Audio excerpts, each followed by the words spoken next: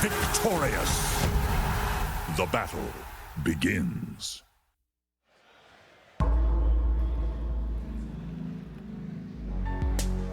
Good morning, bright and early, all you beautiful people. It is day 2 of the main event of the International 7.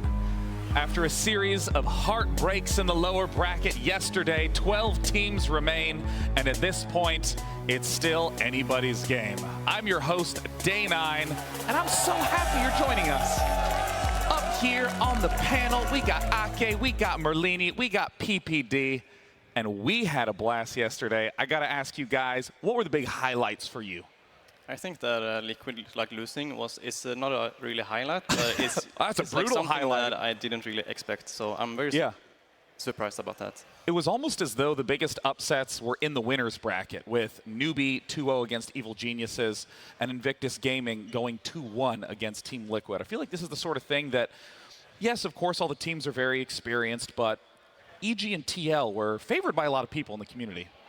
Definitely our community, being a Western audience and people that pay attention to this scene so much. I think we all have a huge respect for what EG and Liquid have done this year, and we're pretty favorites coming into this tournament, I think, for a lot of people. So them falling to the lower bracket in the first round is quite the surprise, in my opinion. But man, every single game with a Chinese team was a blast to watch. I mean, Merlini, the game, just the coordination of Newbee and Invictus Gaming was really lovely to see. They were definitely a pleasure to watch. Yeah, that Stone Remnant play, even though I don't think it changed the game that much, that was amazing. It had all of us screaming. Fogged really lost his mind during the cast. He's like, what happened? I don't even think he was speaking coherently at that point. And I do want to. What'd you say? For a good reason, yeah. It was just insane. It was a really crucial moment. I felt like where everything could have just fallen apart for them. Yeah. I mean, for me, I kind of feel like that may have been the play of the day in day 1. Were there any notable other big moments that you recall? I think that Empire played very well yesterday compared to how they played before. I think before they played as not they didn't really play as a team. They played with Resolution by himself and the other 4 at one part of the map, and Resolution even said that himself that that is how they used to play. I think that yesterday they really made the switch to be able to bring him into the team, and they played around the void. They used him good, and that really showed in the game as well. He was very dominant the whole game. I think he was 12-0 and 18 or something on void. Yeah, never died and just totally destroyed the game. I think you were saying that nonstop backs he hasn't died yet. Yeah, he hasn't died yet. He was crushing it, and they had Doom and all these things to worry about, and he just bought a Lincoln Sphere first item and took off from there. And I gotta say, one of the big stars from yesterday, XXS. Oh my God, XXS got so many people, so many fantasy points in their betting pool. I mean, his Earthshaker game was unbelievable to watch. Not to mention Q. Q had that. That was probably the second most memorable play for me, when he was sitting behind Burning and had that big static storm that completely turned it around and won it against Liquid. So everyone from IG stood out yesterday. And you know, for any of you who did not get the chance to watch some of the games yesterday, we have a little recap ready for you to help get you caught up for day 2. Let's take a look.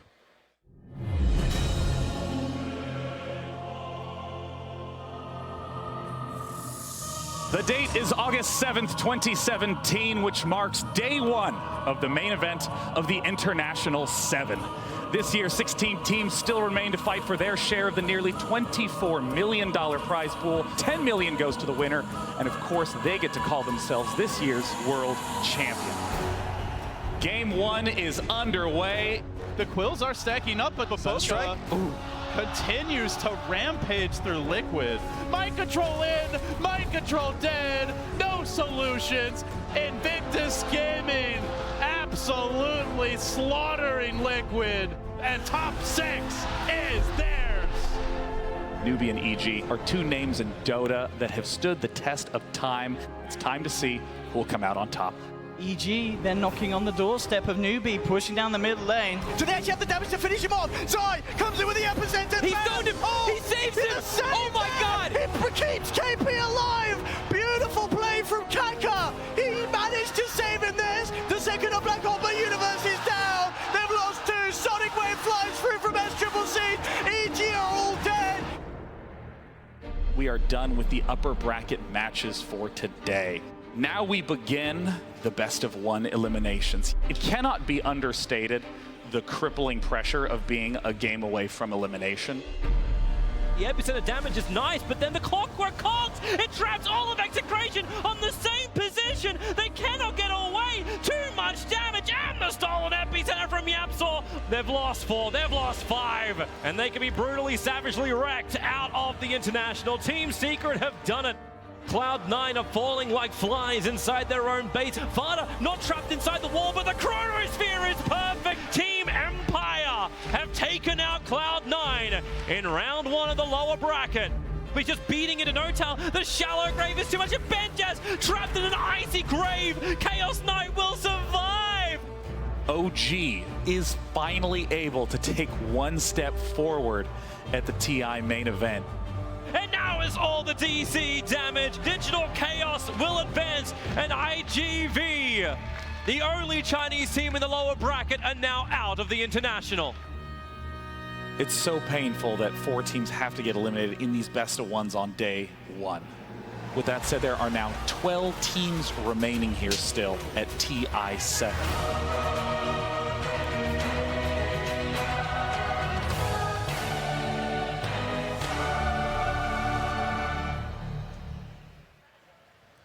And now with the 12 teams remaining, we get the chance to look at the matches to come. And as we've been saying, every single one is super exciting for pretty much Eastern, Western fans, whole world. We got LGD.Forever Young versus TNC going to be our first match of the day. LGD Gaming versus Virtus.Pro, the second in winners. And these are the games I'm most excited to watch just because of the sheer performance in group stages. LFY performed super well during the group stage, but for me what's stood out was that Super has been playing DK and DP and Medusa the most, and he actually has like, I don't know, 7-1 something, 8-1 on DK during the group stage, maybe it was 6-1. He's been winning a lot of games with that, and it's also his most played hero in professional games, and that's not like normal for a I think LFY has a ton of experience with that hero and that kind of group mentality of playing together. I've seen Super on the Dragon Knight. He's almost lost his lane almost every single game, and in the games where he does win his lane, the game's over in like 20 minutes. Yeah, I think LFY were the ones that were the scariest in terms of early pushing compositions, taking down 3-4 towers almost immediately at the start of the game. They got a system. It's working out. They're doing well. It's what you want to have when you come to TI. Some people aren't completely sold on them because they didn't come into TI very hot, but they did end up on top of the group stage. Some people say, yeah, maybe just other teams weren't prepared for them. They weren't looking for them. Do you guys think they are? I'm very sold on LFY. Watching them play, they had a matchup against OG where they didn't even have to win. They were already guaranteed first seed in the groups. They got to choose their opponents, and OG had to win to survive. And LFY destroyed them in like 10 minutes. They also destroyed VP in 15 minutes. It was unbelievable. They're my favorites. I don't know. I haven't looked at the average times, but I think that they had some of the consistently shortest matches in group stages, some of the most dominant performances, even diving deep into tier 2s with tier 1 towers up to get pickoffs and then pulling all the way back and executing. That's probably coming from that they pick DK and DP because they're very good heroes to take towers with, so they can set the pace early on in the game. And especially if you look at the mids that have been getting banned, I mean, most notably Puck, it doesn't even seem like there's a consideration for them in any of their games. They got to super plays as heroes. That's like every team has some players that only play a certain amount of heroes, and that's all they need. They need 3 to 4 to 5 heroes, and that can last them the entire tournament. That is also a problem for them now, maybe, that the teams that have been watching them play during the group stage, they're going to know that he's a beast on the DK. They're going to ban the DK or be prepared to face the DK. So it can be a bit scary to show that too much in the early game. Not the early game, but in the early part of the tournament. Let's talk a little bit about LGD and Virtus.Pro. Of course, LFY, a division of LGD Gaming. That stands for LGD.Forever Young. And I feel like LFY has sort of overshadowed LGD in terms of a lot of people's commentary and analysis. What are your thoughts going into the LGD versus Virtus.Pro match? Both the teams started off really hot in the group stages, and then we were like, oh my gosh, both LGDs are on top of their groups. What's going on? And then LGD started to lose some games where LFY continued to impress. But up against Virtus.Pro, Virtus.Pro's been this really hot team. They've been one of my favorites at both of the majors throughout the year, and they just always come up short, whether it's that single elimination format that's not working for them or maybe just a little bit of overconfidence. They're not afraid to, Lil's not afraid of the trash talk a little bit, which is nice. especially in the chat wheels during all the games. Yeah, he's kind of a clowny player. It's hard to beat Baboka though. Baboka's mastered the chat wheel game, I think. Oh God, yes, top tier chat wheel, no doubt. Virtus.Pro though had a really interesting experience going through the group stages because a lot of the teams that were at the top, you know, I'll take Evil Geniuses for example. It's pretty straightforward. They drew or went 2-0 in their games. I don't even think they went 0-2 against anyone. But if you looked at Virtus.Pro, they started off bad. They were looking really rough after day one, and then just won their way back up to being, I think, third in their group, second in their group. I think it was a nice wake-up call for them. They came into this tournament, in my opinion, as one of the top teams, and having a day one where you go 3 and like what did they go, like 2 and 3 or 3 and 3, and after day 2 I think they were 5 and 5. Or I'm sorry, that's not right, but their score was even, which is not where they want it to be. I don't know. It was disappointing for them, but they turned it up in the final 2 days of the group stage. Absolutely. Now, I do want to talk about the fact that we have 2 elimination matches today. They're not best of ones. A lot of the teams have been talking about how stressful that is, how much they don't like that pressure. It's going to be best of 3s. It's going to be Team Liquid versus Secret and Evil Geniuses versus Team Empire. And every one of these teams is a legend. Which is the matchup you're excited for? We're going to get the Kuroki versus Puppy matchup, Liquid versus Secret. That's going to be hype. I think they both super much want to win, and obviously it's the lower bracket, so they're going to know that they're going to be out if they lose. So I think both of them will be really disappointed. I think there's some beef there too. Yeah. Little Puppy Kuro beef. Make this game a little more exciting for everybody. They used to be ex-teammates.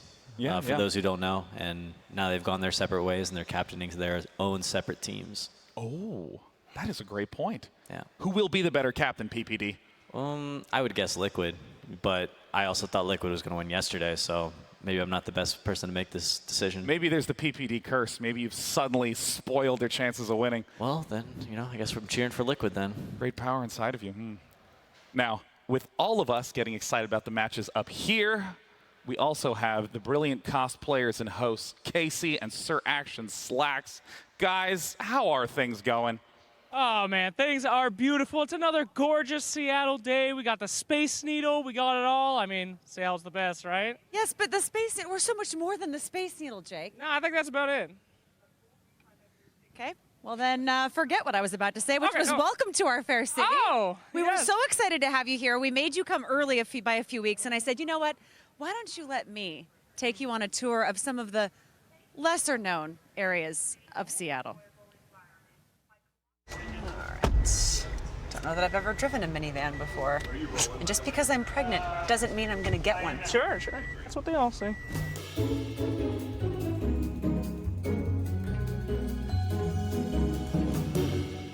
I hear you like to do tours where you go. Hell yeah. I'm a tourist through and through. So have you ever heard of something called Ride the Ducks? I have been dreaming of the duck for years. Yes, it's gonna be hype. This is my way of saying welcome to Seattle. Would you like a ticket? Okay. Yes. Wait for me.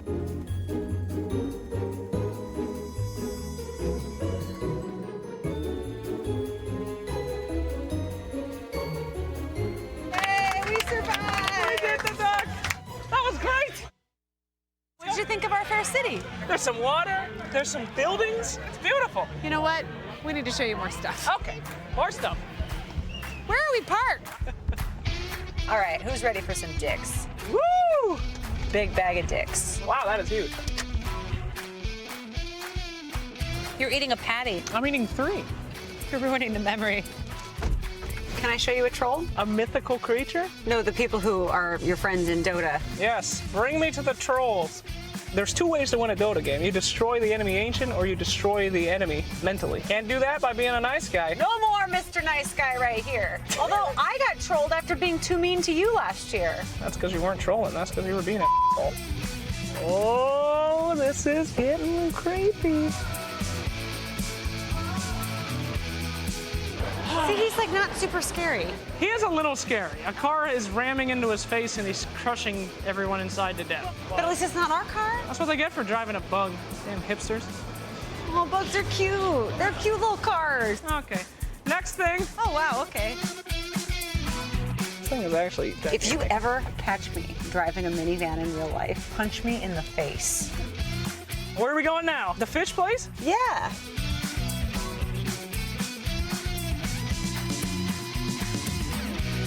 Boom. Yeah, yeah.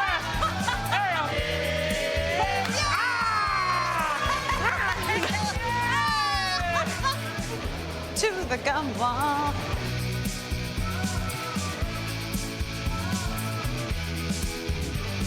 This seems like a good spot. Yeah!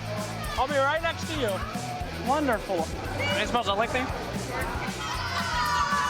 Hey, ladies, how you doing?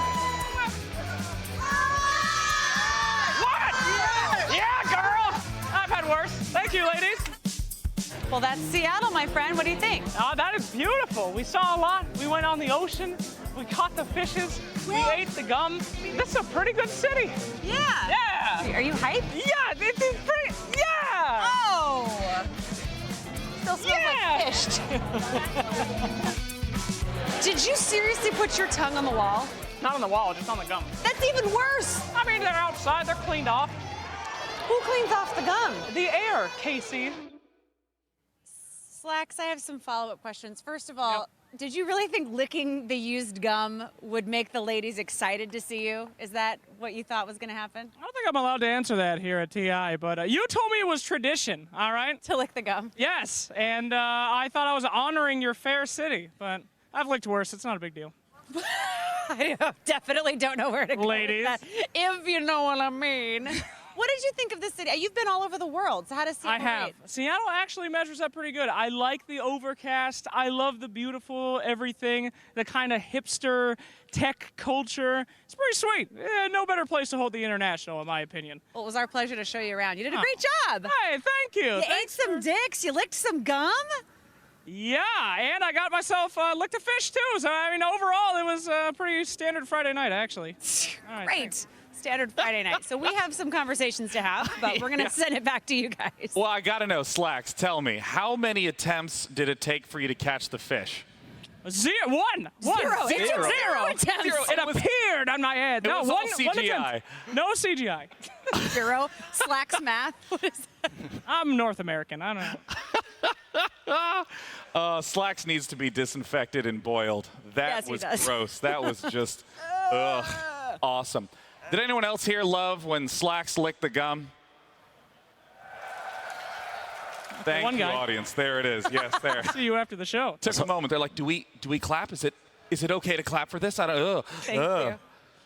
Oh, if you haven't gotten the chance to come to Seattle, it is a lovely city, and you have to ride the ducks. Have you ridden the ducks yet? Nope. I have not ridden the ducks. I was set onto a duck, and I did not know that it was going to go into the water. So, which surprise. Yeah, and I feel like that's actually the whole point and the reason it's called a duck, but I missed out on all the references. So all of a sudden we were just barreling towards the water, and I freaked right the hell out. I've seen the gum wall. That thing's like every germaphobe's worst nightmare. Yeah, that is horrifying. Especially if you lick on the gums. I cannot believe you did that. I don't know. I'm sure it's not that bad. That is how the native Slacks explores his environment. He licks everything. He gets a sense of the textures and the flavors. It's a way for him to ground himself. So now that we're back, here to talk about a little bit of Dota, the teams are getting themselves set up. I want to start beginning to talk about LFY versus TNC. This is a matchup that I am so excited to watch because of LFY's performance in the group stage. What about TNC? TNC is 1437, the Western captain, going across the ocean, captaining the C team to not only qualifying for TI, but now the upper bracket. Tell me about TNC, because they barely made it into the top.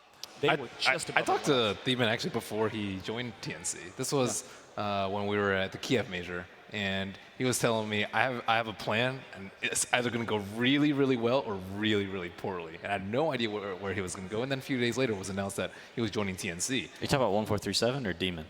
1437. Okay, you said Demon. Oh, sorry. I was confused. Demon was last year. Sorry, I think I said Demon, and then. You may have lied to us. Well, it was 1437 talked about how he was going to do this crazy thing. I was like, oh my god, I didn't really want to ask him because if he wanted to tell me, he would have told me. And then, of course, like a couple weeks after, he went to China with them, and they got second place, only losing to Liquid. So I was like, wow, this is pretty good. And he actually, like, that team actually just needed a captain like him. They've been playing together. They're 3 cores since last year, right?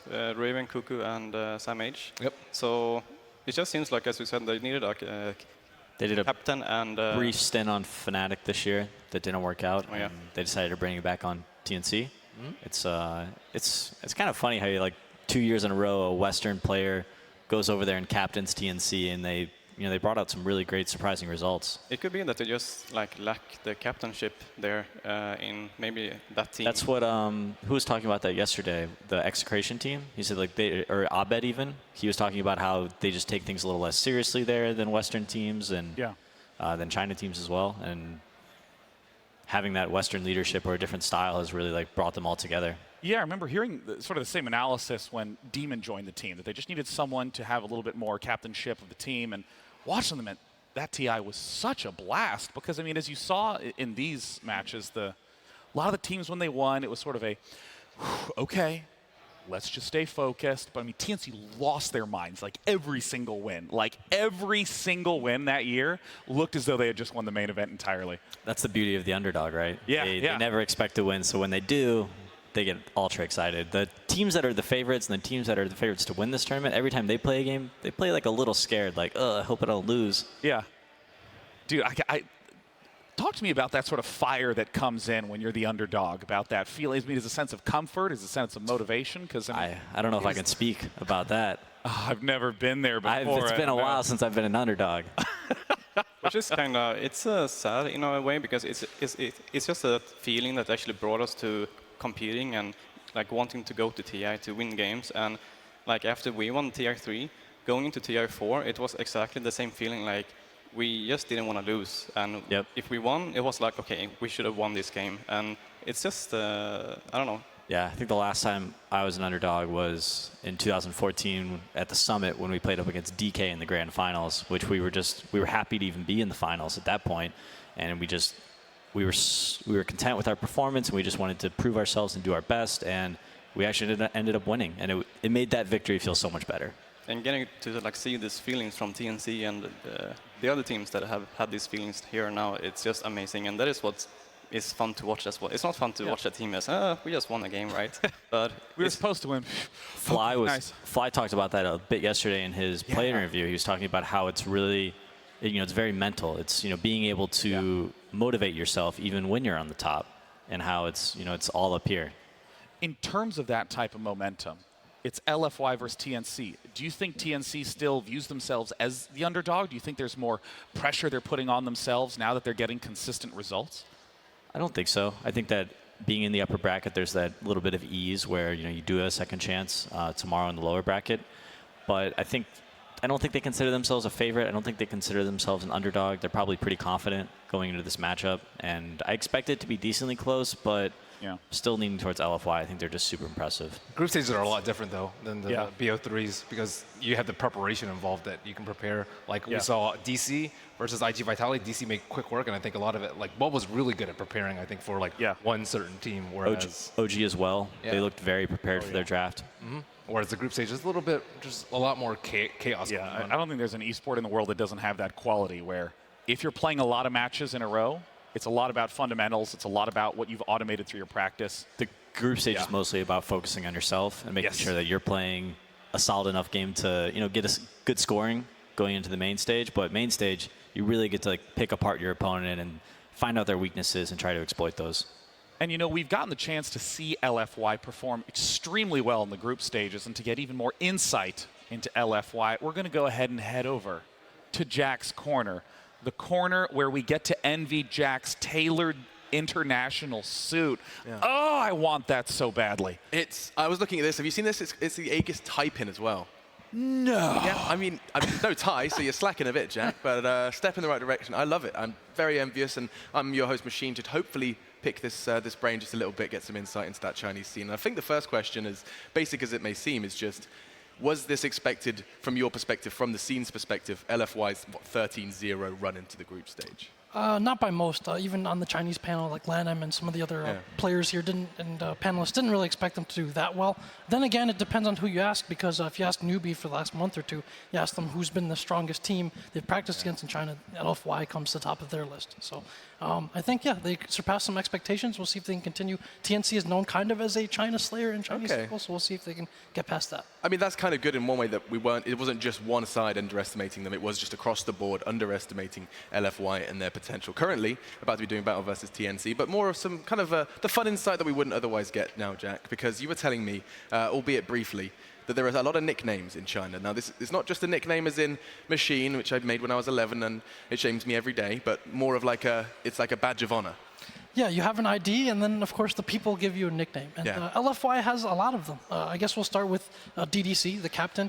He's one of 3 players to have been to every single TI as a player, I think, along with Kuroki and Puppy. Yeah. And so his nickname has become basically tickets, because he always seems to get tickets to whatever event. He's been to every single Valve event, also except the Kiev Major. And I think most of them have been through qualifiers as well, so he always punches tickets. He's called Tickets. Yeah. Then we have Inflame. So Inflame is known as either the Little Emperor or the Little Boss. The Little Boss is the one I've been hearing more recently, or just the boss, because he is dating his boss, Ruru of LGD, who's also known as the Empress in China. So he's known as the boss. Everybody just kind of calls him the boss. He's the boss? Yeah. By dating his boss? Basically. Or there's also kind gossip of like, in the corner. This is a little gossip corner now. Keep our distance from him. He's the boss. We got to make sure he stays happy. Okay. And then Super has been known for a couple of years by basically his friends and people who know him as the Bun, because they think that his cheeks resemble kind of steamed buns a little bit. This is amazing! So sorry, to clarify, he's called the Bun. Yeah.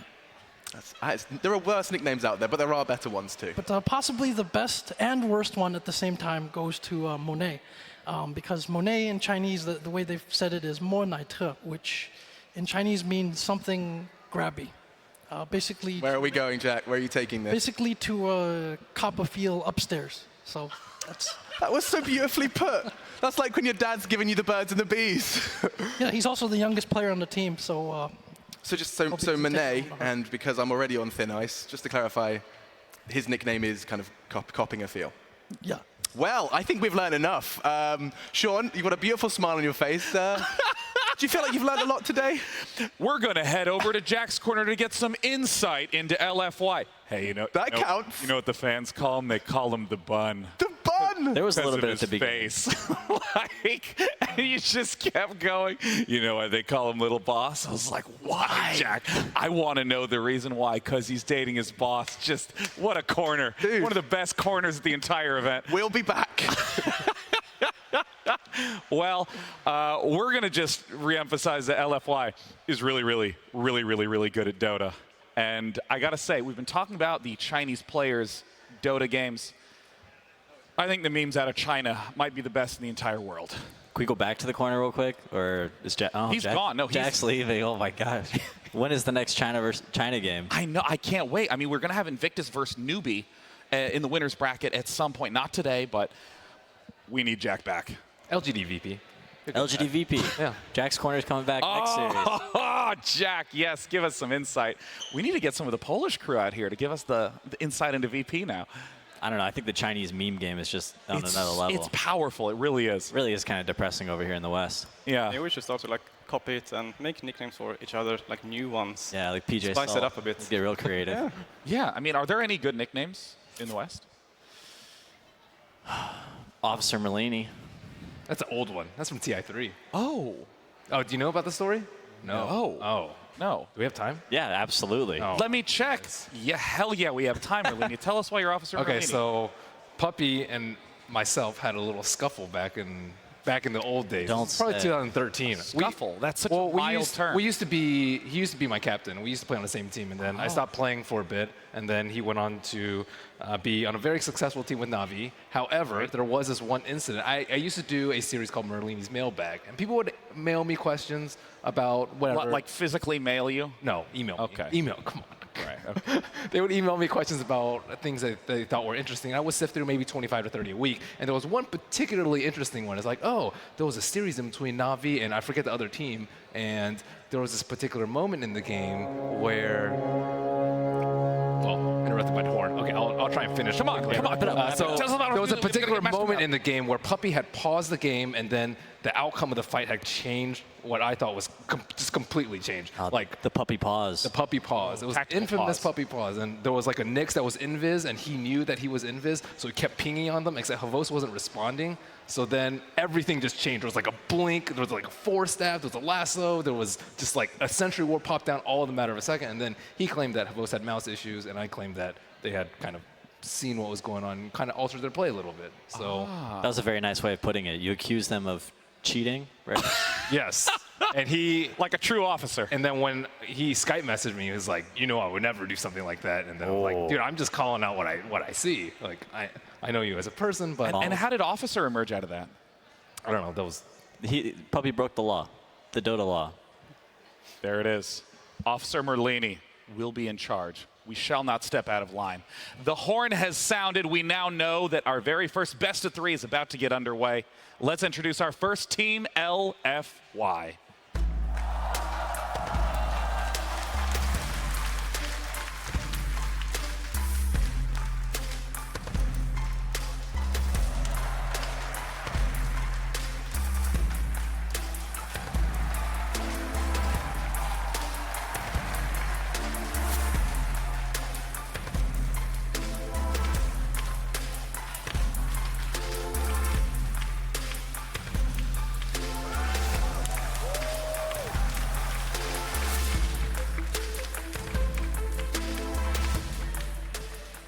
LFY, a team who previously may have been overshadowed by its parent LGD, but here is coming out as the #1 in group stages. 14-2, only shedding a handful of matches. Going up against them is a team that has recently had some roster changes and is back in winners. It is TNC.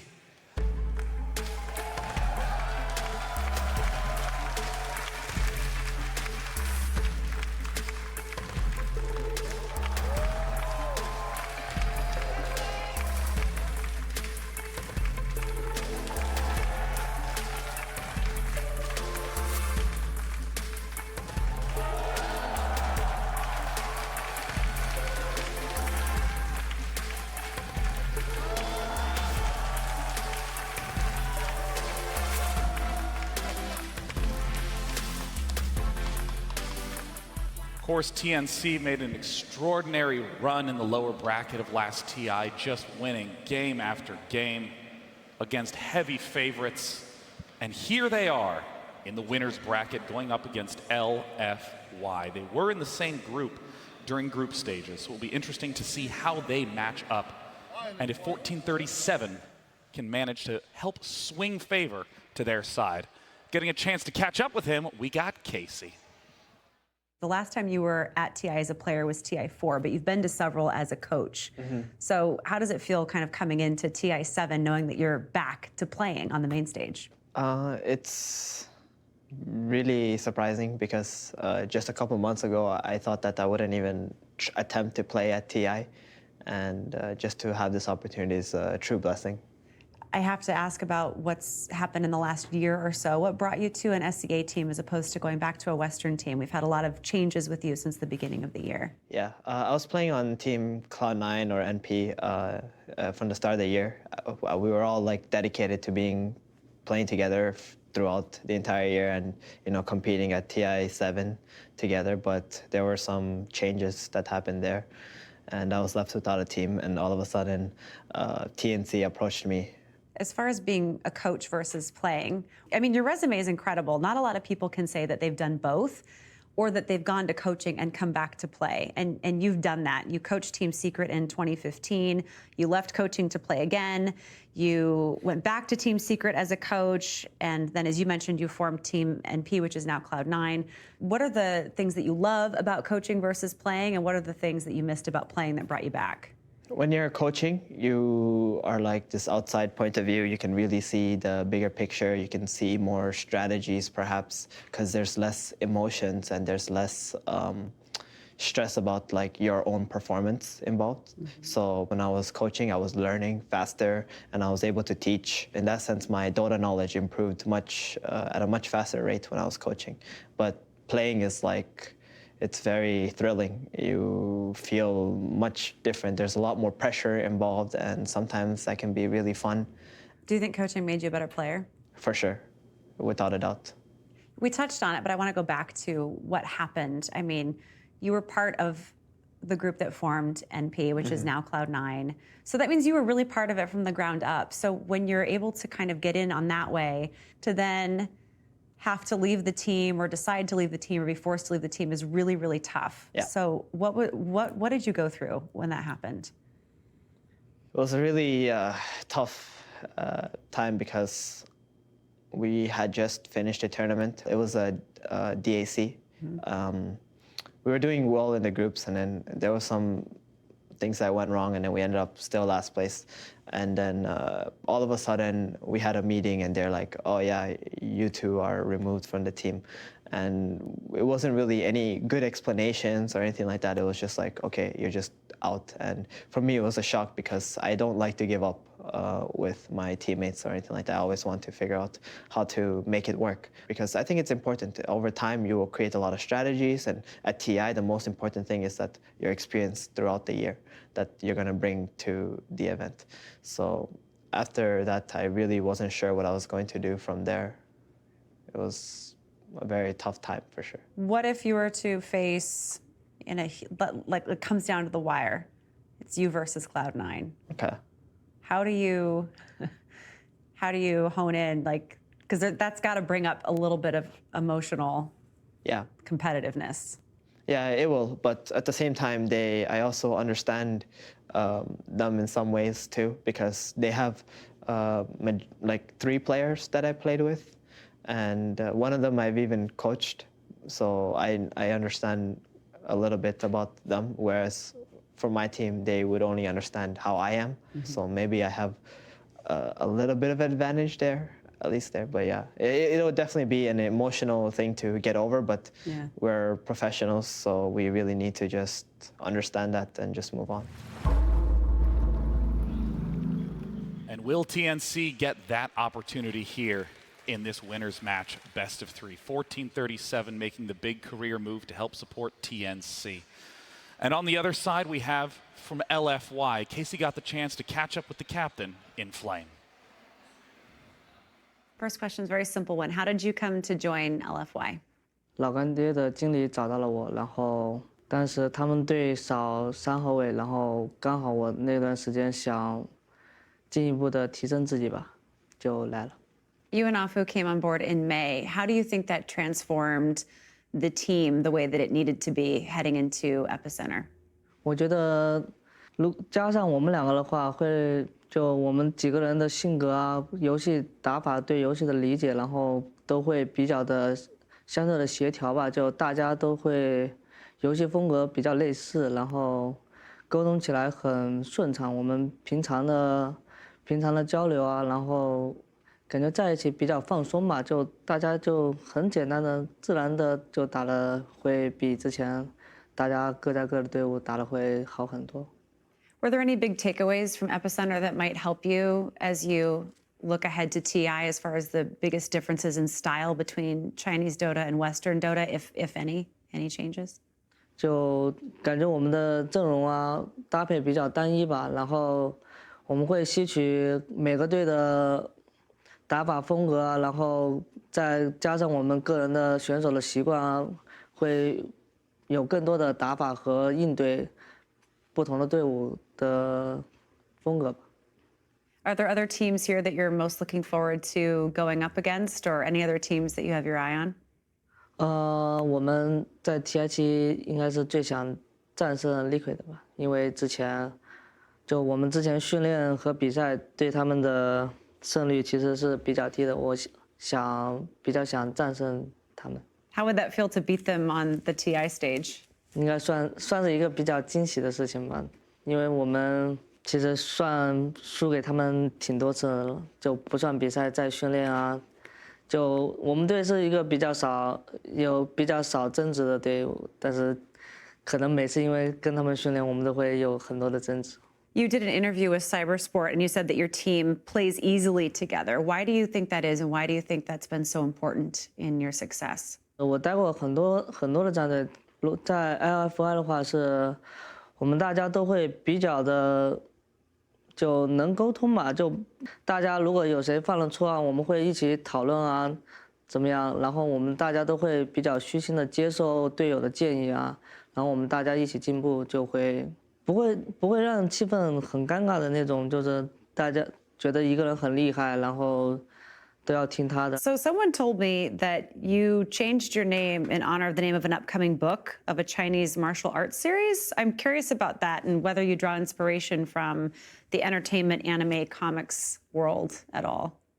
我觉得会的吧，就一个人性格总是会有很多的，就周围你根据你的经历啊，会影响挺多事情的。就比如我之前我在1Home的时候就比较单纯的，然后比较激进的吧，算性格比较就单纯的就想打 Dota 赢啊，就很简单。现在会不给自己太多的压力啊，不想影响自己，然后感觉现在是比较沉稳吧。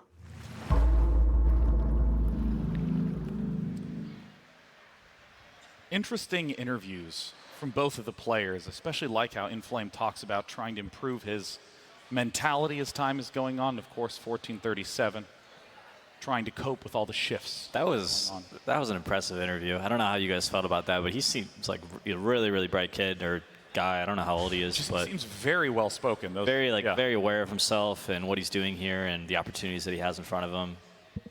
Very collected. He's yeah. I like this team more and more.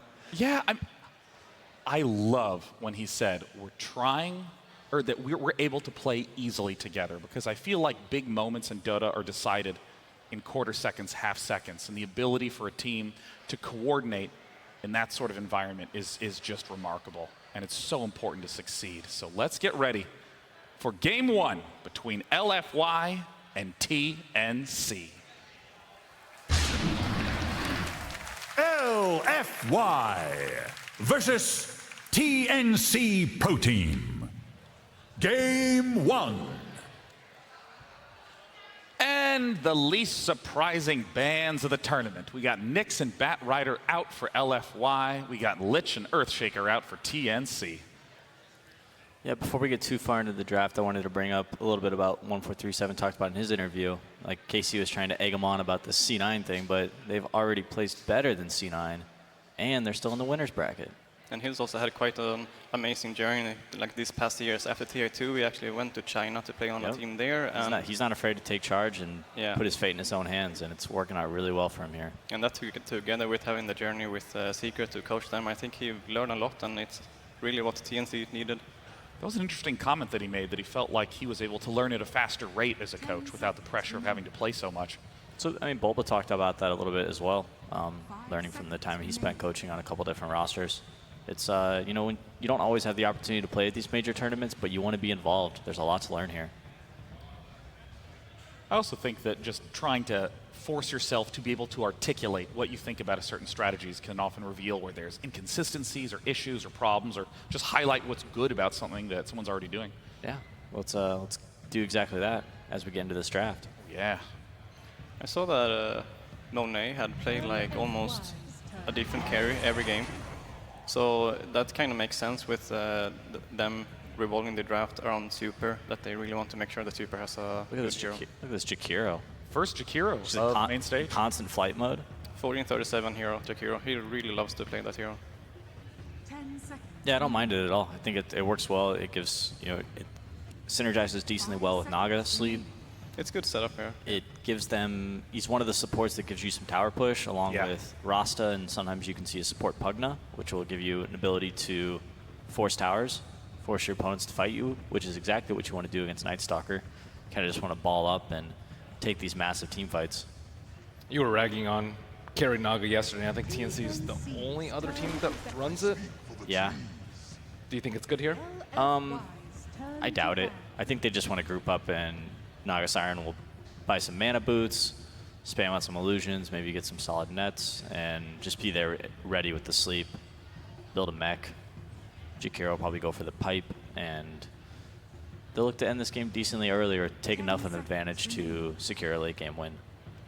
Nature's Prophet's second pick for LFY. Night Stalker, of course, great at giving vision. Not too impactful in late game team fights. Nature's Prophet kind of has some of the same issues. Great at split pushing, great at summoning 6 Treants. Nature's Prophet is it's not a hero that's usually picked in the first two, but here they see that they have Jakiro, and he's not really good at handling the Treants and catching the Prophet, so it's a good matchup for him in the lane.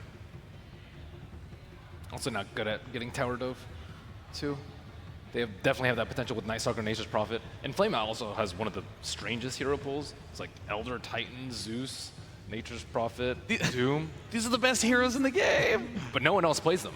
Yeah, I'd be a little careful about saying that Nature's Prophet doesn't scale very well. I think he's one of the better late game heroes. He always finds farm and split push. You can split push all over the place very, very easily, either with his Treants, teleporting to a lane and summoning those, or just casting his ultimate on the map can help push out the lanes. He also provides your team a decent amount of vision with all the Treants that you can spread them out individually if your micro is good enough, and spread them out throughout the map.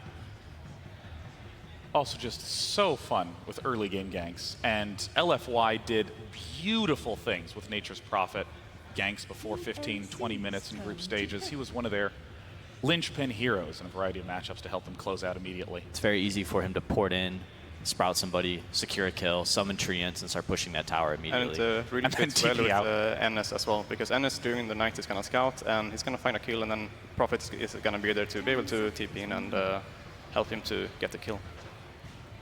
So we have a Death Prophet and a Weaver ban from TNC. I'm not exactly sure what that is telling. Maybe they... Weaver ban.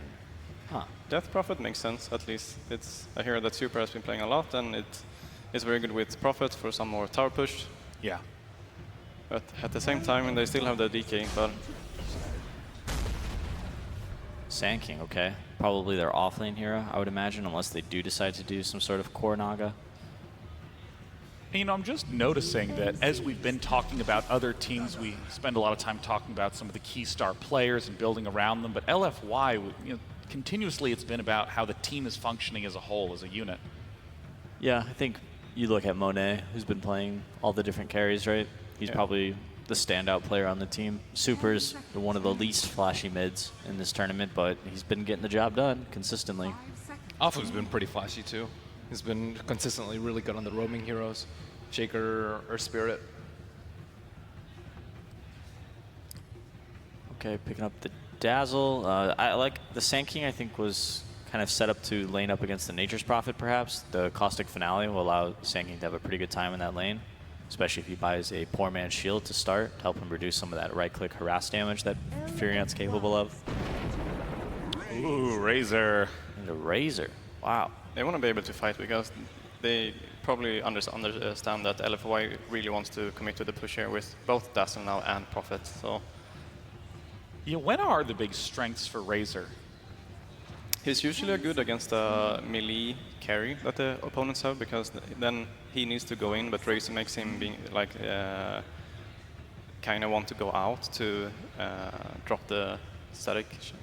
Like one of the what's called static link. Static link. One of the key heroes that he's best against is like Lifesteal. Lifesteal rages in, runs in, you just static link, and Lifestealer has to run away. I think static link is the hardest to break ability in the entire game. I don't even think like it's Astral Imprisonment breaks it. Yeah, it's like very, very long now. This is a weird pick for me. I don't really like this early Razor without seeing more cores from LFY. I think this, like Terrorblade, for example, Razor has not a lot of AoE damage. He's going to have a really tough time dealing with these illusions, and if he decides to run into the middle of a fight and start linking Terrorblade, he's probably just going to get killed. Terrorblade is also just an excellent carry for pushing, and Dazzle has just a great synergy with Terrorblade. Yeah. Using the Shallow Grave to keep Terrorblade at 1 health so he can use his health exchange ultimate, Sunder. Absolutely. You're crushing it right now. I know, you said it yesterday, and I'm repeating it now. Yeah, now the Razor seems Day mismatched. 2. I'm the strongest parrot of all time. You're learning. Best parrot, NA. All right, let's go. Medusa ban, that's another superhero gone. Let's see, what does Super have left in his pool? DK. Dragon Knight. Dragon Knight's still in the pool, huh? I mean, Dragon Knight. Oh, this is a block pick on Dragon Knight. That's Yeah. what Razor's doing here. Yeah, but they can just pick around it, right? I guess. Sure. They banned out 2 of the 3. Death Prophet and Medusa. They don't have to pick. They don't have to pick DK at all. Could do the Super Pugna. He also played Omni Knight in a game. I think that would be very unlikely, though. Pugna, perhaps. So, I mean, at this point with LFY, we see just a lot of very strong push potential. We see Dazzle there to help enhance the push with the Shallow Grave. Night Stalker, of course, there to get great vision, to get ganks, to set those sort of things up. What is the type of hero that LFY needs? We've talked about some of the specific heroes Super's good on, but what is the team missing? They're lacking team fight, definitely. Night Stalker, Nature's Prophet, Dazzle, and Terrorblade all provide your team very little to none or to no team fight. A lot of single target damage, yeah. Yes, lots of single target damage. TNC's got a bunch of team fight with their first 3 heroes here. So any kind of 5-on-5 clash where they're on equal kind of net worths and experience, I would favor TNC. And they'll be able to set up all these fights too to make sure they always have good fights with the Naga Sleep. It was just fascinating to watch LFY play because in a lot of their compositions, There's been a couple times where I wasn't a big fan of LFY's draft, but they just outskilled their opponents so quickly. It's almost like some of the matchups didn't even matter once you got to the 10-minute mark because they were 5-10K ahead. Puck, maybe? Yeah. Whew. Haven't seen Super play this hero too much. He's not really his style. Puck's a little flashy for Super, but I'm sure he's capable of it. And I think it's a really great pick here. That silence is going to be super clutch against all 3 of these first heroes, and he struggles a little bit versus Razor in lane, don't you think, Ben? Yes. But Super has like almost always lost his lane this tournament, so they'll just I'm sure Afu on the Night Stalker when he's roaming around, he'll just ignore mid and be like, Super, you got this, man. You'll figure it out. Do any of Puck's abilities break static link? Just if you John's out. If you push yourself away with the whatever it's called. John? Ethereal Orb in the John. Ethereal Orb, right. But Phase Shift does not break. And last pick, Alchemist. All right. Definitely could farm a lot of the map, and he can be the frontliner for them. As well. And they have set up with the sleep if they actually want to like fight them to set up into the epicenter from Sancti and Twin. I think LFY can break the jungle, though. That's important against an Alchemist. They have Night Stalker and Furion and Puck to be very mobile on the map, and they can go find this Alchemist and potentially keep him underfarmed. I mean, once again, it may turn out to be a matchup centered around the Alchemist. Can he go off and get to 30K net worth early? Or will LFY be able to push early and shut Alchemist down? It's time to head into Game 1 of Series 1 of Day 2 here at the International. Thank you very much, Day 9. And indeed, the first series of Day 2, LFY versus TNC. I'm Eddie Pixel, I'm here with Fogged. Fogged, what are we thinking coming into this one? I'm pretty excited. I'm really glad they brought up that point about the invading the jungle, like Peter said. That's the one thing about Alchemist. And LFY that's their specialty, as far as I see. They are very about their lanes, and then they kind of crush them, and they invade the enemy jungle, and they pretty much steamroll after that after taking all the early tier 1s. So that's what I'm looking at for them to do. Look at Afu playing around Inflame in that offlane, because I've seen this Nature's Prophet plus melee. Yes, when they add I've seen what they do in that, and they dismantle majority of those dual or tri lanes. So we'll see how they're able to pull it off. But I'm pretty excited for this match coming up. Except for the fact that it looks on paper, we look and we see an Alkin and Naga on TNC, and we're like, ew, because these 2 heroes sometimes just bring bad taste to the mouth. But they've been changed up, and it's of course the support Naga, so it is a different kind of utilization. Yeah. And during the draft, I believe it was when the Terrorblade was picked up, you didn't seem too keen on that pick? Oh no, I like the Terrorblade. You like the Terrorblade? The Razor, when it comes up, when you don't have a direct counter against it, when you pick it like that, it's like that flex pick. So they were picking it just to dissuade LFY from picking the DK for Super. Just to have, hey, we have a Razor, and then they switch it. They don't actually put the Razor in the mid lane, they put it in the safe lane. So they had that little bit of mind game going for them, which is great.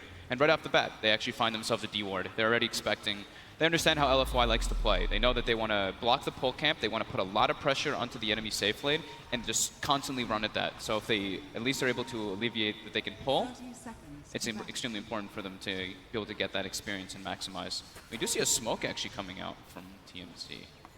Now we'll see if they get any traction with it. Looks like the line's to be drawn to head all the way down bottom and look to invade LFY's jungle. They're doing aggro, like Peter was mentioning. They want to have the Sanking versus Nature's Prophet matchup. And it can actually shut down the Terrorblade quite decently. And it's probably pretty unexpected. They scouted out the tri-lane top and then the smoke happened. So it's TNC trying to get that unexpected lane favoring. And is this a lane favoring that's good enough for TNC that LFY may then react to it and switch their lanes back up so they don't find themselves in these, as you say, unfavorable lane matchups? Yeah, probably. It depends on how much they can get the pulls off. That's the one thing, is that LFY does have both pulls open if they do want to be able to do that and be able to like keep the lane back. They just have to not get killed level 1 and then not get steamrolled, because if the Terrorblade gets shut down super hard, they have a very weird way of getting back into the game of actually pushing and sieging. Nature's Prophet can have a pretty good time, but he's versus Sanking, which is an okay matchup as long as Sanking. Looks like Raven got a pretty solid block down on this bottom lane, which is it's going to mean that Monet's rather far forward. They look to lead in with the Static Link. Do they have the control with the slow from 1437? This is looking pretty good. DDC is there. He's yet to skill. Will save the point for the Shadow Grave. Very smartly done there by DDC. Waits until the last possible moment before knowing which skill is required and will save the Terrorblade's life. So Apple right away does make the move down bottom, and they start already stacking the pole. They know what they need to accomplish in this lane. They need to out-resource them. And once they get a couple levels on their heroes, they're actually extremely strong, especially if like this Jakiro gets out of position. He's very slow, 290 movement speed. It's all up to Tim's pretty much just standing in the front line and zoning them. So, if they can, also the thing is that they're low on regen is the problem for LFY, but they do have a Dazzle. So as long as they're able to conserve their regen, they can match up decently versus TNC. But TNC does have a lot of regen between their heroes. Looking for Tim's here, DDC, keeping him at bay, Monet and Arthur, as you say, in the neighborhood.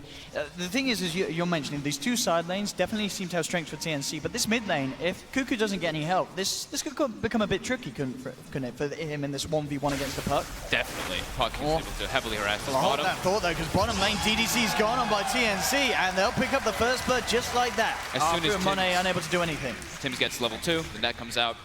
Easy grab on anybody who's on the side. That's the important thing when you're playing versus these tri versus tri lanes. You have to watch your positioning of staying in the lane. If you're going to do pulls, that's okay as long as you have somebody kind of guarding you for the pull. But for the most part, you can't get caught on the side there because it's just pretty easy picks.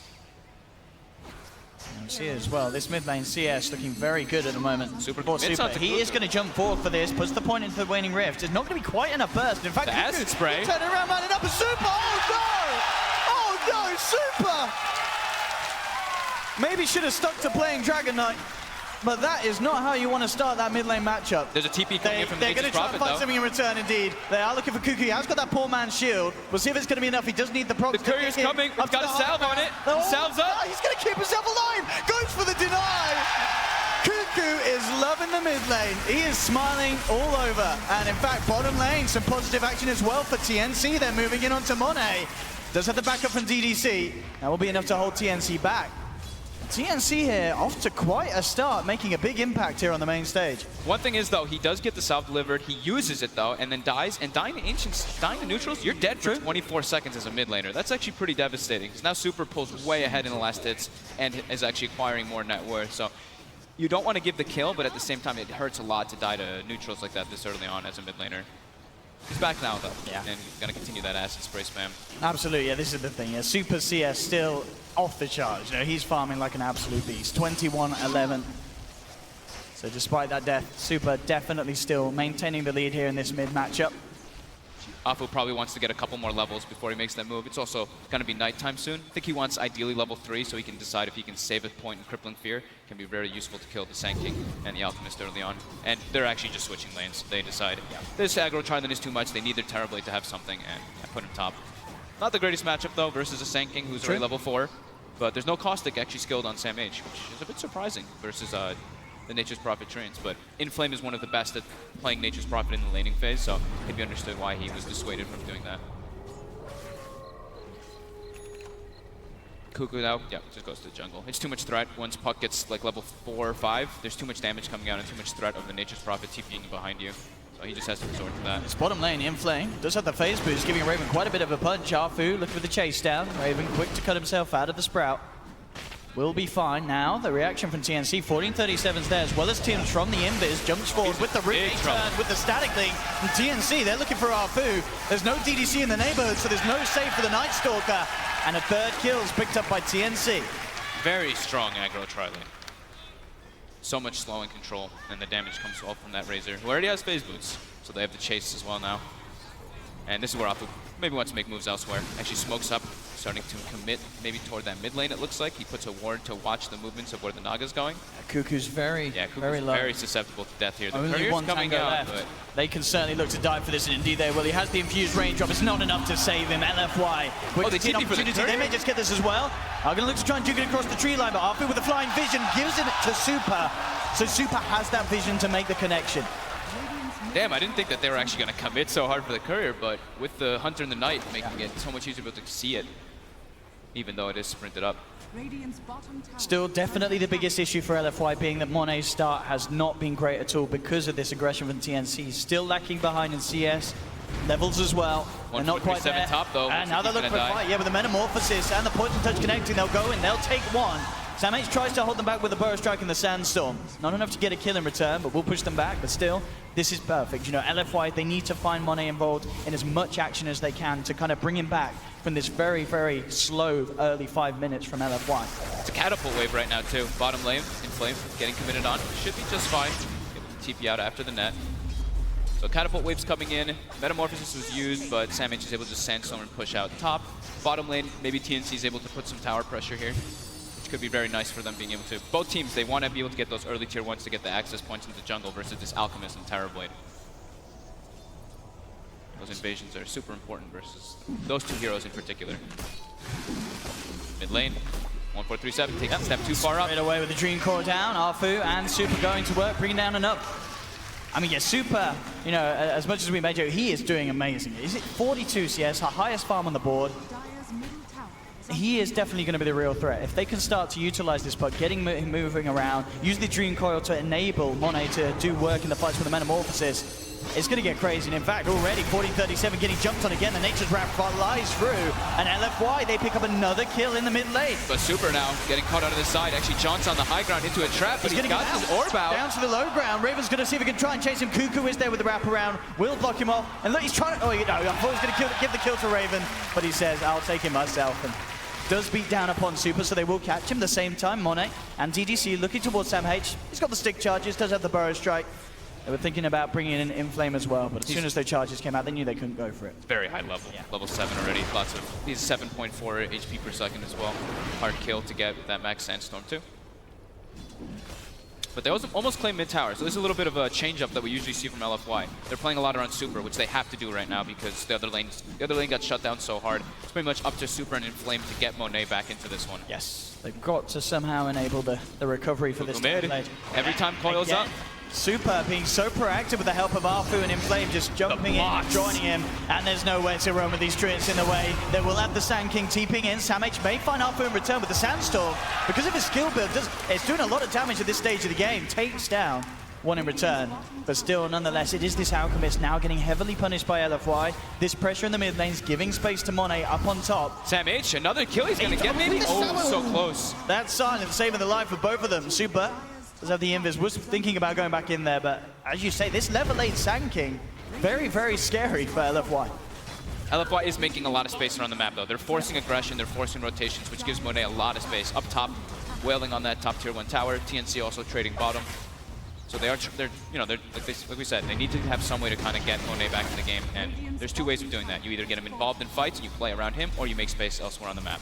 And right now, he's still a bit too under level to play around him. SamH back up top, and Monet is backed up by DDC at the moment, so we'll be fine.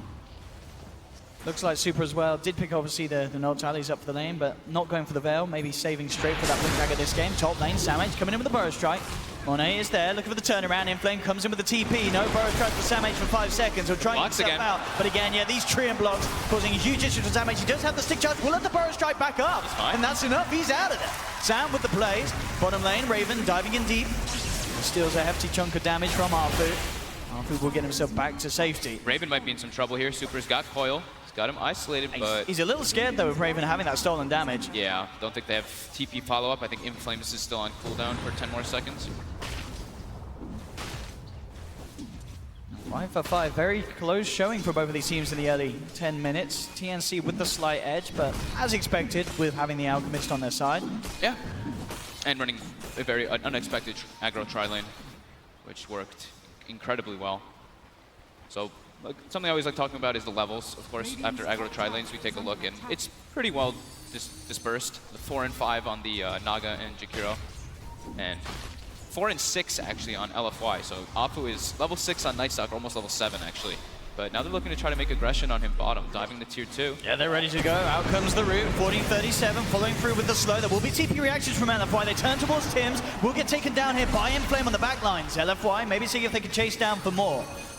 Raven has the ultimate really out. wants to try here. He does have that Dream Coil if he can close the gap.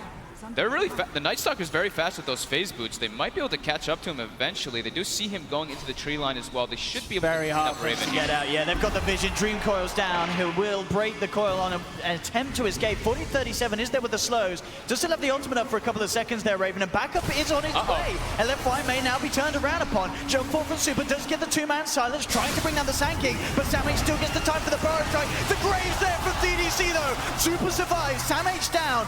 Raven will chase down Super. Goes for the jump and gets it. Super's out of there. That Grave.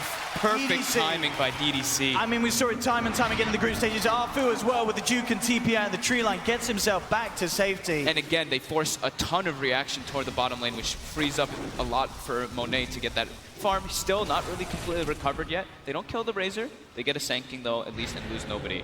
It was actually Afu was holding the Void there because he didn't want the Razor to just TP out right after the call and use Void. So it actually ends up getting a lot closer to their tower, but he had to do so. And it's really important that they're carrying Reveal on the Nightstalker and the Dazzle, because in that situation, he puts down the Sentry instantly as soon as he sees Sand King. Sand King goes into the Sandstorm, but yeah, they clean him up. DDC's Dazzle, definitely something the TNC, they've got to be aware of it in these fights. Somehow they have to stop this man from getting in position for these Graves and such. Because as we've seen, it's impossible for TNC to find the trades when DDC is in the neighborhood. And already LFY now off the back of that favorable trade down bottom, immediately moving to the top lane. Yep. Samh in the neighborhood, 1400 towards the Blink Dagger at the moment, and Super still under the cover of the smoke. Will look towards him. Samh! Little late with the Dream Core there. Samh with the game sense. Burrow striking straight away up to the tier 1, and that, by the looks of it, is going to put off LFY from looking for anything more there. So nice awareness there from Sam. We're talking about the Monet beginning to recover, slowly but surely, of course. But this Alchemist, almost level 12, actually level 12 now, and look at the money. Almost getting online for Radiance. So they've come back, they are hunting for Samh, but again, using these Burrow Strikes to just create the distance between them. And it makes it very hard for LFY to get anything done. And indeed, with this time, as you say, Cuckoo closing in on the Relic, bottom lane, TNC getting some pressure on a tier 2. LFY, they really want to catch this Samh, but again, he just Burrow Strikes away. Afu will look to try and chase him down by the looks of it. They are TPing in to block him off as well. Inflames there, and this time they will finally bring him down. But essentially, that is Samh creating a lot of space. Bottom lane, tier 2, down to less than half health. And what's the money looking like on Cuckoo? He's 100 or so away from the Relic. Yeah.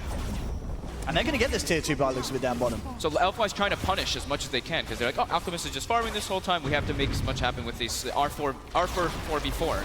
But at the same time, TNC's getting some very favorable trades coming out here. Now they have a lot of access points into the enemy jungle. They put some very nice aggressive wards down too. So they're able to watch wherever Monet is farming. Monet actually able to start cleaning up an ancient stack, which is going to really start accelerating him. Yeah, there's only a few hundred now behind Raven. TNC's carry, so that laning stage starting to, its effects at least being reverted, but definitely overall the fact that Cuckoo and his Alchemist exactly where he would hope to be at this stage. Yeah, 1437's playing the Jakiro as he normally does. He just throws down his Macro Pyre on a wave, just pushes it out as much as possible, meets up with his team, throws some Liquid Fire. Doesn't really care if he gets killed in a lot of those situations, because he's doing his job. He's just making sure that the lanes are forced out, and it's really hard for LFY to do those invasions. They talked about it on the panel that LFY has a good team to actually be able to invade, but not when these kind of situations happen. And Radiance is going to be online in 150 gold, so he pretty much has it. So I'd like to see TNC definitely smoke up as soon as that Radiant Radiance gets online, so them to just make plays around the Alchemist, because it's pretty hard to bring him down at this point. And I guess that's the thing as well. Once this Alchemist gets his Radiance Manta Octarine, there's not too many great ways for LFY to deal with sort of that Radiance Illusion push, is it? Not really, no. They need their Terrorblade to be big to deal with that. Or the Nature's Prophet, of course, who is farming very well.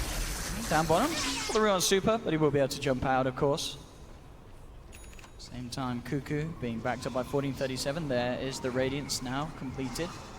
Top lane, Monet out into the trees, TPing himself away. Mid lane, Arfu making a bit of a go here onto Cuckoo.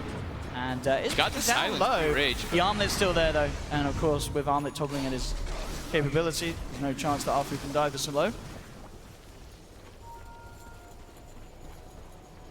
Definitely 15 minutes in. TNC turning up here on the main stage against LFY, this absolutely terrifying team in the group stages. They've got Blink now on Sand King. Hood already picked up on the Razor. They're looking at LFY's lineup and they're like, yeah, they're majority magic damage until the Terrorblade and Nature's Prophet get a couple items. So it's good itemization by Raven. Oh, look at the D ward here, TNC unblocking their camps from LFY's warding, and LFY, though they know that 1437 was there with the D ward from the low ground, will find him in the tree line, bring down the Chikira. It's bound to happen at some point when they're splitting up so much on the map. Like Razor's showing bottom, Sand King's showing top, Alchemist is still jungling. They're not 100% aware that the Alchemist is jungling, but they probably have good reason to believe so. So every time they see someone else, like if they show, that's like one of the big rules of Dota. If you show in all three lanes, one of you is bound to die. Raven could be advised. Okay, he's feeling safe. The static link will be broken straight away, but nonetheless enough to stop LFY chasing him down. No TP. TP cooldown was still there for Inflame.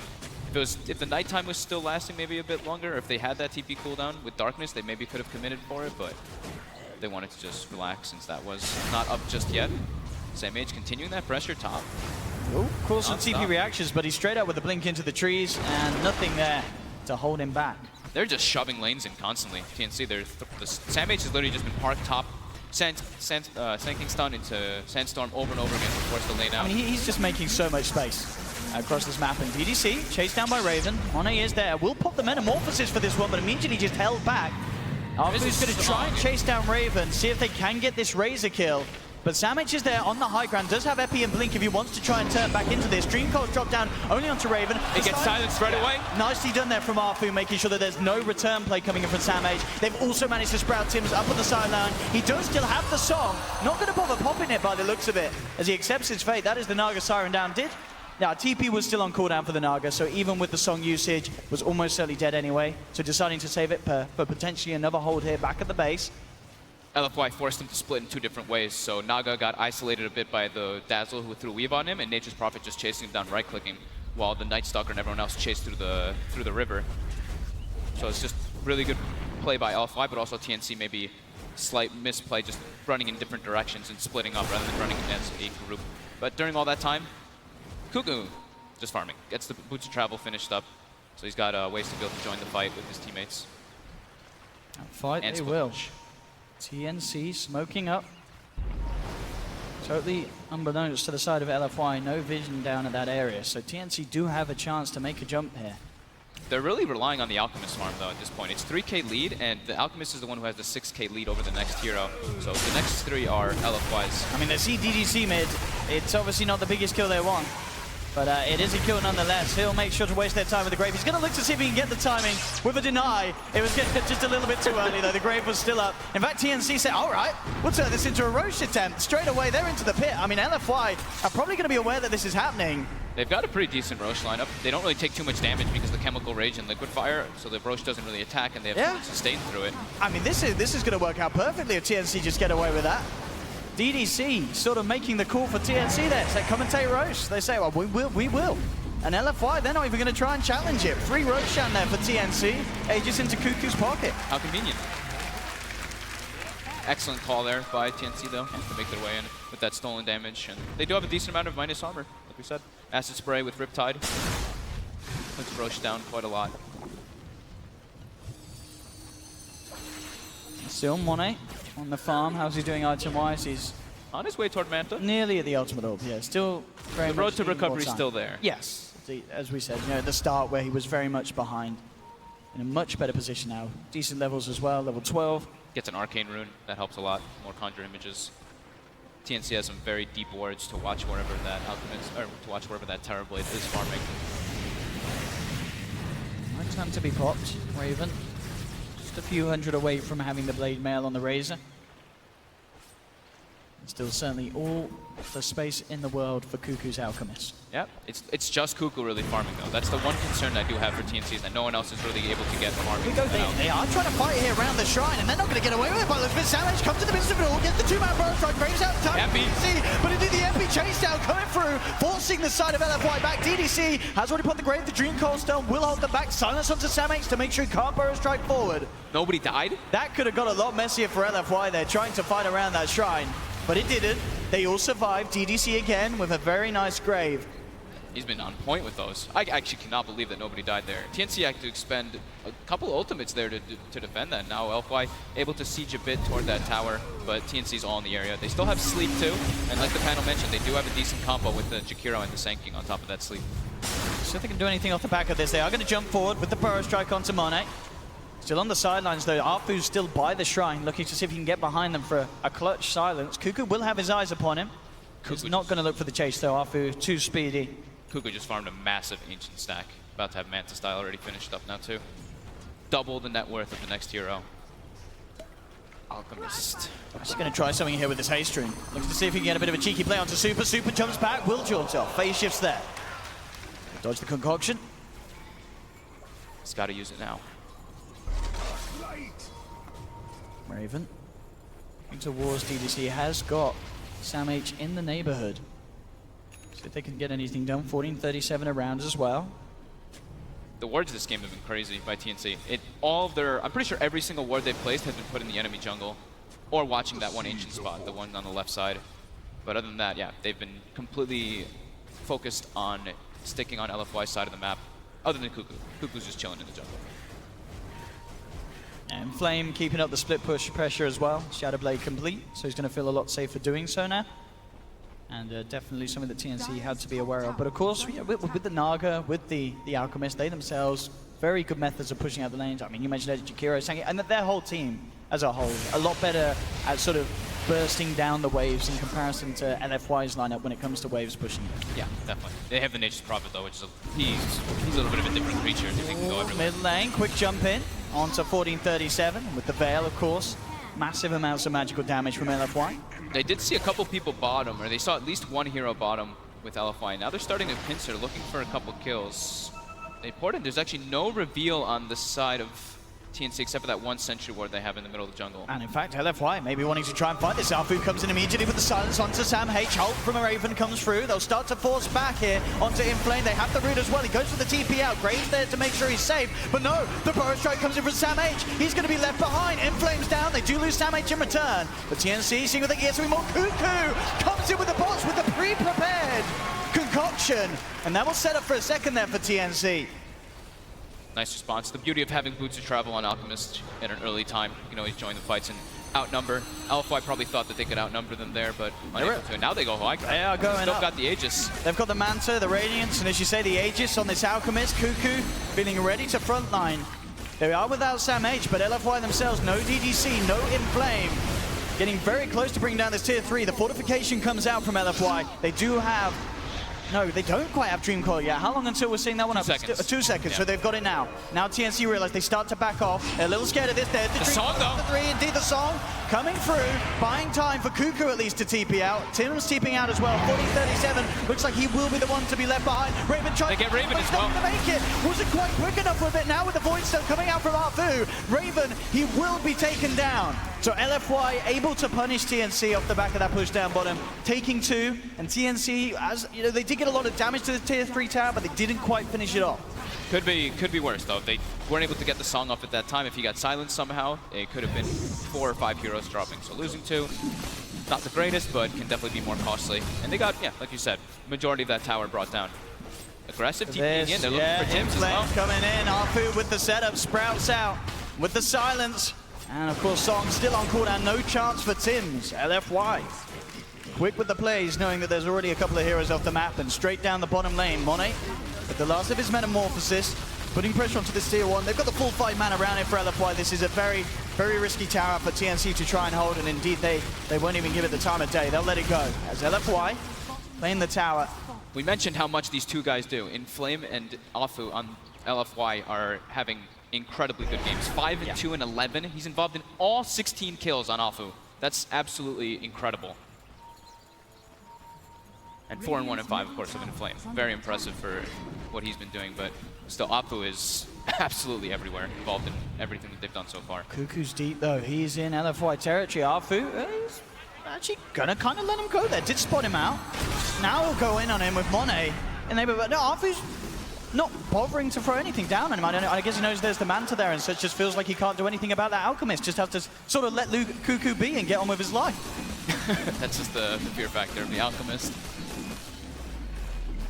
They need the puck pretty much, because he's their only real lockdown. As the panel kind of talked about, their chase is good because they have the Night Stalker, but their actual way of like keeping the fights near them is just the puck. They don't have any other stuns besides puck.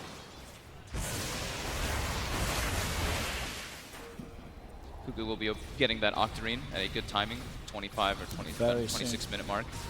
So, like we said, double the net worth of the next ones. But other than that, it's still, you take a look, and it's only a 2K lead for TNC, and it's actually a 1,000 experience lead going the way of LFY. It's, yeah, as you say, you know, just looking at the 3 cores from LFY. Across the board in comparison to Raven and SamH, LFY are breaking ahead. This Midas on Inflame certainly working out, and as you said, you know, the amount of split push pressure he's been putting on, farming these waves, keeping them pushed out.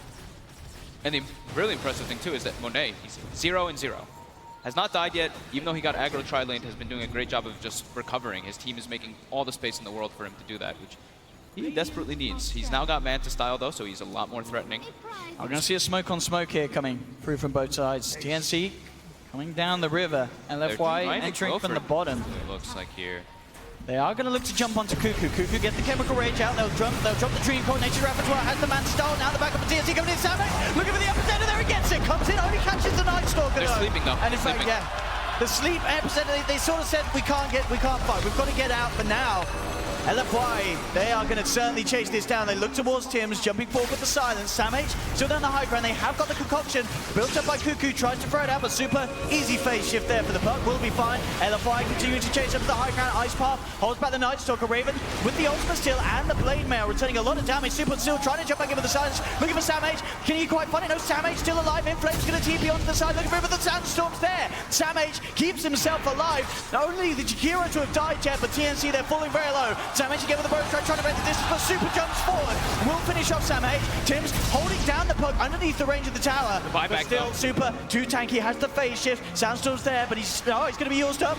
Can he get himself out of this one? No, the Blink's not going to be there in time. Will phase shift dodge the Burrow Strike? Can he really play himself out? Hacked off the Blink. There's illusions upon him. Sandstorm as well, trying to hold this man back. Tim's looking to try and get the net out. Cuckoo's there with the cutoff, and he cannot escape that. Super finally goes down as TNC will take the puck. What a crazy fight. They actually forced SamH to buy back there, but the whole time that they have Metamorphosis, they just want to go, go, go. They don't want to not fight. As soon as meta wears off, that's when they instantly start to retreat. Absolutely, and it's instantly when TNC say, let's get down this middle lane. No Metamorphosis. Puck's down for 30 seconds. They want to try and abuse this opening as much as they can. Into the tier 2 they go. Can they break the high ground though? We saw them try it down on the bottom lane.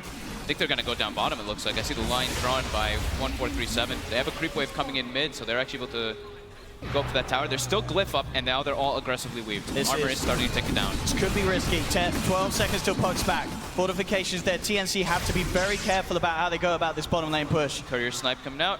Easy for Inflame.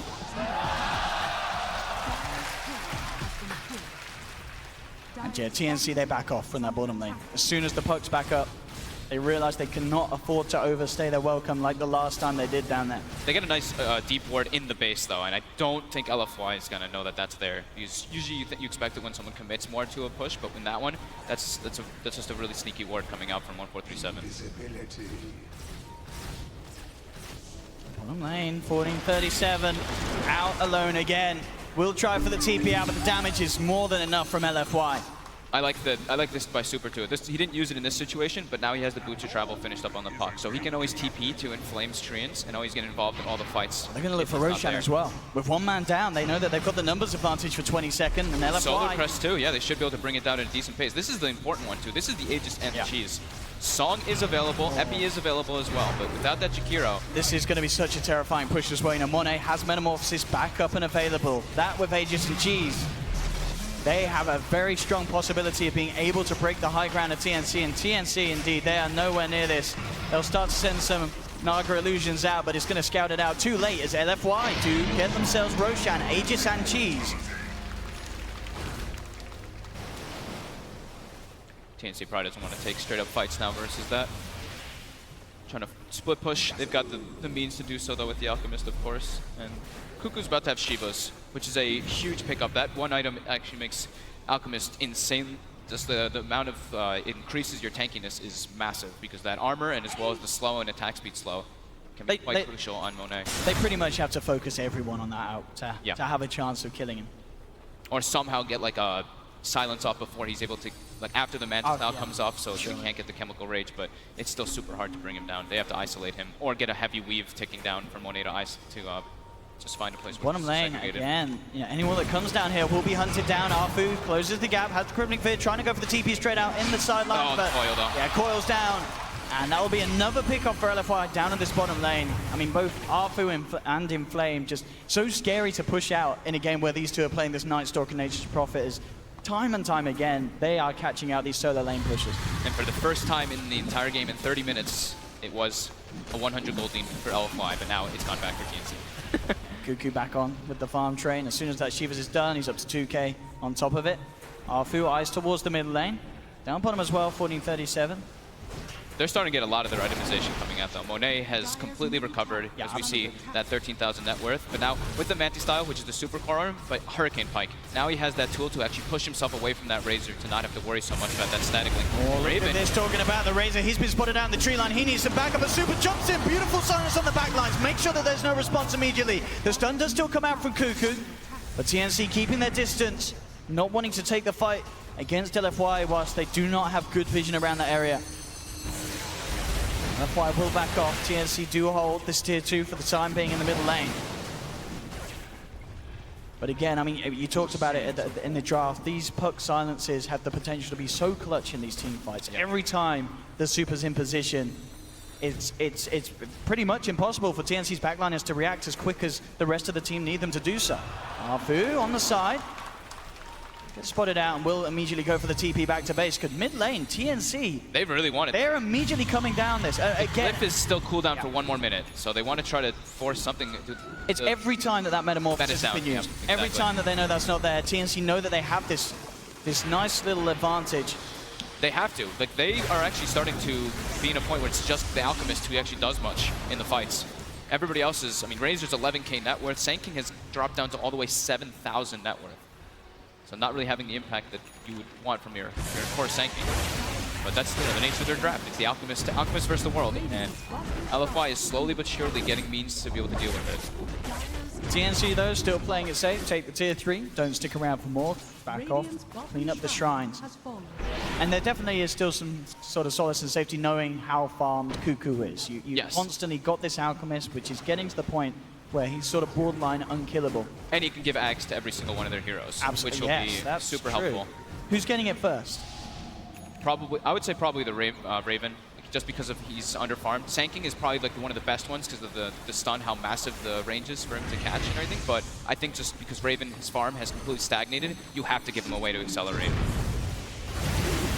Let's see if that is next on the shopping list. It certainly is getting close to the point where Cuckoo can look to buff up his teammates. Has 5,000 gold in the bank at the moment.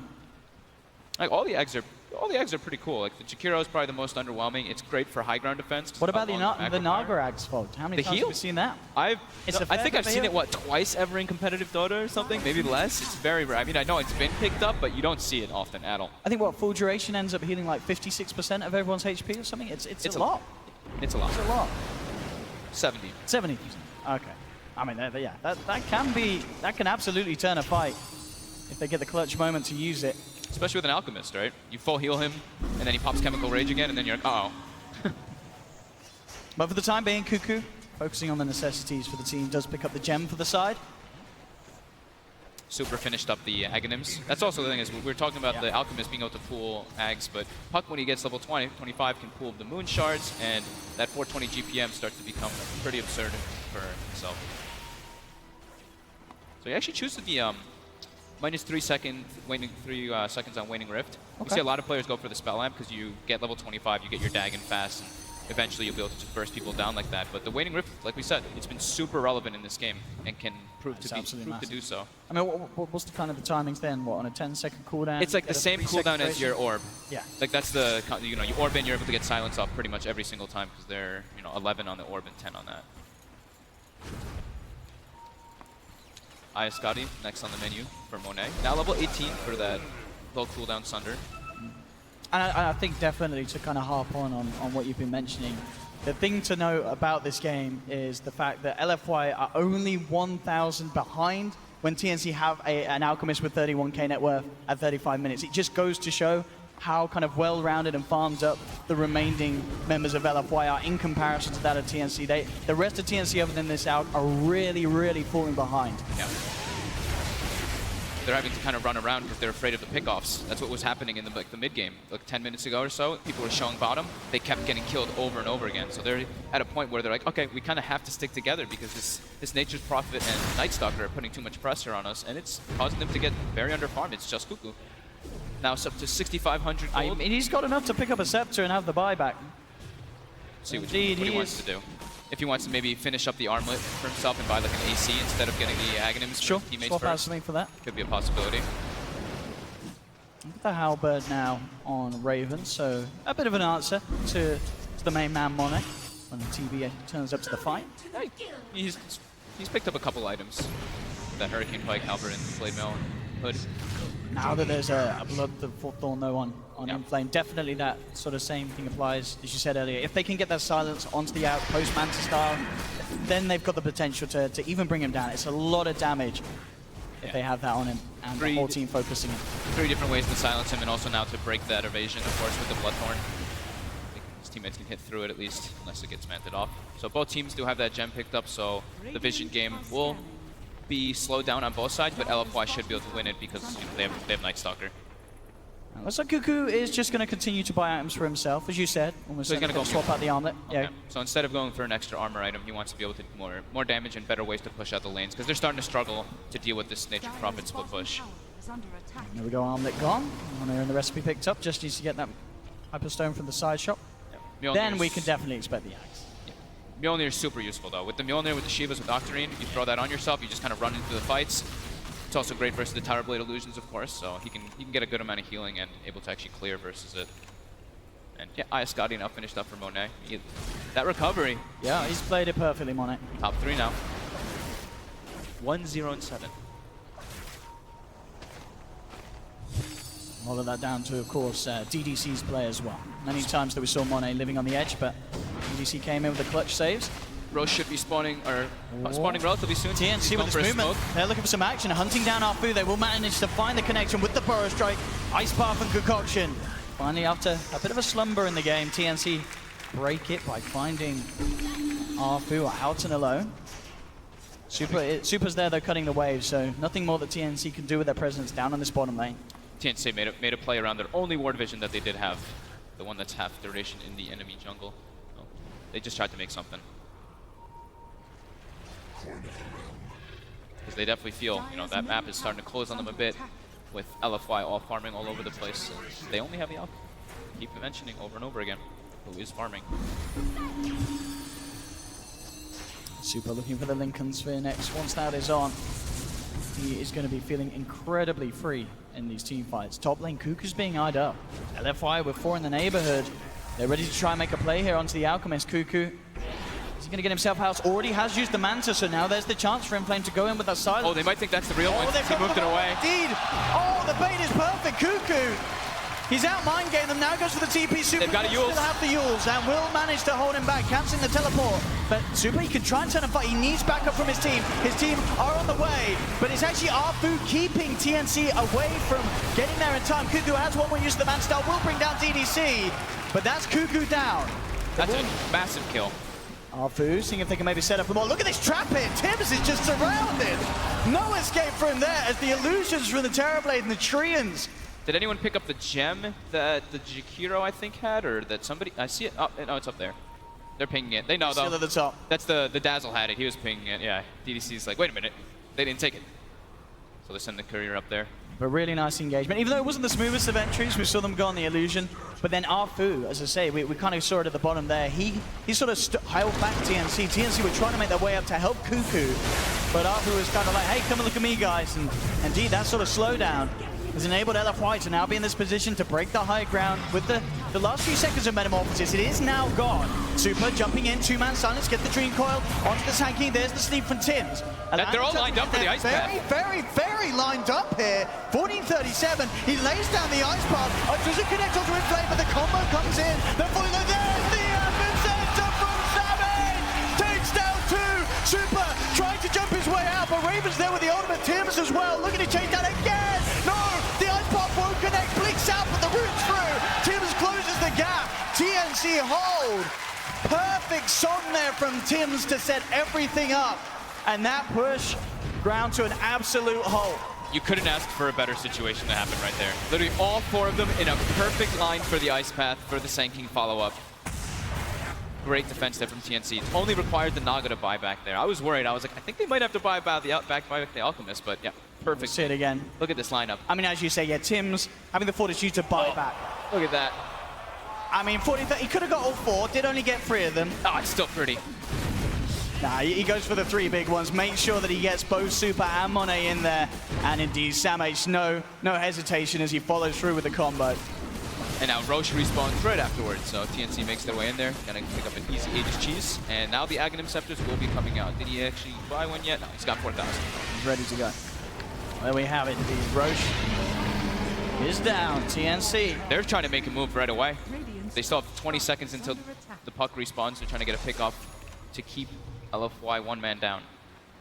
So next big item pickups for TNC will be the Lotus Orbs to deal with the Sunder whenever Monet is able to get that off. And we already see SamH grab one up. I think Tim's had one in his quick buy as well. He does. And I think I saw Jakiro as well with one, but no, okay, he took whatever item he had as quick buy out. The Lotus Orbs, of course, super useful versus Sunder to reflect that. Negate the deal. So they get anything with a smoke. Looks like it is just a smoke and back off. Yeah, now everybody's up. They wanted to try to take advantage of when somebody was dead. Cuckoo with his Arcane Rune at this stage, going to put an extra bit of a speed boost to his farming potential. Yep. As he still sits comfortably, of course, at the top. Inflame, though, very much, he is getting a lot on this Nature's Prophet. He's halfway through level 24, nearly at the 25. Very close to having a full-out Miona himself as well. His damage is still very high. Never can sleep on Nature's Prophet. Super. TNC starting to move in. Yeah, they are looking towards Super here on this top lane. The upgraded bots allowing Cuckoo to come in on top of 1437. Super's in the tree line. We'll see if they can find him. Shivas won't quite catch him in the area. And he is out in the trees. They do not have any sort of cancel or vision to hold him back. But on the side of it all, SamH does get the stun onto Inflame. He wants to BKB TP, but Tim's is starting to make it closer. Is he able to get the net off in time? It's going to be close. So. It's going to be close, but yeah, not quite there. Inflame will keep himself alive. Second BKB usage. And this is definitely turning out to be quite the game that we hoped it to be. Both sides really giving it their all here on the main stage. 23-15, 5k lead for TNC. But definitely a game that could still swing both ways around, as we can see there. You know, one fight and a sharp drop off for one of the sides. Yeah. Aghanim Reserve is almost finished up. He starts bringing it out to pick up the point booster.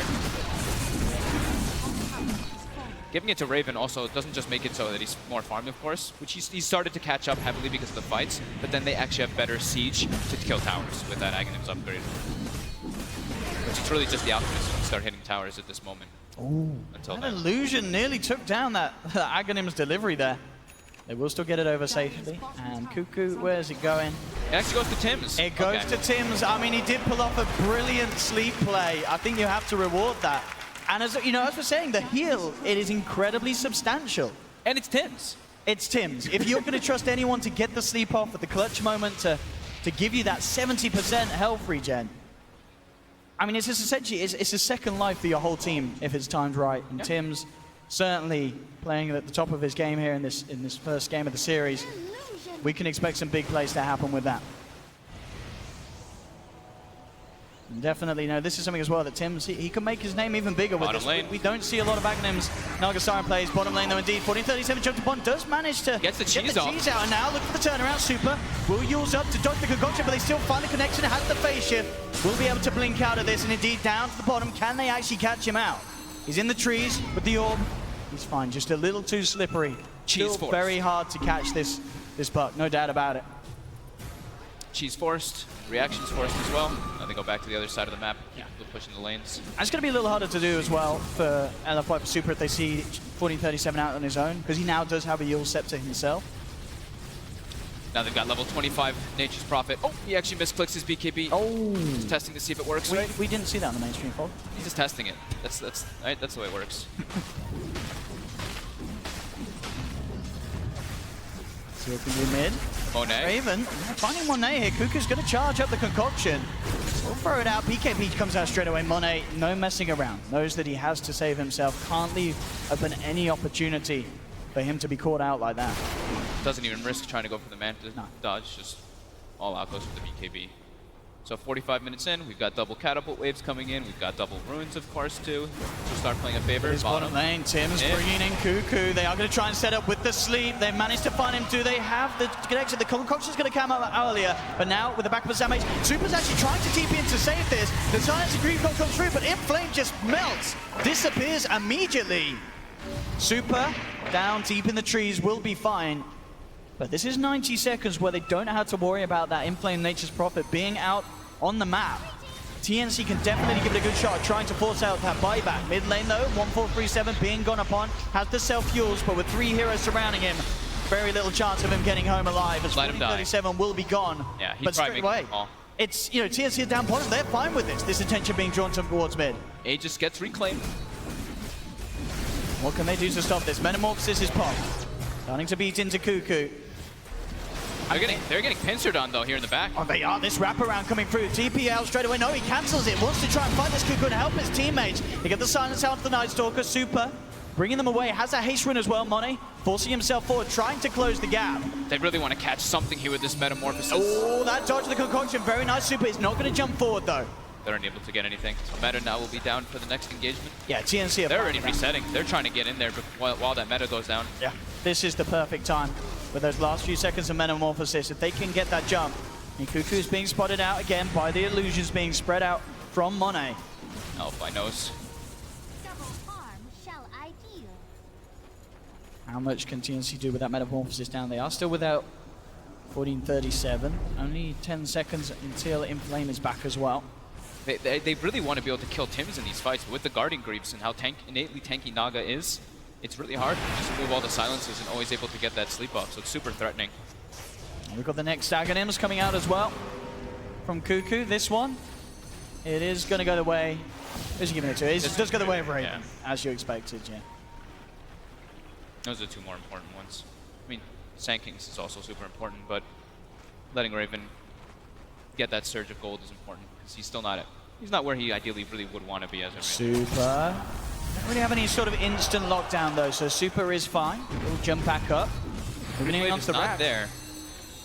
Inflame is now pushing in top and pushing in middle. Yeah, really nice use of these Terrorblade illusions to keep all lanes pushed out away from LFY's base.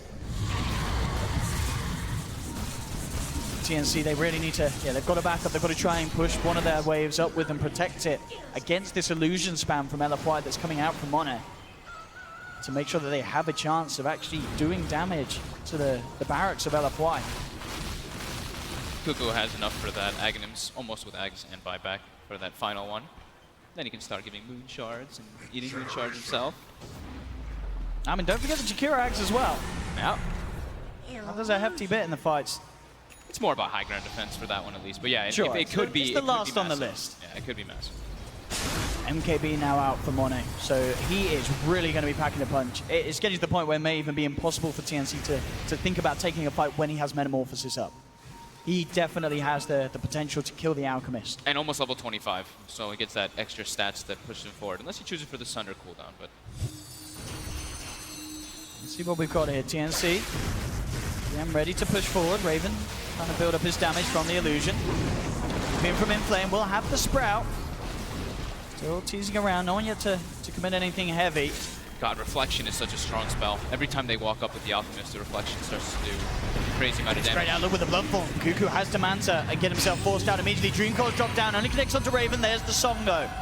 Tims making sure that the side is safe. They have to retreat. They will. I mean, again, it's the same thing. Metamorphosis is out. TNC say, all right, we'll back off. We'll try and use the next thing. But of course, LFY, they really want to fight with this. They come through with Inflame, post the BKB, but he's netted up, held back, silences out. Onto the Cuckoo suns himself. Guardian who grieves himself out. Force forward, trying to get Cuckoo out of there. Super jumping in. Cuckoo's still alive for the time being. Arfu trying to chase him down. They've got the Reflection. It's not quite enough to kill Cuckoo. He will survive. Grave comes out from DDC to try and save Arfu, but he ticks out to the fire from 40-37.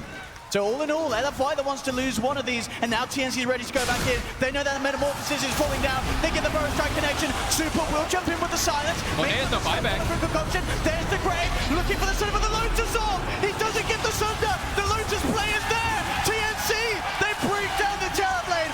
What a clutch Lotus off. And TNC, they're not done yet. They've got the vision on DDC in the trees. They'll take down the Dazzle as well. And now they're ready to go to the high ground. Buyback from DDC. Arfu. It's backdoor though. Already LFY is addressing the issue that there's no buyback on Terrorblade. But look at the damage with the ults as well. The Aghanim's ultimate from Raven. They'll clean up this bottom lane of Rax. Maybe even more. They're looking towards mid. Inflame heavy with the split push pressure right down the middle lane. They don't have the creeps. They now don't have the ultimate anymore from Raven, but still, they're slowly but surely doing it down this middle lane. Inflame, he's committing to that middle, wants to try and find something in return. He's onto the tier 3. No, there's the jump off. The Dreamcore goes through, cancelling Sam's TPL. There's no way for Sam to get back. He's going to be going back in a coffin. He's out for 80 seconds. Super trying to play with the rest of them, allowing Inflame to get the job done down the middle lane. He's still going down on that Rex too. They've got Samh and 1437 back at base, looking to hold. Inflame pops the BKB, looking for the TPL. They don't have enough damage to go through it, so they got to kill the catapults. Yeah, they got to kill the catapults. And melee Rex falling low, but as we saw, they've got to be aware of the split push still mid lane, playing around with Cuckoo. They won't go in for the kill though. The backup's not quite there. So at the end of the day, the job is certainly done by TNC. They get the full bottom lane of Rax. Mid lane is held onto though, and Inflame doing everything he can to slow down TNC. Super clutch plays coming out from everybody on TNC. That Lotus Orb, like you said, reflecting that Sunder, turning the fight around completely. Everyone absolutely playing to their best ability here. This is quite the show between these two sides. There's another Aghanims. The final Ags. And, oh, you know, just another casual 6,000 gold, of course. God, the guy's into Samh's pocket. So the press now as well for Tims. And speed up that Roche potential if they want to go for it. Still very hard for TNC to really walk straight into the pit and try and take it. Mid lane, jump forward with the silence. See if they can try and get a wraparound already. Arfu towards the left, but he's actually going to get caught out by that Axe. Burrow Strike, Samh with the range, but the Ice Path's not quite there. Get himself over the tree line. TNC, they don't really want to go up to the high ground here. Bit of an awkward place for them to fight in. The back off, the weave's on them as well. Yeah, 4-man weave. Inflame again, keeping this pressure on top lane, being shoved in. I mean, this is crazy, really. We've seen how much of a free game Cuckoo has. We're 52 minutes in. Inflame's only 7,000 behind him. That just goes to show how farmed this Nature's Prophet is. He's got 520 CS, so 10 CS a minute on that Nature's Prophet. Has to address the issues of the split push, always. Yeah, always has to be pushing those lanes out. Nightstalker actually now has the, Apu has the Aghanim Scepter finished up, so they can actually take the fights easier, because now they have the vision advantage in them. And I think Super also, I believe, hit level 25 for that GPM talent. Yeah, so full Hex now finished up and buyback. The Hex can be super significant to isolate that Alchemist, because that last fight was super close to him dropping down, but they were able to turn it around. Just the 4-staff defensive play from TNC was incredibly well done. Actually gonna find Arfu on the side of it all. Will flap himself away, trying to escape. The Concoction connects, Burrow Strike as well. Grave from DDC comes out. Can they do anything in return? Money trying to go for Tims is trying to sleep, but get hexed. Managed to hex him up. He can't quite get the sleep off. He's taken down. TNC have lost 2. Super jumping in. Cuckoo's armor falling low because of the weave.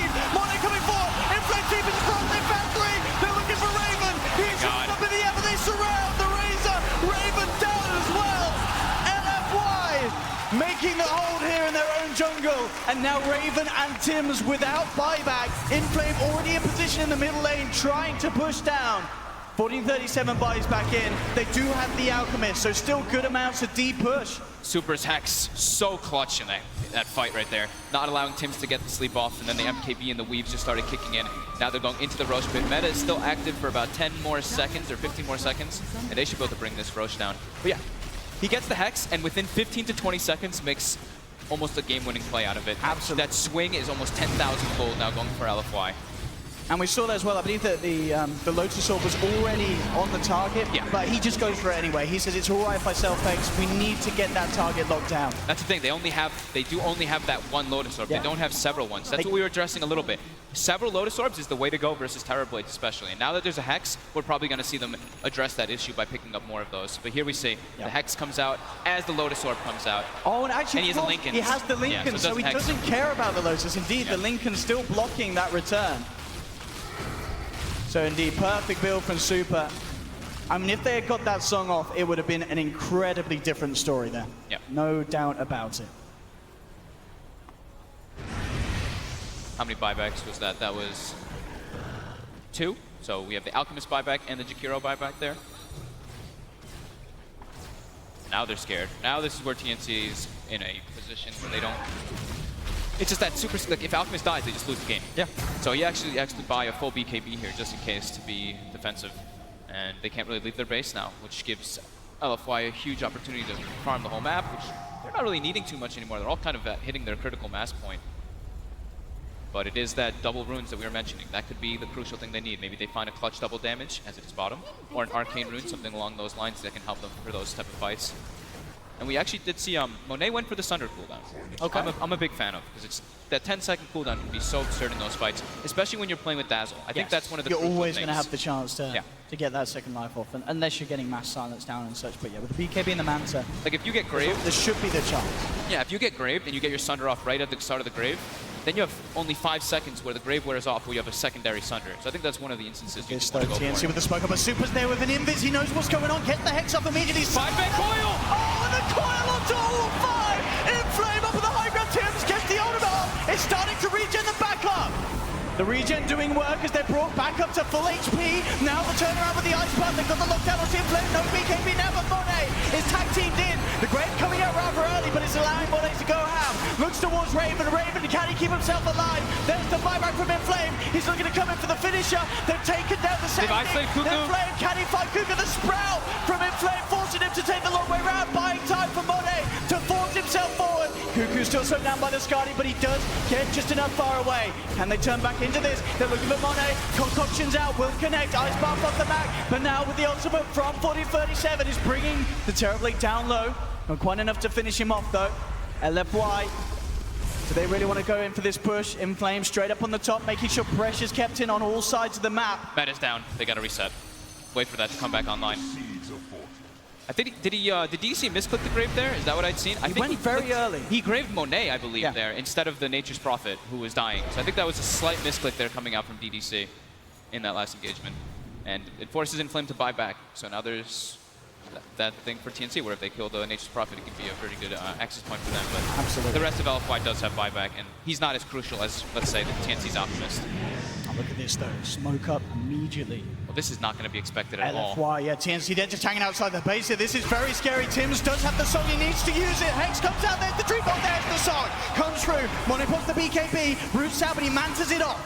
Back up to full health again, the Axon doing work now, the turn, Ice Path out onto the Terror Blade. DDC is there with the backup available, they'll force Monet back. There's the grave, Sunder keeps Monet alive. Cuckoo forced back up to the high ground.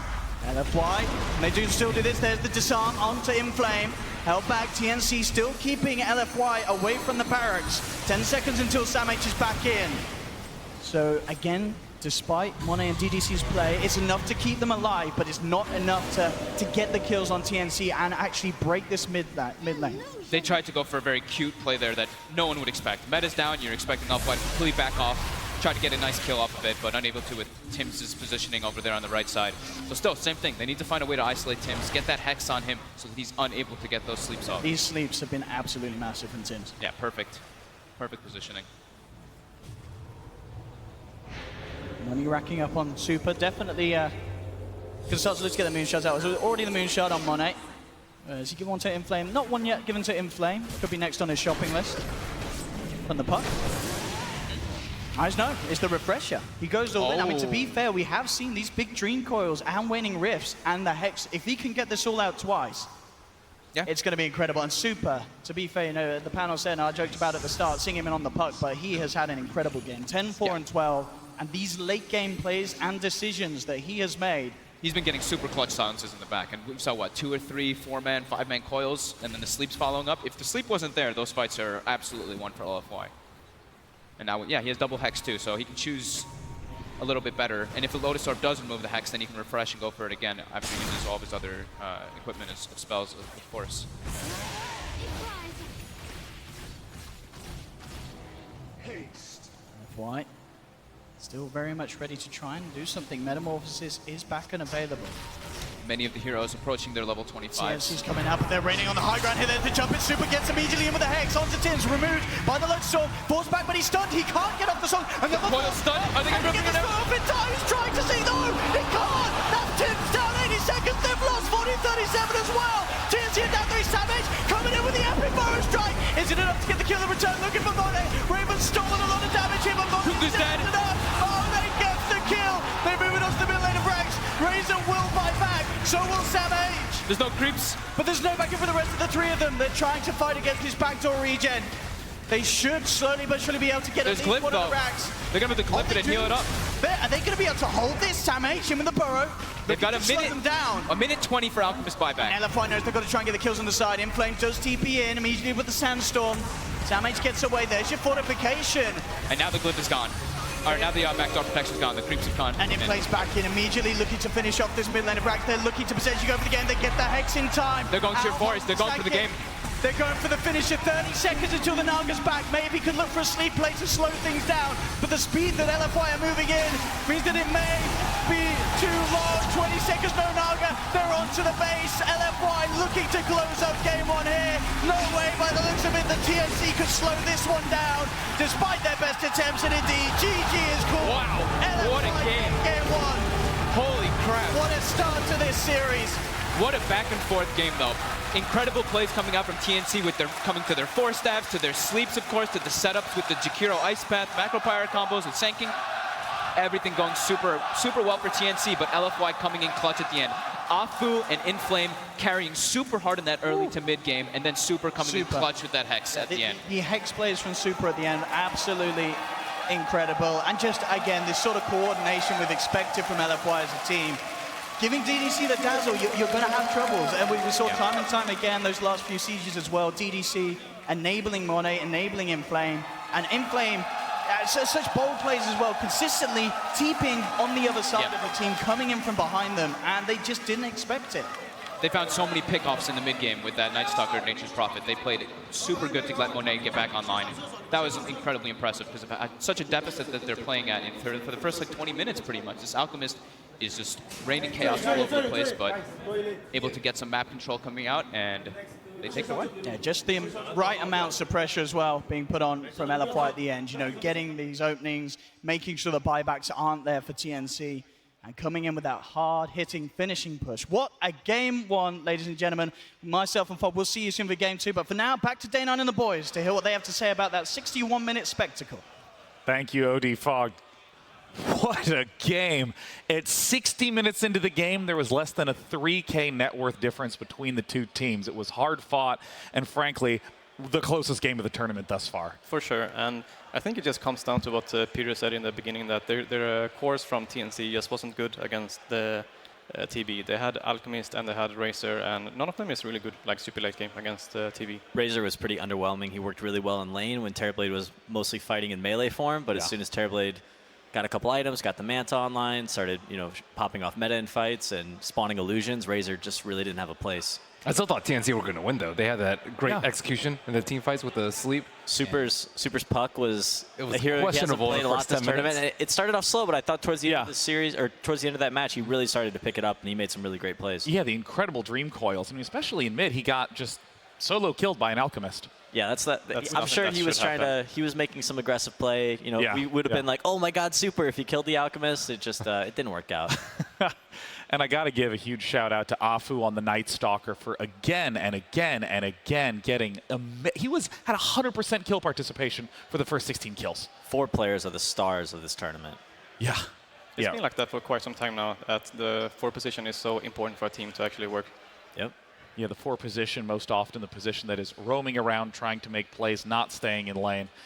Talking a little bit about the early game, we got Purge here, who specifically, I understand, Sand King was of great interest to you in the early game. Yeah, Sand King. He wasn't the 4 position, but we have seen a lot of Sand Kings played in the 4 position. The way that they ended up doing their lanes was very smart from TNC. They were clearly the ones that were doing abnormal matchups with the aggro try, as well as the 1v1s in the other lanes.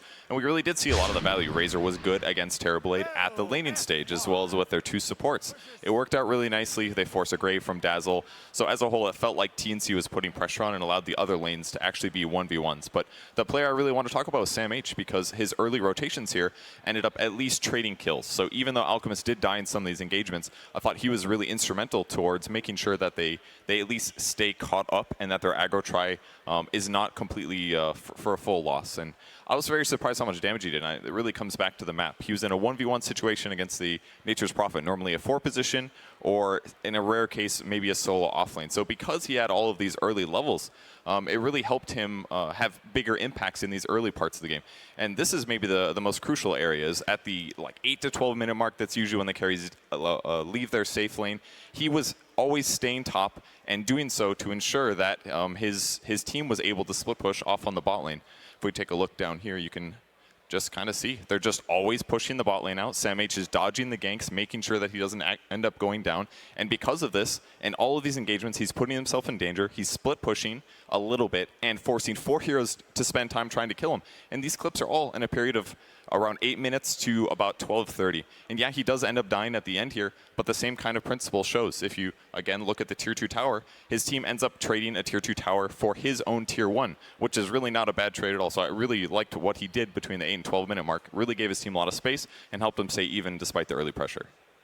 I mean, it was that sort of pressure that I actually think Naga was able to begin putting pressure on the Tier 3 tower at close to 15 minutes into the game. I mean, the number of times that TNC just continued to get close to that Tier 3 tower again and again, but amazingly LFY did not even let the bottom racks fall. I really would have wanted to see they use the Naga more for a team fight and not just to run away, because a lot of the times before the 40-minute mark, he used the sleep to just get away instead of poking them a bit, and then when they group up, sleep, and then as they did in the 40-minute fight, they sleep 4 of them in a line. They put all of the twin spells and everything, and they just kill everyone. But I think they could have done that earlier. Their fights were very focused on them kiting the Terrorblade out, and whenever that puck coil came out, that was a controlled situation where Terrorblade could pump in some damage, and that's when they were using that sleep to counter-initiate. So it would have been nice to see them set up fights and start that way, but I'm not sure if they really had another choice. I don't think they had an opportunity to fight that Terrorblade head-on because they didn't have enough AoE to deal with all the illusions. For sure. Yeah, especially once Terrorblade got the level 25 talent and was in the position to be able to use Sunder every 10 seconds, especially in that long last siege. We saw Terrorblade constantly gobbling up the fresh Alchemist health to stay alive. Terrorblade Dazzle is a nice combination. We've seen it, I think we've seen it a couple times this tournament, but that combo's been around ever since Terrorblade got introduced into the game. And the fights that were really long, too. We started to stack up, and the 6th item on Alchemist was Mjolnir instead of AC. Pretty a common pickup, or atypical pickup, but he needed it. He needed AoE versus Terrorblade, but then he didn't have enough armor, and he actually just died a lot of the time. The Dazzle Weave had a huge impact in this game. Dazzle's a hero we've seen a little bit of. OG played it yesterday, but in this ultra late game scenario, that Weave is king. Yeah, especially the fact that the Weave was able to pop off so early in the fights that Alchemist, I mean, I was shocked at how much he was getting chunked down. The fights lasted for a long time, so tons of positive took armor. Took up so much space on the map. Yeah, tons of negative armor on that Alchemist, making him pretty simple to kill for Terrorblade. And I gotta say, this is the sort of match that people get hyped about for TI. Of course, LFY still living up to their high win rate at the tournament, but TNC showing that they're a contender as we've currently seen the closest first game yet. Let's go ahead and head on over to Casey and Slacks to get their slot on the series. Hello! Hello! Hello! Let's just do that for 20 minutes and see if it bugs anyone. So we're here with a lot got cool people behind us. Yeah! Hey, what have you guys thought about the International so far? Awesome! Amazing! What did you think of the opening ceremony? Oh, yeah! You know, we had a lot of fun filming that little sketch that you saw. Yeah, we did. Didn't you? Yeah, but everybody makes mistakes, you know. We had a few missteps. I mean, sometimes you don't say your lines, sometimes you draw a giant cannon on live TV. Everybody messes up. Wow, dude. But the funniest part, though, are sometimes the outtakes. And we have assembled some of our best outtakes and someone else as well. So hope you enjoy. 01, 05, take 1. Whoa, sorry. That was way too much. You just go just a smidge more with your left. Yeah, just out a little more. 5 minutes to curtain. Spit it out. How long? 5 minutes to curtain. Okay, new guy. Thank you. How about you come and get me a coffee? Okay, all right, okay. Why don't we just hide these? Oh, God, please, not Gavin. Everybody's either gonna hate us or... Sweet Gavin. What is this? It's all something I've been working on. I'm so sorry, I hit her with the freaking headset. We don't have a couple of minutes. We will if you shut up, all right? All right. Even my grandfather. That's too much. Okay. Even he called me donkey boy. Okay. I can't see. They're so bony. Ow! What did I just hit? Nothing, those are my nuts. I'm a man. Get rolled with the fever on the dance floor. Step to the side. You gotta wrap my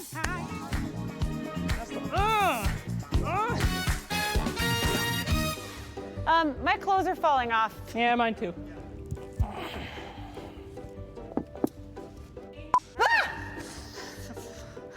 What's he doing here? Maybe he could help us. Shut up. It's the shopkeeper. I know who he is, dumbass. Damn it, I'm sorry. It's the shopkeeper. I can grant you the might to overpower any foe. Okay, well, I just got hit because he didn't protect me. Good. Why don't you shut your mouth Why don't when you I'm get talking your to you? head chopped off, all right? Can you tell him to stop making a terrible face? I'm making a sexy face. One cracker each, please. Yeah, one cracker each. You sneezing? What was that? Nothing. One cracker each. Yeah, one cracker each. Jake, are you looking into the camera lens? I am. I forgot. Would you guys mind terribly if I kept it at we like being stupid? I kind of like that we're kind of a team now. I should know my way around this place, but it's weird. I mean, I'm not supposed to be in here with you, okay? What? This is Dota, stupid. Anything could happen. If you call me stupid one more time. Do not flick my crystal! Wait a minute. That's a courier. Touch me again and die. To the key! Watch out, jackass! Hey!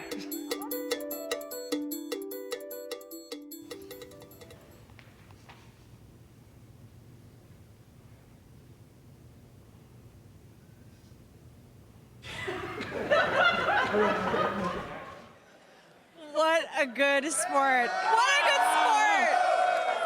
Such a good sport, that stagehand. And he never came back. I don't know what happened. I love Gabe so much. Sorry. Every time I watch it, I have to laugh at that last part. He's the best part. Oh, my God. Yeah. Oh, and you too. You were great. Oh, you were great, Casey. No, you were great. You know, you were so good at this. You were so great. We've had about We're great. enough of this. All right. Are you What? Are you ready? Yeah, what? What are we doing? Are you ready to talk to your fans? Oh, gross. All right. Hello, fans. Hello. Hello. How was that game? the obelisk. Yes. Good stuff. Wonderful. What did you guys think of that last game? Amazing, right? How do you think the next one's gonna go? Who? TNC's gonna win. TNC. Whoa. Whoa. Sign out number 2. Oh. If TNC loses, is OG versus TNC again, though? Yeah. I mean, all right. Wow, rough crowd. Rough right. crowd. We're going to send it back to you guys before things get really crazy. Thank you. I gotta say, I love the outtakes almost as much as I like the final edited piece. I just wish they would have shown him flying on the courier. I want to see that next year. Get the real donkey to fly. Yes, a literal flying donkey. The technology is there. Looks like the teams are headed back out, and out in the galley we see that the fans are rooting for TNC. And I gotta say, there were some favorites that didn't perform up to the skill level that we expected. TNC's a different story. They were so neck and neck with LFY that entire game. They could have won the game for sure. They even had a point where we thought that they actually won. Yep. When they got a couple of kills and were heading for their base, but they just couldn't manage to finish it. We got ready to come out, and then we sat back down again, and the game just continued to go on. And it was like so close. It wasn't, you know, sometimes in the typical Alchemist game fashion where it's, well, is he going to be able to get to his farm early enough? Yes or no. It winds up being that binary. A lot of times you don't see Alchemist games that just kind of stay that close for that long, with Oggs just continuing to get fed to his teammates. Oggs. That was great. Oggs. I've never heard it like that. Yeah, of course. I don't say rather, I say rather. Therefore, Oggonims. Yeah, it was good. TNC won a lot of fans over last year, and you can see that support here in the crowd today. They're bringing in some great games. I'm pretty sure everybody just wants a game 3, though. Oh, yeah. But when it comes to like Alchemist, I think they did an okay job of kind of keeping up. They were able to hold high ground, which was really important. But Alchemist became like, he had so much net worth, and the Razor and the Sand King cores, they really just weren't able to support him in the way they needed to win that game. It was just Alchemist versus the world. They needed to end the game earlier. I think Inflame did a really good job of delaying the game to get to the point where they did need to win that game. Also, I think that whole game 1 draft was kind of targeted at Super and kind of saying, okay, what else can you play besides Medusa, Death Prophet, and Dragon Knight? And you talked about the DK being a block pick, and they kind of put him to the test, and Super did deliver. So now we may see TNC take a different strategy for game number 2. I want to ask about the Razor pick, because I know that that's consistently been the one hero that seemed a little bit suspect as the game went on. Is there an alternative pick that you'd like to see, or just a general mindset shift away from that type of hero? I think they had a very kind of structured strategy coming into this. I think 1437's a really clever captain and a really smart drafter. So what he did was he banned the Medusa, he banned the Death Prophet, and he said, hey, take Dragon Knight, I'll pick this Razor, and if you try to lane a Dragon Knight there, I'll take advantage of that lane matchup. And I think that was maybe Razor should have been a reactionary pick rather than just assuming that LFY would go for Dragon Knight. I think they're too smart and too talented of a team to make that mistake. So that was a little bit of a... It's just downside of not wanting to show the last pick, because they needed to pick something for 4th, and they probably don't want to pick the Alchemist there, because then they give the opponent... Last pick Alchemist was a... Yeah. We saw TNC almost took it with that. It's a strong last pick. And in terms of, you know, the Dragon Knight style push composition, we've talked before about how LFY was ending games very, very quickly in group stages, but that really showed a very strong long-term late game. I mean, what is it about LFY that was so exceptional in those later periods of the game? Ben was talking about how they were able to delay the game and defend their high ground and extend the game long enough for all 3 of their cores to find farm, whereas the Alchemist was kind of the only person farming on TNC's side. So once they kind of got to like 5 or 6 item slots, they were actually able to fight against the Alchemist and compete in a team fight. Your first thing that you really want to do is to either shut down the Alchemist to make sure that he doesn't reach that point with the Radiance so quick. Yeah. But if he actually does that, then you should avoid fighting him as much as possible and just make sure that you get the farm on the other 3 heroes, which they did. So it was Prophet, Puck, and which other hero was it that they had? The Terrorblade. Yeah. So both of those 3 were like after the Alchemist, before the other heroes came out. At a certain point, Alchemist is always going to find his farm. It's almost like playing against an anti-mage. Anti-mage is going to farm. That's what he does. So you just need to try and keep up as best you can. There were also some periods in the mid-game where we saw TNC just losing 1 hero at a time, just pick-offs continued to happen. Do you think that was one of the big periods where they lost their momentum in the game? I mean, Aki, I remember you were talking a bit about that. Yeah, it comes down to the Night Stalker being able to run around and catch people, basically. And they also have the Prophet and Terrorblade who's split pushing a lot, so it's very hard for TNC to actually find a team fight that they want to take. So that's why they got picked off, I think. They tried to push their limits to get out of the map and try to take a team fight. Certainly gave some space for Alchemist to farm, but it wasn't quite enough. And at this point, Teams has let us know that they are ready for game number 2. It's going to be LFY currently leading 1-0 against TNC. Will TNC make the comeback and tie it up, or will LFY close it out? Let's find out. LFY versus TNC Pro Team. Game 2. Talk a little bit more about that Night Stalker Furion opening from LFY. The more I think about it, the more I like it. They're able to split push while also reducing the vision of TNC, which made them feel like they needed to spread out and handle the lanes. But when they spread out, that's when Night Stalker used his vision advantage to find some opportune kills. Oh, that's a great point, yeah. Almost encouraging them to have to respond in the way where Night Stalker would be strong. Exactly. It's, you know, hey, which, you know, are you going to let us split push all day, or are you going to try and combat us? TNC starts off right away saying, you know what, Night Stalker was a pain in the ass last game, insta-Bat Rider, and oh, I love a Faceless Void in any game. This is a good combo to start with, as we've been talking about before. Void really lacks damage in the chrono, and A can really help him with that throughout the whole map. LFY picking up some combinations. I think that Night Stalker Furion is something that we need to look out from them in the future, and now Void A being an alternate opener for them. Void is a hero that actually lanes pretty decently against Bat Rider compared to most. He's got the leap to get away, and also you can use time dilation if you skill it early enough in lane to stop Bat Rider from stacking the sticky napalms on top of you. Also a good Lincoln's carrier. We see Naga openers a lot. I think we've seen 3 Nagas in the first phase, but however, it hasn't been versus Faceless Void. And I think this is really where the hero does shine, is counter-initiating against the Chronosphere. I think we've seen it once, and yeah, it was super good that game, so I can really see it work this game as well. He just needs to stay behind and make sure that he can get the sleep off whenever Void uses his ultimate. And Faceless Void we've seen run in the 1 position, in the hard carry position for several teams. Do you think that this is more of how he's balanced around, or do you think that he's still a perfectly capable offlaner in the current meta? We saw Empire Resolution played. I think that Void can be one of the hardest carries in the game in the late game due to his bash mechanics and his large agility gain. But he's a very versatile hero, which makes him a great first pick in the first phase. So I think you just have to wait and see where the game goes and decide whether or not you really want to put Void in that 1 position. I think it fits Resolution's style more as a player for him to play that as a 1. He generally plays these incredibly hard carries, more so than other 1 position players. Yeah. In terms of the bans, we see increasingly the same consistent set of 5 heroes, just never to be seen upon the main stage. Nyx Assassin, Lich, Night Stalker, Earthshaker, and Bat Rider very frequently banned. We will see Bat Rider this game. Phantom Lancer also chucked out by LFY. Yeah, TNC really, we saw at the end of that last game, LFY was focusing on bursting down the Naga before that sleep came out. So banning out the Shaker is going to prevent him from being bursted. You know, protecting your Naga so that way you can always get off to sleep and set you guys up for the fight is what they will want. In this draft from LFY, I don't really think it has a good potential to end the game in 15 or 20. So TNC, I don't think have to worry about some super heavy push like they did have to last game with the Furion opener.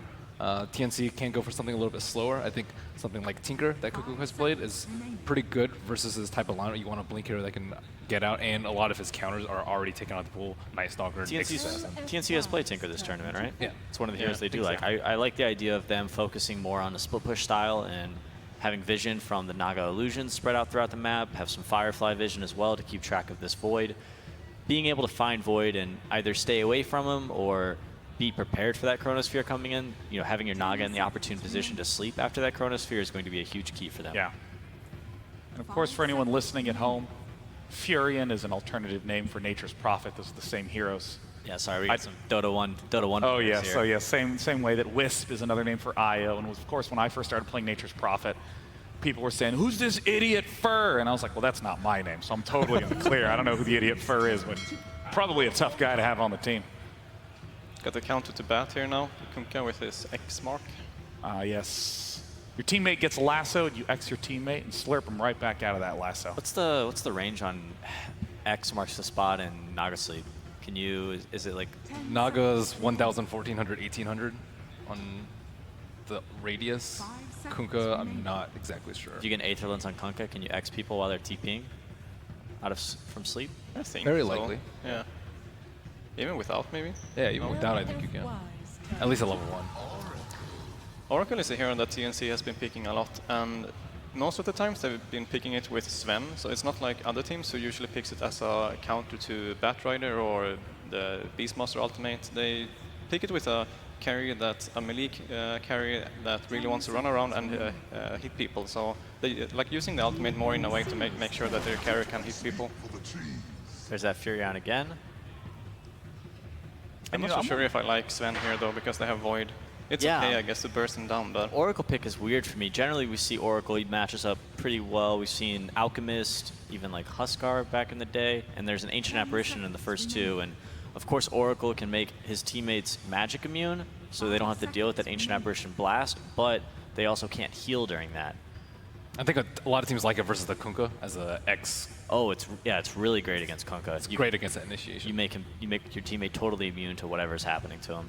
But not so great perhaps versus the other ones. Nature's Prophet not picked very often versus Batrider. I think Nature's Prophet struggles to get a lot of farm when there's a Bat in the game. Just because the Batrider can pounce in and lasso him back when he's attempting to split push? Yes. It was pretty terrifying back when Flame Break also canceled TPs. It's still a problem. Also, once you finally get a hold of that Furion, he doesn't really have a lot of great tools to escape. He's a very immobile hero. So if the Batrider gets on top of him with the Firefly, he's most likely going to go down. And, you know, I was wondering if you could speak a little bit to how to think of Oracle, because he's one of those heroes where you read the abilities, and it's hard to even know how the hell he operates, let alone what his function is in the team. He's a very defensive support. He's there to stand behind his teammates and make sure just protect everybody, whether it's through his ultimate or through his magic community spell, which I have no idea what the name is. Oracle, not one of my specialties. Fate's Edict. He's also very offensive too, surprisingly. He can be, yeah. In the hands of the right player. I think it's one of the hardest supports to play because it's a really fine line between saving an opponent and killing him, and to save an ally or kill your ally as well. So it's super hard to know exactly when to use the spells. So when the Sand King pick, it pushes Naga to position 1. I don't. You don't like it that much? You think so? I think so. Could be. Well, at this point, all 4 of these can operate as supports, and it seems like Naga Siren is one of the few that can operate also as a long-term core. I think it has to be a 1 here. Naga Core. I do like Naga Core against. I like Naga Core against Void, but I'm just concerned that I generally like the support Naga because he's focused on one thing, which is casting sleep during that Chronosphere and protecting his teammates. Oftentimes, when you're playing a core Naga, you want to be in there fighting, so he's very susceptible to actually being in that Chronosphere. Himself. And I think also it leaves him vulnerable to getting pushed down early. Even though they have a Faceless Void, they can easily push it to, I don't know, just push with it with an early Vlad's, a change up of the builds that we've commonly seen.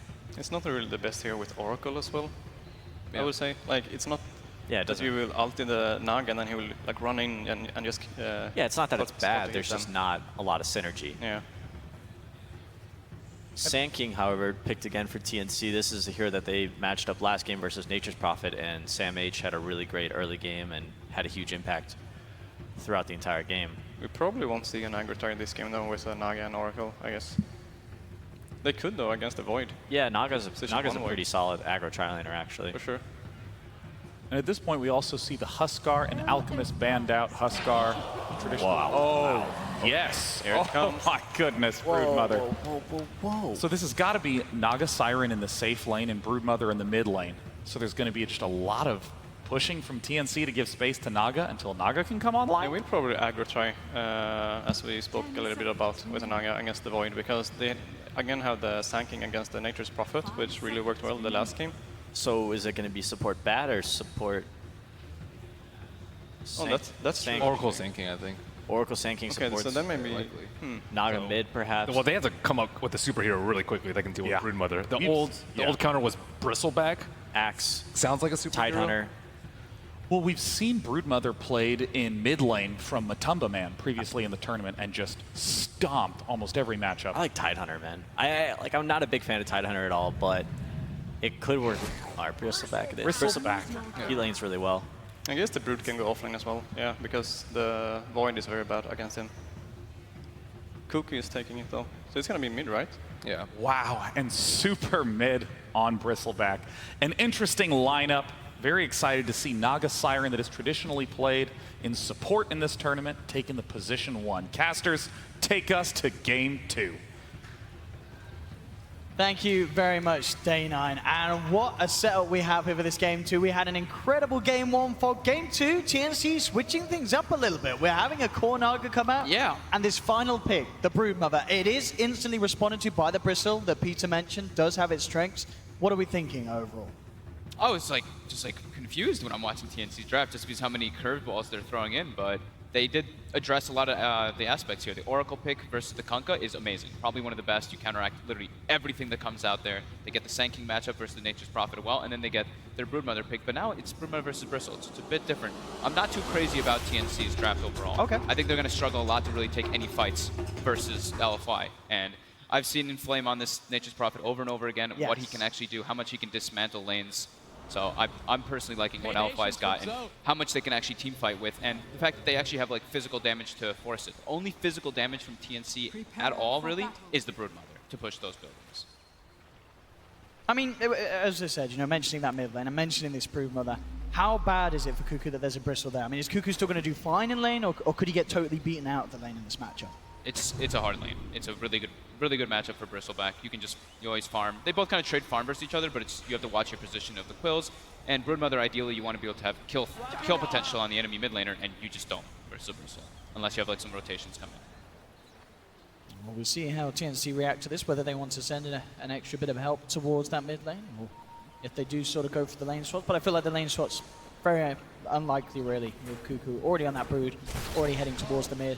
So also for the panel, because they were talking about this interaction between Kunkka and Sleep. The Sleep goes from 1,000 to 1,200 to 1,400, I believe it is, when I was looking at it before. And the X is only 1,000. So if you get an Aether Lens, you can actually X through 2 levels of it. But it's very much on the edge. It's borderline on the edge of the level 2 one. So it can happen, but that's about it.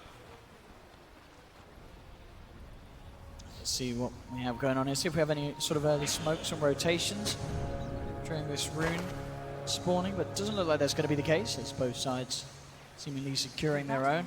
It is, by the looks of it, going to be that laning that Ake sort of mentioned on the panel, the aggressive tri-lane from TNC. They've sent Raven down towards the bottom lane. And they're putting the Bat mid versus the Bristle and putting Nature's Prophet, or the Broodmother versus the Nature's Prophet. So that's a little bit better overall. Brood will at least have a very good matchup here, and I don't think that LFY is going to expect this one coming out. They see them that mid, and now they see the Bat. Okay, they made the move. We'll see how LFY do respond.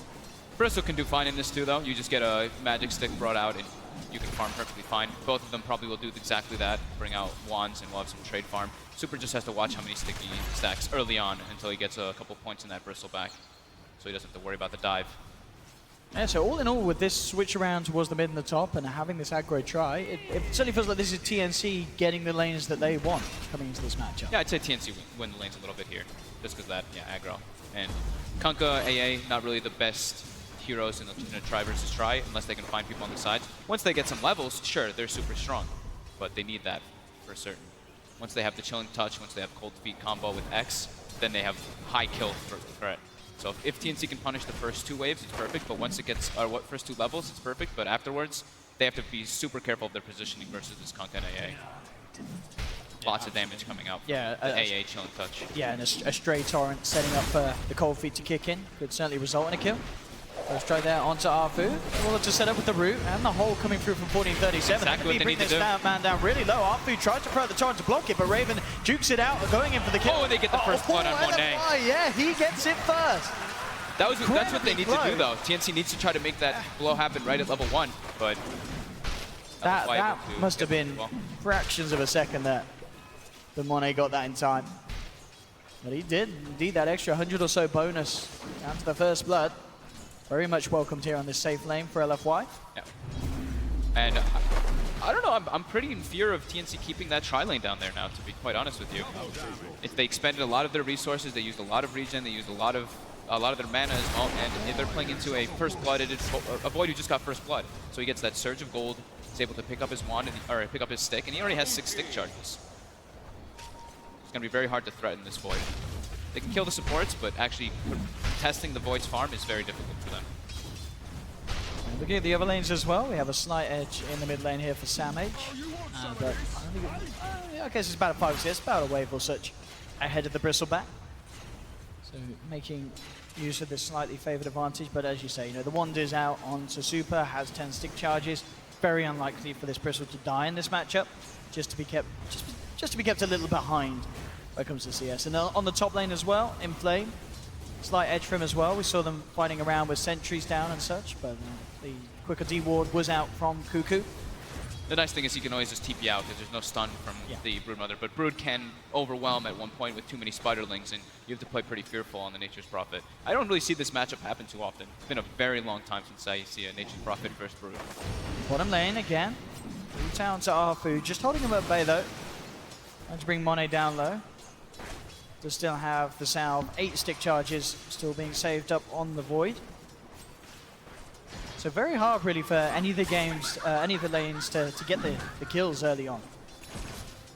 Everyone has potential to turn, potential to hit back. I'd say after the first fight, LFY is leading quite a decent margin. They're not really slowing down the Void, which is what they're trying for. There we go again. They are going to make the jump in onto DDC, getting nuked down low by the Purifying Flames. Raven picks up the kill. Monet has jumped forward. He's looking for 1437. A Bash would do it. Doing a time walk under the tower will secure the finisher. Raven punished this. Doesn't look like he will have to let it go. So again, just the 1-for-1 trade. Flame TP's in though, and they're actually making the lane adjustment. They don't feel like Bristle wants to be versus the bat at this point. They want to put the Fury on mid, perhaps, or Nature's Prophet mid. I'm gonna say Fury a lot. Just putting that out there. Super up towards the top lane, and this is gonna mean no space for Sam. But actually, Cuckoo. They're moving the lanes. Yeah, they're moving it in response. TNC wanting to make sure that they can keep tabs on Super's Bristle by having the bat against him rather than this Broodmother. See what the call is from LFY if they want to make the move again, but TNC just doing their best to keep a step ahead in terms of the lane matchups. I love when these kind of lane swaps happen. I hope another one happens. I like when we just see people like TPing back and forth and everyone's like following around. It just looks fun. It becomes very chaotic between the sides. Yeah. Farm for both of the safe laners, Raven. He's still farming on the Nile at least. Him and Monet on the same track at the moment. Pretty much equal in experience and CS. Both getting what they came for down in this bottom lane, which maybe is not as good of a sign for TNC. Perhaps they were expecting to be able to slow down this Void a little bit more than they are. But at the moment, as it has been, Monet, he's got himself involved in 2 kills. And he's got Treads Orb of Venom. He's perfectly fine with what's going on here. They're making a committed play onto here, but Inflame is keeping into the back for TNC. Yeah, they're going to look to try and turn it. LFY Sprout out, but immediately the box trying to make that cold feet proc, but can't quite get enough of the block stop. But we saw how close it was there. If they are able to achieve that sort of a play. And how much damage comes out. Like as soon as Inflame TPs, you see DDC throws the Chilling Touch on him for that bonus damage. But now it's 5 minutes in. If Inflame wants to, he can try to siege a bit with this Catapult Wave, but he doesn't want to split the 4-way experience. Wants to be efficient with his resources. And they move Cuckoo down here as well. Wherever the pressure is, they try and get the Broodmother in that lane to sort of slow it down. They might be able to get Super here mid. He's pretty far out, and they have Lasso on Samh. Yeah, they've certainly got their reposition. He's already got 2 stacks upon him. There's the drag back. At the same time, Cuckoo actually gets a solo kill by the looks of it down on the Kunkka as well. Gets the action done, so kill in the mid lane, a freebie for Cuckoo down bottom. I'm not quite sure how he got away with that, but still with the AA and the Void in the neighborhood, but must have just overwhelmed him with the spiders, as you talked about. They don't really have good ways to deal with the Brood besides the Bristle still at this point. Early levels, these Spiderlings, AA and Kunkka, are super susceptible to dying to them just if they step out of position. And now he's level 6, so the spiders are starting to add up, and the damage is pretty absurd versus these low armor heroes like the AA. Samh's just on the search to see if there's any sort of stacks being created for LFY. He'll get his eyes onto DDC though. In fact, with the Raven Naga being in the neighborhood, they can go for this one. Money's going to try and come in to slow them down. The Torrent will connect. With the Nature's Prophet ult. And that's going to bring him down. The Nature's Wrath doing huge amounts. DDC actually ends up surviving as he gets himself away. They'll try and trap Raven with the Sprout, but he cuts himself out. So nice turnaround there from LFY. And again, Cuckoo says, you want to go to that lane, I'll come to that lane as well. This spooky spider trying to do his best to instill himself in the nightmares of LFY. Perfect by Inflame, though. Like, that's why we see him decide not to go for that tower pressure, right? He goes to the jungle so he can make sure he gets that level 6 at a very early time to get involved with that Wrath of Nature. Because the damage on it early on, it's very unexpected. People always forget about that Nature's Prophet ultimate bouncing around right around that 7-minute or 6-minute period. Tims, they've pretty much parked him out toward that top lane for the time being to farm, while everybody else is kind of making the moves around the map. Apu wants to punish, though. Dust is online with the sentries. Gets the Torrent connection, too. Does still have the Burrow Strike. As long as he can save it until after the X-Mark bring back, he may have a chance here. Holds onto it. There he goes. He's TPing out. And he should make it. No way without the Torrent and the X-Mark to hold him back. So nice little play there to get Tims out of it. But they force him completely out of the lane. And that lead gives Inflame a completely free one. And yeah, Sankey's not farming during that.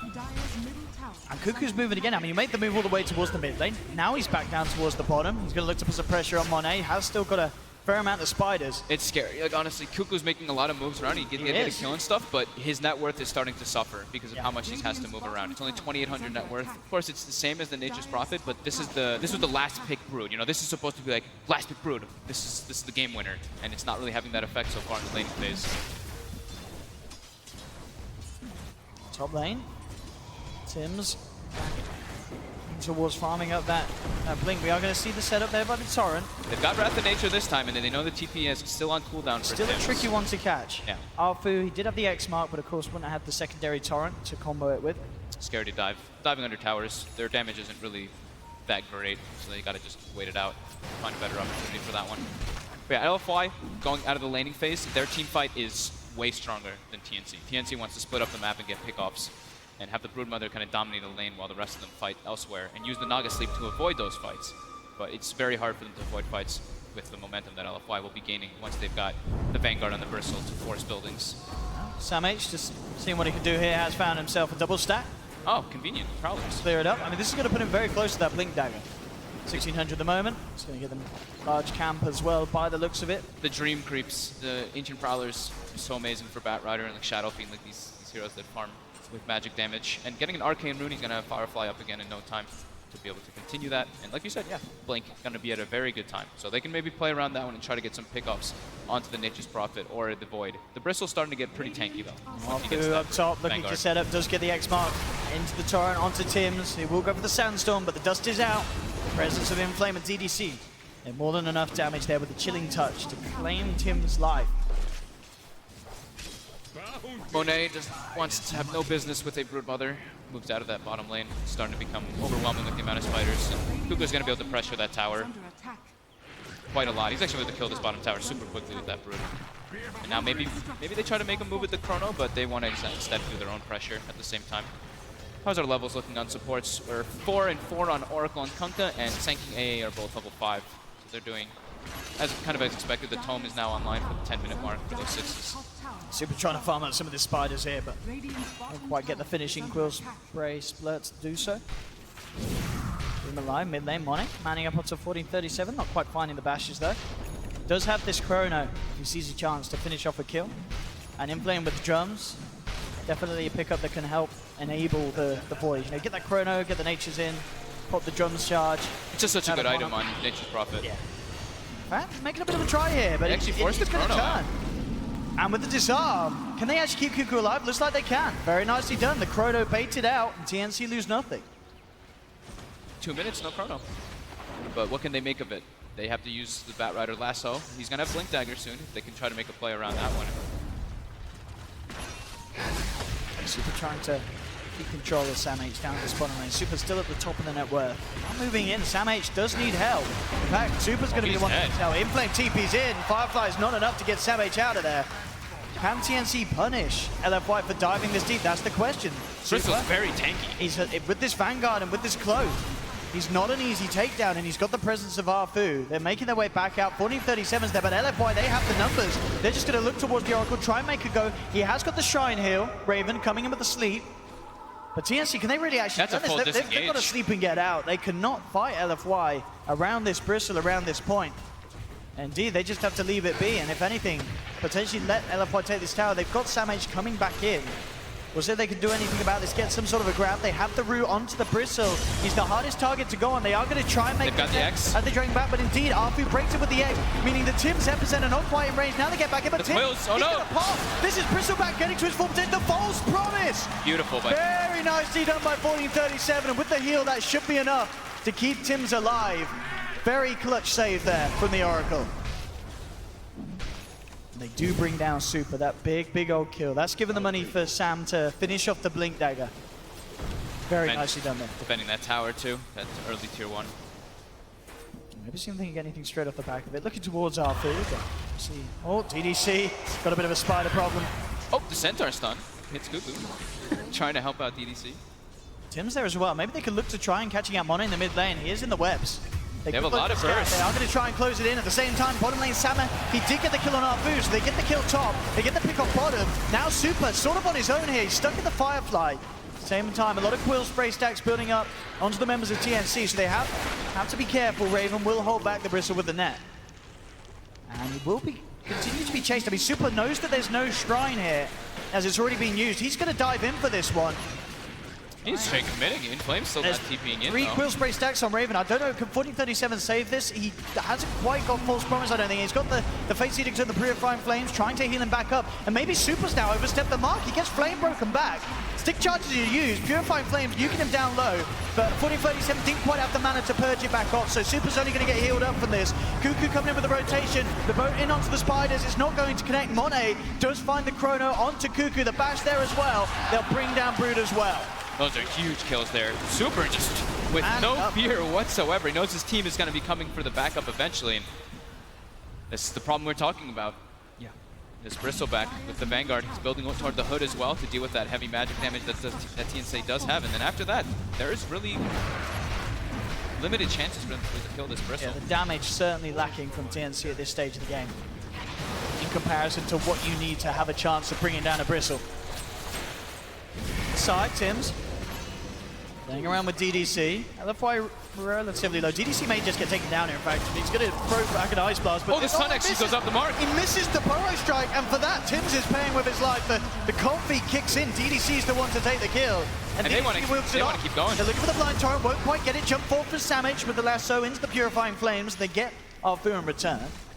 But now, Super, he's got a hook complete. This Bristle is going to be a massive issue, especially considering the way that LFY are playing, grouping up as a team, or even just, letting Super enter the fights, hang around for 10 seconds, waiting for the backup. There's just very little chance that TNC can actually kill Super at this stage of the game. They're trying to make, they're trying to fight and make space as much as possible for Raven. He is getting closer and closer toward that Radiance, 3,400 gold.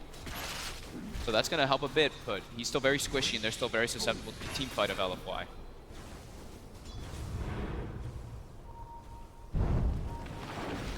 Seeing the build as well from Cuckoo this game is the he's going to phase straight into the Solar Crest, right? That's the build we saw Matu doing, just the sheer damage that you can do with the Spiderlings. You can not only increase your farm rate, it gives you mana regen, it's just a really good item choice. I mean, absolutely. If he gets himself on either Arfu or TDC, very little they can do to keep him alive. I mean, we're going to see him make a bit of a go now. Just ready with the Medallion and the Spiders, bringing Arfu down very quickly. Reluctant to commit, though. Yeah, a little scared about fighting around this tier 1 tower towards the mid lane. At the moment, members of LFY closer towards that top tier 2. Trying to see if they can get the push on there. Monet. The timing is going to be on the Chrono. Yes, back just up in 3 seconds. So they want to try and do something with this Faceless Void. As the Mask of Madness, the build from him by the looks of it, going to be straight into the Maelstrom. And then the Lincoln Sphere. And they'll go for this here. Pushing in on the top lane. Again, another very tricky hold for TNC to even try and attempt against this Chronosphere. So by the looks of it, they will just let it go. But this is scary now. LFY 16 minutes in, really getting some traction, taking these objectives. And TNC not finding towers in return. Definitely the biggest trade-off being the fact they're getting farmed. Oh, they actually... For the Nago now. Yeah, Arfu whipping the combo there. Looks like he went for the Blind Torrent boat. Didn't quite have the X-Mark backup to make the play in terms of control. But yeah, this is the thing. TNC all in all, the trade is that they are getting this farm on Raven. He has got that relic. He's halfway through the recipe gold. They're going to make an attempt on Super, but I don't know if they get away with this. He's They're going in with the super Epicenter. They cannot kill this man. Backup is there now in the form of Arthur in Flame. And they're just going to look to turn. The dust is out onto Tim's. He's sprouted up. Can't get himself out of this one. He's got the Power Strike. Super continue to move forward. A couple of Quill Sprays will do it. No, just the one actually. Super bursts him down. That's their lasso and their epicenter committal to. That's their big team fight / pickoff heroes, and they barely even drop him below half-life. Definitely a mistake for TNC to try and make that play. They can't afford to do that, especially that close to a tier 2 tower. And making these mistakes is super crucial. Like these mistakes is what costs you the game. Where Nature's Prophet is able to claim a tier 2, the Void is just farming in all the meanwhile. They need to get kills in with those type of double ult middles. Super now looking for Sam H, actually forces him just to TP out bottom. Cuckoo again. Comes on to Monet. You see the itemization coming out from LFY. Monet just goes for them. Jumps in. Absolutely no messing around, and with the Ice Blast coming through as well as the big old shark, there's no hope for Cuckoo. And TNC may be losing their cool a little bit here as LFY are getting some very easy pickoffs. Still only a slight lead for them, but still LFY is looking really strong with their 5-man. There is that radiance though. So it's all about how much TNC can rely on the core Naga Siren to pull them through this game. Bottom lane looks like they're going for Sam H here. With the Wrath of Nature, the X-Play coming out, Sam H is in deep trouble here. Again, this combo from Arfu. And it's going to lead into a tower as well. Maybe even more with Inflame in the neighborhood. Yeah, maybe they go for 2 here. They could. There is a sleep that is still up though, so maybe they're a little bit afraid of that because they don't have Chrono. But they want to at least threaten a bit, force some reaction. Link Dagger now picked up by Tims, so they do have that extra potential to jump in and maybe even jump around Super, get to the back lines. As Super at the moment is not the target you want to be going on. Well, look how far back they are. They're already prepared. The Illusion is kind of scouting out the AA, so they're trying to commit here for it. Maybe they can force all the TPs and try to isolate Super, but no, it's getting too far away at this point now.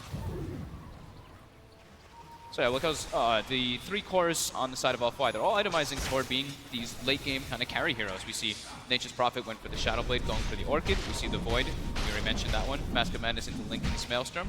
He's the one Void, of course. And then we see Super. Got the Radiance queued up. Yep. That's going to be the big one to kind of match. Top lane, they do manage to find one, and they have the Epicenter on the lasso, but he's still going to get the chance to walk out. That's twice now, the lasso on Epicenter. It's not enough to take down TNC's cores. It really isn't. Or Alpha-wise, yeah. It's going to be spotted out there again. They've got the X-Mark drop back. Actually, off, doesn't miss. It doesn't hit again. The timing there. Not quite there with the combo this time around, Arfu, and that is going to mean that Cuckoo gets away with his life intact. Did have 1437 in the neighborhood, so maybe even if they got the trap, he would have been there with a false promise save, but still. Rare mistakes coming out from both Afu and from Tims this game.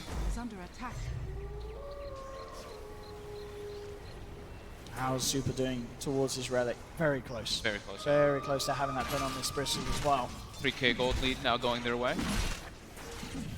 Definitely still with the edge of this game, and definitely still the issue being that we're seeing Super and Monet being attempted upon with these ganks, these takedowns, but unable to get caught. That's pre-Lincoln's. Can't quite do it. That's pre-Lincoln's Void, and they can't even bring him down. When he's got Lincoln's, I don't see how they actually get him unless they've got like 3 or 4 hero committal.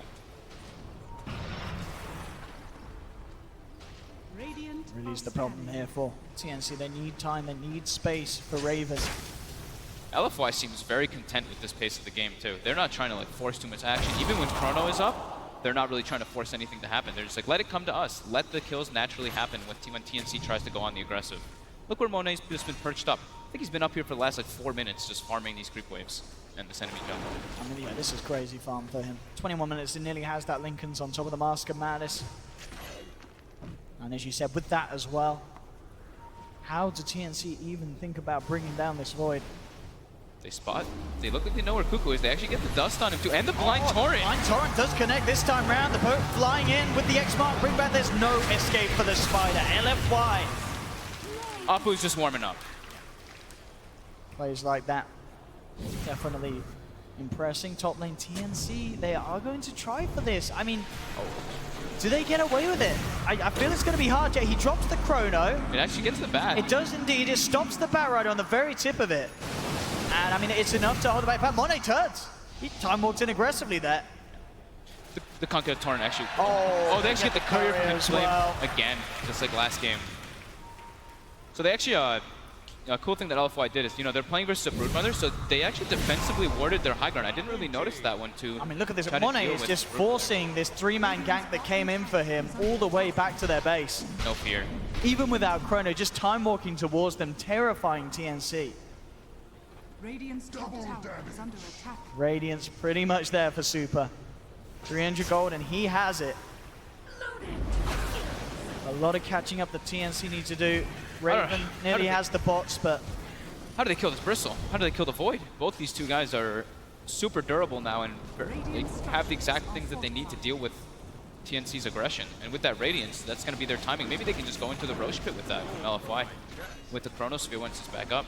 TNC are trying to make a move again towards this mid lane. Inflame has a double damage as well. Just a few seconds left on it though. Doesn't look like he will get the chance to make use of it. TNC not quite jumping in. And Inflame up top, wow. Sees Raven. Raven looks to get himself out of the tree line. Stamage with the instant TP and the sleep coming out. I'm going to look to try and punish Inflame. Do they ever reveal though? He's got a Shadow Blade. I don't think they ever reveal. He's gone. Oh dear, oh dear. LFY. But they seem to kind of know he's here. Okay, good. Gets the TP out. Bit scary, but this not having Dust, not having anyone, not having either of those heroes with the reveal picked up there. Not feeling like the TNC that we saw in game 1. No, definitely not. And he's had the Shadow Blade for quite a long time, so. Maybe it's the draft, maybe it's just the flow of the game. I mean, LFY themselves, this decision to have Super on the Bristle has definitely worked out massively. Monet up top. They know Raven's got no sleep top too. This there with the Sprout cut down. That should buy time for Monet to close the gap, and indeed drops the Chrono. Ice Blast coming in. They do have a false promise. Do they have the heal to offset it though? He's still going to have that debuff on him, so he can't quite heal all the way up. We'll see if he pops. Oh, he can maybe save, yeah, with that Fate's Edict blocking the magic damage. Raven will be kept alive. So they do manage to protect their Naga, which is, you know, TNC have to do everything in their power to make sure that Raven doesn't get bullied now, as he really is their only hope of having this strong core that can take them to the later portions of the game. Looking for the Torrent again. He gets the dust off now, and Kuka looks to be in a lot of trouble. The X-Mark into the boat. LFY, Monet, Super, Inflame surrounding the Spider, taking another down. 5k gold lead now for LFY. TNC are smoked up. They were looking to try to get on the aggressive play here instantly when the Chrono was down, but just slightly too late. They're trying to position now around Raven, but in goes LFY into that Roche Pit, and there is no way that TNC can contest this one. They are drawing the lines though, but it's going to die way too fast. It's a completed Orchid on Inflame as well. And indeed, the Roshan's going to be gone. LFY claim the Aegis into the hands of Super. I mean, we've already seen how they struggled to kill him once. Killing him twice, definitely an impossible affair that TNC are going to be forced to try and tackle somehow once LFY start pushing down the lanes. LFY plays super well around the Nature's Prophet. Just the way that he split pushes and always helps them like take fights on their own accord. It's amazing. Like they always have two lanes pretty much pushed in, even though TNC does have good ways to kind of react for it. They have good heroes to kind of force the lanes out with the Naga and with the Sanking, but every time Sanking shows, they know that the gank's not happening, and then Inflame just goes back top and continues that push up. So it's really hard for TNC to find those opportunities. And also, they can't group up either because of the nature of their lineup. They have a Broodmother, they have a Naga Siren. They can't team fight versus LFY. They need to find number advantages in those instances. Now making this long smoke movement up towards the top lane, trying to catch off Inflame. So if they get away with this, I mean, he's still got the Shadow Blade. Of course, to still TP his way out. They are getting close. Inflame is sticking around. They've got reveal they have got the reveal this time indeed. Jump forward with the dust, lasso. They'll hold him back. That's a very, very much needed kill here for TNC as they finally catch out the Nature's Prophet. Heavy committal though. They commit 3 heroes up there with the smoke, and in the meanwhile, Bristleback's farming bottom, Void's farming mid. And speaking of which, LFY are also smoked up, looking for a play. We do have the Aether Lens as well picked up on Afu, so he does have that extra cast range for his spells. So he can cast the Torrent and the X. The Torrent, you can actually cancel majority of the... Oh, Cuckoo, he is going to walk into the 3 of them there. He does do have the detection, they dust him up, and with the freeze connect, they will come with the Burrow Strike, but indeed the Link has been blocking the Burrow Strike. Monet will survive and still be able to get the kill. They're gonna lose a second. Tim's saved there just in time by the false promise. 1437 trying to allow Tim's to get out of there, but 1437 will pay with his life. Tim's up to the high ground with the Burrow Strike. Oh, 20 HP! Survive. Can't believe he survived there.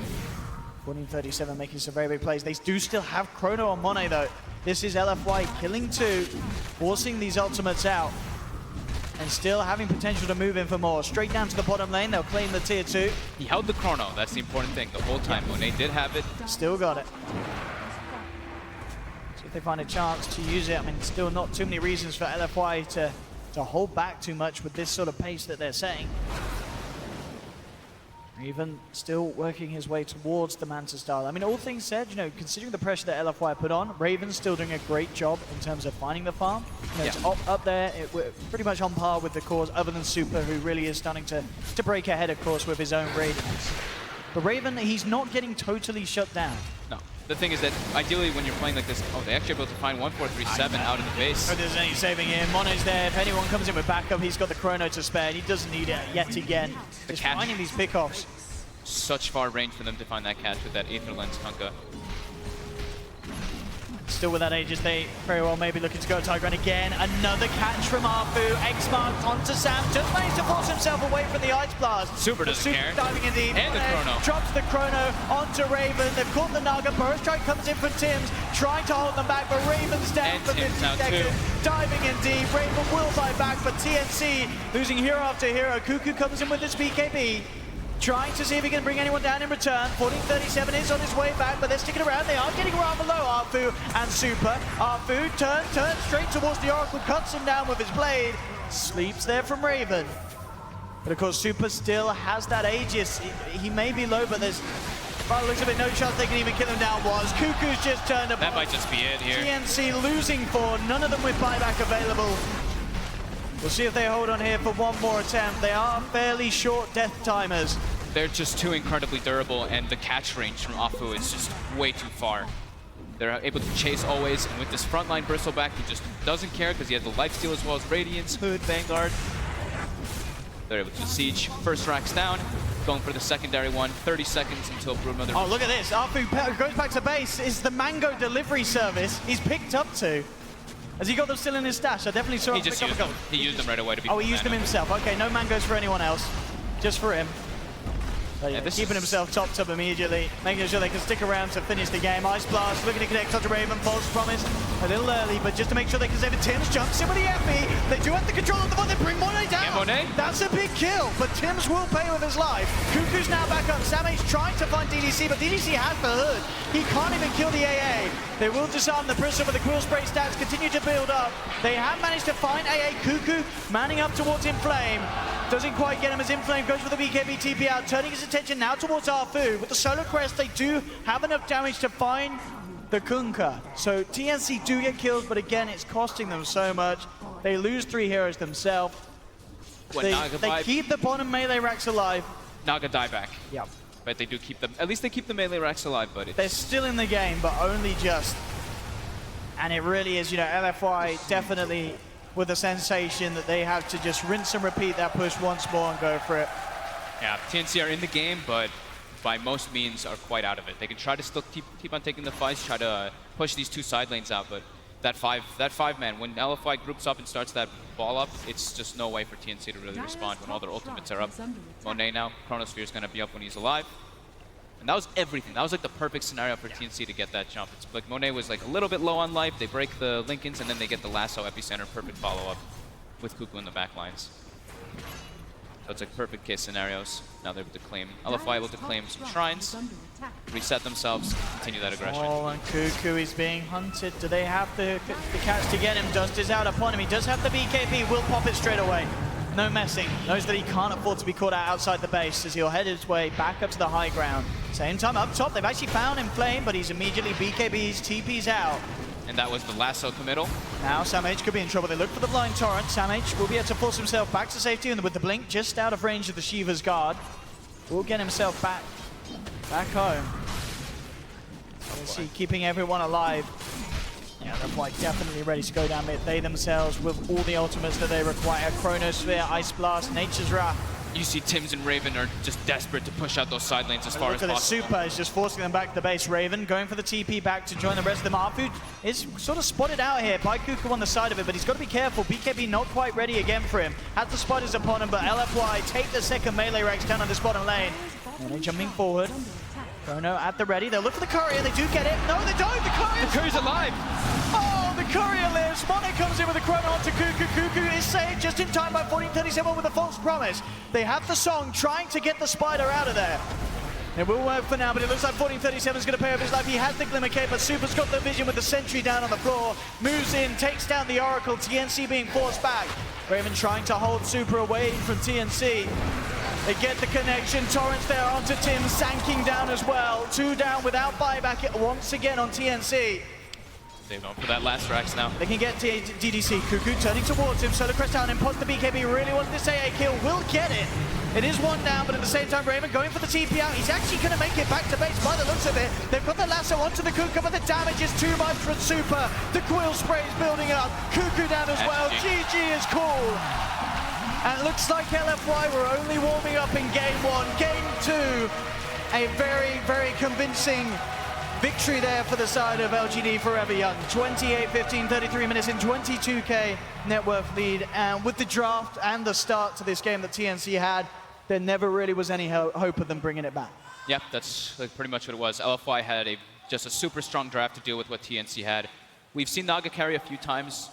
Sometimes it's worked, sometimes it hasn't. It's definitely a little bit on the weaker side. You have to have a lot of way to make space for it. They also picked the Oracle a bit early without like some direct counter. It was great versus the Kunkka, but that's kind of it. The Chronosphere just was way too much of a problem. And Inflame on the Nature's Prophet. Absolutely. I think this is something you guys have to start banning versus these guys. It really has got to be thought about in the first phase of drafting. It really does seem. And Super as well. Turning up, and this is a guy that everyone says, oh, he plays Dragon Knight, plays Death Prophet. Turning up, game 1, pulls out an incredible puck performance. Gets the bristle back, and again, blows us away. Absolutely star-studded game for them all. I just love how well they work with the Wrath of Nature. That's the big thing for me. It's like as soon as he hits level 6, they're always just already running at somebody, making that aggression happen. They always get like 1 or 2 kills as soon as Furion hits 6. So I would say that hero might be one of the ones to look out for LFY for future teams that are playing against them. Absolutely. LFY are able to therefore continue their run here in the upper bracket. TNC knocked down to the lower. Game 1, TNC certainly gave it their all, but yeah, game 2, definitely the LFY that we sort of expected to turn up off the back of the performances here at the group stages. This TI7 smiles all around. They'll be prepared to move on for more. I mean, TNC had a great first game, so that's the one thing. They can't look at this and be like, man, we played really poorly. That's not the truth at all. They had an incredibly good start, and this one was just really difficult for them to do. So they tried their hardest, but yeah, LFY just 1 step ahead for sure. Absolutely. Well, we're going to head back to apparently a bit of a change-up. We've apparently got Machine on the panel, so we'll head back to you, Alex. Thank you so much. Yes, indeed, Owen. I'm hanging out here. They've taken me into the sun, and I have an opportunity to talk to some experts. In fact, I'm joined by a fresh face as well. Not only me, we have Misery joining us, alongside, of course, Ake and PPD. Guys, we get to be outside and we're video gamers. How are you feeling about this, Pierre? It's super nice out in Seattle right now. I'm happy to be outside finally. It's lovely. There's there's a beautiful fountain. People are playing. We've got the game behind us. Fans get to kind of top up on their tan. And I heard that you have been topping up on your tan as well, actually. Word on the street is you've been a bit of a party animal. Where have you been up? What have you been up to? I saw pictures. I just got in from Ibiza, actually, yesterday. Why are you calling it Ibiza? Ibiza. Ibiza. Is it just the UK that does that? Yeah, it's just the UK. Okay. I haven't heard that. Okay. So I thought I pronounced the Z wrong, but no, it was like the whole. Okay, what about Sweden? Do you have my back? Ibiza? I was gonna say Ibiza, but okay. I'm not the best at English, so apparently I said melee instead of. No, I said melee instead of melee. Oh, God. People get upset about the most ridiculous things. I am, however, not upset about that. Very sorry about that. Very sorry. Dude, I respect the bow tie. I respect it a lot. But we have got some Dota to talk about as well. Now, of course, LFY have taken the win, and they've kind of replicated the success that they had coming into the group stage. Now, Misery, how much of that group stage did you catch? I imagine you kind of just caught the tail end of it. I started watching a bit, yeah. I mean, I didn't catch all the games, of course, but I followed through. But anyways, TNC are going to be falling into that lower bracket now, okay? I mean, this was kind of the expectations you set in that pre-match with Shaw. For sure, and now we're going to get the OG versus TNC game. I was trying to avoid it just for a moment, but I guess it's kind of is going to be the direct storyline from this, right, Peter? I mean, that's what TI is all about, making storylines and us, hyping them up and making them interesting for everybody to watch. So I think just before we do investigate that, because it is a wonderful story to tell, I think the question has to be simply, TNC going to the lower bracket, was it in the way in which you expected? Was there more resistance than perhaps anticipated, or was that just another day in the office for LFY? I think 1437, like I was saying on the panel earlier, very clever, very smart drafter. He came into this series with some strategies in mind. Game 2 was a little weird for me, but Game 1 I really loved that last pick. Alchemist almost caught them off guard. However, like I've been saying, LFY is the team to beat at this tournament. I think they are fantastic, and I think they've got a really bright tournament ahead of them. Okay, I mean, now, I'm interested. LFY, we've heard from Jack himself saying the Chinese scene underestimated them. We've heard from the panelists, you guys perhaps weren't expecting it. Even in the group stage, their result was unexpected. What about you? I mean, have you had a chance to play against this team in this form? I didn't play against LFY. I played against Newbee quite recently, and I was surprised how patient they were. Like, we were up all 3 games quite by like 10k gold or something like that, and they just stuck in their base, and they just eventually smoked on us and killed us. Kind of like we saw yesterday when they beat EG. It was very similar, and I don't think you're used to playing against such a patient team. It does catch you off guard. Okay. Is that a word that you would use, Ake, patient, to summarize LFY as well as Newbee? I think that goes for most of the teams from China. They are very patient and very hard to play against because, as Mystery said, even though you're up like 10k or even 20k, you never know if you actually won the game. They can do something crazy, like go around and smoke, or just, I don't know. We saw that one game that was like that 2-hour game with Empire and another Chinese 128 team. minutes, yeah. And it was actually whoever decided to push first was going to lose, and China was like, we'll do this all day. I'm just going to stay in the base. Empire pushed, they lost. Yeah. Brutal. And I mean, we should stop talking about patience because poor Kevin has been waiting. I've got an urge for Purge. Let's check in with him to get a bit of a deeper breakdown. Hey guys, how's it going? Hope it's nice in the sun. Still inside over here, unfortunately, but we can talk a little bit about the last game, just some things to touch on. The Broodmother last pick was a bit of a nice change-up, really lacking on AoE on LFY side. They're basically limited until they had Kunkka, especially with his ultimate, and as well as Superhero with the Bristleback. So I took a little bit of a look into the laning stage just to see if TNC got full value out of the Brood. And LFY played it really effectively. They laned initially as Prophet against the Broodmother, which is really effective because you have so many physical damage dealers. And it isn't until a couple levels later when Brood actually has more points in his Spawn Spiderling skill that he can actually lane effectively. And at that point, they pretty much rotated the lanes. So the reason that you saw this sort of migrating Broodmother throughout the game is because every time that the Bristleback would come to match up against him, he doesn't want that matchup. He would be forced to go somewhere else, and it hurts his efficiency a little bit. And in the meantime, LFY is still farming all over the place. And in fact, if you take a little look down here, we can actually see the Bristleback rotating over just on time. The Prophet leaves the lane, goes to gank somewhere else, and then that basically forces the Brood to rotate. And he did get some good things done. They had a lot of webs in the mid lane. He got a couple kills. He ended up 3-1. And that was really good for the scope of the game. But we didn't feel like a really huge, overwhelming pressure. I mean, this is 17 minutes in, and he's just taking the Tier 1 tower mid. And didn't really have a lot of success in the other lanes, other than making it hard for him to farm like this. Faces Void has to leave the lane. Can't just sit here and get last hits until his allies come. But really what we just kind of saw was every team fight was just so hard for TNC to win. They didn't quite get the Nagasaran in the place that they needed for this to go really easily. And almost every time that they actually saw the Broodmother, they just committed a Chronosphere to him to guarantee the kill. And when that's kind of the case for your Broodmother and you die multiple times and there's spiders to kill, you just can't affect the game in a good way, and they ended up losing.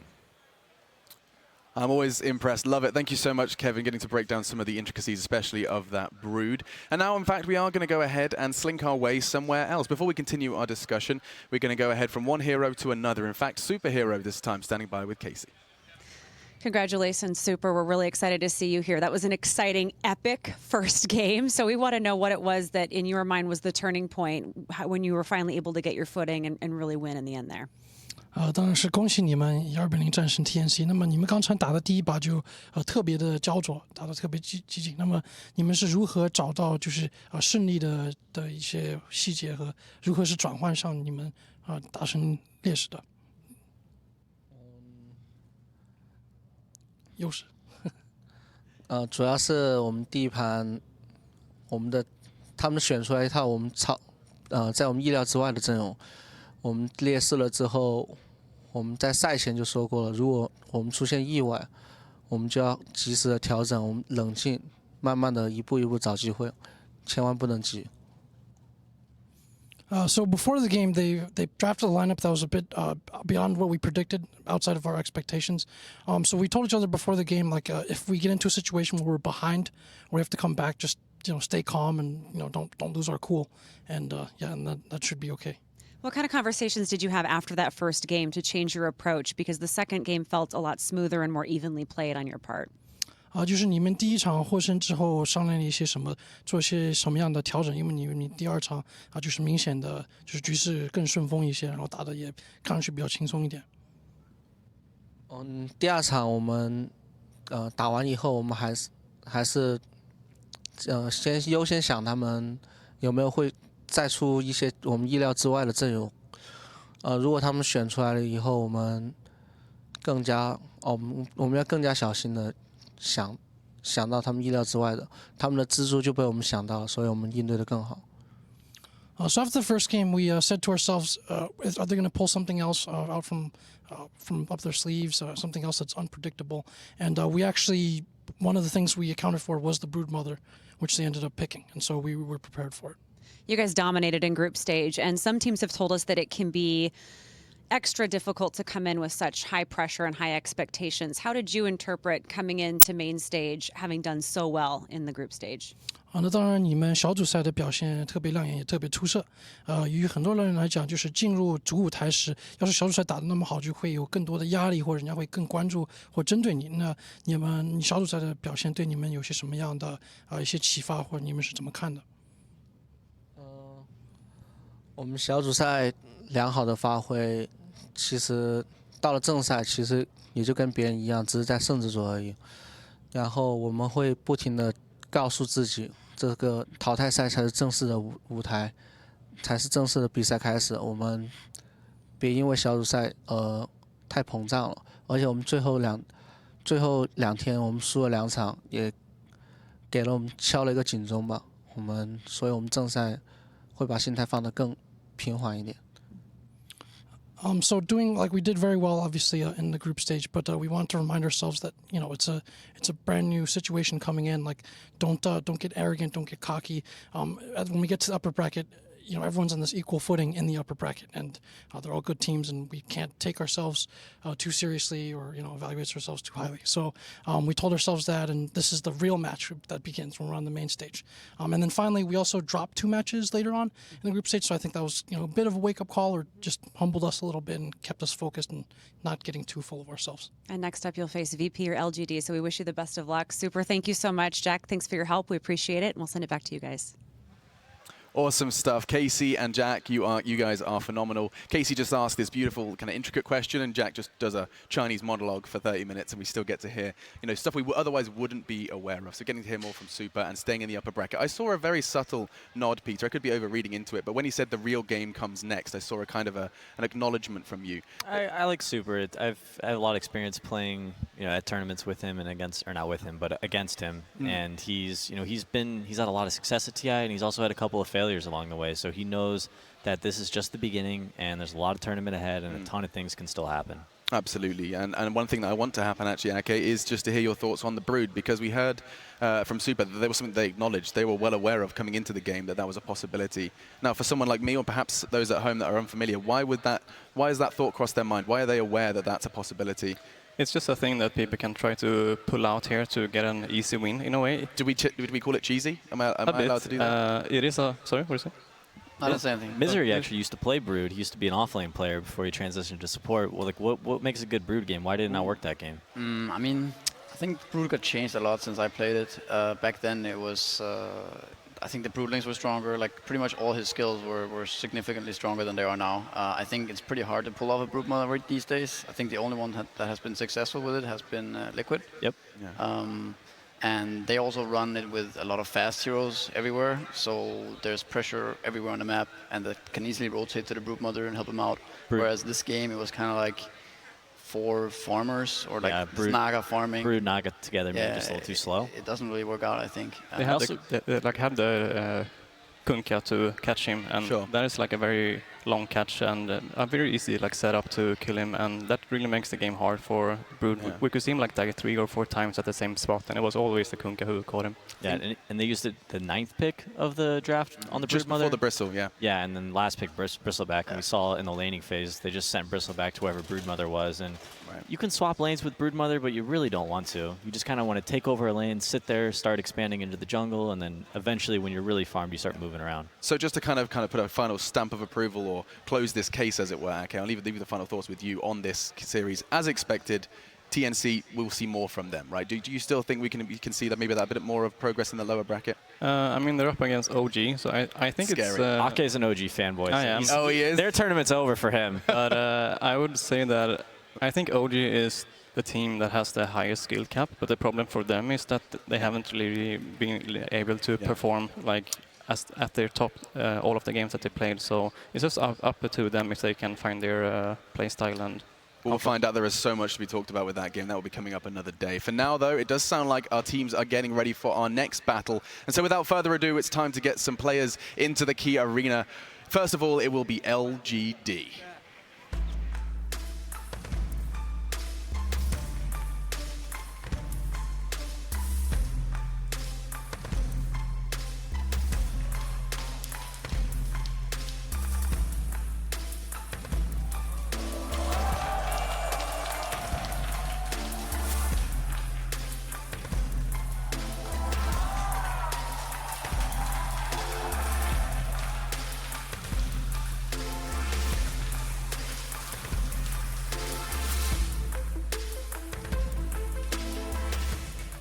LGD Gaming, a name that has seen podium finishes here in the International East in the history books, but no Aegis. And so now they prepare themselves for another battle. Still in the upper bracket, still fighting the good fight. And on the other side of things, it is time to once again introduce Virtus.Pro, fan favorites, and representing the CIS.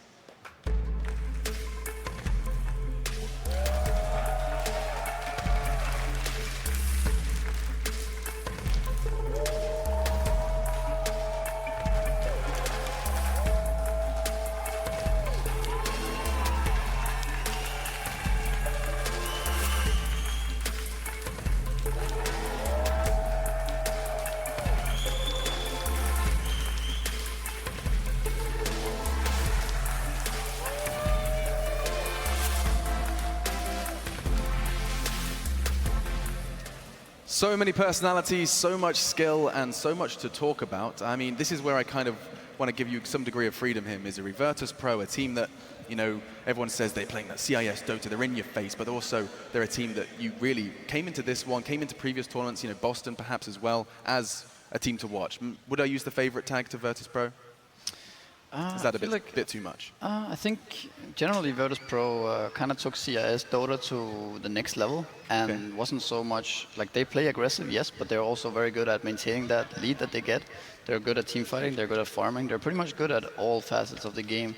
Whereas some of the things that CIS have struggled with in the past perhaps is to like continuously like build the lead and then finishing the game. I think yeah, VP, they might be the last hope, like true hope for the upper bracket of the Western Dota. One of the most stable teams throughout the scene. They've really, the emergence of Solo as a captain in the CIS scene has been impressive to see. He's like very much taken over as that strong leader. He has a very unique perspective on the game. He offers his own unique play style, and the team has had a lot of success. I think people are looking at them as that like Western hope at the current moment. It's all China right now.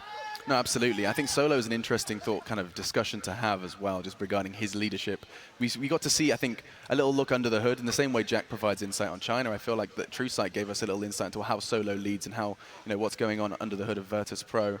What do you make about, you know, Ake? What do you make about kind of Solo's? Did you catch the episode? Did you see the way in which he delivers that information? What's a bit... I didn't really think was that they were that calm and nice in a way. They're... Like, for people that watch them, they think that they are very aggressive and, like, if something goes wrong during the game, that they can't really get back together. But I think that it's been a couple of years since it was in that phase. So I think They're a calm and collected team, even though they're very aggressive and like to dive towers. It's just their like play style. Absolutely, but I think that we can definitely learn more about Virtus.Pro. We actually have an opportunity to do so now. So let's learn more about the boys of Virtus.Pro. Фу. Наконец-то мы приехали. Добрый вечер. Добрый вечер. Добрый вечер. Что мы будем у вас тут делать? Вы будете проходить квест, это называется искусственный интеллект. Все готово? Да. Что, Леха, открывай консоль, пиши там это. О, я посерединке. Спасибо. Надеюсь, увидимся. Ребят, смотрите. Смотрели фильм «Я робот»? Читаю. Обнаружить и загрузить вирус в центральную систему до того, как MIA проникнет во все системы жизнеобеспечения человечества. Торопитесь, у вас есть всего 1 час. Для начала обратитесь за помощью к личному роботу создателя. Ну... Руку вставь, руку вставь. Я не думаю, что... О, смотрите, доказали. Смотрите, смотрите. Тут по 5. Вот тут вот по 5. И в каждом доме по 5. Надо выбрать какой-то дом, наверное, определенный. А, ну да.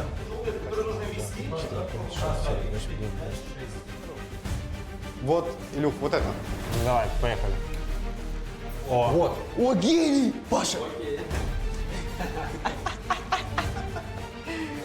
10, 11, 12, 13, 14, 15, 16. Вот она получается, то есть она вторая. Вторая справа. Самая крайняя. Ой, какие у меня умницы! Ну вот эта штука должна открыться, понимаете? Она откроется, если... Я ее переложил просто сюда, она открылась. Парни, вы что? А может прям в экран ставить? Вот это ведь штрих-код. А вот это похоже на сканер штрих-кода. О, работает. Вот этот рабочий, Лёв. Нормально. Это, ну смотрите, куда их вставлять. Типа, все, ладно, старый, давай, игра на тебе. На твоем статик-шнурбе.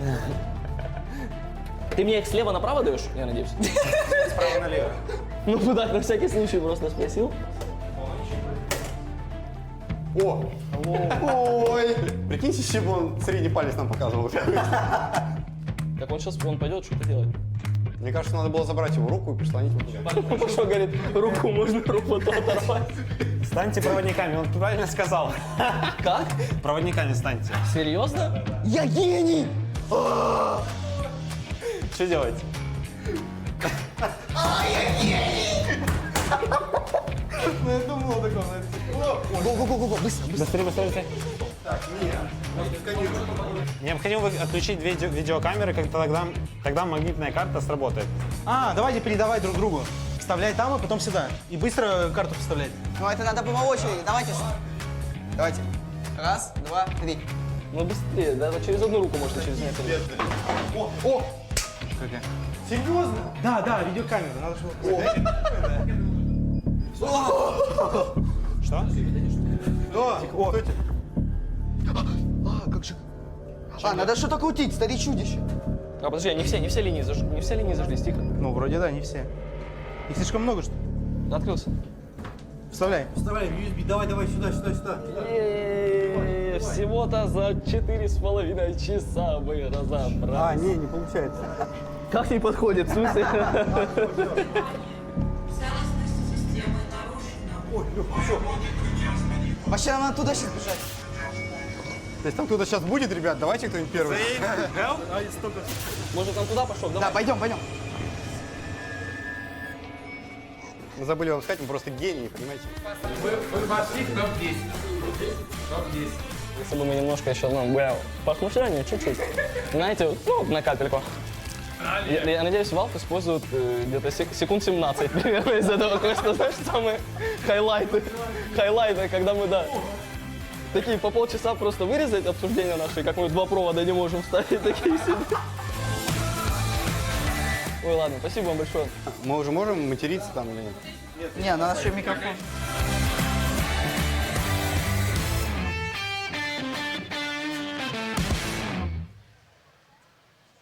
It's hard not to love them. Virtus.Pro with some Blair Witch level type stuff. That's what's going on there. And you can see that Ramsey said himself, Pierre, he's a genius. That was quite the escape room. I'm trying to picture EG getting through that. I don't think it's possible.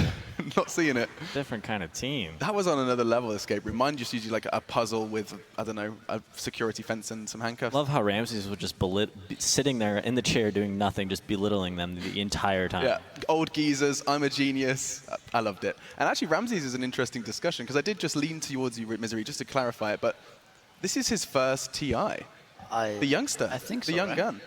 Definitely his first TI. I think TI5, he didn't quite get through the qualifier, and this is him on the main stage. And actually, we're going to have to cut this discussion short, because it sounds like they're ready to go. We can go ahead and kick this game off. It's time to see what Virtus.Pro can do versus LGD. LGD versus Virtus.Pro. Game 1. All right, get your thinking caps on. It is time for the draft. A best of 3 between Virtus.Pro and LGD Gaming. VP not only representing for themselves, but also battling to try and see what they can do versus the titans of LGD. You can see that both teams here did their homework. Virtus.Pro is banning the mag, which 11 has been playing a lot of games. And LGD bans the Darkseer that Pasha has been playing a lot. It's kind of interesting how Virtus.Pro actually used to favor the Magnus like a lot back in Kiev Major and like in the past a lot, and now they're banning it themselves. It's worked really well with their team, especially because Ramses is such a draw to these like melee heroes who benefit from cleave. We see him like his best heroes like Ursa. Sure. And Ursa with Empower can actually keep up and farm and be effective in the late game. And in regards to just taking that Seer away from VP, is that just, would you describe that as Virtus.Pro comfort territory? That's just where they fall back to if things aren't going to plan? I've seen a lot of Darkseer and Sven from them throughout this tournament. One of the few teams to make Darkseer really work well. And they actually picked it the first 2 as well, so they're not afraid to just like show what they are going to do, and they can actually make it work as well. Yeah, they're confident in it. You know, they're not afraid of any counters coming out, or they feel like they can ban effectively around it.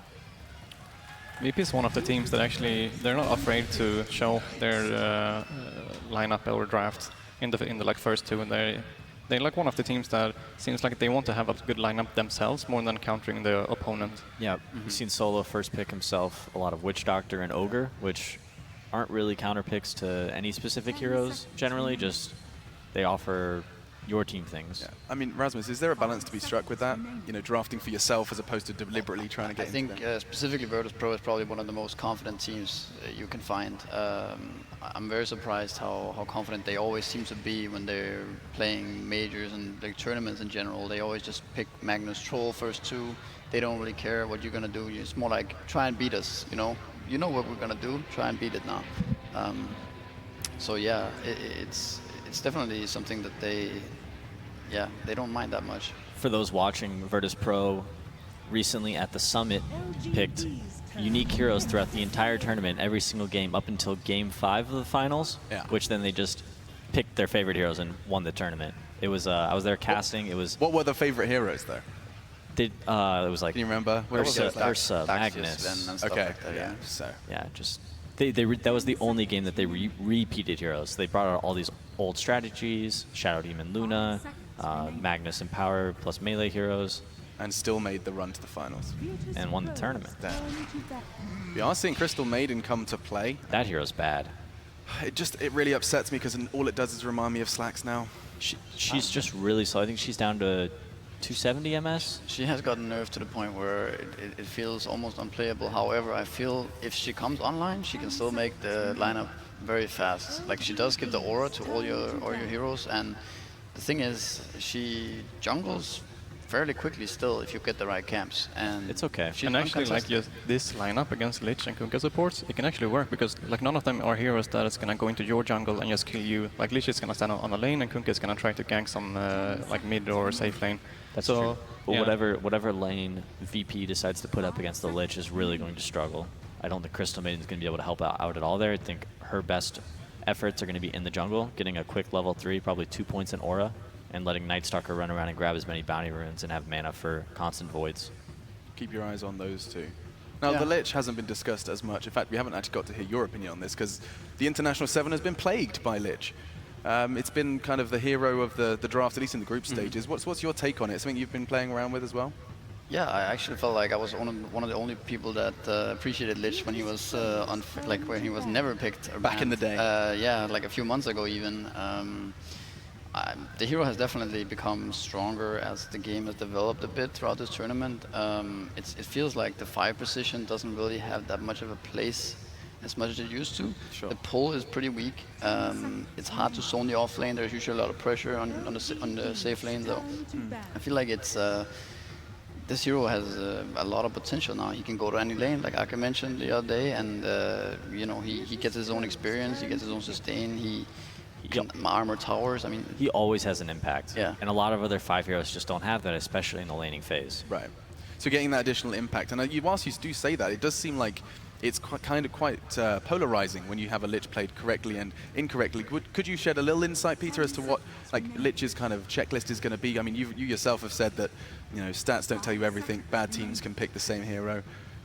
Lich, I mean, we've seen Cloud9, they tried to draft it. They were one of the few to chase the Chinese with it and could not make it work. What does a bad Lich look like in comparison to a good? A bad Lich or a good Lich? Is that a tough question? It's definitely a tough question. Just using the abilities in the right way. Might be more based off the team and how they built around the opponents, I would say, because the ice armor is what's going to make him good in the late game. So if they're up against a lot of physical damage, now they actually pick Sven against it. So now Lich is actually quite good for them. Yeah, we've seen a couple of bad Lich games where the Lich moves around a lot and he chooses the wrong lane to be in. It's, you know, you want to set him up against somebody to slow them down. You know, if you're worried about. He's also an enabler in a sense, right? What do you put with the Lich? There are certain heroes that can be very effective. You put a Centaur with a Lich and give him armor, you know, he's pretty much untouchable there. You can pick a weaker laner. We've seen Morphlings exactly paired up with that Lich. Doom has been picked with Lich as well a lot. Is also why VP is banning it as well in the second phase there. Wow. You've got VP Sven. Talked about that beforehand, and Beastmaster's going to be coming in from LG. That could work as well, I guess. Yeah. Like if he gets a couple of levels to level up the boars, then he can be very annoying. That is very strong for sure. This is a hero that nobody really plays except for LGD, right? Not often picked into Night Stalker, but if you build a Vlad's first and you become this like 5-man pushing hero, you can almost counter what Night Stalker does for your team. I actually remember how like OG back in the day doing like in Frankfurt Major and stuff like that, they actually felt that Beastmaster was kind of the counter's Night Stalker because he did give you some kind of vision, right? And you had the boars to push out the lane, you got your book, you can like rat a bit. Night Stalker doesn't like that with summons. There's a Sven and a CM though to help deal with that Necro book. Yeah, that's true. And you can force towers with him as well with his passive aura. It makes the tower pushes. It's a pretty vague matchup, I think. So you guys are a fan of the pick? I think it could work, but it's not something that I would pick for my team. Let's see what they have planned here, because I think the hero is very versatile overall, and I think it's underappreciated at the moment. That's looking like a Pasha Omni Knight in the off lane. Yeah. Could be an aggro tri-lane, perhaps, to counter out the Lich idea, maybe, and then they put the Omni Knight against the Beastmaster or something like that. Yeah, that'd be a tough lane for him, but Omni Knight, you know, with a little bit of sustain from the heal, could potentially manage the harassment from Lich's Frost Nova in the laning phase. I think they probably don't mind that much putting Omni Knight against just Lich Beastmaster. He's gonna be fine there. He's gonna farm at least, though. But now there's a Troll, which is pretty decent in lane overall, so the aggro tri-lane might not be the best idea. They are gearing up to group up and push against this Night Stalker, I think. I think that's something that Virtus.Pro is lacking a bit, is the team fight. Crystal Maiden offers a little bit, Night Stalker next to none. Sven, he has a hard time getting into fights until he gets a Blink Dagger and a BKB. But even when he does get that BKB, he's still going to be dealing with that roar from Beastmaster. And surely that's something Virtus.Pro would have been aware of. By drafting it first, they knew that that would give the freedom to LGD to build towards that. They knew that that was coming. They knew that Omni Knight was coming? Well, no, they knew that the LGD would try and build to counter that Night Stalker. You've been true. That. 10 seconds. Yeah, so Virtus.Pro trying to get some more team fights so they can actually defend their towers 5 seconds. Mm. with an Omni Knight. And you got Casey and Slacks now. They need some kind of powerful mid hero here, right? They need. Nice. Yeah. Casey and Slacks on Virtus.Pro here. Yeah, they're representing. I think Casey pulled off the facial hair better, right? Slacks is looking a little slim. He lost all the weight, didn't he? He's looking good. He's looking fine. Who could cosplay as Sven? That's the real question. Oh. Talent team. I think Peter, you could rock a Sven. Yeah. Yeah. Maybe it's more like a fly. kind of. Yeah, that's more. Oh yeah, you're right. Let's get Fly kind of thing. A little skinny, I think. We'll get you down the gym. Give Blitz 6 months. He'll be there as well. Jeez, Night Stalker's ripped. It's true. Yeah, him and his blue buddy Sven. Jim.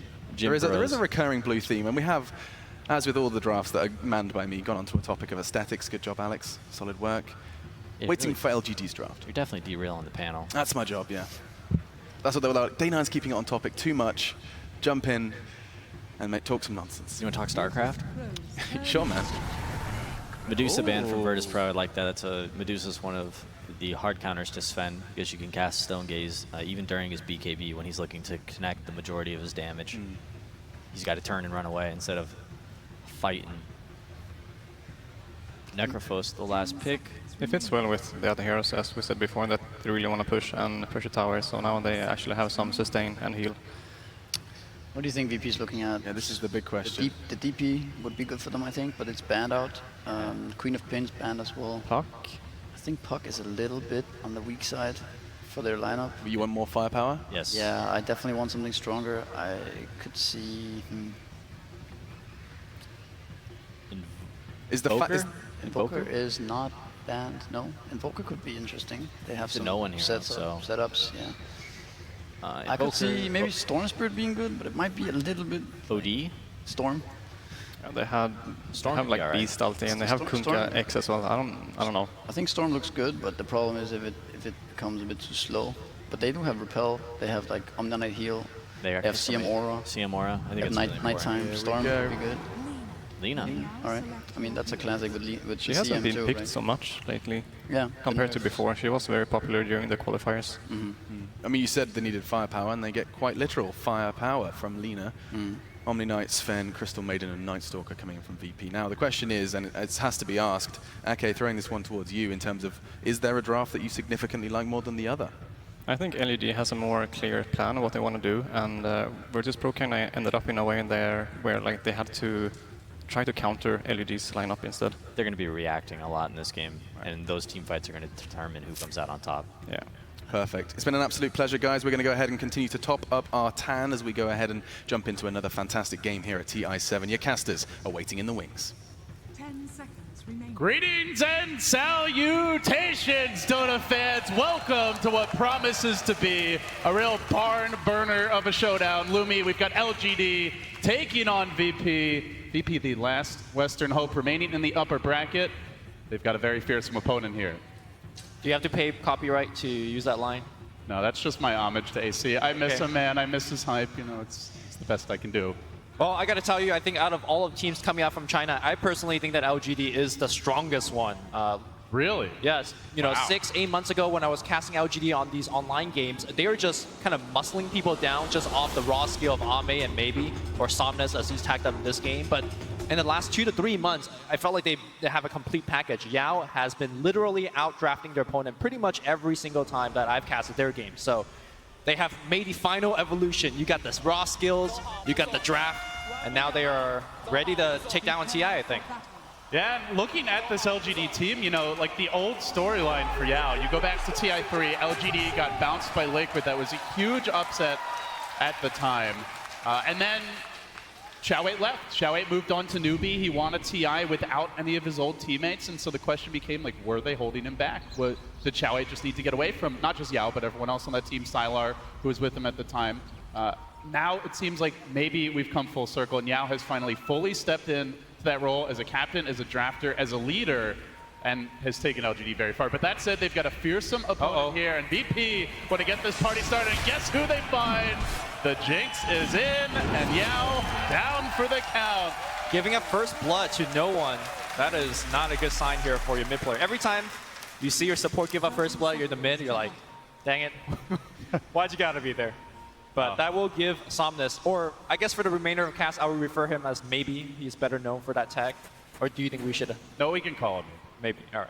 Thank you for giving me the permission, Albie. I appreciate that. I asked his agent. He said it was okay. Cool. Yeah, that does secure him the rune, but still, big, heavy win here for Virtus.Pro. Yeah, early first blood for them, and now I think while we wait for these lanes to unfold, you know, we look at VP's lineup, so much of this game is going to be dictated by Lil on the Night Stalker, and enabled by Solo on the Crystal Maiden. I know the panel mentioned, PPD said it's not a good hero right now. Do you think it can be a good hero this game? Or is it going to be a liability, all game long against what LGD bring to bear?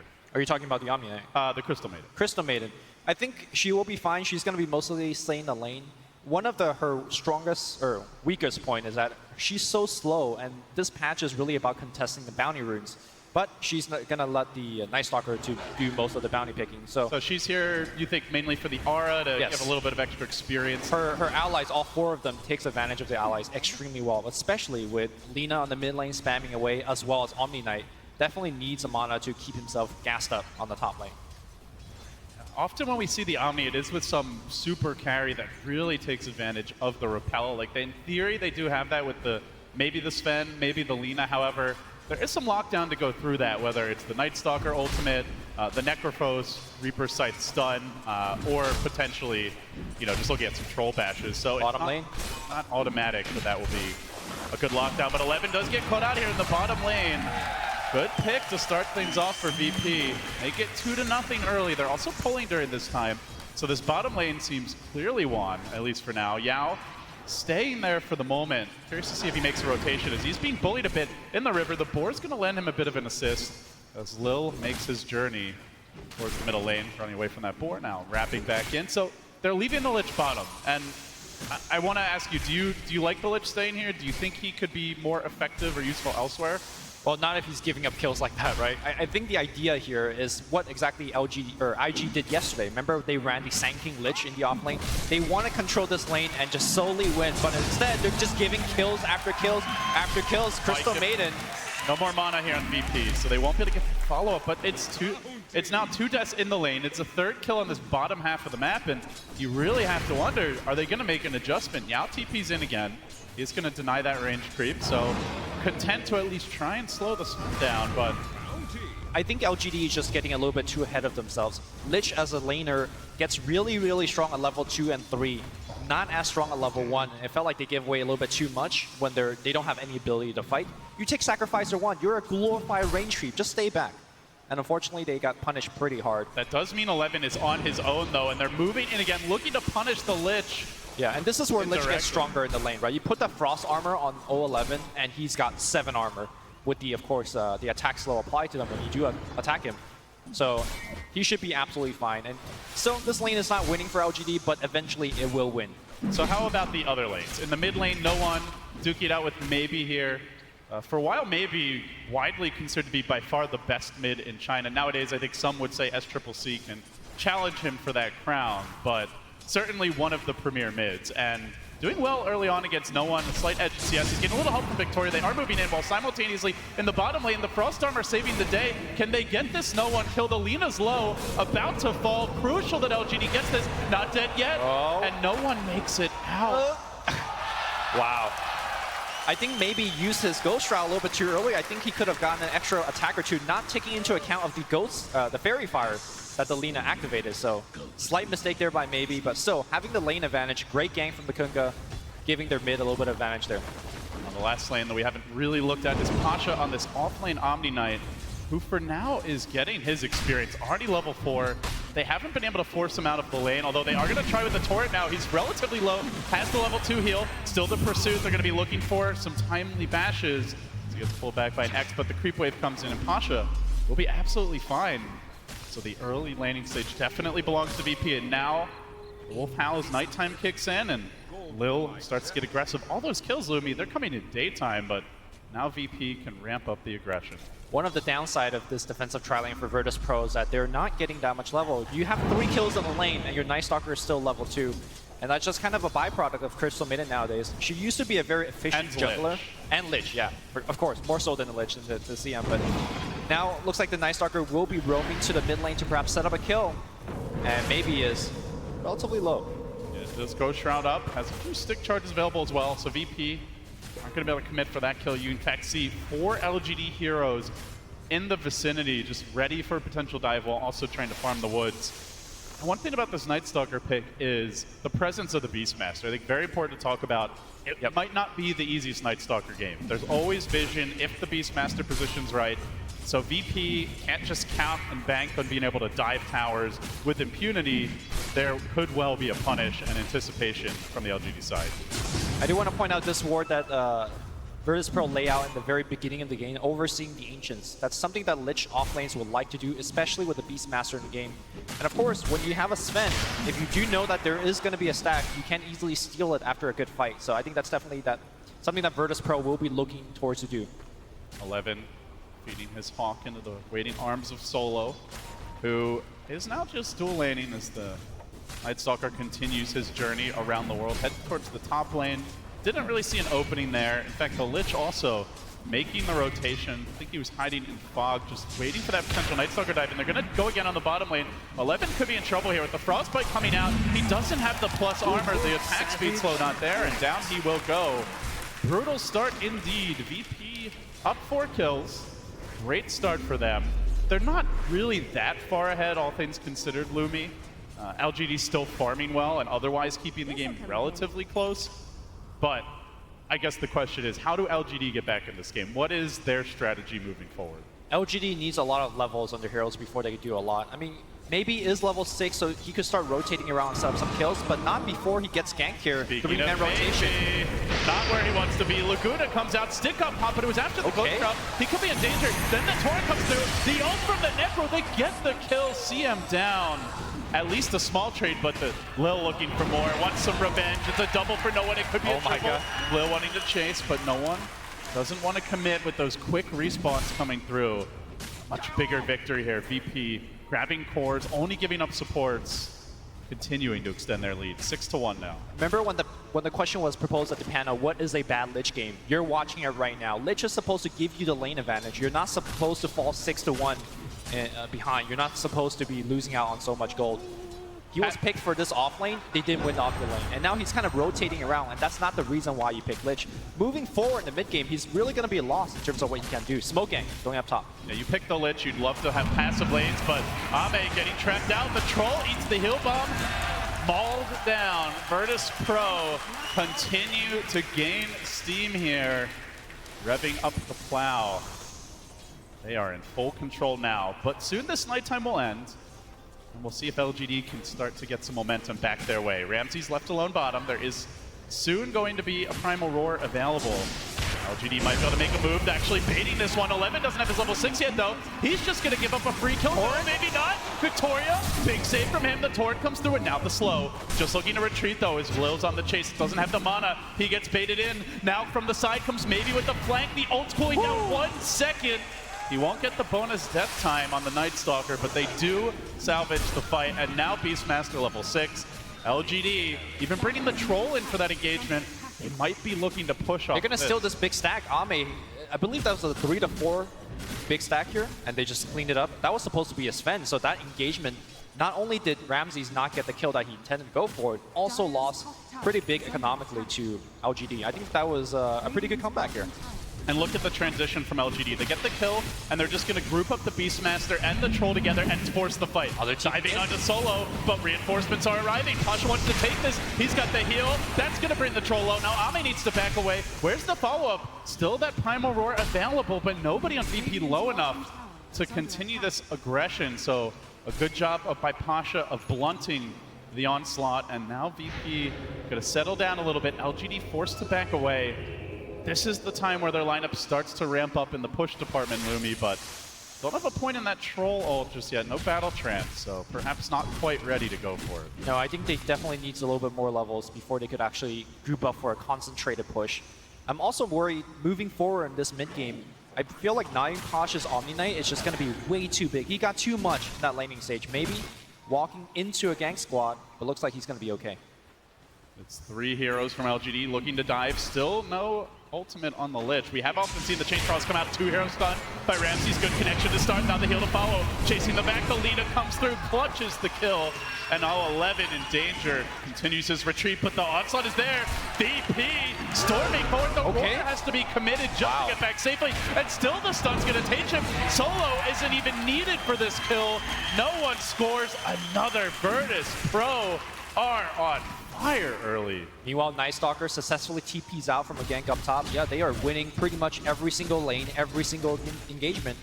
And LGD is a lineup that I think needs to get a little bit more done in the laning stage. I don't think you could just be like, okay, we're going to scale better in late game. LGD does not have that kind of lineup against Alina and Sven.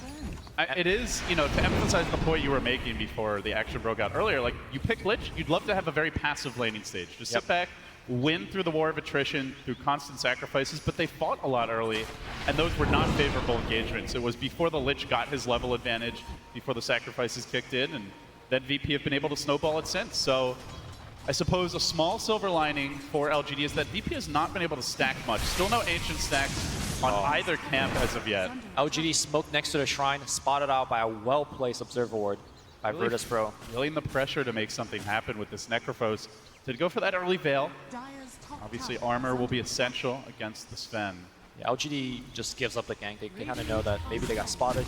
Even a Radiant scan coming in. It's not actually going to detect Victoria, but this might free up the push bottom anyway. With 11's army of boars stacking up, perhaps LGD will commit.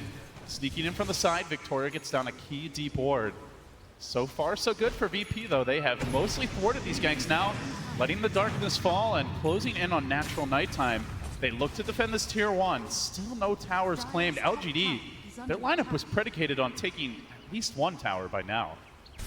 Or at least doing a ton of damage to it, which they have on the bottom side. But I think LGD definitely not happy with how their early game going. I think, critically speaking, look at Victoria's level. He's level 5. He's trying to smoke around with his team and set up kills, but without the Ghost Ship, I don't think they have enough damage to really kind of put people low enough for that Reaper. Scythe maybe has really even given up ganking with the team. He says, look, I need to get level 12. I'm going to just farm up, and you guys worry about yourself. Thing is, they're so reliant on the Reaper Scythe to complete kills, and you've got an Omni Knight to worry about with a level 3 repel. So the uptime is quite high, and very likely, you know, while you might get the stun, you're unlikely to be able to dish out the damage needed for the kill.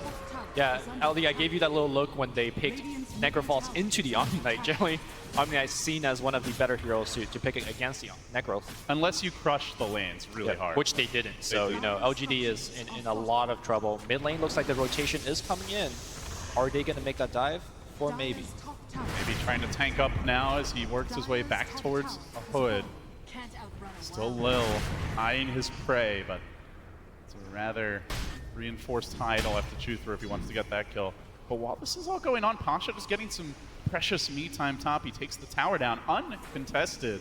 At this rate, we might just see like a straight, you know, Midas or Radiance coming out from Pasha. He's just getting all the farm in the world. And there's no stopping him, at least not right now. Like, the only person that could really kill him is a dual gank of the Beastmaster Roar as well as the Reaper Scythe. Oh yeah. But easy GPM talent. Why not with the start he's had? So what do you think he's going to go for? He's got the Midas queued up. Yeah, he's going for a... I definitely think you go Midas. When you're already this highly leveled, like, you don't... So what about the next item, though? Like, okay, Greaves. Good choice. They do know LGD's 5-man is really strong in mid-game, right? Once you get the key items, like I imagine Necro's going to try to complete a pipe. Do see maybe queuing that up now. Beastmaster, we'll see. For now, appears to be a Solar Crest.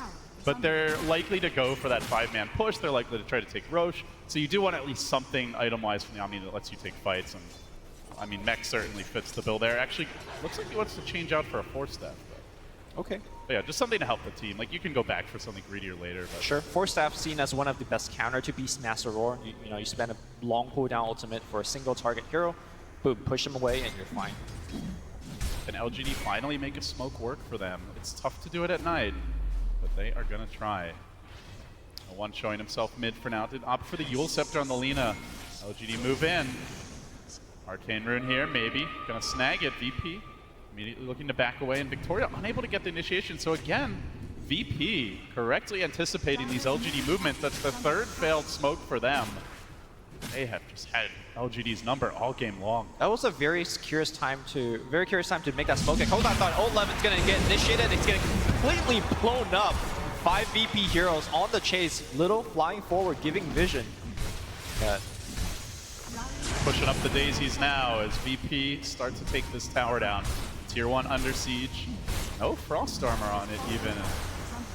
looks like that Lich is afraid to even get near the tower for the time being. So, in fact, the one hero who sticks around could be punished now. The Necropho's caught out. Good stuff coming through from the Centaur. Lil with the micro skills, and now the Chain Frost committed, but the Omni's there to keep them alive. Chain Frost? TP's in. Still the Chain Frost bouncing. Keeps on bouncing. Still no kills. They need more damage. They want Pasha. They will get him. Can they find more on the retreat? Solo, dangerously low. The hero plays from Yao to try and keep his team in this game, but Centaur Stomp is available. Get out of here. Times in a row. Lil with the huge plays going for that early Helm of the Dominator build on the Night Stalker. That was a very poor timing to do the LGD smoke gank, in my opinion, because they did it during nighttime. Like, Night Stalker sees you before you see them. And they did it blind. Like, sometimes we'll see teams smoke at night, but they at least have a ward, or they have some sort of vision advantage to set up for an easy kill. They had one deep into the jungle, into the Radiant jungle, but I don't think that one saw any hero at that time.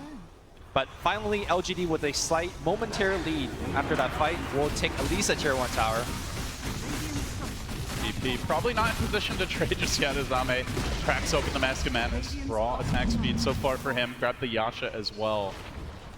It's the least important tower for their strategy though, as they really are a lot about the Roshan, but the Troll, the Beastmaster, heroes that can use the Aegis quite well potentially, like the Necrophos, who offers a lot on a second life. Ramses, by the way, finishing a 4-stack Ancients, being stacked up by that little Centaur. Nice Stalkers. Already grabbed the Oblivion Staff, I believe Echo Saber. But either way, LGD working on this tower now, quickly chewing it down. VP don't want to contest just yet. They are waiting for their next round of items. They want to take a fight where LGD aren't already set up at a tower, so they're going to retreat for the time being. This last minute and a half for LGD has been really good. They desperately need that gold going to some of these key heroes. 11 finishing that Solar Crest allows them to tank quite a bit. I wonder if he's going to go for a Blink BKB or Blink build this game. No one could be in danger here. The Eul's there though is available. Quick Eul's, but the Chain Frost locked in from distance. Roar comes through. Even the Reaper. Gotta love the commitment from Yao there, and they do score the long duration. Look at his respawn time, 66 seconds. Yeah, that's big, and that is the thing about this LGD draft is even from a deficit, they're just so strong in the mid game. But here comes Lil again, hunting Victoria. Oh, Victoria down once more. Lil continues to make plays around the map. 3-1-6 on the Night Stalker. Doing it solo now. So I do want to ask your opinion about the Night Stalker Helm of the Dominator build. Not something that we see too often, but the Centaur has been pretty effective so far. Quite instrumental. We'll talk about it in a moment, but for now, LGD getting run over in the mid lane. A rain of fights coming down as Solo continues to dish out the damage. Even through the Ghost Shroud, they'll slay Ame and maybe both cores down for the count. They didn't have the Beastmaster there. Of course, the Kunkka had only just respawned, and they didn't have the boat available. Costly mistake from LGD, underestimating VP's willingness to take the fight. Yeah, there's no way that Troll Warlord could be in that kind of forward position without having a BKB. Look at how awkward it was as he got kind of pushed into the right side. If he had BKB there, maybe he could sit his ground and fight, but they just got melted. Yeah, he queues it up now. He's definitely going to need it as this game moves along. But he needs both BKB and Diffusal Blade to actually counteract against Guardian Angel. That will be a big threat against them as well. So just a ton of items that LGD need. Unfortunately, they are just too poor. Yeah, they need a ton of items as the game moves along. And, you know, even if you get that BKB, Lina is a very hard hitter with right clicks, assuming she goes for the damage talent. You have Warcry to back you up. You have the Sven right click, so. Other thing I think to keep in mind is they have multiple targets that you really want to roar. Like, those are the two big ones. Maybe you could even make an argument for the Omni Knight so he can't save his teammates. But LGD, they're not frazzled by this bad turn of events. They're still going to try to go for the Roach. They've lost one already. Victoria down. Now Ame's in the pit, but he rushes out, wants to take the fight. Yeah, it's the Chain Frost. He won't get it off, though. VP swarming to the point of attack. It's a Zerg rush from them. Locking down Ame, picking him off. Aegis instantly will be burnt and likely dies again. Stormbolt's pulled down, goes for the Whirling Axes, but surrounded and pounded. VP make it 3 plus an Aegis down.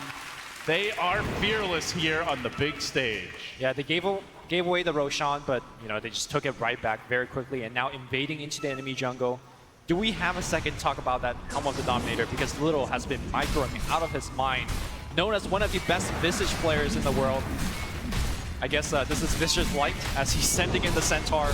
stomping people and extending chain stuns, as well as allowing the Omni Knight to actually have a good healable target in the front line to do that big bomb damage. It can also soak up, a Chain Frost bounce and potentially just drag it away from your team. So that Centaur also has stacked 4 Ancient Camps for his Sven, so... Yeah, so you can basically do what you want to do at nighttime as a Night Stalker, and that's probably the biggest reason. Stay active, constantly pressure, while also still ensuring your economy is robust. So I think that's the most important aspect of it, and then the bonus is whatever it brings to you in an actual fight. Sure. Just 10 attack speed also actually is quite nice for Night Stalker. It does get in quite a bit of right click, especially when he is in a 1v1 situation for support in jungle or something like that. Still prowling about here as LGD starting to feel quite scared. It's a lineup that's meant to group up, take towers early, grab an Aegis, and use that to force objectives, but Lumi, they've gotten only 2 towers, and for their purposes, the least important 2, these 2 bottom tier ones. It's not stopped VP from farming at all. VP's farming the northern half of the map without fear. LGD, if anything, the lineup that wants to be map controlling and playing from ahead is currently playing from a sizable disadvantage. 17-4, down 9k gold. How do they get back in this game? Well, Reaper Scythe is a hell of a spell. When the game goes longer, the respawn timer kind of adds more and more in terms of how effective it is. But I think they're getting closer and closer to a point where VP needs to go up the hill, dive a little bit too deep, and make a big mistake. For now, looks like the 2 teams will trade a tower. LGD does get the mid-tier 1, but here comes the backstab.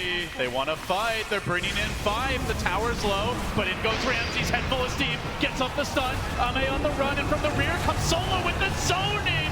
Ultimate Meet the Frost as he brings down 3 with the help of his team.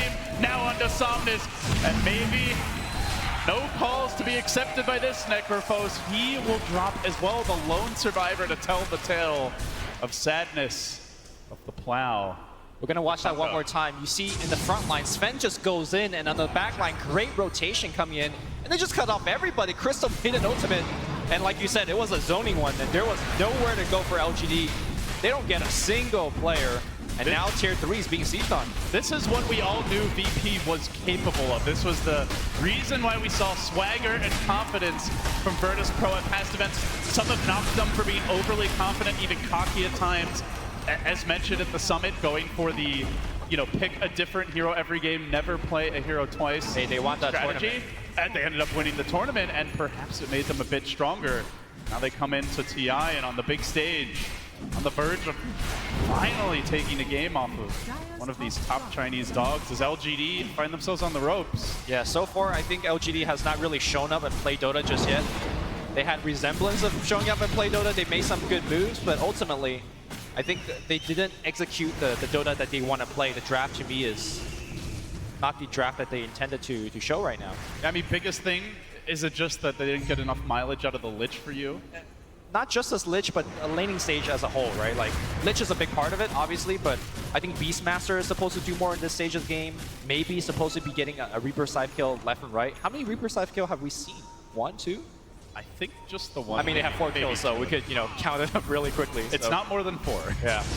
So, and of course, I've not felt the presence of this Troll Warlord. I mean, he's hit a tower a couple of times, he's gotten the Roche, but he's just not a big threat. He's gone for the Blink Dagger, which... He still doesn't have the BKB, and the thing is, you mentioned he's not a big threat, like, he has to get a BKB. They have so many ways to deal with them otherwise. The blind from the Night Stalker with Crippling Fear, tons of slow chain stun galore with the Sven, the Lina, not to mention just the Omni Knight constantly nuking you down with the Purification. Like, he's not tanky enough to get away without a BKB, even if it's not a game-winning item. Without a BKB, I don't think you can kill anyone. Not even the Crystal Maiden. Like, Crystal Maiden could just Frostbite and run away. Here they go. Moving in, the boat comes through, Ramsey's BKB, and now the fight. They're fighting around the shrine here. Do they commit forward? They want this Necrophos throwing in the Laguna, the Chain Frost to counter. The Torrent's there as well, but Big Daddy Sven in the house, forcing Yo on his heels. He runs back into that red sword of doom. And it seems it's destiny for VP to take this game. One of the first times we've seen a team GG out on the main stage before losing a second lane of ranks. LGD just got guapped. I think Virtus.Pro did everything correct. They won that bottom lane. 9 Posh got way too much in his lane. Of course, the Lina Got the ganks that she needed mid, so she won there as well. Winning every single lane, winning every single engagement. And they won the VP way. They won playing with incredible confidence, great mid-game teamfight execution, pushing the early advantage as much as possible. So for LGD, like biggest thing to change, it feels like gotta have a stronger laning stage for them going into that next game. I think their draft was fine. It's one of those situations where you had a good game plan, you weren't able to execute it, so the LGD coach, you know, give him a slap on the back, be like, play better. Maybe you don't even need the coach's input. You can already see Yao putting his arm around his teammates saying, like, guys, we got this. We got to put it back together. Let's calm down. It's a best of 3. Yep. We can adapt and bounce back. And this LGD team has done that. You know, one of their most recent results coming into this tournament was a 3-2 victory against LGD.FY. So they know how to win a longer series. Yep. Like you mentioned, coming into the series, can Yao be that man, you know? It used to be Xiao Wei. He used to live in the shadow of Xiao Wei. But now, can he step up and be the leader for his team? He's doing that right now, but let's see if the results will show it. Well, no better test for him than the one that VP have put him to. They lead the best of 3 1-0. We'll get some more analysis and break it down with the panel.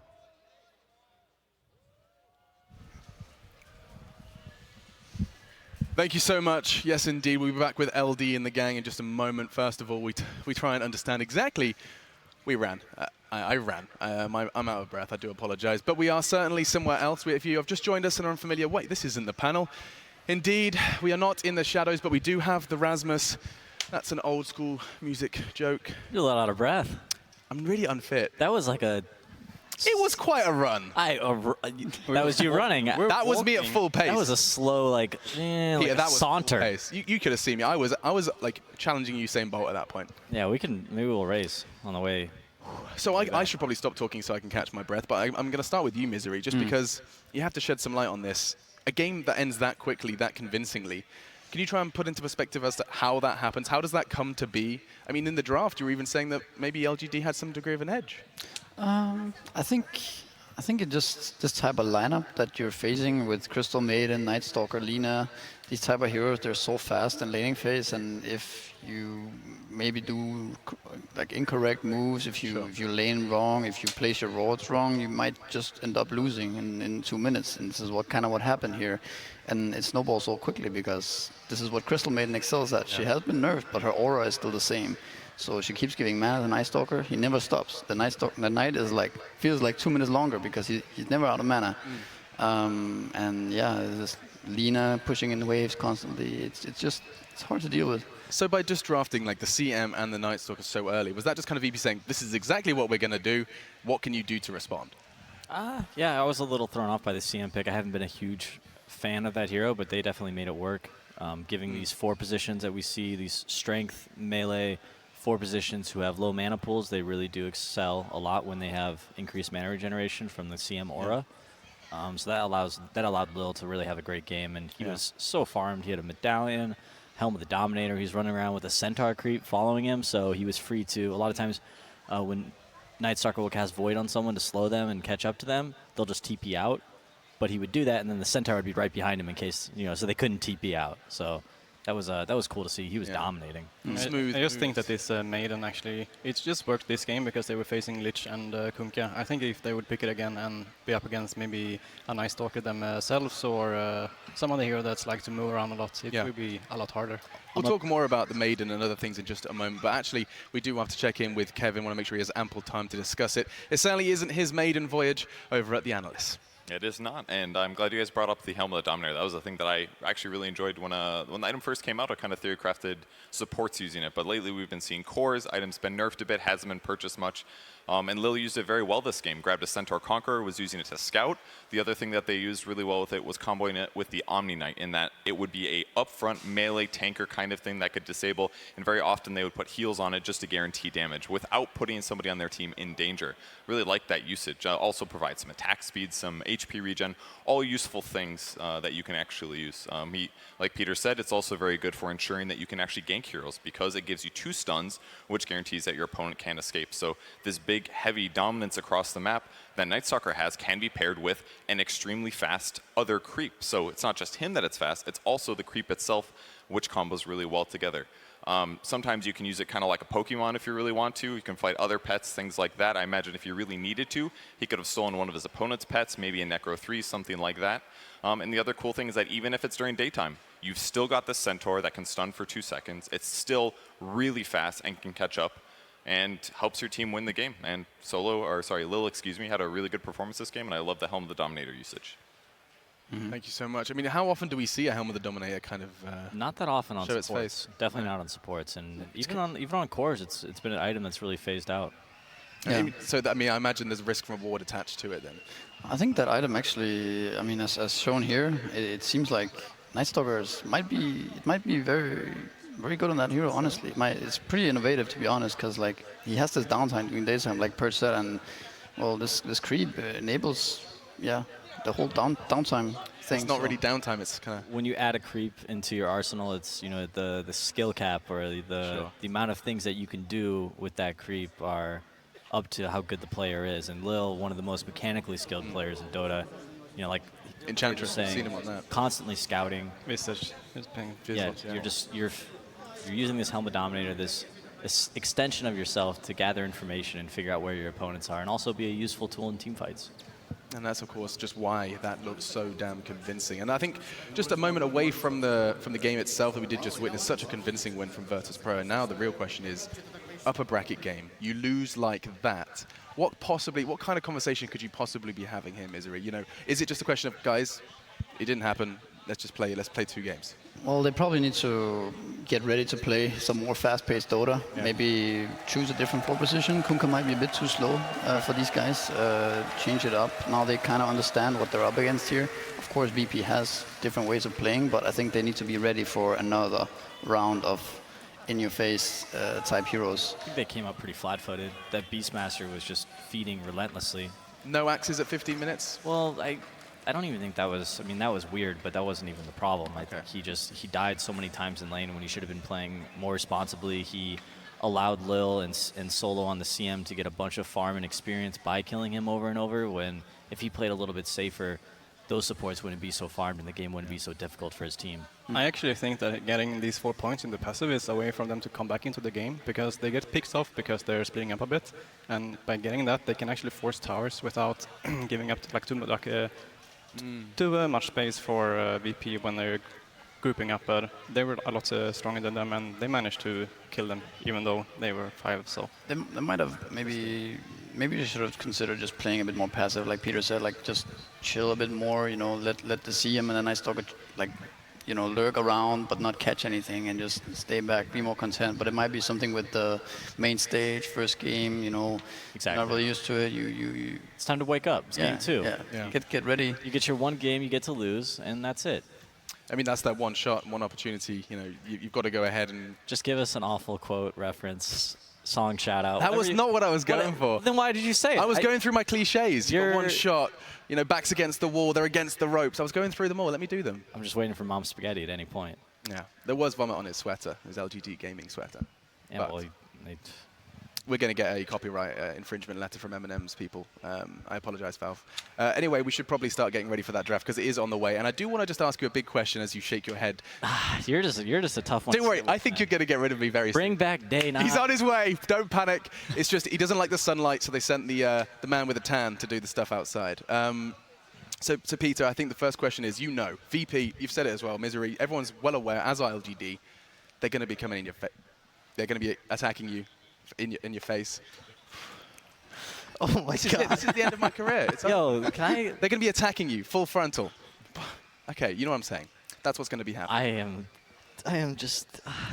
Okay. I'm just not comfortable. Yeah, they're gonna come. They're gonna come at you. Yes, come at you. There he is. Thank and this you. is why we got him on the panel. Just grabbed him from the crowd. I need some North Americans on this panel with me immediately. For sure, man. I can do that. Okay, so Thank my you. question to you now, Peter, is just simply: they're going to be aggressive. They're going to be attacking you. Right on. That's how you guys say it. Right on. How do you respond? You got to play faster, right? You got to pick faster heroes. So it starts in the draft. Yeah, they can't just pick like Lich and Kunkka. I also would not pick Beastmaster again. Yeah.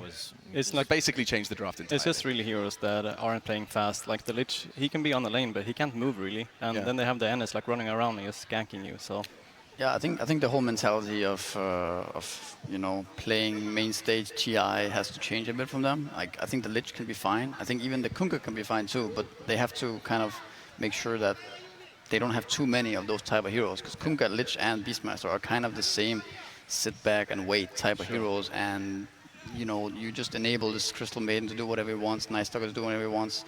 There's just no pressure anywhere. They're just all sitting back and waiting, and you can't do that against VP. Yeah, you could focus on your own game plan a bit, but when you're playing against a team as good as Virtus.Pro, you also need to be a little bit worried about what they're trying to do. You can't just play on your side of the map.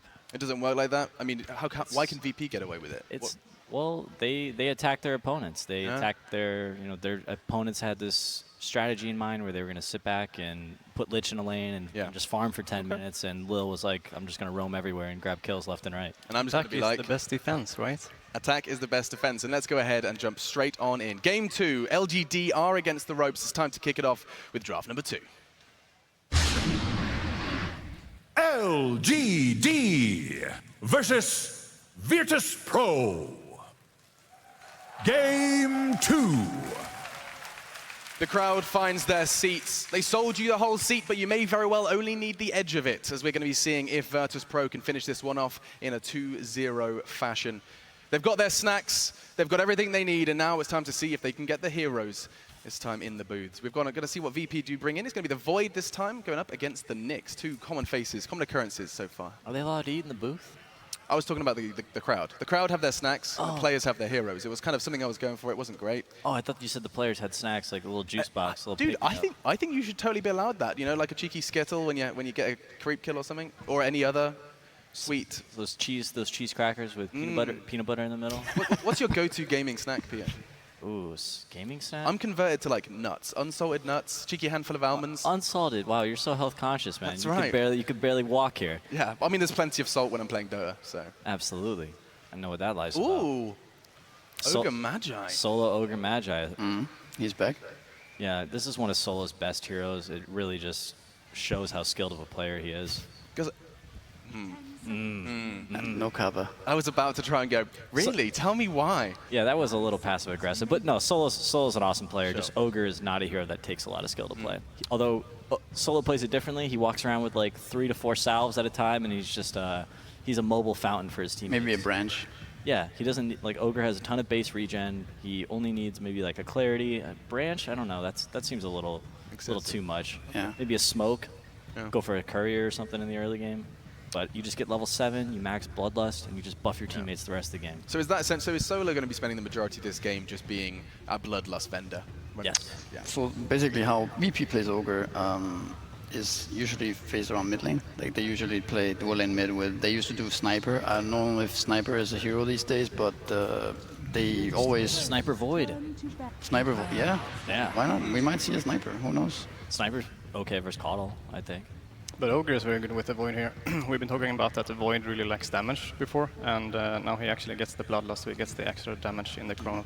Now, I know Jack isn't here, but I have got some kind of Chinese Dota info for you.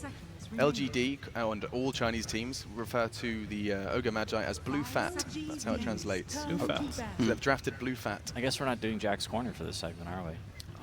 I could go for a run, but we saw what happened last time. We should just bring Jack's Corner back for the non-China games. I think it should be like a staple. He's fantastic, dude. I'm only there to kind of say go and stop. He's fantastic. You had your own flavor to it. You did a great job. Thank you. Thank you. Welcome. Let's have a look then. Kotl and Nyx. We haven't seen a lot of Nyx Assassin. It's actually been kind of passed up a little bit more than I thought it would. And the same question I was thinking. When it has been picked, it's been doing very well. That was Day9 is just beside himself about the 80% win rate of Nyx Assassin. He brings it up every single break. Yeah, it's been banned as well a lot of games against teams that usually picks him, or if it's teams that wants to pick this Puck or Cop mid, then they ban the Nyx, so he can't come there to just mana burn them. Yeah, the level 1 mana burn in mid, acting as like kind of how we'll probably see Solo play this game. It's actually very smart. It's a way to make yourself useful early on without. Yeah, that's where Nyx struggles the most, especially as a support. It's what does he do from levels 1 to 6? Yeah. So big question now. We haven't actually talked about the bans too much, but if you look at that most recent ban from LGD, is that just pure respect to Lil? 10 seconds remaining. Is that Enchantress? Am I making? Are my eyes deceiving me? So it could be. It could be a little. It's probably a little bit of both, as is most everything in Dota. Yeah. A lot of different variables and moving pieces you got to look out for. But what it kind of tells to me is that they might want the Nyx and Caudle to be their support duo. Okay. And neither of these heroes can deal with an Enchantress creep roaming into a lane. So you ban out that Ench and you don't have to worry about that, and you can still use these two heroes as your supports and pick up your 3 cores with your last 3 picks. And VP have struck the fear of God into them from the previous. Have VP played offlane Ench, or was it only EG? That was, I think it's only EG that has played offlane Ench. Okay.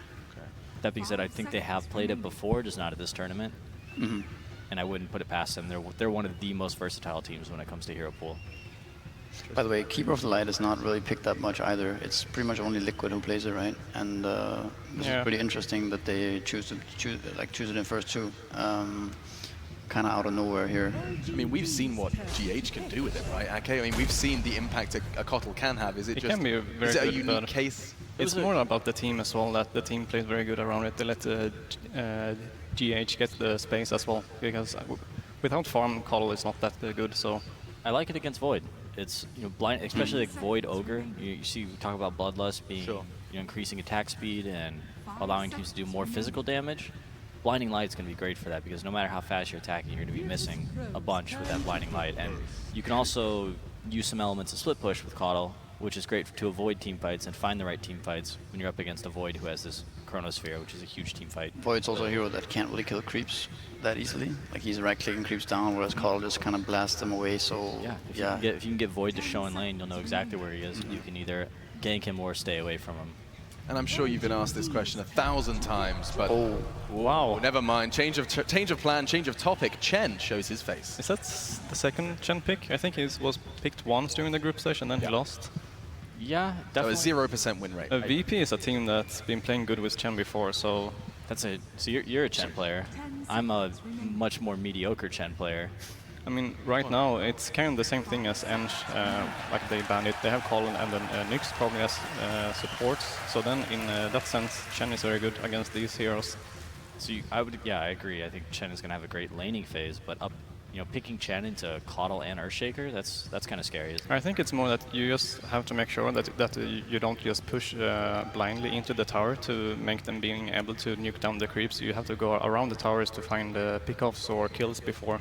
So Chen works really well with Zanking as well, because we're probably going to see the Chen run to the Zanking, and Zanking is going to kill his Caustic and push in the lane constantly, and they're going to be able to dive and apply a lot of pressure, and they don't really need to help out the Void that much. Maybe Ogre is going to start there, give him a head start against Shaker, and then start running between mid and the safe lane. They're going to collapse. How would you suggest LGD deal with a lane that's being constantly pushed by Zanking and then having Chen creeps diving? It's always a bit tricky, I think, but I would suggest you start there with your 2 supports, and you shut down the Zanking so he can't actually push in the lane in the beginning, and then when Chen comes, you start pushing out the wave. Your carry could also be pretty important here, like maybe you want a ranged guy that you can eventually leave alone, maybe a Necrophos again, maybe a Weaver. Something to stay off the melee creeps. Kind of, yes. Something that will be hard to kill for the Chen Zanking. And then probably end up having like a true carry from mid lane, like your actual win condition. Ooh, Leshrac. That's a core Lesh. That's a maybe Lesh, right?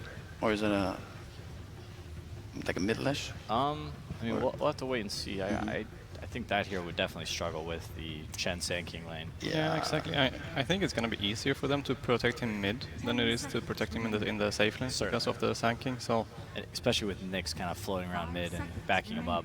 One thing that I would suggest for LGD is, starting with the supports in the safe lane to help with the Zanking. Caudle can just blast the wave over and over and keep that wave pushed out. Yeah. So as long as Zanking is going to get his farm for sure, but you're not at risk of dying to the Chen, and that's like the big weakness in LGD's draft right now is their supports aren't capable of dealing with that Chen creep. So they just need to eliminate any opportunities for Lil to set up those early game ganks. And then as the game progresses and they get levels and they start getting items, I think Chen will start to fall off. I agree. I also think the issue with Chen in general is that he comes with his creep and then you kind of just run away from that creep and then he sits there. He takes advantage of that. He kind of just sits there and he doesn't really achieve anything. He doesn't get any experience. So when he starts attacking a creep, like if he starts farming jungle, then you can contest him, and he's kind of like, he doesn't really have a catch. He's hard to pull off, I think, these days. But and his okay, they're attacking a hero you know and love. What's happening here? Defend him. Well, there is a reason why I haven't played it in a long time as well, and I actually love the hero, but I feel he's a bit too weak, and it's mostly because of the ultimate right now as well, that it's been nerfed a lot. So it's 160 or 180 seconds on the first level, or 160. It's really and then bad. it's like too long. It's way too long. Anymore. You might not even want to skill it, to be honest. I don't even know if it's worth it. Probably. But so what rounds this out then? What's the cherry on top of this? Well, maybe we're gonna see sniper actually. I don't think it's that bad. No one hero. I like it. Sniper up against troll. Stay far away. It's pretty good against Leshrac too. That headshot interaction like really messes him up. Those little mini stuns. Or they don't actually stun right now. They just kind of, what are they like? It's like slow 100% or something. A dazed effect. Is that what you call it? They just slow 100%. I think they just So you can still move. You can still cast. You can't move. Yeah. Oh, a Venom. All right. Or the Venomancer. It's gonna be a right-click Venomancer for sure. That's also a pretty good pick, I'd say. I like it.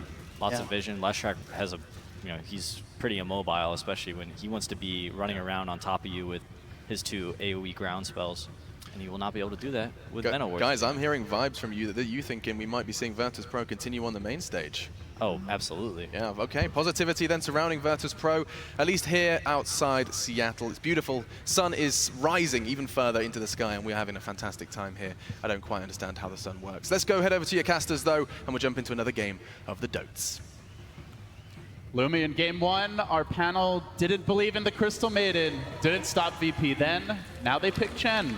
Some questions, some heads being scratched. Will it stop them this time? These guys are the masters of the hero challenge. They seem to win with everything. They did it at the summit. They're busting out not quite different picks every single game, but they're certainly not afraid to pull something out of their back pocket. What do you think, Chet? It's different heroes, but it's same playstyle. They're going to go at you fast and hard, and I think that's going to be the name of the game, right? Chen, something that the panel touched on is the fact that you could grab a creep and just send it to heroes like Keeper of the Light, Nyx Assassin. What are they going to do when there's a Centaur running at you? Let's not forget that Leshrac mid is going to be Maybe's hero, and he's normally very good on the hero, but what does he do when a Centaur runs behind him and set up gank? I feel like this Chen, even though perhaps is not the best hero in the current meta, very, very good in this game. Could be the dream game for 11, though. It's already, 3 melee heroes. You've got the Chen army as well, so Echo Slams aplenty could abound if he can get a good start. We did see an Earthshaker go off yesterday and just dominate from the off lane for XXS, but that was against an Ember Spirit. This time, going to be facing up against a Void and an Ogre, both of whom are a lot better at trading blows with the Shaker early. So unless he gets help, I'm not sure he's going to have that explosive start. And looks like he's going to get scouted by warding into the enemy jungle as well. So too will the Donkey. Always a risky business type of game when you're up against Lil and your Courier, though I'm not sure if we'll see him try to snipe it as the Chen, more commonly on some of his other more traditional roaming supports, the melee bruisers. Forgive me as I talk a little bit about the Somnus or maybe Leshrac. They have played it 3 times in the group stage, 100% win rate on the hero. Here's the thing, they always play it with a save. Twice with the Oracle, 1 time with the Chronosphere on his ally. And the idea is to allow Maybe to just go in and just not worry and just dish out as much damage as possible. Always goes for the Bloodstone first to extend his damage and as well as survivability. This game though, not only does he have to deal with the early game Chen roams, but also a ton of burst damage coming out from Virtus.Pro. It's definitely one of their comfort heroes. I just don't know whether this is the game to do it. Yeah, we're going to see the Venomancer plop down in mid. So normally when the Venos run nowadays, it's as a core and as a safe lane core. Probably Artesian EG, the player that most fans are familiar with running the hero, but they're going to mix it up. They're going to put him against the Lash, so it is a 2v2 showdown here, at least early. VP already applying pressure top. They're going to make the move here on the Keeper of the Light, trying to punish him out. He doesn't have the extra moves, but he could be in danger. One more auto attack. Creeps it up! They Not like this. Yao! Oh, Yao is not going to be happy with them, I'll tell you that one.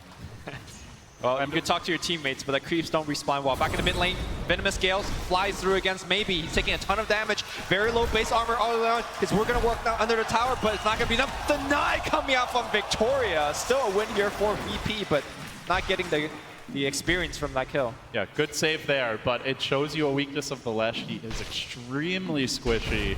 And Nyx did not have a point in the stun. He went for the mana burn early just to harass, and as a result, had no way to blunt that VP aggression. So great shot calling, identifying that there was an opening where normally, if a Nyx had saved the skill point or potentially just grabbed the stun, there wouldn't be. The silver lining out here for LGD is the fact that the Shaker is getting a 1v1 matchup. Like you mentioned, Void is still going to win that matchup, just trades better, but you know, as an offlane Shaker, all you care about is, you know, a couple of last hits. If not win it, you at least shouldn't lose it as bad as ever, because you know, you get hit by the enchant totem, you can time walk off some of the damage. You have, you know, you're just better at trading in general as well with the bash. Yep. Notice that he doesn't have a single point in fissure just yet. Just using enchant totem early on just gives you so much more of an edge. If it's a true 1v1, then you could just kind of last it and deny. Well, they'll need him to come up big because the rest of the lanes are struggling. The first blood happening early top.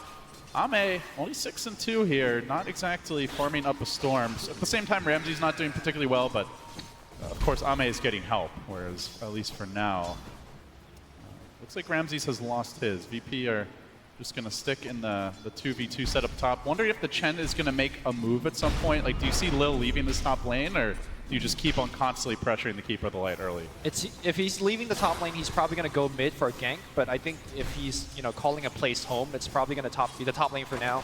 You have a very easy camp to access any big creeps you might need, and you're putting a ton of pressure on this Pro Warlord as well as the Keeper of the Light. Trading the experience, at least for now, with Pasha. Not farming the jungle, just constantly parked and showing himself top. Seems they're content with slowing Ame down, as opposed to worrying too much about trying to get the kills. No one continues to hold mid, already 17 CS for him, and now we will see the move. Solo's gonna, at least initially, rotate off of the lane. Perhaps considers a different setup here.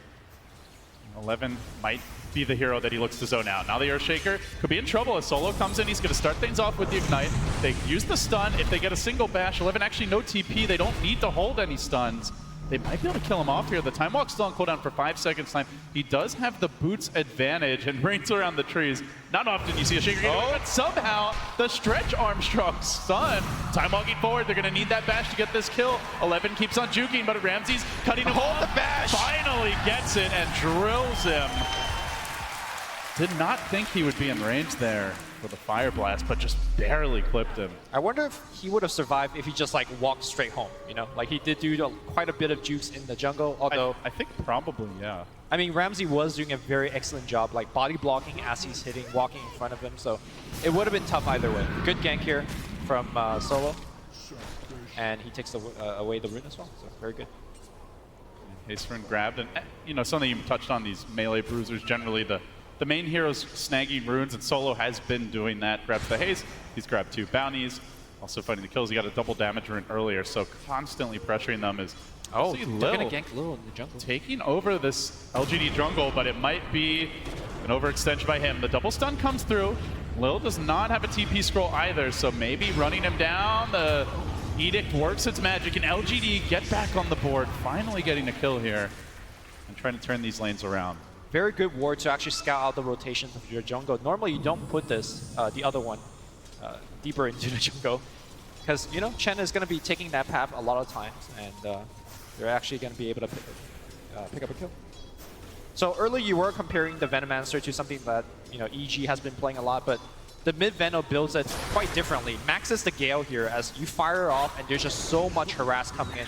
But looks like the harass will get turned the other direction as the Nyx Assassin rotates in. Yeah, not a single point in the Plague Wards yet. Yep. This is a kill build, you know, you go Gale, you get your ult at 6, and then once you land the Gale, you're just gonna get a kill. So much right-click damage with the Poison Sting as well. But immediate smoke from LGD from the mid lane after shrining up, I think they're baiting them in, or perhaps just a bad smoke, it seems. Looks like no one is rushing the Midas here. Already grabbed the Gloves of Haste, so wants to play a bit more of a proper carry Veno. Is, as you mentioned, really just trying to be the big damage dealer through his hero in these upcoming fights. So LGD sensing something's not right. Yao is going to TP out. Pasha was hunting for him, but evades the Scorpion, gets away to safety. Meanwhile, a lot of key ultimates about to come online. Echo Slam very close for 11. We see Ramses now acquiring the Chronosphere. The chase is on top as VP dive behind the tower. The double Big Bird strat goes in. Ame getting burrowed initially, but the tornadoes are on cooldown, and now the turnaround comes. They want to catch him out, but Pasha somehow jukes the stun. They're going to need a batch here, and they do get it at the buzzer. Ame securing the kill. Meanwhile, as we saw on the big screen, Chronosphere permitted for the Earthshaker kill. Trying to defend himself, but still not level 6 just yet, and Shaker also goes down. So fairly similar start for VP as game 1. Might not be getting as much out of the lane stage, but LGD definitely very far behind right now. So interesting choice by Lil here. You know, one thing that we have seen with a lot of the recent Chen picks is 11 goes in on Ramses, keeps on hitting him with the totem. The fissure comes out. He's just not got to level 6 yet. Otherwise, I think that's actually a kill, but just a bit preemptive with the initiation. But yeah, the Chen is going Midas as well. So, you know, where the Chen picks in theory fall off a little bit, or even a lot later on, Lil is going to try to stay relevant. And you know, some of the recent buffs this hero has gotten, Lim, you can talk about them more. A lot of them are around his late game. Yeah. Especially with the talents. Well, we're going to see an initiation going on maybe on the mid lane here. They will miss, and as a result, Somnus is going to die. He's going to try to take down no one with him, but not enough damage. Victoria wrapping around. He sees 2 low HP heroes. Solo gets out as well. Nobody dying. They just need that bit of follow-up. Love to see 11 there, but sadly his... Mid lane Gale happening again. Victoria pops a spike and just needs to TP out. This mid Veno is so threatening whenever he just lands a Gale on you. Forcing him out of the lane. Meanwhile, Pasha up top does get hit by the axes. Ame looking for the bash, still not getting it. Will he continue pursuit on Pasha? Does burrow away to safety as Ramses worms his way through the trees. The Echo Slam finally online, and they do bring Maybe down for this. No Radiant Vision of this rotation, but Ramses senses something's not right. Time walks back to safety. He should be out of there. They'll steal a small collection of creeps. But so meanwhile, VP are making their own move as they smoke up. The Chen is going to join here with the Ogre. And they're going to look to make this committed dive into the enemy woods. Oh, they're going to see this Troll Warlord farming in the woods. Ame in danger, perhaps. The whirling melee axes are on cooldown. He might need that bit of evasion here to get out safely, and now getting slowed down, taking some decent nuke damage, gets the axes off again, but won't make it up to the high ground. Lil nukes him down. They catch anyone on the way back. Fissure trying to block people off. They just went for some Chen creeps. Don't feel like they kill any hero. LGD are just feeling very immobile right now. They seem a bit slow to react. They're, with the Veno Gale coming out, often heroes can't get away. Meanwhile, VP, while they have some clunky heroes on paper, are making them feel rather nimble in practice. Gale hits on the mid lane again, and maybe just uses a very defensive stun to just get the Veno off of him. He's going to be losing these raindrops soon. Yeah. Now the rotation comes in. VP looking for the flank. They just don't stop. They're bringing 2 cores to the mid lane, and the ward gets dropped out. That is going to cancel the salve, and now, while Ame wants to chase no one, they're looking to cinch the news from the rear. It's coming. Solo's coming in with the help of the creep army. Going to connect here, maybe he tries to juke, but they get off the slow. Now the follow-up clap can come through, potentially. Stays out, just out of range. Now the Hadouken does. Okay, raindrop does block it. Does block it, needs to get to the shrine quickly. There's going to be another one cooling down in a few seconds, but Lumi, they had 2 cores sitting mid during that time just to try and dodge the gank. They bring 11 towards top. LGD are just all over the place with these lanes, and they are getting punished for it in terms of farm. Yeah, LGD just feels like a plumber in a bad pipe in the bathroom. Just like there's so many leaks, and they're just going everywhere to put out flames, and it's just not working. What kind of plumbing experiences have you had? I'm a bad plumber. You're seriously bad if you've got flames coming out everywhere. I don't think it's quite that bad for LGD yet, but it might get there at this rate. Maybe he does have a haste rune. He definitely wants to get a solo kill, but the spidey senses of no one, he dodges away. Now the conversation after the game 1 was that, from the panel was that, you know, they need to play faster. LGD does. Do you think they have adapted? It definitely hasn't worked out that way in practice. I don't think Keep It Light is that type of hero, but mid lane, Victoria looking to finally set up something, and they will get this key Veno kill, taking him down mid. Went for that Midas, so a bit squishier than Veno might be at this stage, and does get punished for it, but that said, he has already started using the Midas. The Chen Midas about to be picked up here as well, so even if VP are giving up deaths here and there, Could still find some openings as Yao lurks behind the tower. They're trying to farm up 11's Blink Dagger. It's a critical juncture for LGD. Close to the Blink. Tons of AoE parked behind this tower. Do VP dare commit? Solo's going to wrap around it into the waiting arms of Yao, who's revving up the blast and following that through with the Enchant Totem. He finishes it emphatically with a dunk. Good vision. They had this ward, and they just saw the Ogre Magi walking up on his own, and was able to pick up the kill. Very nicely done.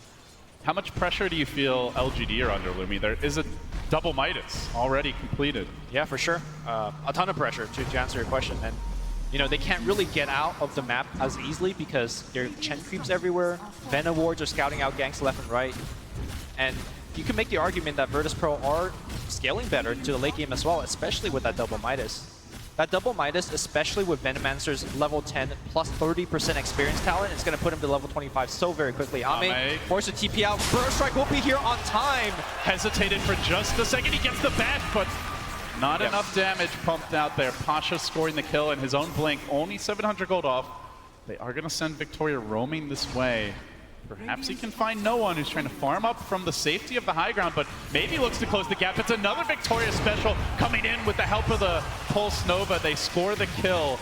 Desperately needed momentum here from LGD. All of it coming from the Victoria engine. Yeah, Day9 has been really on the case of the, 80% win rate on Nyx Assassin? It was like, 79.8 something. And this is a game where we're seeing why he's actually doing so well. Think of a level 4, a 4 position Sanking. Ramses, he's been scouted out here. The Blink's available. No Echo Slam on 11. Yeah. I'm just going to retreat. So comparing it to a 4 position Sanking to a 4 position Nyx, right? Even if you have a good laning stage with a Sanking, you still need to farm for that Blink Dagger. And that makes you just off the map for 5-6 minutes, doing nothing for your team. But the difference is here, Nyx Assassin, as soon as he turns 6, he just gets to walk around the map and start setting up kills. And as they say that here, Victoria invised up again. He's just waiting for 9posh to walk away from the tower vision. Can just look to carapace one of those caustic hits, potentially get this kill. So Pasha lurks back at the tower, suspicious that something is not right because Leshrac has died enough that if he's sitting there, he likely does have help. Yeah, there's no way that...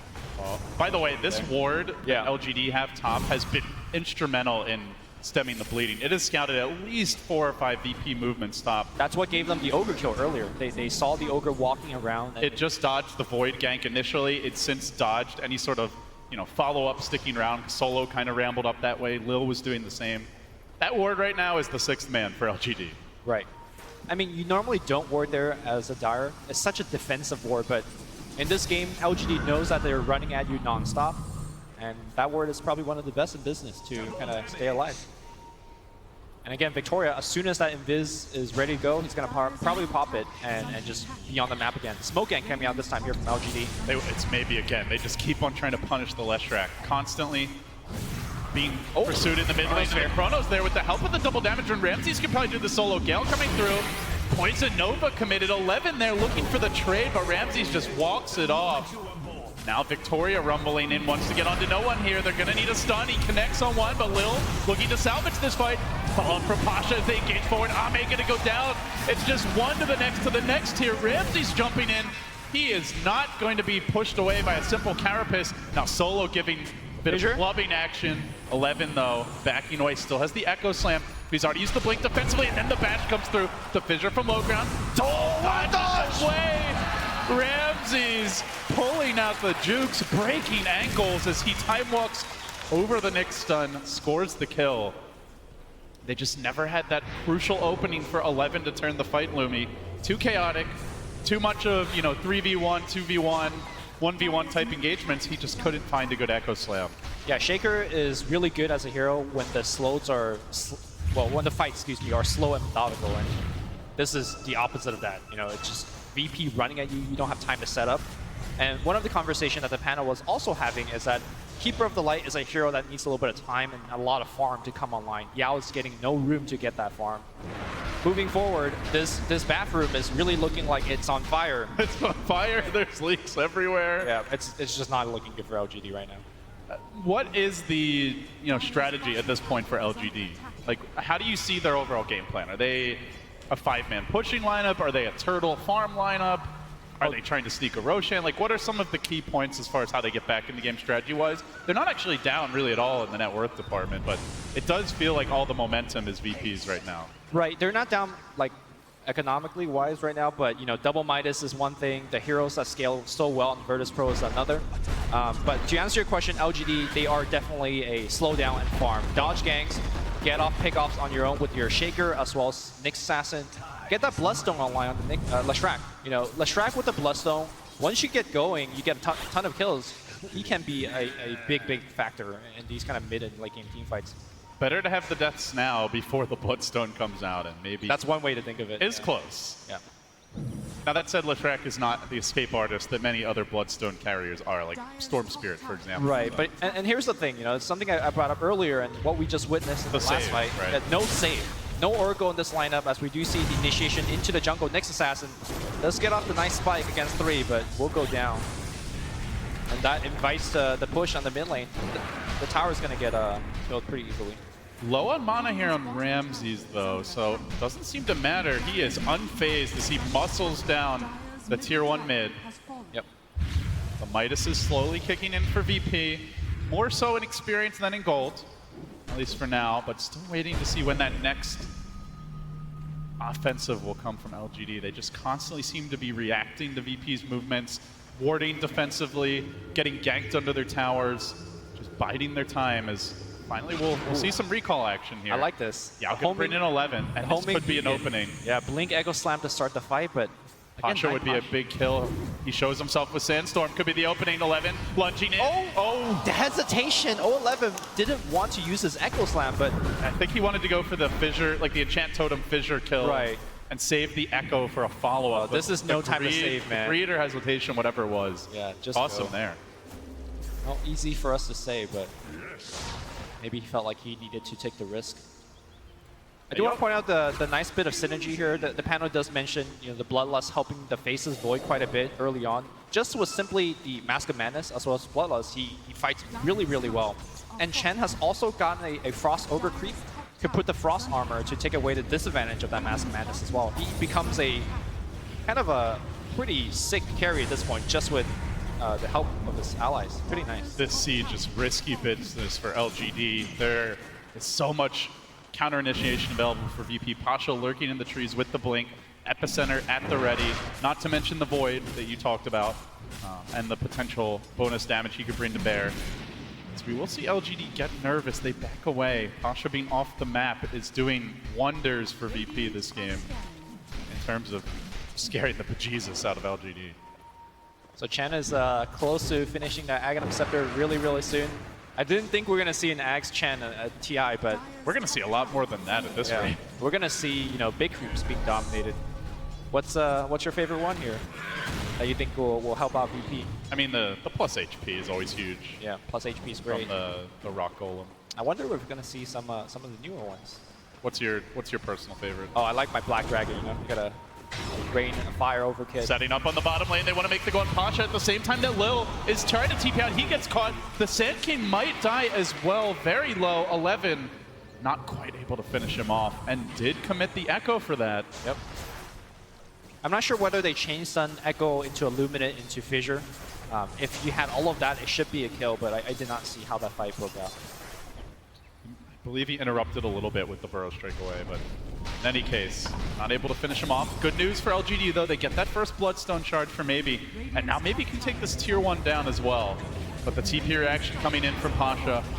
Wants to try and hold the line here. Is he going to let that channel Epicenter?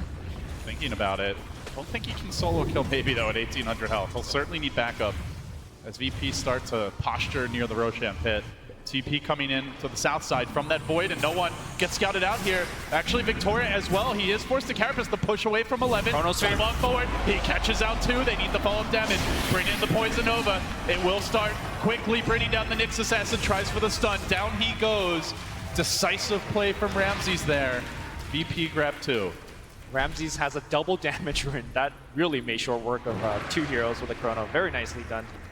Just before that kill, I was going to say, look, this is exactly the pacing LGD wants to have. You know, just a very slow game. You set up a gank with a Shaker, you set up another with a Nyx, and then you just let your Bloodstone Leshrac to be there to soak up all of those kills. But VP answers back very quickly. And we are getting to a point where all of these kind of farming items that VP has purchased is about to, sink in. The Ramses Lincolns is about to be finished, so he will really start to hit hard and start to build damage without worry. The Midas has been running for a long time now. Hurricane Pike being finished on no one. And of course the Aghanim Scepter I talked about on Chen is very, very close to being finished. I think VP will give it 5 more minutes or so, and then the pressure is back on. Yeah, they're definitely going to hit a huge power spike with that round of items that you talked about. And LGD tried to prevent them from getting to that point. They move in with 11, Echo Slam in 1 second. They break the smoke. They find Ramses to start the fight. Huge takedown if they can get it, get pushed away. But what a force comes Pasha! Almost finishes off 3.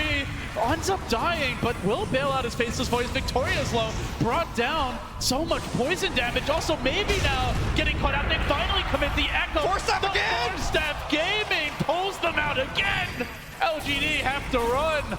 No one playing out of his mind that initial Force Staff was his, pushing the Void away from a certain depth. That was a perfect chain stun coming out from LGD. I think Victoria perhaps hesitated just a slight second, and again, got just punished for it. The secondary Force Staff, just as good. God, that Epicenter was huge as well. Breaks up the chain of initiation, triple hero stun, then they get the Venomancer, damage ticking in the whole while, and nobody can fight at that point. Like, once VP just dropped that stuff, Lumi, that was a fight without Poison Nova, a fight without Chronosphere, and I would say VP still won that fight. Yeah, for sure. We're going to watch it one more time. The smoke breaks and they react so quickly. Venomancer pushes them away. Look at the hesitation on Nyx, and then the Sand King comes in. Good thing, I guess, silver lining here is that the Leshrac did die relatively early into the fight, giving the rest of the team a big heal with his Bloodstone. Meanwhile, in the woods here, Solo driving Ya away as a Roshan. Gonna get claimed here by Virtus.Pro. VP, the numbers might say they're only slightly ahead, but the momentum has been consistently theirs. At 23 minutes, towers are falling. They went for the greedy double Midas. They've made it work for them as they first ensured that they were winning these lanes before they grabbed it, and now their team fight just continues to ramp up heading later into the game. Lil has his Aghanim Scepter online, so those bigger creeps are available to buff up the army, to buff up the 5-man. You've got the Bloodlust. Sand King links in mid lane, Burrow Strike. They get the Venom on the back line. 11 in a lot of trouble. No Force Staff to get him out of there. He's going to spend his go. He thinks he'll die. He's going to farm a little bit more. Buys a recipe before he dies. All right, not too bad here for Shaker. You say not too bad. I say another death. Oh. LGD constantly on the back foot, and Ramses looking for more. Here come the bashes. There goes the kill. Again, VP, every gank is a success. Now they TP in Ramses bottom. With the Aegis, he's unafraid, and they can't even take this tower. 3 heroes from VP marshalling the defense. Victoria will grab a bounty run. He's stalking Pasha, but doesn't really seem like he wants to go for a kill. And who do you go on as an Nyx? Lil's got an Aghanim Scepter. The Ogre's naturally extremely tanky. There's just not any easy pickoffs at this stage, Lumi. I don't think there are pickoffs anymore because the way that VP is going to play now is the Chen game. We're going to group up and send 5 at you. Nyx Assassin, very good when you're kind of finding 1 or 2 in the jungle. You set up a gank for your team, but that is not the playstyle that Virtus.Pro will have for the remainder of the game. So with this Aegis, if you're in VP's shoes, any sense of urgency, any particular objectives that your eyes are on? You wait for your Chronosphere to be back online. You either go for a smoke or a frontal push. Either way is fine. I think Virtus.Pro is ahead enough where they can do a frontal push and LGD cannot repel. Of course, if you just get a smoke gank and it works, that would also be great. Big opportunity for LGD. They actually wait. They let VP get back to their tower. They see Ramses. They know what's behind him, or at least have an idea of it. They're looking for this flank, but they've been hesitant this game. We saw it earlier with 11 not dropping the Echo immediately. We're even seeing it now where they try to find that perfect opening, and well, they do. Chen going down early in the fight, but at the same time, a 3-hero burrow. Pasha can come back with the Epi into the Chrono. Still 30 seconds though, so Ramses won't have it yet. Gets the bashes, scores the kill, Shaker down. LGD now on the run, and this is where things can get ugly as Pasha continues to try to find that opening. Still waiting, gets the burrow, that's 2, about to be a 3rd, the bashes come through. VP routing LGD. indecision is the name of the game for them. They have to be decisive. They have to see the Void. They have to go in and kill the Void. There's just no other way. This Void is dealing so much damage. And it's hard. It's hard. He has an Aegis. Yeah, he has an Aegis. He has the Chen Hand of God. He has defensive Force Staff on his team. There's so many saves on the side of Virtus.Pro. And unfortunately, LGD can't say the same for their own heroes. And it's like you mentioned earlier, you know, it's 1K goal lead, 2K goal lead, but to me this game is, for LGD, they're so far behind. It's rapidly getting out of hand. And then you just look at some of the matchups heading later. Like, we'll take another look at this fight first, see how it unfolded, where they committed everything for a Chen, got caught by a quick 3-hero burrow, second time that Pasha has managed to counter-initiate and interrupt LGD. Again, they're fighting in between a Shrine and a Tier 2. And a Tier 1 in the mid lanes. There's so many ways for VP to cut them off and, you know, rejoin this fight, even if they weren't already in position. And you can just see the patience of Pasha, waiting not just for that first kill or the second kill, but looking for the follow-ups as well. But back to the action where Victoria is in the back lines, as they have caught out Old 11 in the trees. Pasha pursuing him out. The Shaker's in danger. Oh, he's gone. Tries to make it away, but where are you going? Where are you going, my friend? Echo Slam available. The burrow comes through. They're kiting him. They control him nicely, and they score another kill. And now Triceratops coming into play as the Ancient Thunderhides also join the squad. VP on the warpath. No signs of a slowdown. Yeah, they're going to just group up and look to finish the game. What is your defense, LGD? Shaker dead for 30 seconds, does have Echo Slam, but 30 seconds with this Void hitting your buildings, Burrow Strike coming through on the backline. They see Yao, Yao's gone. This Void is massive with not only the Mask of Madness, the Bloodlust, he's also got the Frenzy from the Ancient Thunderhides, making him hit like a truck right now as he chews through the Mailer X. It feels like Ramses is already into the late game. How can LGD answer? Their base is crumbling. VP take one lane. They're looking for the second. They could go mid. Are they going to give them the respect to the Shaker? Back away here. Will Victoria try to pursue? Oh, that looks like they get out safely, at least for now. As a team, they stagger back. Oh, they see Newbee. Looking for the flank, gets caught out. He's forced to throw that Yule's out defensively. Blink. No. Decent stuff from the Knicks. They need the Echo Slam, though. They need the Shaker, and he's in the base. Why is maybe out so far? LGD are not playing as a team. It's what got them to this point.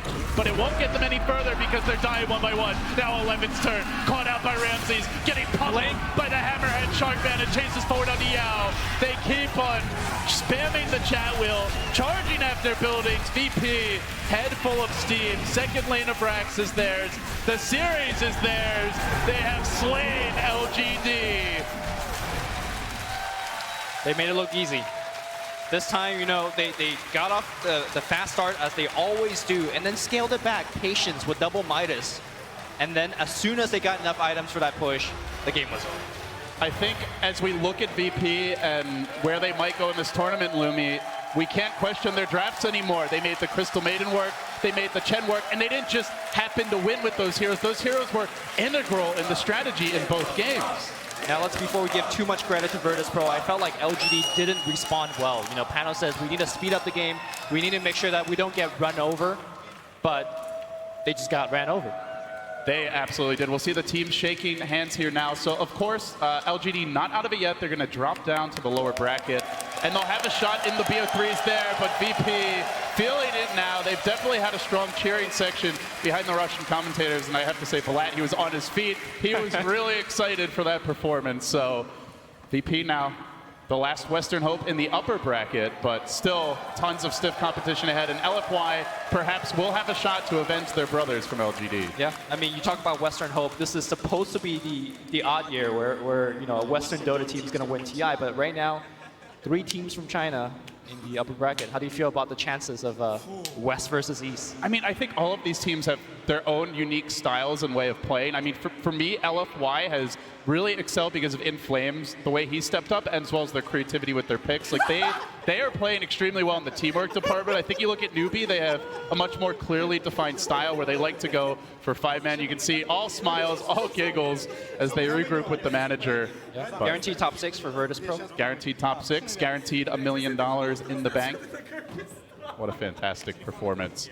So how do you rate VP now? We've seen all the upper bracket matches. Are they are they the top team coming into those final four in the top half? I think they're the most dangerous team. They're very unpredictable, and when it comes to the draft, they don't make a lot of mistakes.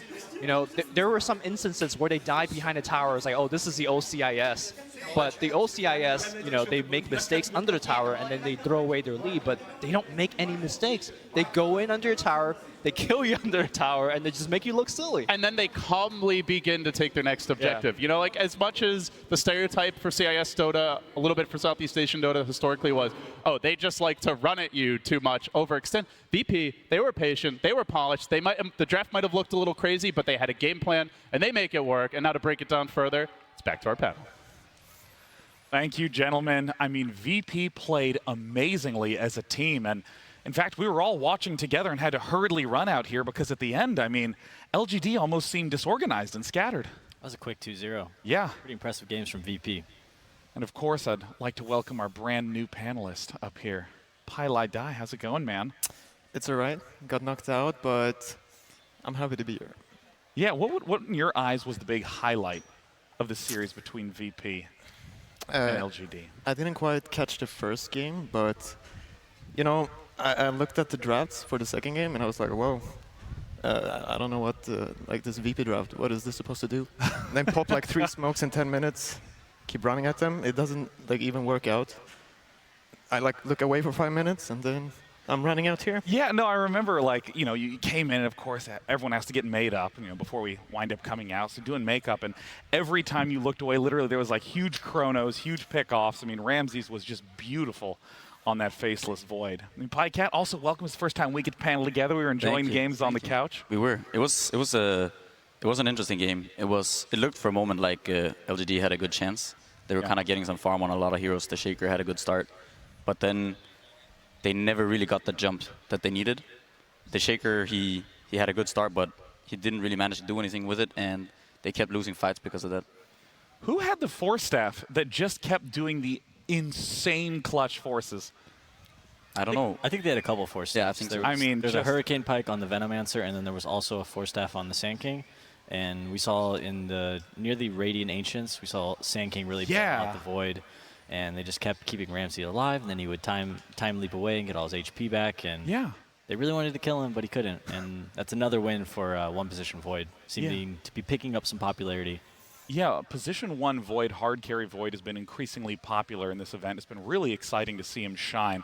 And of course, to break down in more in-depth analysis, we have good old Coach Purge, man. Let us know what's up, Kevin. Hey, how's it going, guys? Going to look a little bit about what VP ended up doing with this game. Now, when we saw the end of the draft, it looked very heavily like they were going to be going with mostly push level stuff because of the Veno pick. They had Veno, they had Chen, they had Faces Void for some teamfight and Ogre Magi to amp, but it made things look a little bit weird. But if we take a look at how their lanes matched up, it was very much about these 2v2 lanes that produced less than ideal results out of LGD's heroes. The only hero that they really let get a lot was really just Earthshaker down here versus the Faces Void, and as we saw, he didn't really have the best game both of the 2 games, so maybe they undervalue his performance a bit. But if we take a look at what Chen ended up accomplishing, started off, got a Dark Troll Warlord, he turned that almost instantly into a kill in the offlane. Slightly lucky on the Coddle kill, but VP's goal here was let's limit what the Coddle can do to zone the Sand King. And Coddle is very good at pressuring offlane heroes, but he's very poor at being pressured himself. He's fast, but his survivability is low. So that kind of pressure was really helpful in the offlane. And later, just sending tornado creeps in the safe lane, the Troll Warlord is forced to be other places. And even though Lil did end up dying here, it still forces the mid hero to come over, the other support to do something. And even in the meantime, the Troll Warlord just didn't have very good farm. Their other dual lane was the Ogre Magi plus the Venomancer one. I thought the really interesting thing about this wasn't necessarily the level 1 portion. This was 1 minute into the game where they were forced to deny him. They pressured him very well, but the interesting thing was the skills, I believe, that no one ended up going for a max Gale build. Now, normally Venomancer is going to grab a lot of wards, and he does that to make sure that he gets lots of last hits, denies, things like that, is able to zone his opponent, push the lane. But by going for Gale, with 3 points here, he does 425 magic damage, which is way above a normal nuke. Level 4 does, I believe, 600 magic damage, which is amazing. So pretty much any time that he Gales somebody, they're going to have to leave the lane, and that's the best way to guarantee last hits sometimes over something like poison attack. So it really felt like VP grabbed these dual lanes that really shut down what LGD wanted to do, and it pushed them into this pretty good place with the Midases that allowed them to abuse their teamfight advantage.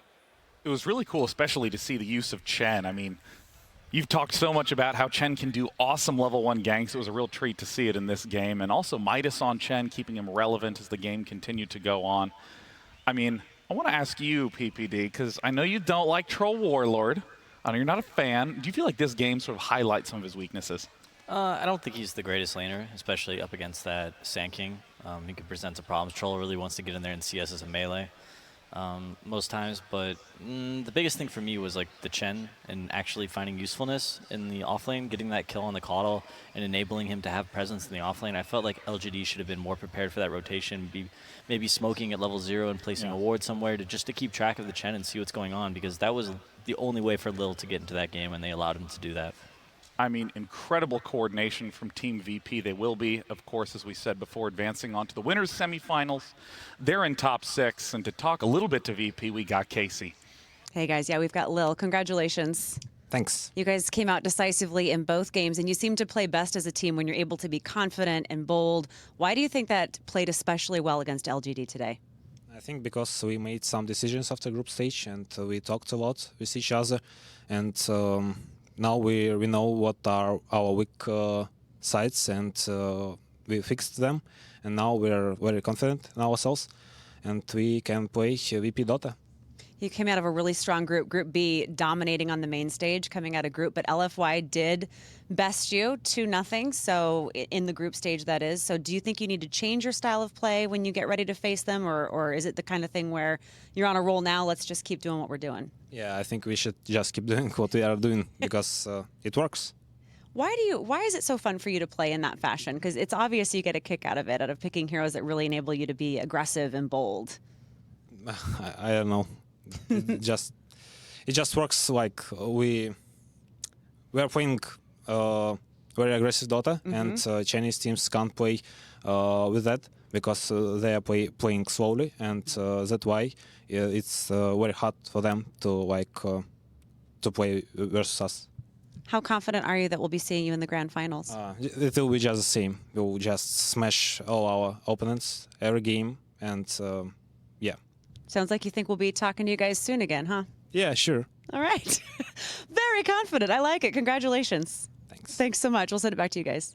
Extraordinary confidence out of VP. Love that. They can't deal with our aggressive play. Player with some gut. Everyone gets up there and goes, "Oh, he seemed really sure." Yeah, we just did our best, and our opponents played great too. But I'm just happy we won. I love that. No, we're gonna smash them. We're just gonna break through them again and again like it's nothing. Snap them like twigs. I don't know though. Like the Chinese play slow. I don't know if that's true. Yeah. I don't. Yeah. Like the Chinese actually play really fast. But like if you're picking Ogre, Sand King, Shen, like that's why I'm looking at their lineup and I'm like, oh, how are they gonna do this? Like you have to play so fast, and that's why they they hop so many smokes. So like I wish them good luck versus LFY. But I feel like that draft, I don't know. Yeah, but they're playing so well. So are you referring to things like the fact that Ogre in late game just kind of sits there and is like, good luck, you're bloodlusted. Good luck, you're bloodlusted. I'm going to chill back here, guys. Good luck to everyone. Doesn't scale as well. It's kind of that way. Yeah, I mean, I think you probably played some Ogre, right? Yeah, Ogre's whatever. I think Casey was trying to get at Lil and was asking him, you play this like aggressive 4 and you roam all the time and you find these kills, and they go, oh, what makes you, why do you like playing like that? I think he just likes to win. Right? Like he likes to play fast, he likes to roam, he likes to, that's what he's good at, and VP's done a great job at that, and they've won a lot of games because of his presence on the map. Yeah, I want to come back to something that Ake said in an earlier segment, that this tournament is really about position 4. Position 4 typically tends to be the player that is roaming around, not fixed to a lane, not staying there trying to get last hits, is instead trying to capitalize on opponents being out of position and pick them off. And Pike, what's your thoughts on the story of this tournament is the position 4? Yeah, we also talked a bit about that during group stage. I think Blitz said the same thing, and we all were kind of in agreement that position 4, like Dota has become, like it has evolved so much to the point where early game is so important nowadays, because teams are they're really good at not letting go of advantages. So when you get this position 4 player who can kind of get you ahead in the game, it's so crucial. You can kind of you can keep that advantage nowadays. Yeah, it gives you options. Yeah, and so in the past, it was a lot on core players, but now we see this, like this position 4 player, and maybe to some extent the 3, but the supports, mainly the 4, they kind of create your early game, or that's what you want them to do. And I mean, Lil is one of those type of players who does stuff like that.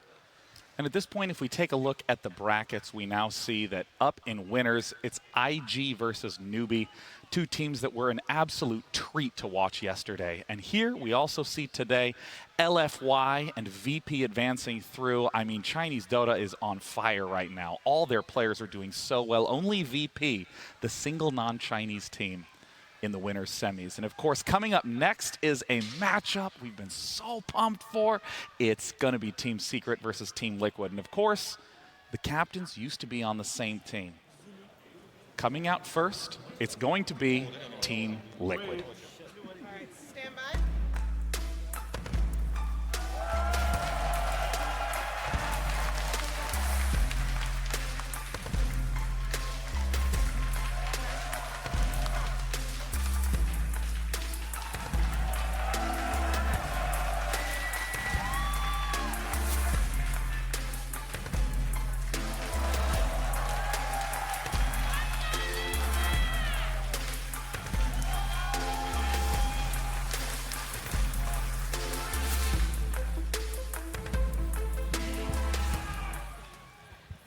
KuroKy and Puppey used to be on the same team. What kind of captain has KuroKy become? He's forging his own destiny every day. Thank you. I love the inspiring quotes. I mean, you got to take charge. If you want something, you got to get out there and take it. I mean, his philosophy, like, it's become more and more this, I want players who are really good, and like, obviously he's looking for high MMR players. Of course. And then, like, I want you guys to do what you do, and I'm gonna captain. He's going to facilitate their strengths. Exactly. That's what a good captain does. He looks at all of his players and he says, "What are you guys good at?" Yeah. I mean, but some players, like some captains, they want that, a second guy. Like they're okay, he's a little worse, but he contributes something else. What about Eternal Envy? How does he captain? How does he captain? Yeah. Oh, I mean, it's similar, right? He collects. Coming up next, my bad. We got Team Secret.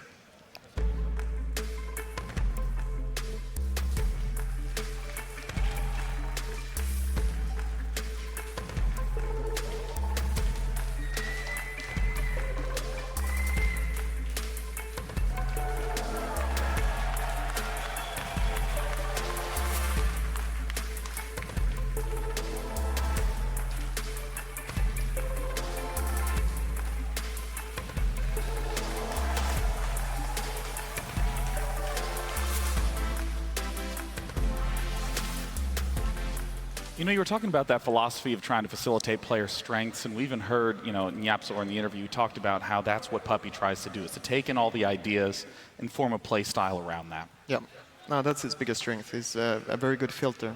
Like people come to him with a lot of ideas. Like usually a lot of ideas are pretty stupid, but then you. I have a knack for coming up with these ideas when I play, man. And then you need that guy who can take those ideas and then make something work out. Yeah. How did you do it, PPD? How did I do what?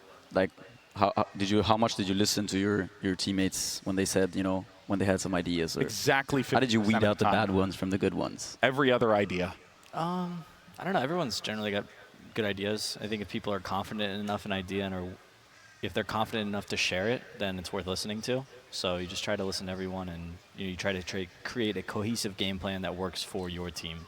Well, I also, there's often a lot of good ideas sort of in a vacuum, but the real question is how do they fit in together? Like, what would be the way that you would discard some ideas? We're certainly legitimately good ideas, but try to make sure that there was a full cohesive game plan. Sure. So it's all about like filling roles. Like this tournament, we've seen a lot of 3-4 positions act as initiators. And in my experiences playing with EG, I talked to Universe, and Universe would say, "Hey, I really think Furion is good," and I'd go, "Oh, but Furion's not an initiator." So then I'm like, okay, well, what initiators can Sumail play, or what initiators can I play? So that way we still have these two people to start fights. So you just kind of have to slot around it and find a nice balance based on what people think is strong in the current meta. Are there different things stylistically between Team Secret and Team Liquid that you've picked up on in terms of just their draft and how they build their teams? That's what I want to ask Pi about. You've played with Puppey as a captain. Have you also played with Kuro? Or? I have not played with Kuro. Okay, I wasn't sure if you were on that. I couldn't remember if you were on that iteration of. There was a time where Puppey was the captain and playing 5, and KuroKy was playing the 1 position. Oh yeah. No, that was with No-Tail and Fly, right? Oh yeah, never mind now. Yeah, that was an all-star lineup right there. Yep. So I guess just talk a little more. Like, what does Puppey bring to the table? He's like he wants to be a very strong voice, right? So like he wants to let people he wants to let his team needs to let him captain. Like that's what it comes down to. And you know, he picks a player like mid one now, I believe, is what they try to play around. But I think they're a bit more static Secret when they play. Like Liquid are very, very fluid. And they run around a lot, basically. Have you been surprised by their performance here, or disappointed, or? No, it's about what I expected. Middle of the pack sort of a team. Kind of, but like they can kick it up a higher gear, and we'll see now if they win this series. I think they might be able to go far. Like they just need to get warmed up, get comfortable with certain heroes. They looked incredibly dominant in the EU qualifiers for TI, but at tournaments following that, they were a little lackluster. And here they've been in the group stages. They haven't showed too well, but their best of one yesterday was very dominant. Yeah, I mean, that said, I'm very curious to see what's going on in the minds of Team Liquid, given the fact that they had an absolute amazing performance in the group stages. They've had a lot of really strong play out of the mid laner Miracle, but they kind of struggled when they were in the winner's bracket. They didn't ever really seem to be able to find their footing. So before we get into the game, we want to take a closer look at the mid laner from Team Liquid, Miracle.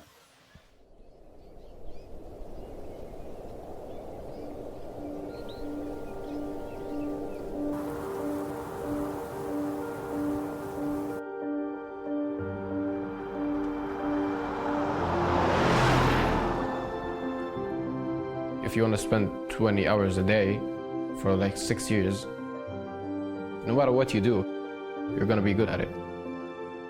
Especially when you have the talent. That's what happened with Amir.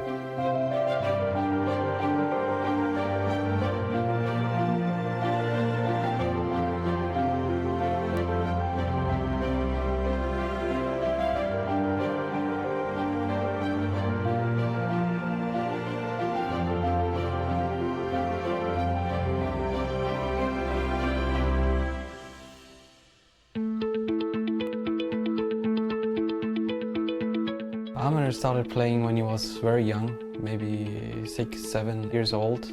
When we were young, like people here in Jordan mostly go to the internet cafes. Like in Jordan, that's the thing where you actually meet friends. As a teenager, for me and for Amir, you don't have too much things to do.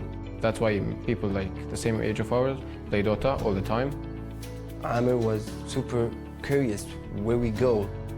He started convincing my mama, I want to go with my brothers, I want to see what they do there. We start taking him with us, and he started learning, watching. In the beginning, my mom was very supportive. Kept telling that, yeah, I'm gonna join a team. It didn't happen, but she kept saying that it's fine, you'll find your way. People usually follow competitive Dota before they become pro, but he didn't know anyone. Even when I asked him, like, did you watch TI 1, 2, 3? He's like, nope, never heard of it. In that sense, he's very unique. He just played the game, and apparently he's so talented that he just got picked up. After high school, maybe after like 2 to 3 weeks, some of the pro players talked to me about the gaming thing. So it was pretty fortunate for me, let's put it that way. I actually didn't know what direction do I want to go for. I was like pretty confused, and I was in the middle, like, what do I want to do? I think Amir is a person that lives in the moment. Doesn't feel like he is worried about a lot of things in his future, or maybe even the next day. He just takes things very lightly. He just lives his life the way he likes to do it. He just doesn't care what happens next.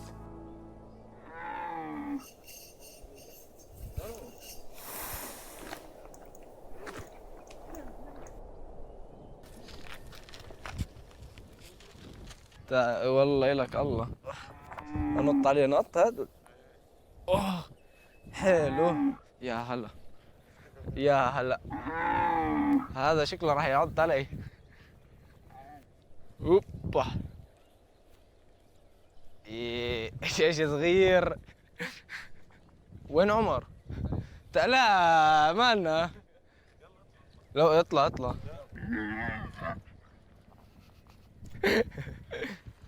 ايش برو لا مش هيوصلك طب طب طب طب طب طب طب طب طب.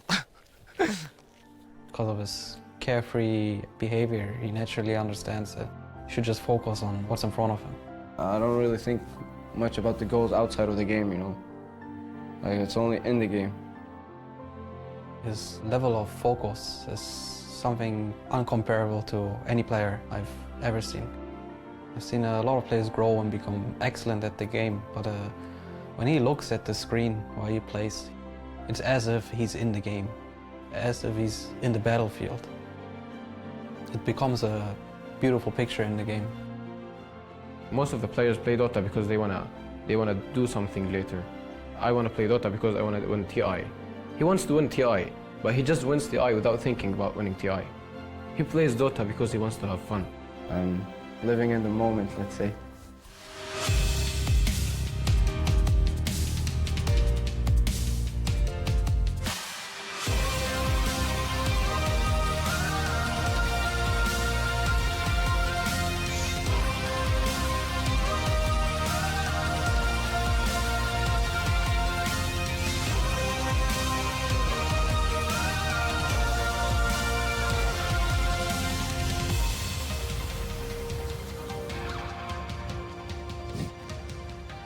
Remarkable to think of the fact that so many young players are often relatively new to the game, only a few years in, but the idea that he's been playing since he was 6 or 7, it's like more than a decade of games.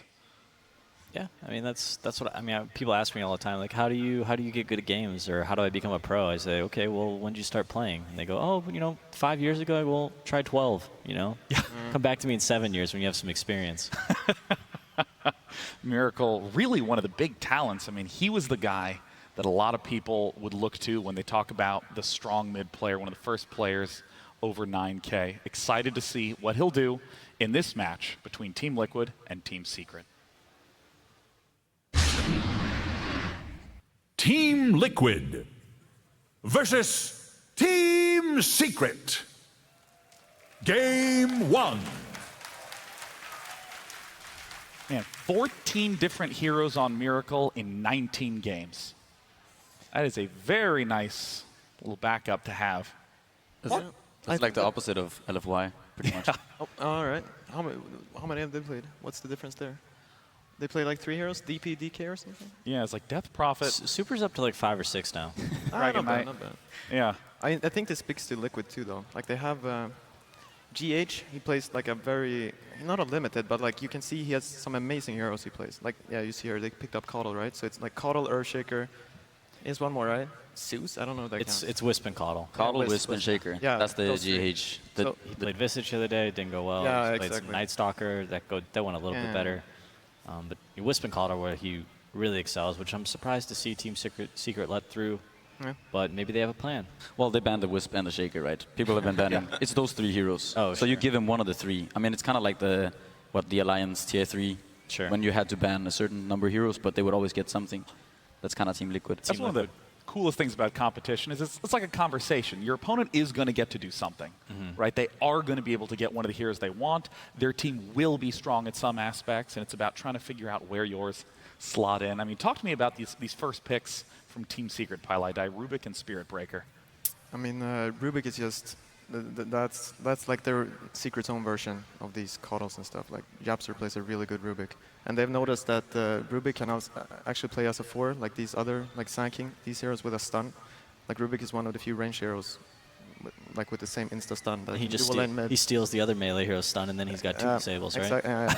Infinite disables for the first pick. Yeah, so he might actually be a bit of an underrated 4 right now. And then, like, the Spirit Breaker is because it's supposedly good against Caudle. But I don't know, when GH plays at Caudle, it's like a different hero. It just seems to work out every time, right? I don't know. Yeah. I imagine, so both teams, Liquid dropping down to the losers bracket, Secret winning from the best of 1s. I believe that's even, and so they actually do a coin flip to determine who gets first pick. So I would imagine Team Liquid, they can either choose first pick, second pick, Radiant, or Dire. I imagine they chose first pick. Team Secret then choosing Radiant. Next game, I imagine it'll be switched up, but and then if there is a game 3, they'll do another coin flip. Interesting. And that will determine who gets first pick, because that is the power pick. I'm pretty sure if Puppy had first pick in this situation, he would have picked Caudle for himself as well. Yeah, exactly. And then you can deny Wisp, Caudle, and Earthshaker. Because that is what IG did. They didn't take the Caudle for themselves, but they got the Shaker. They got the first pick, then they took the Shaker. And the other game that they beat them was when they picked up this Night Stalker. They gave the Caudle away and took the Night Stalker. But now we see the Liquid are kind of, they're preparing for this already. So they're banning out this Night Stalker and Nyx. Just so even when they get their Caudle, they know it'll be at its full potential. Because these two heroes kind of make Caudle's life a bit harder. But now they kind of get, I think they get what they want here, Liquid. Now Bristleback has, I believe this is the third time in 4 total games that Mind Control will be on Bristleback. And a lot of his success comes down to how well he's been able to do in lane. If he has the great start, we saw that was the game that Team Liquid was able to have a very strong win at yesterday. But when he doesn't have farm, he's almost like a dud hero. Doesn't even exist in a lot of the fights. Yeah, but with the Caudle in combination in lane, it's pretty difficult to shut down the Bristleback, so I imagine he would have a pretty decent laning phase. I actually thought about this Necro though, because this is something I remember back in the day, back like a few months ago, when we were playing against Team Secret, everyone was playing this Caudle Bristle, and their counter to it is the Necrophos, because you build up so many wands against this hero, this Bristleback, and just if you ever just go into your second skill as a Necrophos, all you need is a wand, and you're set. You can sustain that lane alone, so it kind of negates a lot of what Caudle Bristle does. So that's one lane where they can't go, kind of.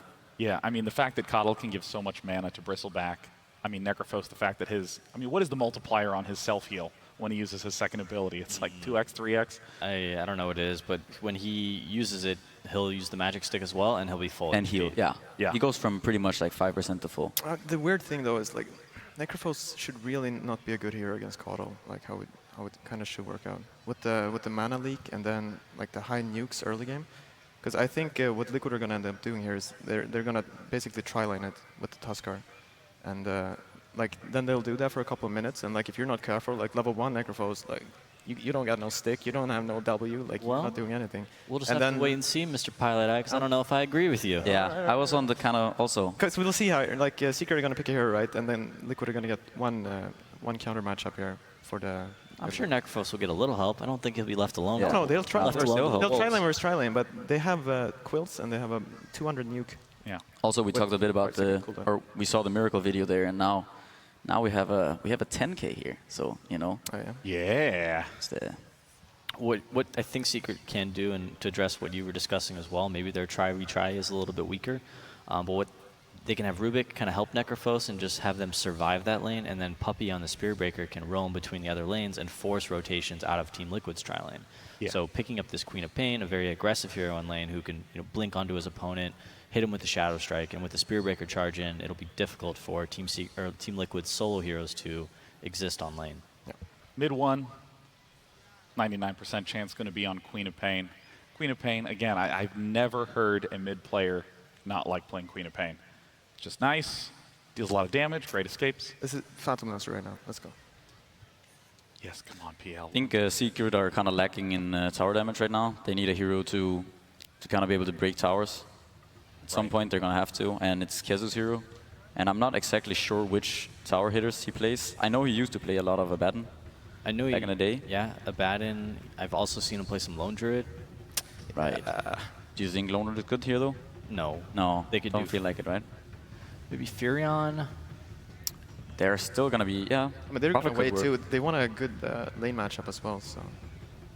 But yeah, they're going to need some building damage. They could even do, I mean, I still feel like they could even do offlane Necro or something a little bit out of left field like that. I feel like they want to put that Necrophos against the Caudle Bristle. Certainly, certainly. But then if you know that Caudle and Bristle are going to another lane, the other lanes don't, they become 1v1 lanes or 1v2 at the worst. They're not really these traditional offlane versus the tri-lane.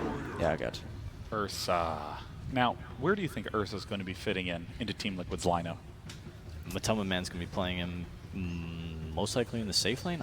They do switch things up a bit, though. We've seen that a few times. The Matoma Man has gone mid with Ursa, but I don't really expect him to go mid with Ursa against Quap, and especially not with this Spirit Breaker and potential of Rubik. This is one of the tougher picks in the draft phase for any team. The fourth pick, when you have the first pick, you have to, first off, you pick your fourth hero, the other team bans, and then you ban, and then you pick your fifth. So you pick the Ursa in this fourth position because either you don't have to worry about showing your 5th hero because you have to show it before they react. Yeah. But you pick the Ursa because you're afraid of the other team banning it. And I don't really think Secret would have banned it because I don't think Ursa really matches up well against any of these heroes. Oh, I see. Because there's 2 bans following it. The 4th pick is sort of a protection pick in a lot of cases. Yeah. You don't think that they like the Diffusal Ursa against the Necro, though? That was what I right? was going to say. The Diffusal is a really great item on Ursa, and you can pick that up quickly to dispel the ethereal form from Necrophos. Yeah, I'm curious to see here what Team Secret goes for in the last. I think Abaddon is maybe one of those heroes that they might go back for. And that was actually something that I was thinking about also, because back when they did have a lot of success, I think Kezu was playing that hero a lot. He played Omni Knight a bit and Enigma, and he played a lot of these farming heroes that eventually do scale a bit. And I feel like that suits him. Any hero in particular you're looking at, Pi, for either side? I'm just trying to think about his Ursa, man. I guess you're going to snowball on this Necro with him? What do you think Miracle would want up against this Queen of Pain matchup mid? I thought it really wanted that Phantom Blaster. Secret Bandit now. I'm like just very thrown off by this Ursa, man. I'm just looking at him. What about no, okay, Ursa. I mean, it's something they're like. I was thinking, yeah, maybe they go an aggro with the Ursa, but that's not good. That's not good at all. I mean, who even are mids that are solid against Queen of Pain in terms of matchup? Puck is fine. I mean, they can do some Dragon Knight and stuff like that. But Dragon Knight's good too. DK against Necro is a little bit iffy though, but yeah, DK could potentially work. Instant pick. Quick pick. Puck Nice, makes sense. Nice silence for good against Necro, good against Queen of Pain. It's hard to play Spirit Breaker against as well, kind of. Yeah, it's pretty tough to bash a Puck. Yeah, charge a Puck. Phase shift out.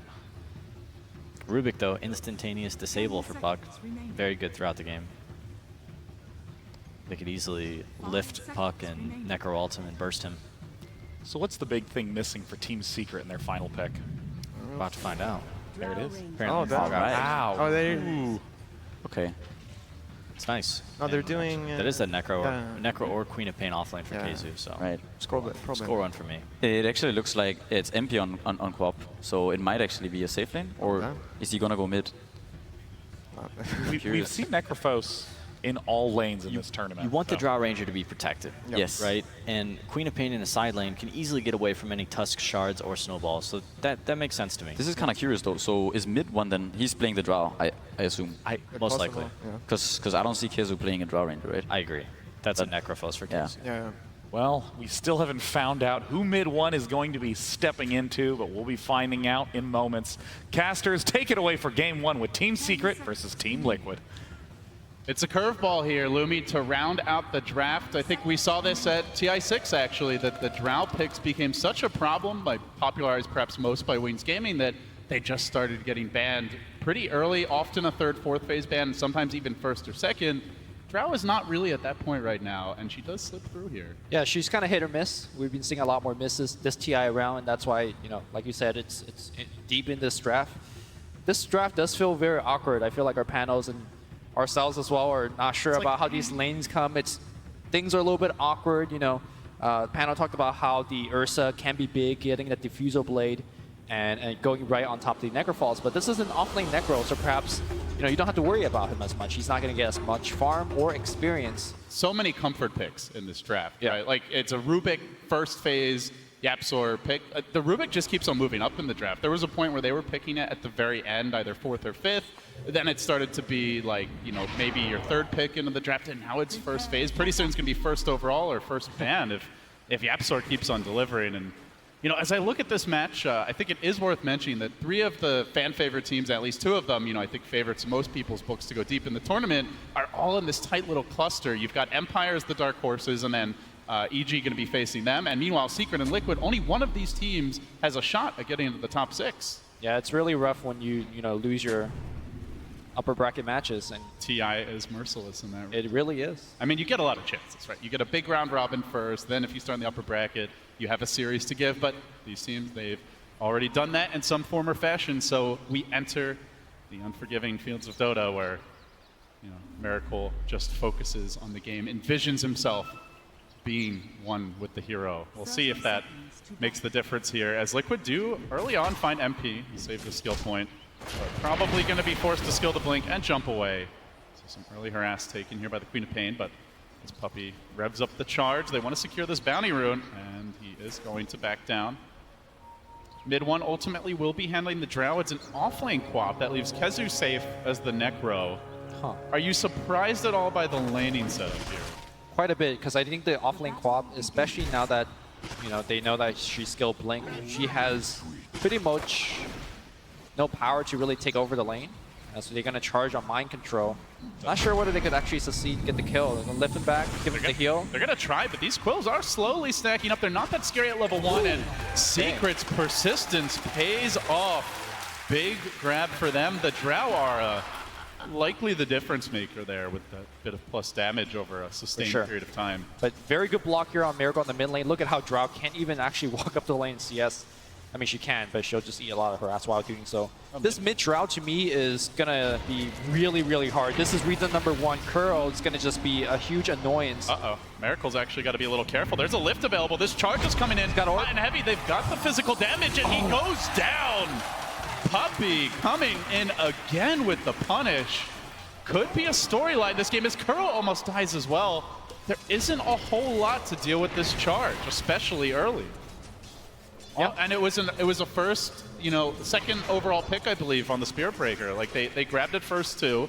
There's plenty of time to pick heroes that can deal with it, but Puppey already off to the races. Yeah, I believe we casted a Team Secret game during the group stage, and they, again, just early picked Spirit Breaker. It wasn't effective at all in that last game because the opponent just drafted around the Spirit Breaker, made sure that you have ample amount of stuns, but Team Liquid evidently more worry about other stuff, and the Spirit Breaker is going to be effective this game. I think later on, he may fall off a lot because at that point the puck becomes very elusive, right? You have the snowball save in the larger fights as they do. Again, make their move onto this puck. The silence has already been skilled up, and Miracle may go down. He will again.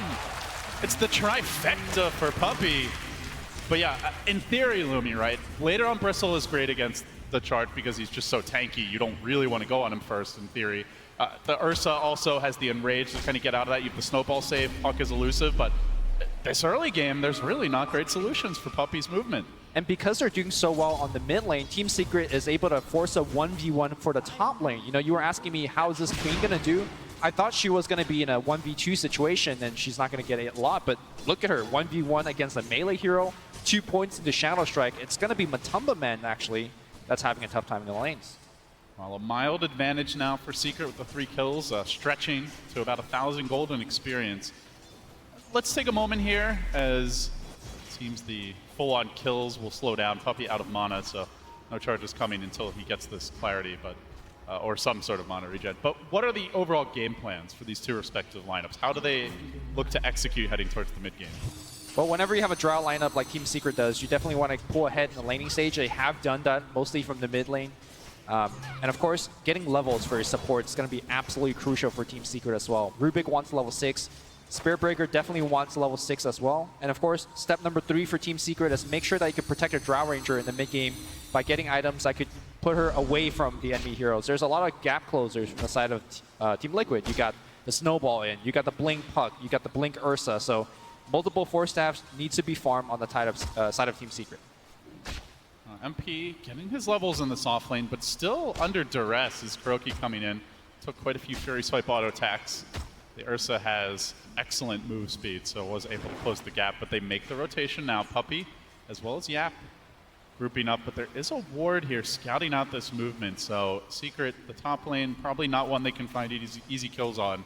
This will open things up for Miracle as he comes back mid. He's still right there in CS, and in fact, CS overall, going pretty well for Liquid. Mind Control getting a ton out of the offlane in the 2v1, as you would expect. And up top, even still Matumba Man, even on CS with the Queen of Pain, despite the Drow aura. So it's not by any means a complete rout here early, just the kills that are really dictating the advantage. Yep, meanwhile, the game plan for Team Liquid moving forward, every time they draft the Keeper of the Light on GH as well as the Bristleback together, it's just group up and push. Get that Ags. Yeah, it might not come in 15 minutes, but it will come as soon as the Aghanims is finished. Generally around the 18 to 22 minute mark, you get the mech on the Bristle or a pipe, any kind of good group up and pushing item, and Team Liquid will just bring the fight to you. Remember that game 2 yesterday we casted versus IG? As soon as they finish the Ags, the game just turned into a different phase of the game. They're trying to cinch this noose on Matumba Man as they wrap around. Puppy in the trees. They don't have the vision right now. He pokes his head out, but continues to play it safe. So seems to recognize something is up. Finally, the charge goes elsewhere. It's on to Kuroki. Two old friends about to butt heads, and YapzOr coming in with that bonus drow damage. Will they have enough to get the kill here? They're certainly going to try to make Kuro's life sad. Gets lifted up, tossed back down, still holds the snowball, but now the drow joins the party, and Kuro gets ganged up on. He'll fall. Miracle has to back away. I think Kuro, the reason he kept walking towards this hill, he wants to ice shard across the ramp and get vision and then snowball away. But didn't go for the top lane. Meanwhile, big dive onto Matumba Man, and Puppy does it again. 5 charges, 5 kills. Well, so far, I gotta say, there's a battle between the captains. Puppy's winning it. He single-handedly winning the mid lane, which is allowing him to win the top lane as well. If he wasn't getting these charges off, I think Secret would be getting run over. They're still down on CS. Almost across the board. Yeah, and that's with Drow Aura. That's with Drow Aura, and that's with the 5 kills. So crucial that he's having this fantastic start. Now we do see Necro being matched up against the Bristleback a lot of times. And I think the bottom lane is showing why Necro is generally considered as a quote-unquote good counter to the Bristleback. Obviously, Reaper Scythe is a good answer in terms of killing the Bristleback, but also you have a lot of magic wand charges readily available to you. And like something that panel brought up is you pop that Ghost Shroud and then you just heal back to full. 1.75 amplification when it comes to the heal. KheZu shouldn't die too much in the lane stage. Yeah, Liquid, on at least in this particular dual lane, don't have any way to stop that. No silence down here, no stun of any kind. Perhaps with a rotation from a core, they could change the equation. He's looking relatively good here early for Secret. Do jump out to a bit of a lead. See our 6-minute runes spawning soon. As the Radiant scan comes out, perhaps trying to detect if that Keeper Light is stacking and actually mind control the one to do it. As he will drag the creeps away, and he not get the next stack, just a tiny bit late. Still though, fairly big chunk of gold here available to be claimed. Is that something you see Secret looking to contest? Like, can they run into the Ancients and take fights there? Not without destroying the tier 1 bottom and getting a kill right before that. And honestly, their heroes are not very good at stealing stacks. I mean, Queen of Pain could scream, and KheZu could maybe Death Pulse, but probably not. I think Team Liquid will be getting away with that stack. Miracle has hit 6 now, so they give the mid lane, at least initially, to YapzOr charge. Coming through, they get the lift off, they time it just right with the charge, but now Kuro comes in, could get the snowball save, he is going to dodge the stun, but he rolls his buddy forward. Miracle has the Invis rune. We'll get back to safety. Wow. Even the shard block, Kuro showing. He learned a thing or two, they're still chasing though. Now the charge in again, just got the vision. Puppy committed with the bash. He gets the edge again, 6-0. Puppy has been in every single kill. I mean, the sad thing for Kuro is that he did everything right there. He snowballed to save the puck. He made sure that he got the shard off. He dodged the Drow silence as well. Yeah, it was everything, but didn't matter. Yeah, the chase was there, 3v2 advantage. And this shows you the weakness of the Keeper of Light in terms of being able to have a plan B, right? Normally when your other lanes are having trouble, you know, you could rotate your support, but Keeper is just not that type of hero. He just have to worry about his own game plan. They are giving this mid lane to YapzOr. He goes in again with the lift. Now the silence coming out. Charge, but it's a long way to dive, and they actually do get ushered away, even forcing out a TP reaction. Matumba Man wants to join the party. Puppy instantly snapping the coil. Matumba Man is going to back off. Seems he may rotate bottom instead. And there's no Radiant Vision this. KheZu could be in danger, but remember, he does have the Ghost Shroud. He's got a full wand. With the Rain of Health, with the max Death Pulse, the heal will be enormous. And while Diffusal Blade later on could be a solution, KheZu doesn't have too much to worry about now as that bottom rune spawns. Puppy again with the charge. He goes onto GH. He is real committed, and he keeps on finding these kills. Another takedown. Give Puppy 7. Somebody stop this man already. Finally, it's YapzOr who pays the price. Normally the other way around, and now Puppy on the run. He's got to charge out of here. Could be his ticket home. No mana on Kuro. He's going to have to move soon, though. He goes for the man fight. Charge out. Snowball was not available. Lacked the mana for it. Pretty rare you see YapzOr die. Normally it's like his core dies mid, and he's the one just soaking up the experience. Yeah, I mean, you know, he's playing the squishy Rubik. This is a role reversal. Puppy's usually the one dying repeatedly, and YapzOr just raking in the gold and the experience. Charging in again. Why not? Fool me once, fool me twice, but fool me 7 times. Make it 8. A clinic from El Capitan. I'm surprised that Miracle got hit by that. Yeah, sure, it came from fog, it came from an awkward angle, but generally he's, you know, that very mechanically skilled player that could phase that kind of initiation. But now top, Sonic Wave. Scoring the kill. Puppy there just for a little moral support. You know, coming in here, I think a lot of people say, look, Team Liquid is perhaps the better team. They did better in the group stage, but if there's one thing that this TI has taught me is group stage is just behind us now, you know. What matters is this one best of 3, and Puppy is doing a very excellent job at putting his team ahead in this game 1. So Secret have had a fantastic start, Lumi. That's no big secret here. What is the next step for them? You mentioned they're a pushing lineup. Are they ready to start pushing? Do they group up? Do they split push? Are they waiting on certain items? Like, what is the next step in the master plan here? They want to be able to push in a very safe manner. You don't want to push and then have Ursa jump in the middle of you and just die. So first, you want to have Force Staff on pretty much all of your heroes. As we see a charge going right on Miracle, there's that phase dodge. And now Puppy might be in a little bit of trouble. Coil's going to get used, and they have the double damage on Miracle. It's activated. Puppy might be giving away a kill. He does. That is a killing spree streak, and now YapzOr perhaps in a little bit of trouble. He goes in, silence, not going to hit, and not going to be enough here, as now he's taking a ton of right-click damage. Mid 1, revenges his captain. Miracle number 4. He had a terrible showing against IG in the upper bracket. Just, you look like he had the Monkey King game where he was really underfarmed the whole time. Game 3, even, he felt just a bit low impact. They got his Invoker in game 1. That didn't work out. And again, struggling here. Like, the game plan has been prey on Miracle, keep him off balance, and so far, it seems to be working. Can this puck come back? Is trying to rush towards the Veil. And certainly Liquid, a very mid-game focused lineup, right? Like, they've got the Ursa as a core, they're not running a hard carry, they're running a Bristleback offlane. All these heroes want to take skirmishes around this 10 to 20 minute mark. They're very reliant on that early blink on the puck. Because, you know, look at your damage swords. It's a Bristleback as well as an Ursa. You need some form of control to allow these heroes to go in and dish out the damage. And that's supposed to be Miracle, and to a certain extent, the Tusk. The fact that Miracle is so far behind now just means that, you know, your allies are just going to be that much less effective. So I think a lot is riding on the Miracle puck, and so far he's not delivering. Right, it's not like, oh, he's dying a lot, but he's not really an important part of their game right. plan. And normally when Miracle is having a tough game, he's on heroes like Invoker, who buys Midas, who could use Sunstrike as a catcher mechanism. But Puck, I know, it's just tough. You just got to hit creeps. Yeah, you pick Puck to have a solid early game. Right. Especially if you're going to commit it to mid and commit a Tusk to trying to support him. At any rate, Miracle will have to claw his way back into the game. Meanwhile, YapzOr has managed to steal the level 3 shards.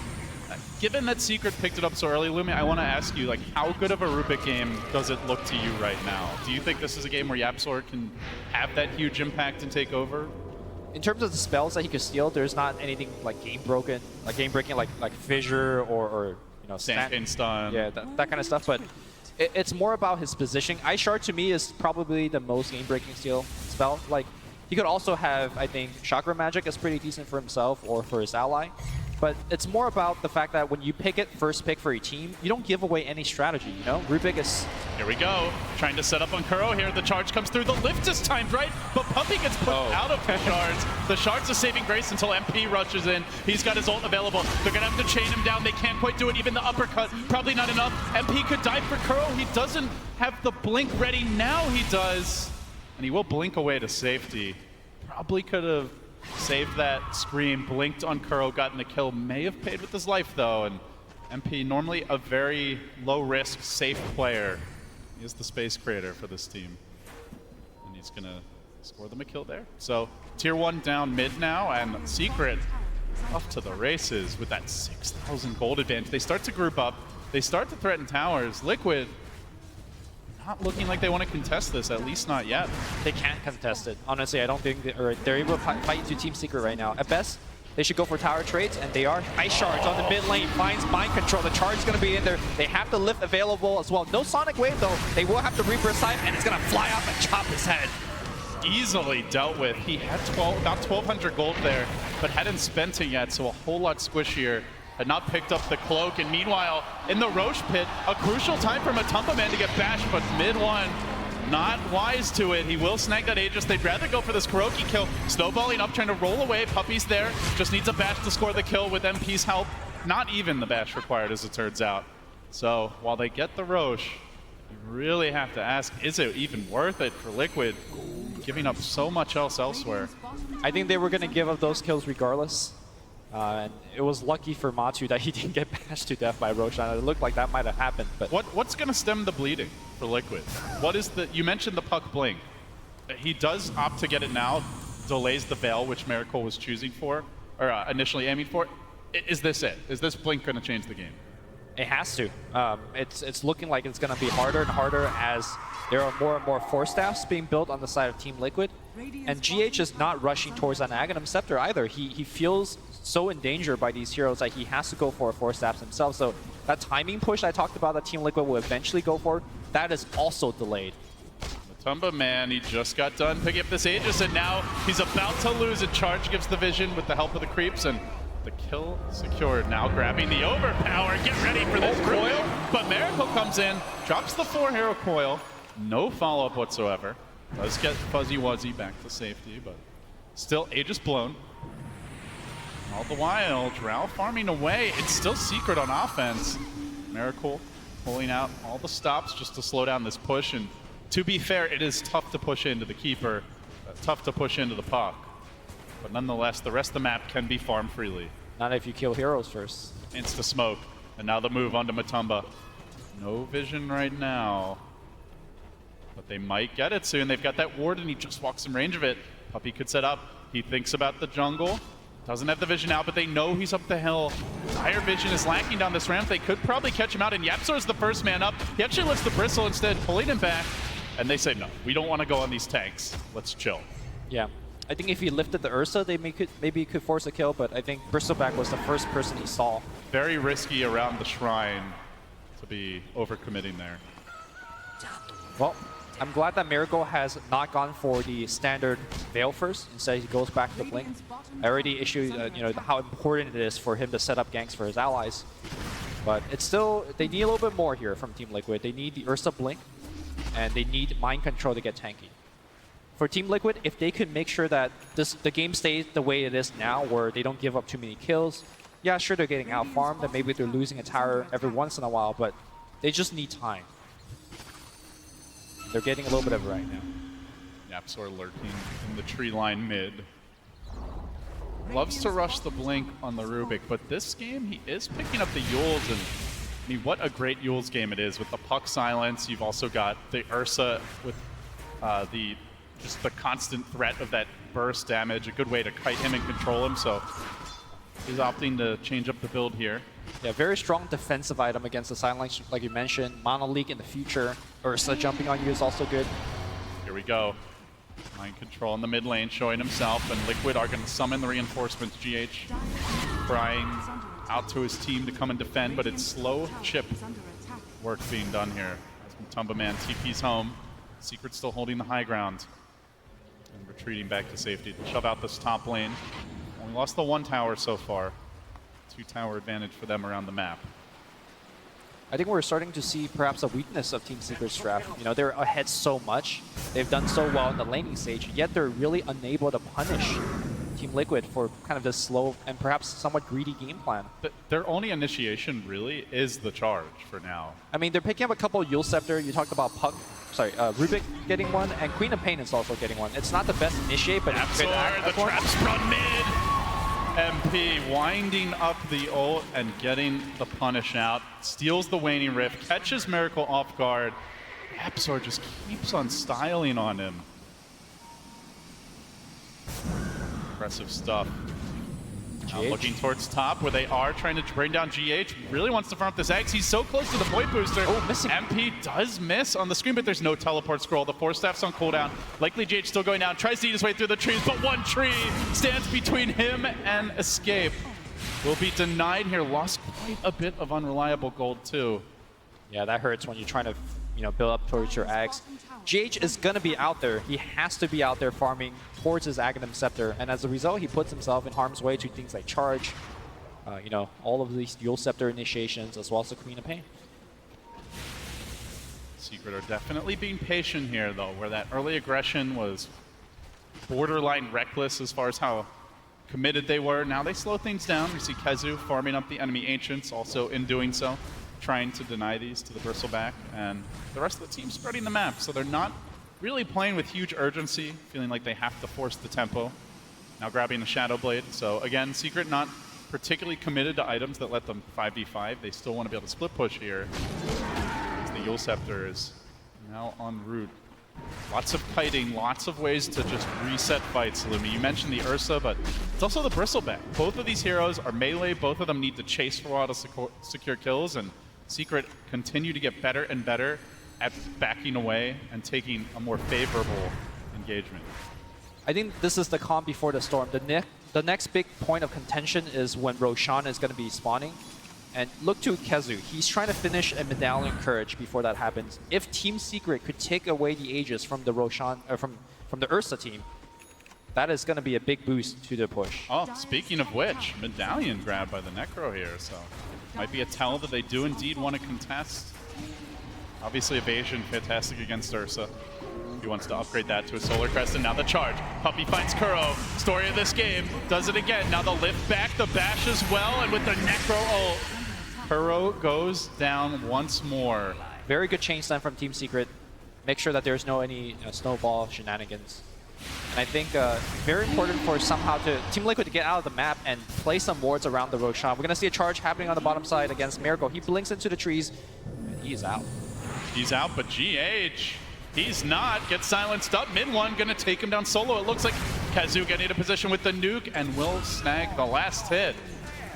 Secret just constantly finding these pickoffs. 17-2. And Liquid have the run at you draft. I mean, they have the heroes that want to be up in your face, constantly fighting and killing you, and they're just running for dear life. I mean, this run at you draft doesn't start with minute 0, right? Like, they need items to run at you. And they're always one item behind, it seems. Yeah, Bristleback is the truest level 1 running at you. Link in, big commitment for MP, but he's got the Yules. And now the Drought comes in from the side, working on this Ursa, keeping him caged up for now. The quad bolt committed.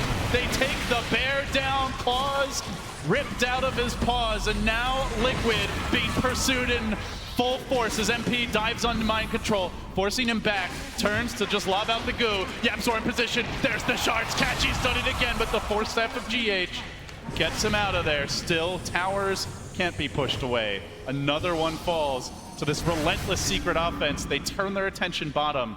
They are looking for the last outer tower on the map. Because they're so far ahead, every time they win these fights, they're not too low in HP. They have an earn running on Puppey, and they're going to just keep on running, like you said. That's 6 outer tower.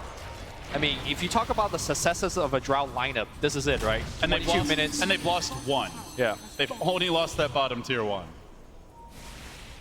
5 tower lead now for Secret, and you talked about the importance of the next Roche. God, it gets hard for Liquid to take it now. Yeah. It's going to be a real, you know, almost like Cloud9 level Roshan attempt. This is the Cloud9 one, right? Like, you just go in. Go in solo. Hope nothing happens. We've seen this go several ways in the past. This Matumba man just prays not to get bashed. It's going well right now. So far, so good. Does Puppey have the game sense? They Check are it out. caravanning, but it's down towards mid. I mean, to be fair, I don't know how much this Aegis actually matters for Matumba man. Tries to finish the roast. He will commit his ultimate, scores it, but Secret are in position. Puppey's coming through. He blinks to the north. MP on the chase. They have Yules to pick him up, but he just fogs him. All right, he's fine. I mean, you say how, you know, you don't know how much this Aegis and cheese matter, but it's very important. It's Secret gold don't get and experience that Team Liquid has just got, and they are starved on both. Yeah, we'll see if the Ursa can do much in the next fights, but at the very least, you don't have to worry about killing someone on Secret twice. Yeah.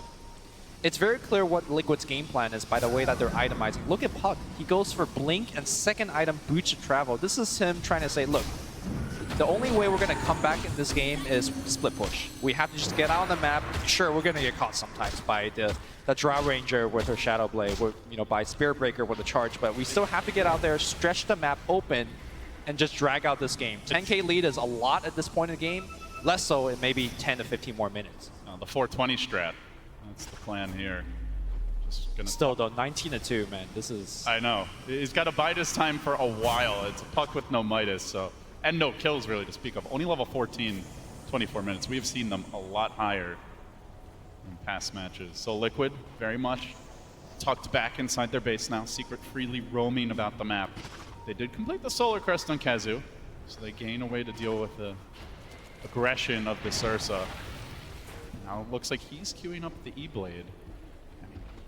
The Diffusal Blade was talked about as a potential tool, but Matumba, man, not even that close to it. Still only has one Blade of Alacrity. It's just Liquid really needing items. I think the bigger point to talk about is that GH is more than halfway to the Ags. And Team Liquid really plays very differently once they have the Aghanim Scepter on Keeper. You just have a vision advantage all of a sudden, half the time during the game. You get to push. That sustain is pretty powerful. We're going to see a charge to start things off, and this is a smoke charge. Puppy's running into 5. Kuro will finally exact his revenge, it seems. That was a satisfying uppercut. Well, Team Secret is going to respond by just hitting your tier 3. MP just blinks on the high ground and says, I see all 5 of your heroes. You better back up now. And forces at least one TP. Liquid going for the trade here as they work on that tower, but in the top lane, that catches the puck. Miracle down again. 6 deaths, only 2 kills to his name. Secret continue to prey on him and now prey on the towers as well.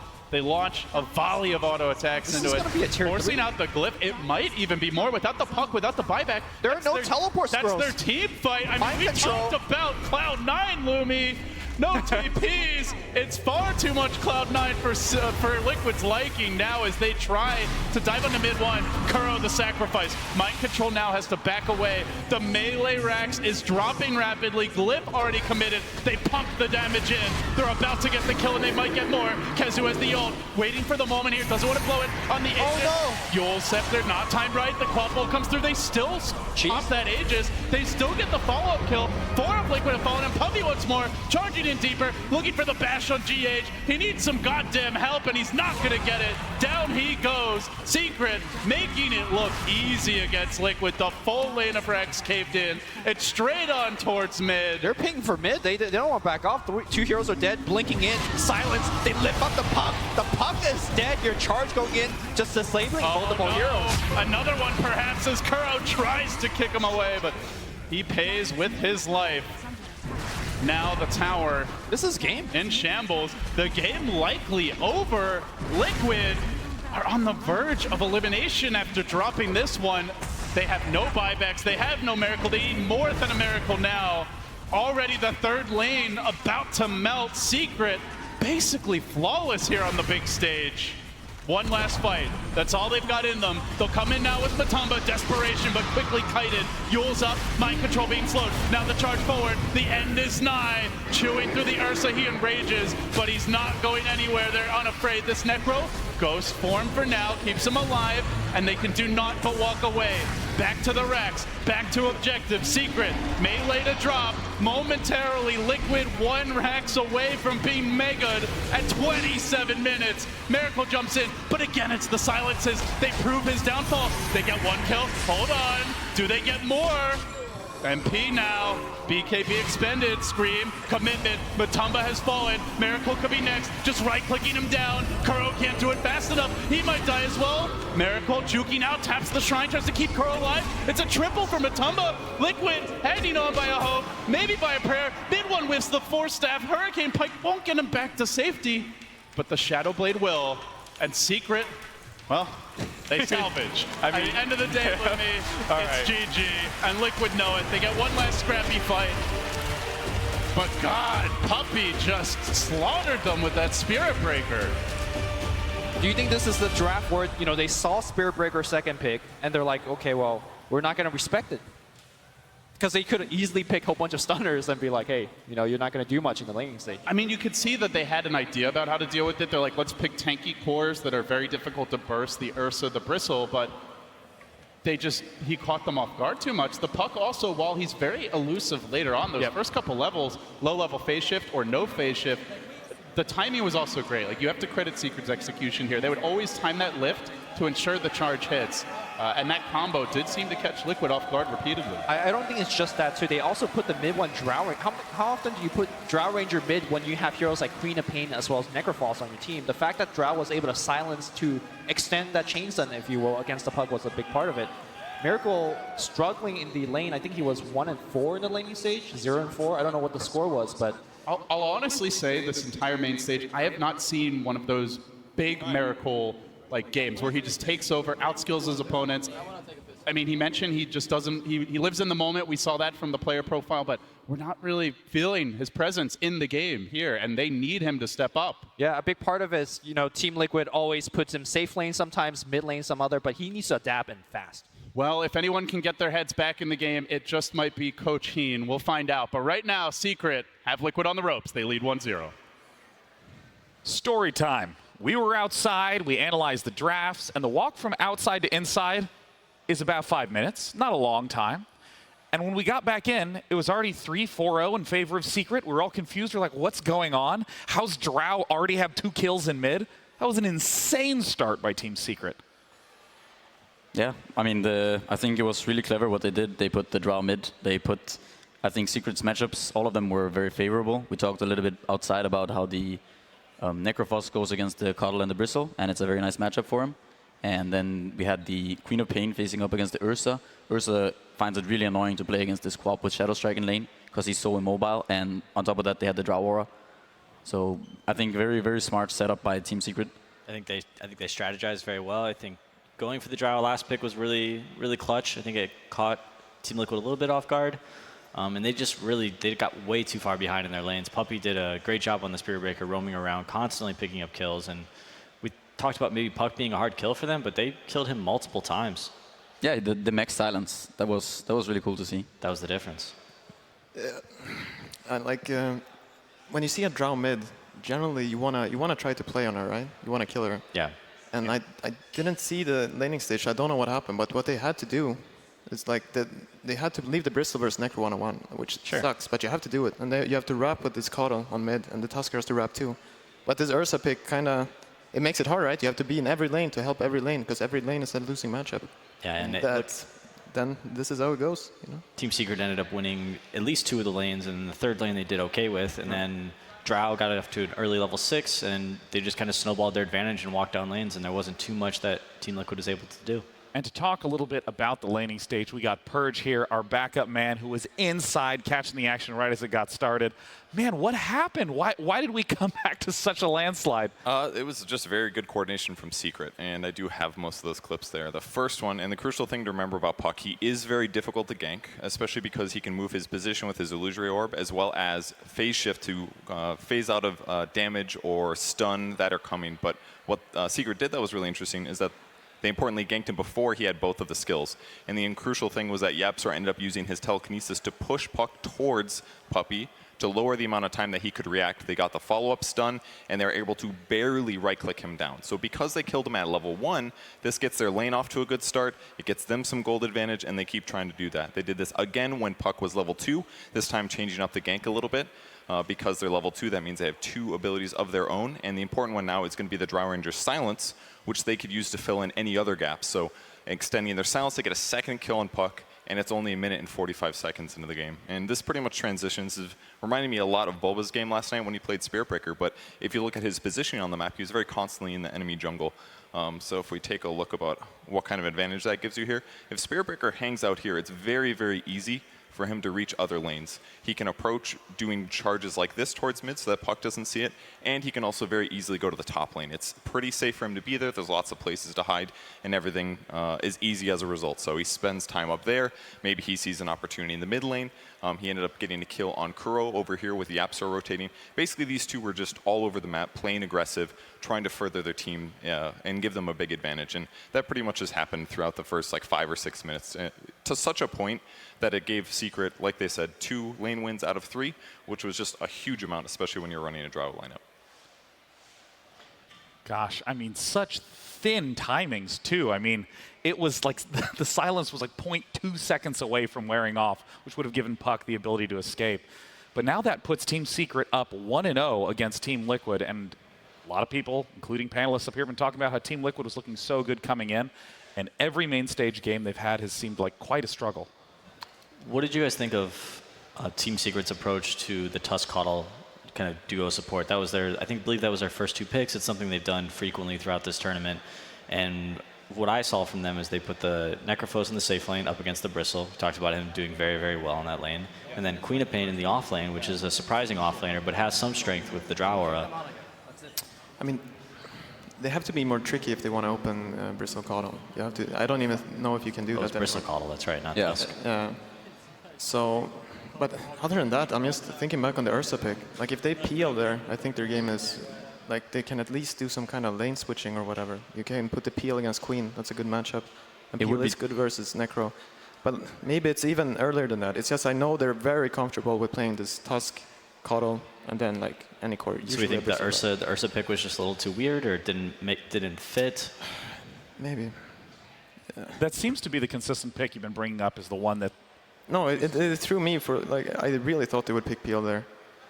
But at the same time, like when you pick this Bristle Coddle first too, and then like you go to the offlane with those 2 heroes, you're leaving yourself open. Like if you mess up a little in the laning stage. So something I saw yesterday when Liquid lost to IG, they didn't really pick any disables, and yet again we're seeing similar lineups out of them. Coddle, Bristleback, Tusk. These really, Puck has some disable, but not a ton.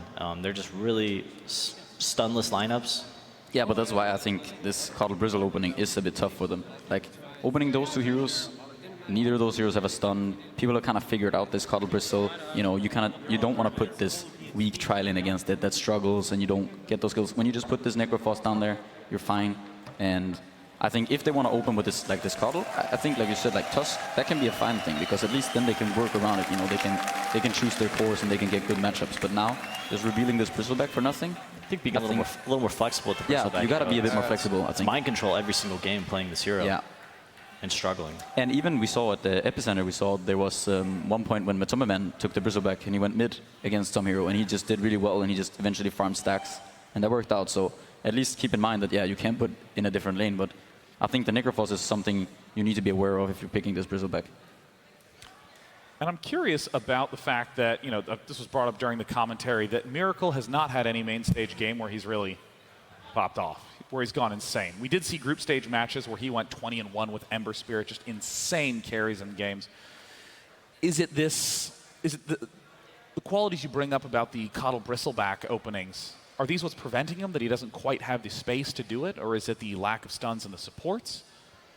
Well, I don't really think it's on him because I feel like he's playing the heroes that he's used to playing. It's just the other heroes don't complement him in the way that Liquid had been drafting previously, especially in the group stage. Yeah. Here at the main stage, they've been doing some really bizarre things, which are just so uncharacteristic for me. And it'd be a real shame for Liquid, who is probably the favorite Western team coming into this tournament, to be eliminated at 12th place. Another TI where Croaky disappoints. I mean, it's one of the really brutal things about the fact that it's a double elimination bracket. It doesn't matter how you did in the group stages, you lose twice and you're out. And there's so many teams here that are in lowers, but you see them really pulling together. OG really stands out. Empire really stand out. Of course, Secret did an amazing game yesterday against Execration, and now here they are against Team Liquid looking so good after one game. I mean, what are the sort of effects that wind up happening when you're on that main stage and your team is starting to get a little antsy under the pressure? A lot of things can happen. You can start like forcing movements. Like you're losing, and then all right, we got to come back. We got to do something. The opposite can also happen. You get scared of doing anything, and you sit back when you're supposed to do something. You have to time it off they use a cooldown, and instead of going for something, you sit and farm jungle for a minute. These lower rounds of TI can be very, very high stakes. It's Team Liquid's next match could be that player's last match on that team. Yep. You finish 12th at TI, you're probably making some changes. You don't know where you might be next season. It's also like a lot of emotional turmoil, the idea of going into a match saying, hey guys, it's okay, don't worry about it, totally fine. Even if we lose this, we're still in TI. And then you're in lowers and you're like, okay, don't mess this up. We're going to be out if we even lose one more game. That's the attitude you need to have from the winner's bracket, absolutely. Lower bracket, there's still potential to win through. We'll see OG tomorrow, starting from the lower bracket, but they've done that run before. Yeah. Not at TI, but other tournaments. It was a major. That's pretty impressive. Yeah, but I do think it is really important. Oh, it's really important that you actually do keep calm when you even when you're like right now, like Kuro and Team Liquid. I think they just need to be calm and push their advantage in the early game like they always do, and that way they can get off to a good start. We'll see if they can pull it together. Game 2 is now underway. Team Liquid 1 game from elimination, and Team Secret is on fire. Take it away, casters. Team Liquid versus Team Secret. Game 2. Oh, that's right, casters. It's not your turn yet. Nobody's been drafted. Let's look. We have a single Witch Doctor coming in for Team Secret, and of course the ban on both Coddle and Wisp. They seem to do this Witch Doctor first pick when they expect the enemy to Lycan. That's what they did versus Execration, I believe. 10 seconds remaining. Leaves them open for a lot. We thought maybe Team Secret would lean towards picking Wisp, Coddle, or Shaker themselves, but instead they chose to ban out Wisp and Coddle, and then Team Liquid did them the favor of banning out the Shaker. So all 3 of the potential power heroes that we discussed in the last draft will not be present in this game. No, I just kind of wanted to talk about like how they've been drafting with this GH, and maybe they like eventually had enough. Like we can't keep first picking this hero and trying to make our lineup work around it. Like Miracle had played like 14 or 15 heroes, different players, and they're just trying to fit in to GH as a playstyle. And now they're like, yeah, Lycan is a good hero, Night Stalker's a good hero. Yeah, I mean, this lineup that we see out of Team Liquid, this is exactly what we've been seeing out of a lot of the group stage games. We saw it early in the winners bracket yesterday. Let's go with Night Stalker and Lycan, make sure we have good vision for pickoffs thanks to Night Stalker. Let's make sure we have great push with Lycan, not going for right-click builds, but instead favoring the Necronomicon. Yeah, this is what we saw IG beat Liquid with. They went for the Night Stalker Lycan, and we've seen it, like you said, multiple times. Yeah, they did. They had very good execution. I like the Batrider up against the Lycan. In general, it's a very tough lane stage for Lycan to match up against the Batrider. He doesn't have many options. And I'm a little bit surprised, maybe not so much surprised, I'm just curious because Night Stalker is not one of the heroes that I'm used to seeing GH on, but I think he can perform on that hero as well. He's played it a little bit this tournament, and it is a hero that he can be active and have an impact on, which I do like for him. I mean, he has 9.8k MMR, right? Yeah, he can. Hopefully he can play this Night Stalker. He can handle it. I think it's. Let's not worry about GH. GH is going to do GH things. I'm worried about the rest of Liquid. No, I think like I said earlier, right, that maybe they've been drafting too much around GH. But the reason is like, you know, they won these games where he's playing one of these heroes and he's just way too good on them. How do you feel about the Lycan into the Witch Doctor? You know, Day9 was talking about the Necronomicon making a comeback on this hero, but that cask, the paralyzing cask, stuns those summons for quite a long time. Yeah. It goes both the ways, though, I feel like. At some point, sometimes when you're this Lycan, you run up to a Witch Doctor and, you know, he disappears. Yeah, you know, 2 or 3 shots. You've been there. You've been there. You know, Lycan in your face. My positioning's usually pretty good. Oh, yeah, it doesn't right. happen to me. Gotcha. I think it can go both ways. If the Witch Doctor, if you manage to get to some Ghost Scepter or something, it can be nice, but I think Secret are, they're investing in having good lanes, and I like this approach because I think that's what Team Liquid almost always does. I feel like Team Liquid, they rely a lot on having some quirky heroes that kind of put them ahead in the lane stage, and this allows them some time to get Miracle farm.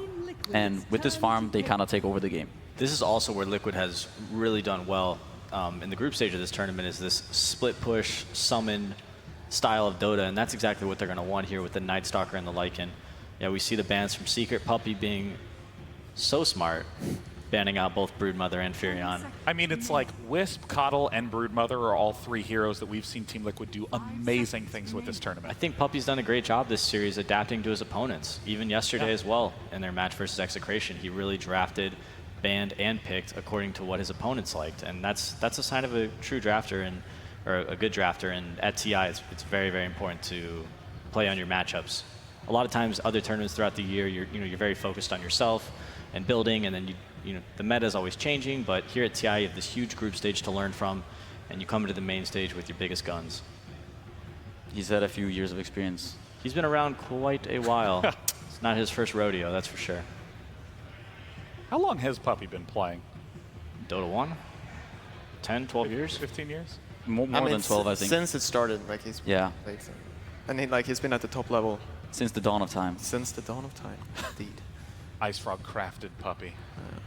Right when he created Dota All-Star. I really think this Witch Doctor pick is interesting. Because it seems like you pick it, and like these heroes are so good, this Night Stalker and Lycan, that they feel forced to pick him anyway. And I've seen this a couple times from, especially like VP, they first pick Witch Doctor or Ogre, very like neutral heroes that don't tell a lot about your draft. And then the second pick, Bat Rider, which is a hero we find the slot being picked in a lot with that fourth pick. And then, because it leads you into 2 more bans. But they chose to ban out summon heroes rather than bat counters. So we see the Oracle come out for what I would assume would be Kuroki? Yeah. And that's Oracle's ultimate can dispel Lasso immediately and from a pretty long distance. And also in the lane, the stickies, if they add up too much. So is that a position 4 slaughter then? No, the thing they might do, like if the Liquid's draft keeps going like this, like every hero is extremely good against Batrider, they might just want to put it on Japsor. I don't know if we've seen Yapsor play a Batrider. How many? No, he did it once. Yes? It didn't go too well, but... They got a game to lose, right? You can risk it a little bit. No, but the other thing, right, the standards, like if you have a Lycan and a Batrider, you kind of just want the Batrider to lane against the Lycan. But Oracle makes it a bit more complicated. I've seen Kesu do this before, though, so I think that's what they're going to do. That's where I've seen Lycan struggle in this tournament, is when he doesn't get a good start in the laning phase. He just doesn't have the same kind of impact. The other team builds up all these armor items and 4 staffs, and they ended up just kiting Lycan around for the little damage he's able to connect with. The problem with the Lycan Oracle lane is that they can't really kill the Batrider, right? Like if the Batrider is up there alone, he's gonna get a little bit of stuff, and you're trading 2 heroes for 1. Is there any chance they put the Lycan in a different lane, say mid or something? Put that Snake Man up there, Venomancer? Depends on the matchup. 5 seconds. Yeah, they have the last pick, right? Liquid? Yeah. Yeah, last pick is gonna go to Liquid here. Secret's got to pick 2 heroes. Chaos Knight. CK at Illusion Hero. I've seen Illusion Heroes do very, very well against Venomancer. He just doesn't have a lot of AoE other than his ultimate. None of Team Liquid's heroes have very good AoE. No, it's the Venomancer ult, and that's about it. Yeah, I mean, you need the AoE stun, most of all. Like, if you slowly deal damage with the Poison Nova, you're all going to be dead. Especially when CK gets up to having like a heart, like that Venomancer ult's just going to tickle him. No, they don't have much lane push either, right? So they're going to have to fight. If they don't fight... So far, we all kind of like, we're Secret are right now? I don't feel too strongly about other side right now. I think Liquid's getting a little bit more back to their roots, which I like to see. Still not picking very many disables, though. 0 stuns so far, once again from Team Liquid, which... Look over here, we have 4 stuns from Secret. Yeah. I think stuns are important. I also do. I've always been a big advocate of stuns. It makes the game easier. Like, Dota is a hard game, and it's hard to play Dota with people, but when you can stun someone, they're standing still, and you can just attack them. You got that cool little stun bar now. Chain stunning, yeah. It's like, made our jobs way easier. Yeah, and the way it pans out in pubs is that every single person on your team waits for that first bar to go, and then you have 4 stuns stacked on the same person. Yeah, it's, at least you didn't stack them all at once. I know, right? Now, Chaos Knight is a hero we saw OG do amazing things with yesterday, and Chaos Knight is also so hard to stop once he gets farmed up, but of course with no good cleave, with not a particularly good way to farm, he'll need to be participating in lots of those mid-game ganks and fights. I just feel like, is this Venomancer? Oh, it's going to be Venomancer offlane, actually. Is this, yeah, because is this the hero you want to give Miracle on, like, potentially? No. Do you want to give him Venomancer? Doesn't feel like it, right? You get Dragon Knight here? How do you feel? They banned out Invoker, which we saw OG last night. I think they ran CK Slardar and Invoker, right? I think he looks strong right now. You like DK? I think he looks strong. Potential, could be some, I don't know, Necrophos or something. I'm not sure how they would lane that, but... Timbersaw banned, that makes you think they want to melee mid. Oh, Phantom Yes, a comfort hero. More illusions. More illusions and no AoE from... Now it has to be Miracle, right? Yeah, and he needs to be able to clear some AoE. Sven is banned out from... they're fast, though. Here we go. Oh, Alchemist. Alchemist. That's something. I've gone out on an Alchemist before, man. They got their first stun of this series, yeah. Well, at this point in time, Miracle is mid with Alchemist. Let's see if he can have one of his first games on the main stage where he is the core carry to bring his team to victory, or will Team Secret close out with a convincing 2-0? Now that the draft is actually done, I give you casters permission to start your commentary. Thank you very much, Sean. I almost had a heart attack in my rush to put on my headset when he said commentators. You were just, getting ready, prepared, and suddenly the draft is beginning and going to us.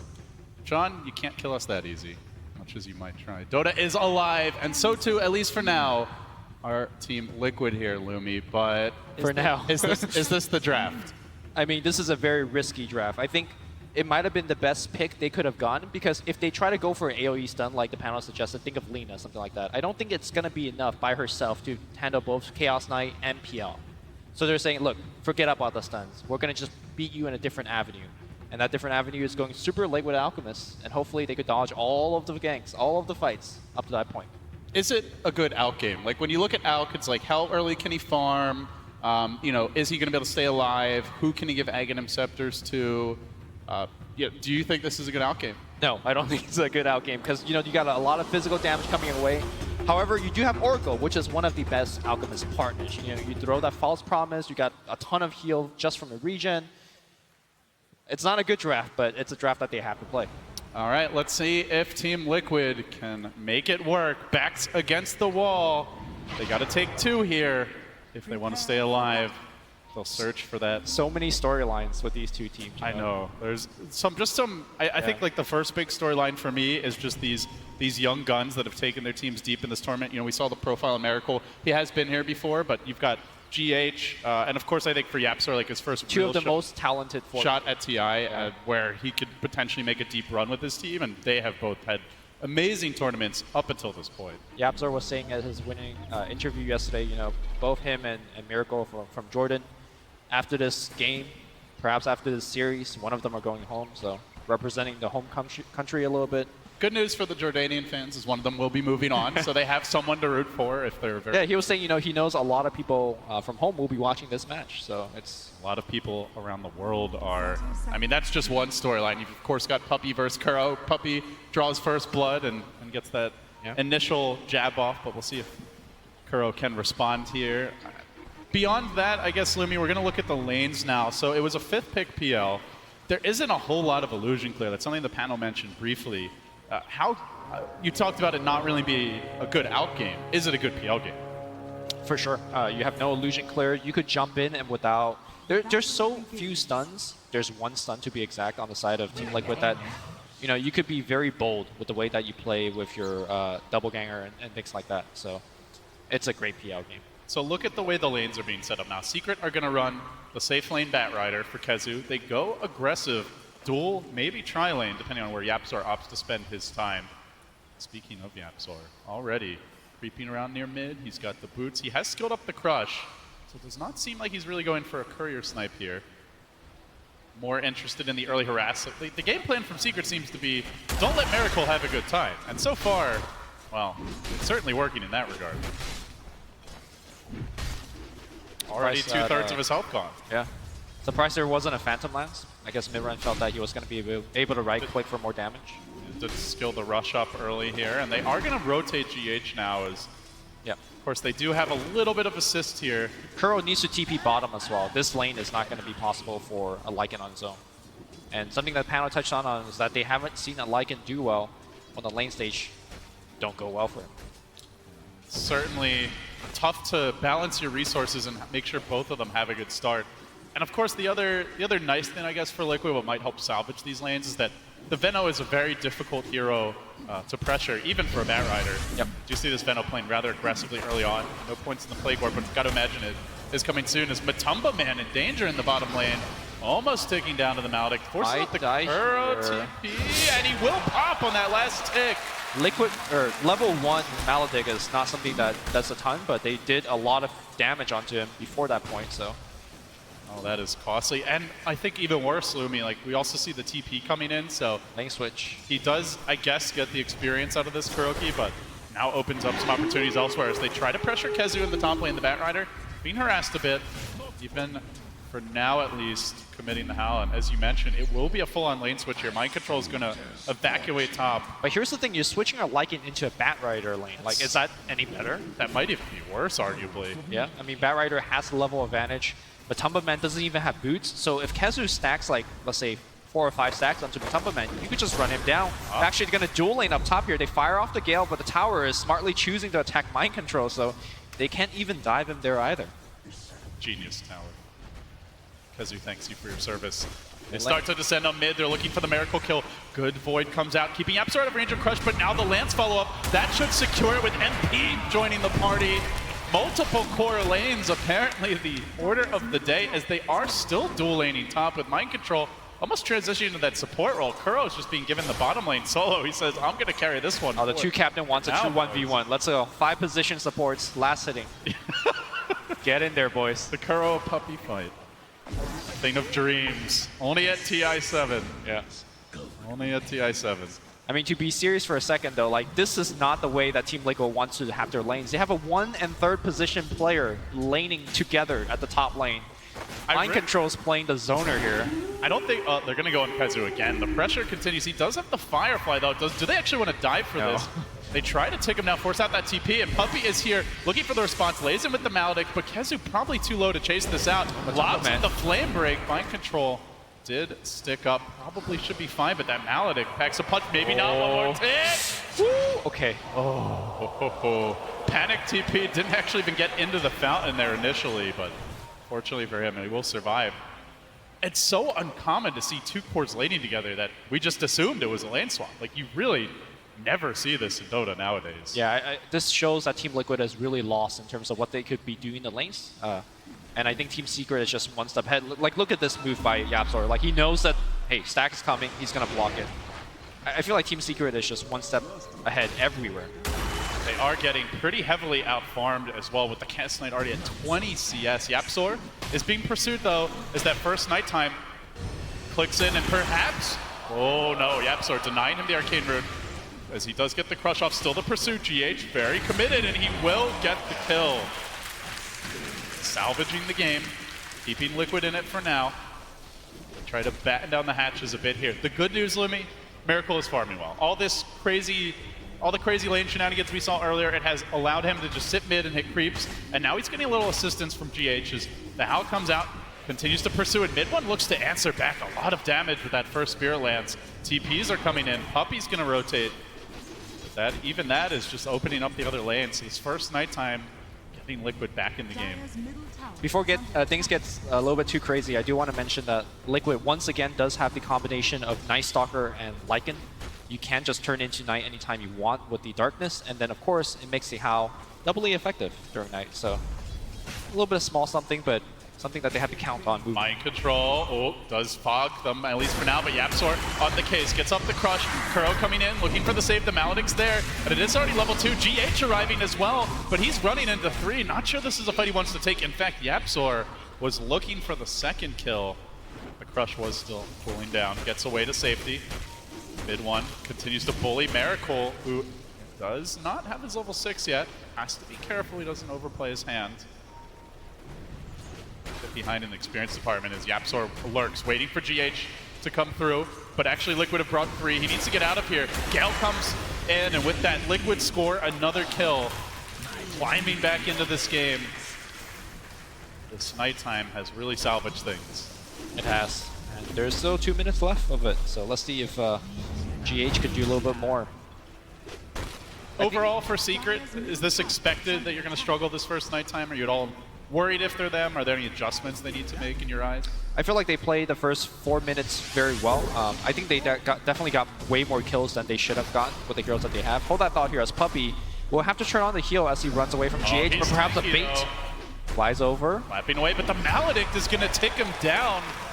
And Puppey has been a force on this Witch Doctor, and he was a force in game 1. Yeah, what a skill build coming out from the Witch Doctor as well. 2 points in Maledict, 1 point in Voodoo, and 1 point in Cast. This is definitely not the standard build, but hey, he's finding it, correct use for every single situation. I mean, it is, but at the same time, like, the standard Lycan build is not to get the Wolves early, so, even if he needs the Cask later, he'll have time to go back for that. Yep. And Witch Doctor's heal and Cask are both pretty decent value points as far as they go. Like, just getting that stun in and of itself is a huge upgrade for the hero. Sure.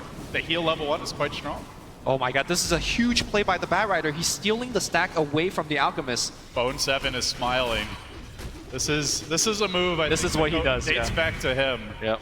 Oh, there you go. There goes that Alchemist stack. That's like 200 gold. Mid. They want Miracle. His Chemical Rage on cooldown, but in comes GH. Looking for the assist. Now Puppey's the one who's run over. GH again making more movements once more.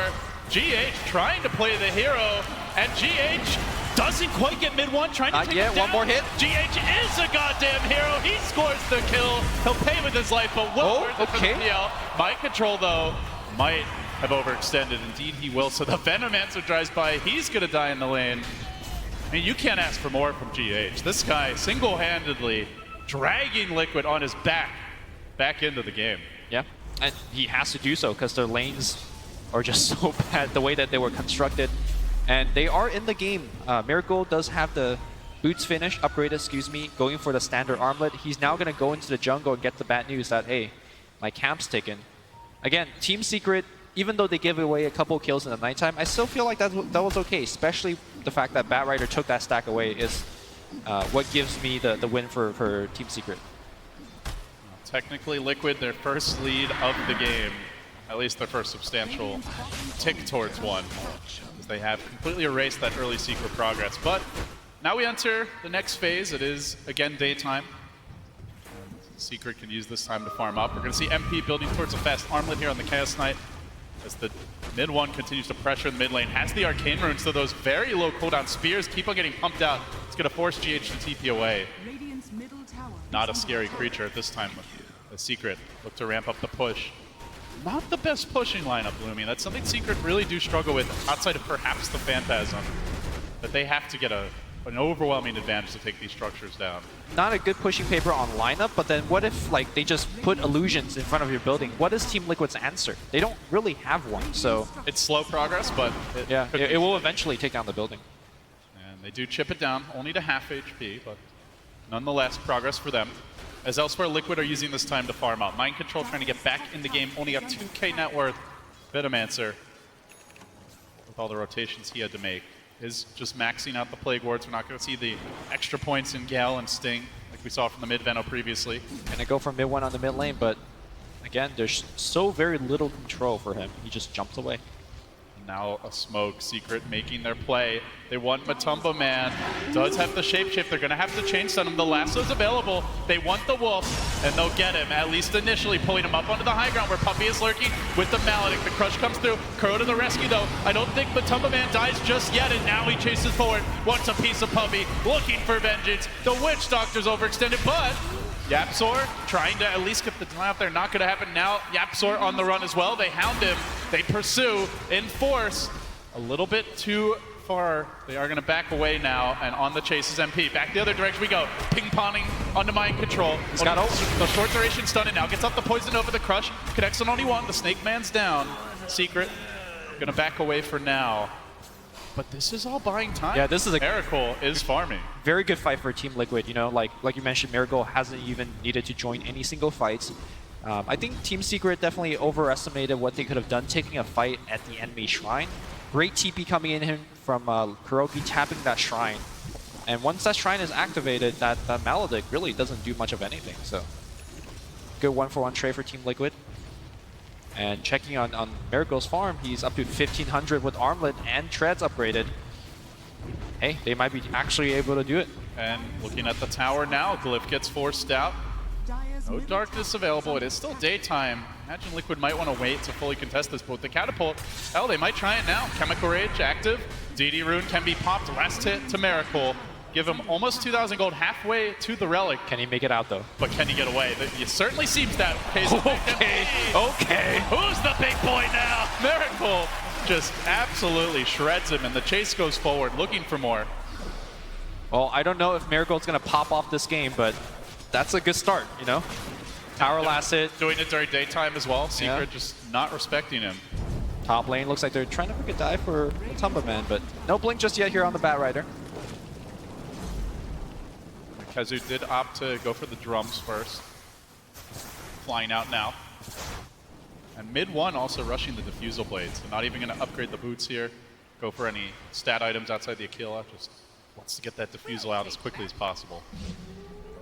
Moving on from this point in the game, I think Kuro's positioning in fights is going to determine whether Team Liquid has a chance or not in this game. He is public enemy #1. He's the one that's providing the dispels as well as save for the rest of the team. And there's so many heroes that you easily get behind him. You know, of course, mid one with his Diffusal Blade, Chaos Knight with Reality Rift, as well as the Slaughter kind of just coming in the back line. So, speaking of that Slaughter, GH again on the prowl here. Has the phase boots picked up. Always a threat to flap over the trees. So when is Secret's next move? Is the Diffusal Blade, the Armlet, at that point, do you just go? Do you start taking those fights? Or? I think you're waiting for the blinks from Slaughter or the Bat Rider. Okay. You really need a hard initiation to find the right target, whether that is Kurogi or somebody else, and go for the quick kill. I think if you're relying on Diffusal Blade or drums, that's not fast enough to get the right initiation off, and Liquid can come in, you know, whether via tower TPs or just good positioning of their own to kind of take a good fight. You don't want to fight into an Alchemist lineup when you don't have enough, because if you just die to an Alchemist lineup, you just give him more time to farm, and that's a recipe for disaster. So Puppey does continue to just keep on maxing out this Maledict. Now level 3. Still only the 1 point in the cast, and could become very relevant here as Matumba Man is building towards the Necro Book. This has increasingly been the more popular build. We've seen a lot of players shying away more and more this tournament from the Armlet Mask of Madness. As GH prowls through the dire jungle, hunting for that next opening. Diffusal Blade is nigh. MP's Armlet only a few creeps away, so those 2 big early combat items for Secret about to come out. But Liquid the ones on offense. Grouping up behind Miracle, they look for this tier 1 top. With the tower falling, Radiance will be nearly complete. In fact, Puppey in a bit of danger, lobs out the Maledict, but then gets silenced up, and GH pursues onto the high ground. Really wants to force it, perhaps he's been baited in a bit too far. Cast coming out, Maledict ticking in, and will pay with his life. Space created. But space for the tower. I mean, you just dove into a tier 3 for a 1-for-1 trade, and you got 2 teleport scroll from a 4 position. And you got the tower, you got the Radiance. Give him that chat wheel, man. Space created. Well done. And he needs to do that. Space. He's not that kind of player. He lets us play just talking. Well, Miracle has the Radiance online, 14 minutes and 30 seconds with Treads upgraded as well as Armlet. Not the best time ever, but very, very serviceable given how the laning stage went, right? Remember, you gotta keep in mind that Matumba Man got first blood at bottom, or he got killed bottom. They had to lane with a Veno for a while. That was just not a good start. They're still in the game. Definitely not a part of the plan, but it's working out all the same for Liquid. However, the change-up could be upon us momentarily as they look for GH here. Amp damage coming through. Kezu, no blink though. Can't wrangle the Vampire. Kezu's not going for blink. He's going for a Yule Scepter. What do you make of that? The Night Stalker? No. I mean, but you're a Bat Rider. Your job is to initiate. I guess he feels that, look, there is an Orgo on the other side. He gives respect to Kuro that he feels that he won't be able to get off very reliable initiation. That he just want to itemize in a different manner, but then you have a Bat Rider not at 100%. The Slardar is about to get it. So Yapzor very close to his blink, and to be fair, like their lineup's good at chasing, right? With the PL, yeah, Diffusal Blade, even Chaos Knight, a decent chaser.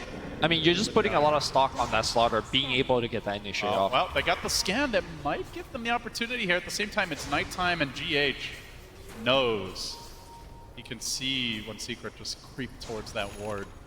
So Liquid constructing a fairly safe push here, plopping down the Serpent Wards.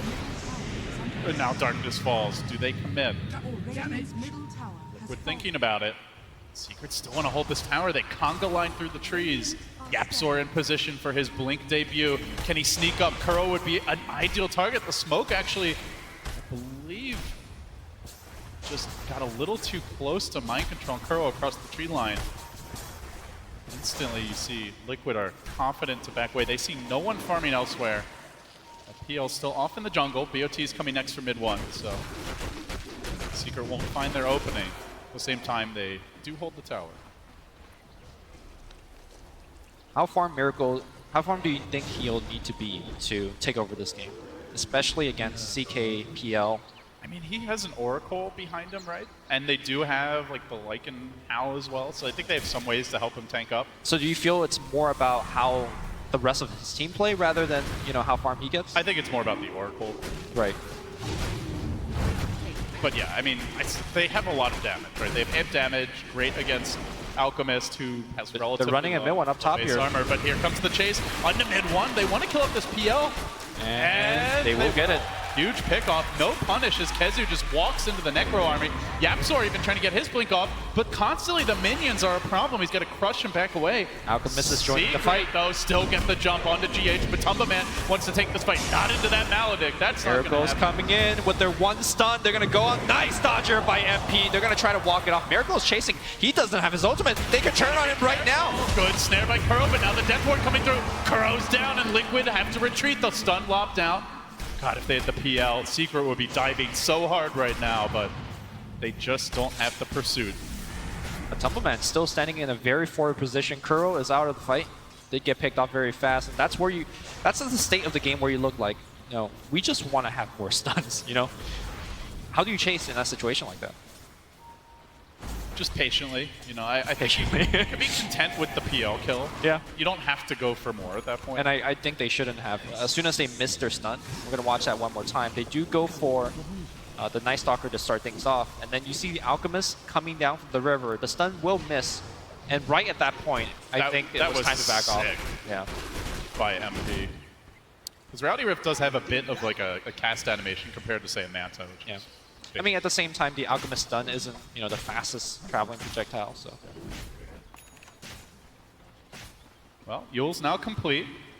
So while you might want to see a blink from Kezu, this could be a tool to keep that Oracle out of the fight as long as possible while they try and focus Miracle down. See how it pans out for Secret. Still, though, feels like overall they're kind of playing Liquid's game, right? It's a good out game. There's some big Aghanims upgrades here. The Venomancer Ags upgrade is great. The Night Stalker one, fantastic. And do you want to play that game right now on the main stage? Who do you want to give the Ags to first out of his allies? I mean, my vote is on the Night Stalker, but I definitely think you need a plus armor item. Like, you're not going to rush an Ag. Oh, no, no way. Like, I'm talking about once he's comfortable with his item slot and he's feeling rich, start to dole out some Ags. Yeah, I think so. I think Night Stalker is probably the ideal one, just because against Batrider, the vision is so important. You cannot let him get the jump. Secret are smoked up, though. They haven't been particularly successful in these smokes, but they're going to try it again. Scouting out Matumba Man, but look at the positioning of Kuro Lumi, tucked in the trees, up above his core. Liquid are definitely anticipating Secret's movements well now. And they haven't been able to find that big fight. You know, the way their lineup works, they want to just catch a hero out and then keep on chasing everyone down with defusal charges, reality rips, the Batrider pursuit. But in fact, the charge going the other way. Mid one is being forced back. They got the armlet, they got the defusal, they got the drums, Yules, and the blink on the Slardar, and they're just not fighting. Yeah. They're definitely respecting the fact that there is quite a bit of vision on the side of Team Liquid. Is there a way to deal with that for Secret? Like anything they can do to get vision back? I mean, you could put down wards, but as soon as Night Stalker press darkness, you know, a lot of your vision is just gone. Mind Control could plop down his own wards as well, to like that, just to give him a little bit of extra sight outside of the Roshan pit. They know Rosh is going on, but it's hard to initiate it. And this is a spot where you wish Batrider has a lasso, Blink Lasso rather. Well, they're trying to bring in the whole gang, but by the time they get to the pit, it's already too late. Instead, they're going to go in mid, locking down GH, and in a flurry of attacks, he should die. No Kuro's there with the save, but a 3-hero crush from Yapzor. A godly play by him. Still GH stays alive for a while, almost killing off Puppey, and now the chase is on. Liquid see an opening with that Venomancer ult committed, MP dropping low. Do they drive forward? Mid one, kiting them from the side. However, he could get stunned here by the Al. The crush comes through, looking for the save. And now, isolating Miracle, but he's just going to Manta and retreat. Still is the Aegis as well. Secret have to gang up here and try to rely on that Puppey heal to get them back towards safety. They do get the mid-one kill in the end. They hang on, at least for now, to the Aegis. Yeah, great trade here, if you ask me, for Team Liquid. Got the enemy core, you lost 2 supports, whatever. Miracle didn't die, he has They want to Aegis. go back in. Secret are thinking about it. They don't have the lasso. Who do they jump on first? In the back lines, it's Mind Control. Without the Poison Nova, he should be an easy kill, but Miracle's there to the rescue.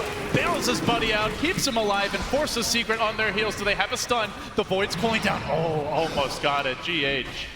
Mid-cast animation. So 2 cores now down for Secret. Another kill given to Liquid for free, basically, and they're going to lose buildings from it. If you fight into an Alchemist, you better be damn sure that you have enough to take him down. Or take his team down, and Team Secret had neither.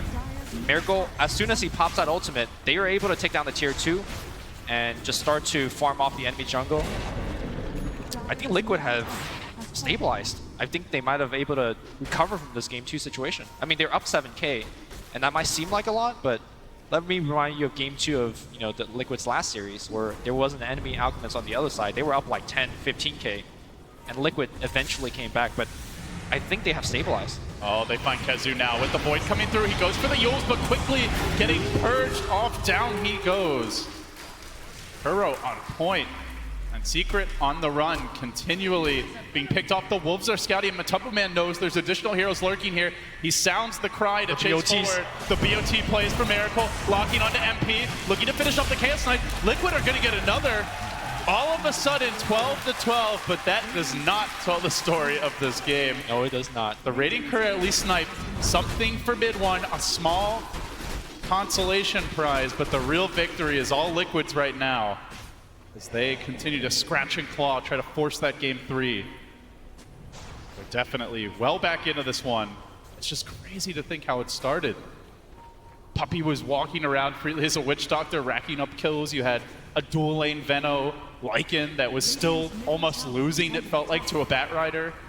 I mean, but things have changed. I think one of the key points to point out, given how the game state is going, is that, yes, Team Secret was ahead from the laning stage, but they didn't really have heroes that could get further ahead. Like, sure, you did well in the lanes, but you weren't pushing towers, right? They don't have like an anti-mage with the Battle Fury, an Alchemist with a Radiance, and they didn't have, they didn't have the blink on the Batrider to even set up those kills, so they gave Liquid a little breathing room. And I'm thinking more heroes like Pugna, right? Like, if you get well in the laning stage, you start blasting towers, you start constricting what Liquid could do, where they could farm. But they couldn't. I mean, eventually, sure, you have illusion heroes. Eventually, you can push tower, but that's eventually. That will take too long. And it did take too long. Liquid has had more than enough time. Unless Miracle makes some sort of big misplay, I think if he plays safe, this could be Liquid's game. All does hang in the balance. Their TI lives very much on the line.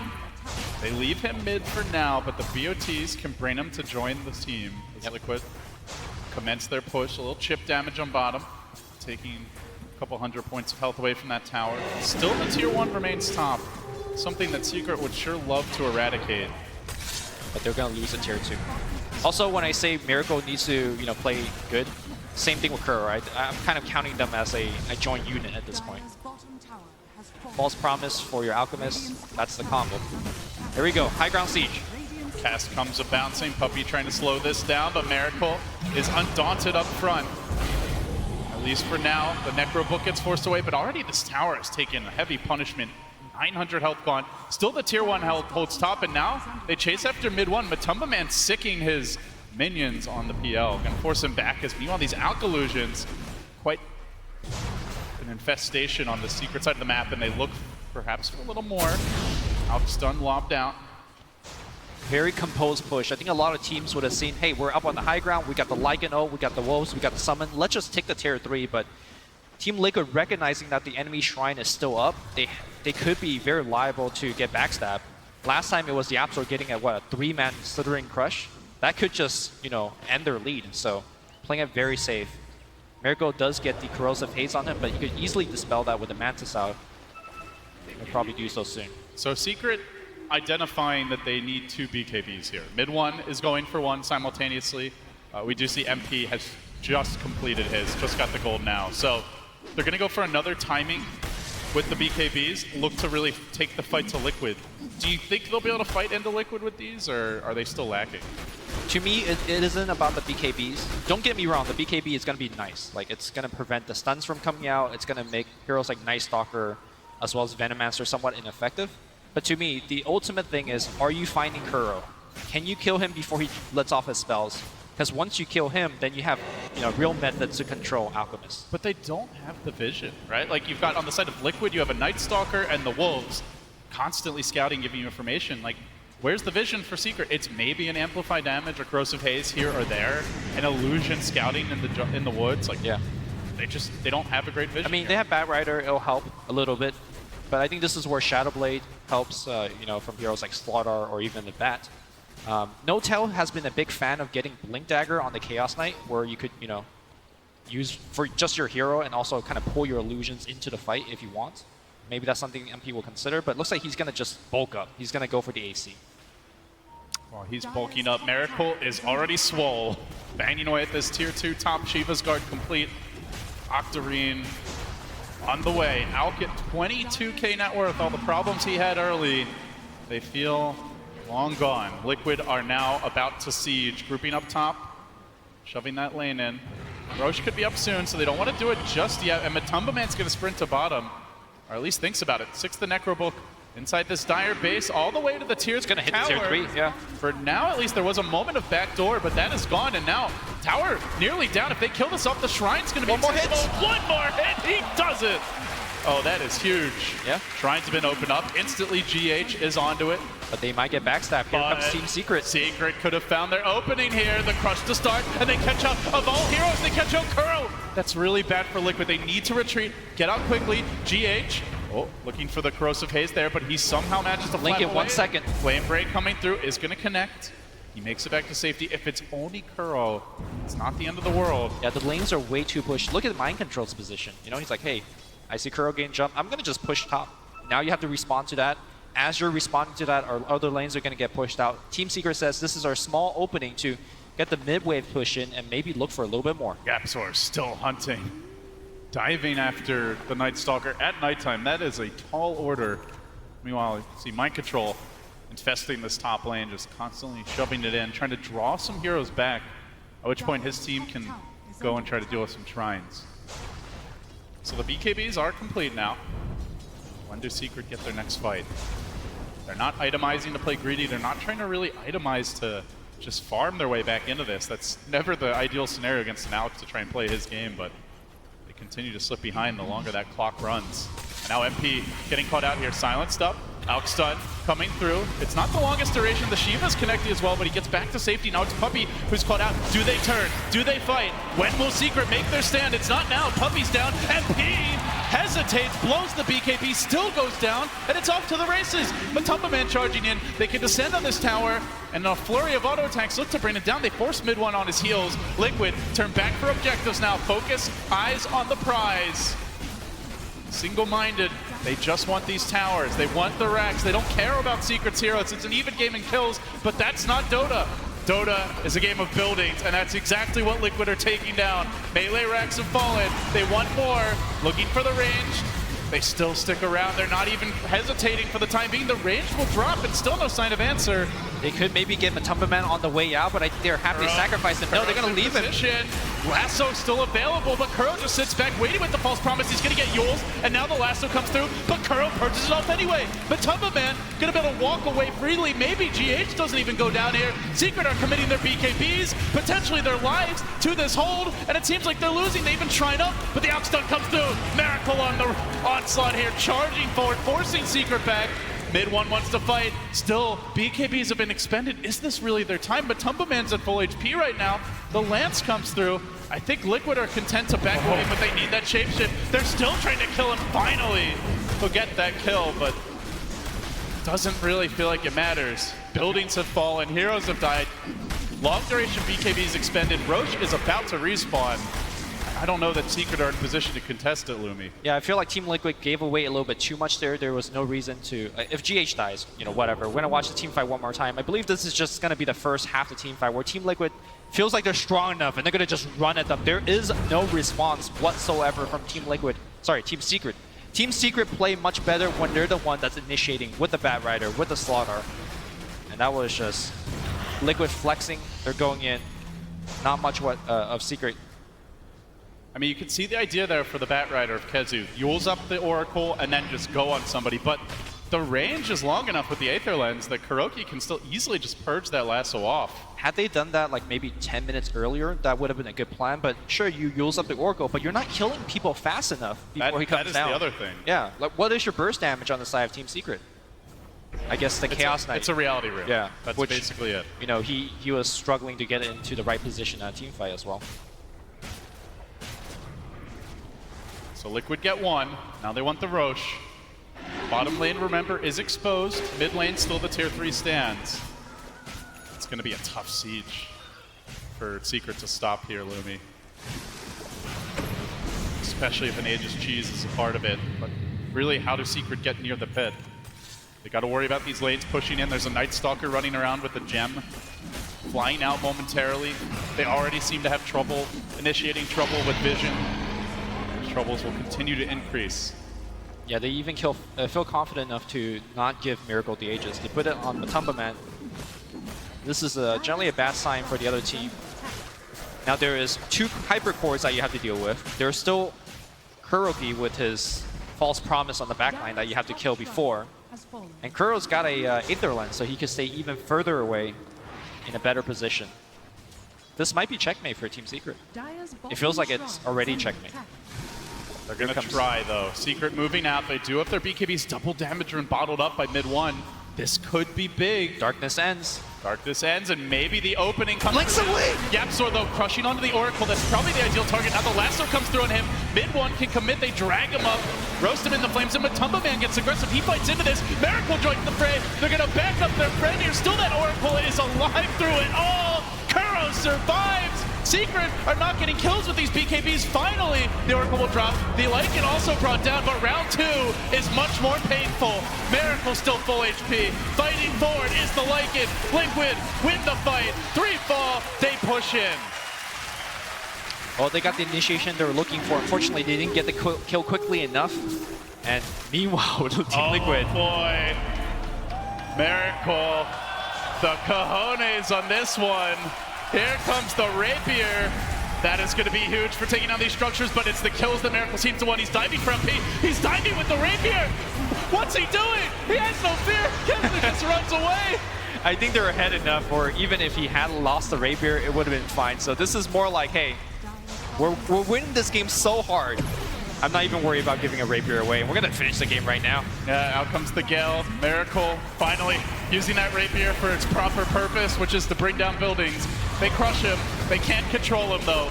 Liquid, Mega Creeps await. Game 3 awaits. Secret cannot close them out. Call it GG. What a shaky start, Lumi. That looked real dicey. Talk about composure. You're down 0-1. You're on the verge of elimination. Your lanes really go awry, and they somehow just stayed calm under pressure. I mean, people look at Kuroki. We've seen him cast before, and he is a very calm guy, and I think that calmness really paid off here for the team. As much as Team Secret won Game 1 off of Puppy's play with a Spare Breaker, I felt like 4 picks into the Game 2, the panel was like, what do you do against this Chaos Knight? What do you do against PL? And Kuro has the balls to pick an Alchemist, which traditionally on paper isn't a good pick against those heroes, but they were able to play around it through some awkward lanes, awkward ganks, but they played it better. I mean, that first rotation into the jungle where Team Secret fought next to the shrines, remember that, where Kuro TB'd in, tapped the shrine, made sure they saved Matumba Man, and throughout that 2 minutes of fighting, Miracle got free farm. I think that might have been like the big turn of the game. Well, poised under pressure here, Liquid, they force us to go the distance. Game 3 awaits. Miracle, of course, we've been looking for a game where he goes off and indeed buying the Rapier at the end, letting us know he was there to close out and had no fear. Team Liquid ties it up 1-1, and I want to talk a little bit about how Team Liquid was able to stabilize after the early game. Walk me through it a little bit. Well, you just, with an Alchemist, it's, you know, sometimes the laning phase doesn't go exactly as planned, but you get to like level 5 on Alch, you start spamming Acid Spray on the waves, then you retreat to the jungle, and all of a sudden you have a Radiance, and you know, you're 20k net worth ahead of your next opponent. So Alchemist, a great last pick. We've seen it a couple times this tournament, having success here as well. Yeah, they have a lot of timings where the game slows down, right? When it's nighttime, it's pretty hard for Secret to move around. They don't feel that comfortable. And the Venomancer was feeding, but like he keeps getting levels, right? And then he'll have these level 4 Plague Wards, and sure, you kill him, but like it doesn't lead to anything. The wave will die to his wards, and you have to back off and heal. And the Alchemist farms. I thought this draft was a lot more Team Liquid than their previous drafts, at least we've seen here on the main stage. They got the Lycan from Matumba Man, Miracle on a hero that he can carry, and they finally picked a stun, and hey, they found results. Game 3. That's all it takes. 1 stun. Too easy, huh? I mean, that CK, it felt like he didn't really have a place. At least I thought after that peel pick, those 2 heroes kind of it felt like it forced CK into a position where he had to run around on the map and try to make moves and get kills because he was that stunned. But he was not able to do so most of the time. We saw him run around when he was level 2 going to mid, and I felt a bit like he needed to be farming a bit more. He needed to be bigger in order for this CK with, once you reach heart or once you read a couple items on the CK, the illusions are a very big problem, but he kind of never got there because he had to run around on the map. They didn't really have any synergy between Chaos Knight and CK. Sometimes we see CK get away with being the #2 net worth hero on his team behind somebody like an Invoker from like what we've seen from OG, but CK and PL don't really work too well together, and generally like in a lineup like that, you would want to see CK and PL at the top of the net worth for your team, but they just weren't there. There wasn't enough space. Yeah, I mean, it was really shocking to see how quickly CK actually wound up falling in a few of those fights. I mean, especially when Alchemist got the double damage runes, and it was what, 3-shot, 4-shot? And I mean, I know double damage runes help a lot, but he had way less farm and way less levels than I would have expected at that point in the game. They were also really, really tanky. And not only did they have Kuroki and Oracle to back them up, but the amplified damage from Slardar was constantly dispelled by Oracle's, I don't know, Q spell? I don't know what you call it. But you know, Fortune's End. The red laser thing that flies out. Just mix some words together that have to do with fate and destiny and all that good stuff. Fire. Yeah, you guys know what I'm talking about. But yeah, kept dispelling amplified magic throughout the whole game, and Slardar was kind of a useless pick at that point. Yeah. No, like the way they have to win this is like they have to play so fast. Like they have to kind of move at level 2 with CK, probably a bit later, and then they have to dive the tower. And when they Liquid TP in, they have to kill them again and again. And hopefully they get the tower. I don't know really how they get it, but they get it. Yeah. And then, you know, like the farm though. Don't you think so? He has to get farm through kills. Like I think that's how it had to work. And indeed, Chaos Knight was unable to really get that much stuff going. Purge, talk to us a little bit about what you thought about the early game, the mid game, what Secret needed to do, or how Team Liquid was able to crush. Well, I can cover some of that stuff. I'm actually really glad you guys are talking about Chaos Knight because I've been thinking about the hero a lot and I'm just not quite sold on him yet. He has a lot of great benefits such as great base stats. His level 1 stun does a lot of damage, has pretty good stun duration, and they used it really well this game to actually pressure the Lycan almost at the start of the game. Boom, he loses half of his HP. He's having trouble laning here. They even did this again a little bit later. This is the first blood actually where they're able to move forward, use Maledict, and follow it up with a Chaos Knight stun to actually pressure the lanes well. That part about Chaos Knight is very good once he has a little bit of mana regen, that kind of stuff. Does end up dying over here. But what he ends up doing afterwards, and I've seen a lot of teams do this, I know you guys were talking about you didn't like that he had to be the person to move across the map. I feel like this is the only way the teams feel he actually works as a hero right now because this is consistently what players do with Chaos Knight. They move across the map, they try to contribute with these early kills, and he is actually very good with that. With Reality Rift, you can pull somebody out of position. It basically gives you a really early Blink Dagger just by having some levels and some farm, and then immediately afterwards runs all the way back to his lane, kind of role-playing the Chaos Knight sort of thing. So he can initiate ganks, and he does help your team with early fights, but I personally don't think he can farm very fast, and I'm sure you guys would agree with me on that one. He doesn't do better than an Alchemist. He doesn't do better than most carries just sitting in his lane, so he has to do this kind of rotation thing. And it works really well because, again, he can always have he can turn his rotations into a gank every single time that he has mana. And he doesn't take a whole lot of mana to actually attempt these kinds of little ganks. But in the late game scenarios, he just has a lot of troubles. He's all about his ultimate, basically, and getting a lot of value out of strength. And he just can't compete with the other carries. So he has to get way ahead or ensure that they don't have illusion counters. Otherwise, Chaos Knight kind of falls flat. But they did a pretty good job in the early game. Just doesn't always go to the end. And I'm curious, Kevin, in terms of Chaos Knight, you spoke about the idea that you're not really feeling him too much right now. Is it that there were heroes that were needed to set up for him better, or just that in general he doesn't seem to follow through? He's got the setup.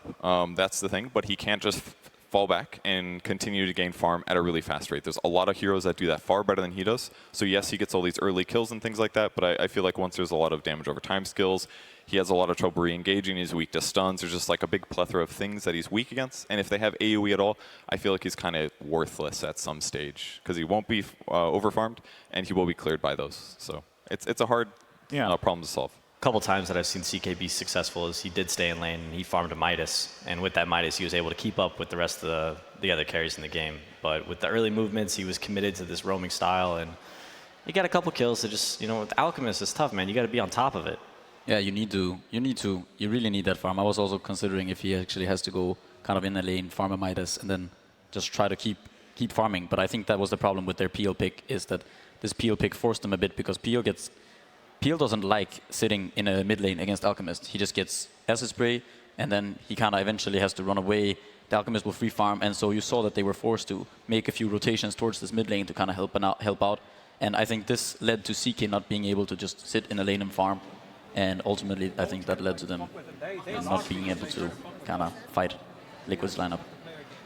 One thing that's notable to me about the last 2 games compared to each other is, you know, we're talking a lot about the CK pick, wasn't quite feeling as strong. I was talking the previous game about the Ursa pick not being as strong, except this game looked close for a little while. It looked like Secret had quite a few more opportunities, but Team Liquid got whomped pretty hard in game 1. And now that we're going into game 3, who do you feel like has the momentum going into the match?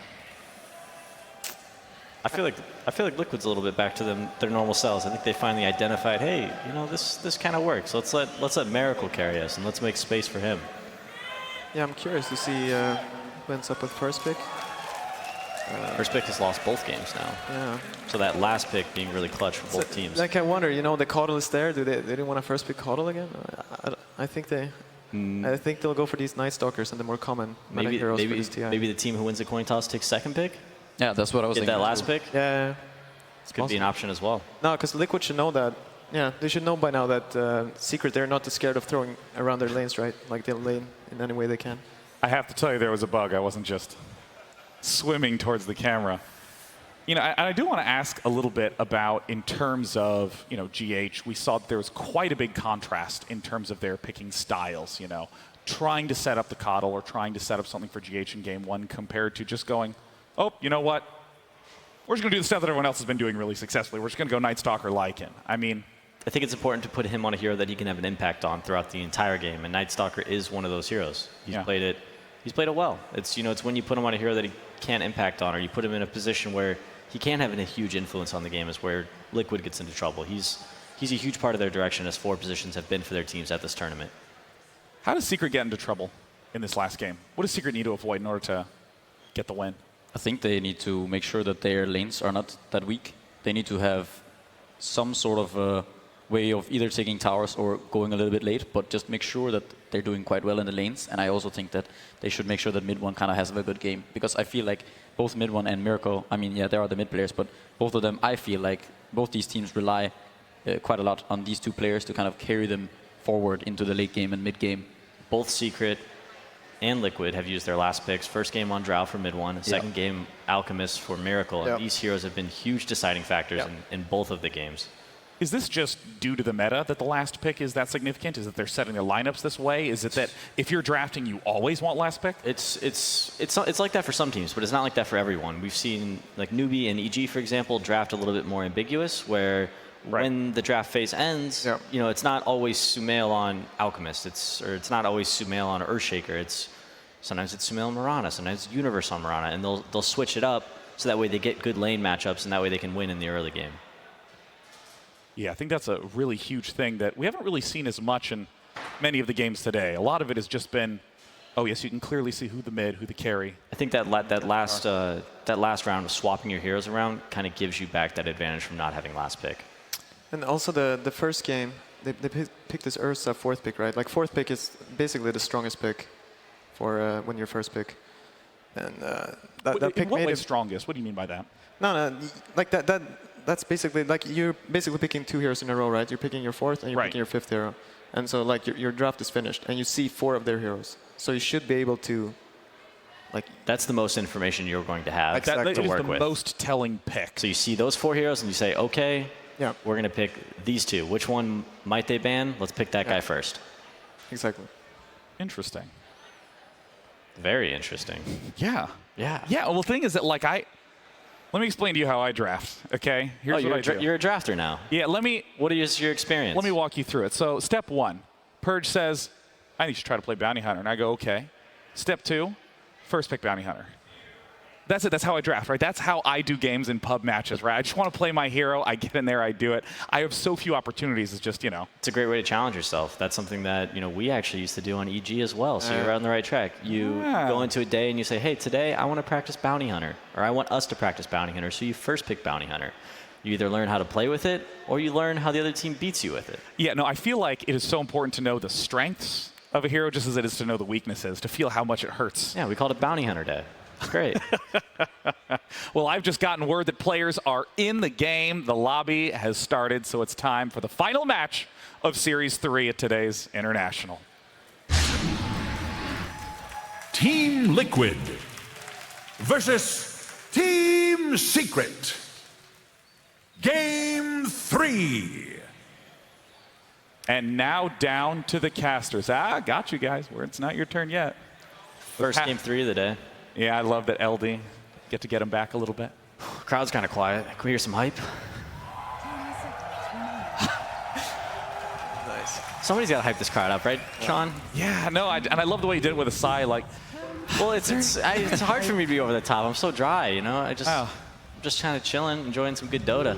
I think you can get the hype in you. I think the crowd's got the hype in them. We got EG. We got EG coming up next. Right? Okay. All right.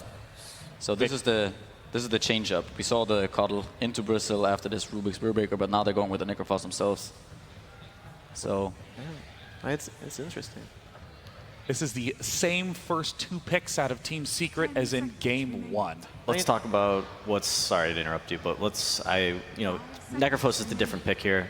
What does Secret need to do to prepare for the Necrophos? Well, the thing last game was, right, they picked the Necrophos sort of as a counter to the Bristleback, I think to a large extent. And now they see a Necrophos kind of early, so they need to think, what kind of hero can they use to kind of counter this Necro Coddle now, right? Because they get this information kind of early. So how can they kind of counter this Necrophos? What do you think? Mid-ancient apparition? Mid-A. Offlane Spirit Breaker, support AA, Rubik AA, Tri-Lane. Is that okay? Yeah, I mean the A has always been pretty good against Necro. I was thinking along something like they're gonna later on in the stage maybe they can go for some kind of AM or something similar. Yeah, they can do that. That would work. I think if they want to pick some carriers here earlier, it should be like a diffusal carrier that can move, like some Jug, some Weaver, something like that. Yeah, that could work too. Do you like diffusal carriers versus Necro? Yeah, I think it's really good. Like TA is also, like it's weird, but I think in general TA is a pretty good hero versus Necro. Like the way you can burst him and the items you buy. But like you have the third pick right here, and do you want to pick Templar Assassin here? Like, I don't think you do. Definitely not. And this Necro can appear in any lane, so. Yeah, I don't mind Weaver. I think not only does Weaver he can go diffusal, but he can also go Lincoln Sphere. Yeah. Protect us from that big bad scythe. We also see Bristleback banned straight up out of Team Secret. I mean, we've talked about Keeper Bristle being a strong pair, but Mind Control's been dominating on their hero this tournament. Yeah, I was going to say, but do you feel like this is a necessary ban? Well, it's not really up to me. I feel like if Puppy wants to ban it, then I think he should ban it. Yeah, I'm fine with it. Very fair. Like this is their counter to this stuff too. Like every Coddle dual lane, they want Necrophos. Like I play. This is what they. So without Bristleback, what do you look to lane with Coddle, or do you just throw him in the safe lane? I feel like GH kind of just plays that Coddle no matter what, right? Yeah, definitely. I mean, he doesn't. I agree that you kind of want to play around something, right, with this Coddle to some extent. You want to have a purpose in the early game. You want to have a presence in lane. Pi, you play a little bit of Coddle. Is there any matchups that you like or combinations? I mean, I used to, like the classics are like Phantom Lancer, and then you have these Timber Saws, and then you can go even for the Axes and Slaughters, so they have double stun or double call. But I don't think I've seen Liquid do that. They more play for the Axe, right? Like he farms a pretty fast Axe, and then they push together. Yeah, they hit a timing. So, yeah, I wonder. What are heroes that you don't like playing against as a Coddle? I mean, Spirit Breaker is like, it can be pretty rough, but you can handle that. It's like these Nyxes and these carries that can run up on you. Like Weaver would be annoying. What do you feel about Storm? Do you think that's Storm can be pretty obnoxious. But like if they want to push, like especially like how he's pretty good at farming, right? Like he'll be pretty farmed, and the Storm won't really kill you for a long while. Like you have Axe, Ghost Scepter, it's daytime, you're pushing, the Storm jumps in, the healing comes. Coddle would hit that Axe timing well before Storm got 3 or 4 slots, which I think he needs to be super impactful. Okay. Got a Furion pick up here. That's, I could look at that as a deny pick almost. That's one of my favorite heroes from Mind Control and Team Liquid. Yeah, I could see that too. They like running this kind of, when they have Coddle and they have Prophet, it's very hard to play against that. They can be everywhere on the map all the time. Team Liquid split push. Yeah, won them a lot of games. Has it won them a lot of games in the group stages? Yes. Yeah. Yes, teams will go up against Liquid and they'll be split push by Lycans, Broodmothers, Furions, Caudal, Wisp. This global presence kind of team that Liquid has brought time and time again has presented a ton of trouble for teams playing up against them, and that was why they were one of the favorites coming into this tournament.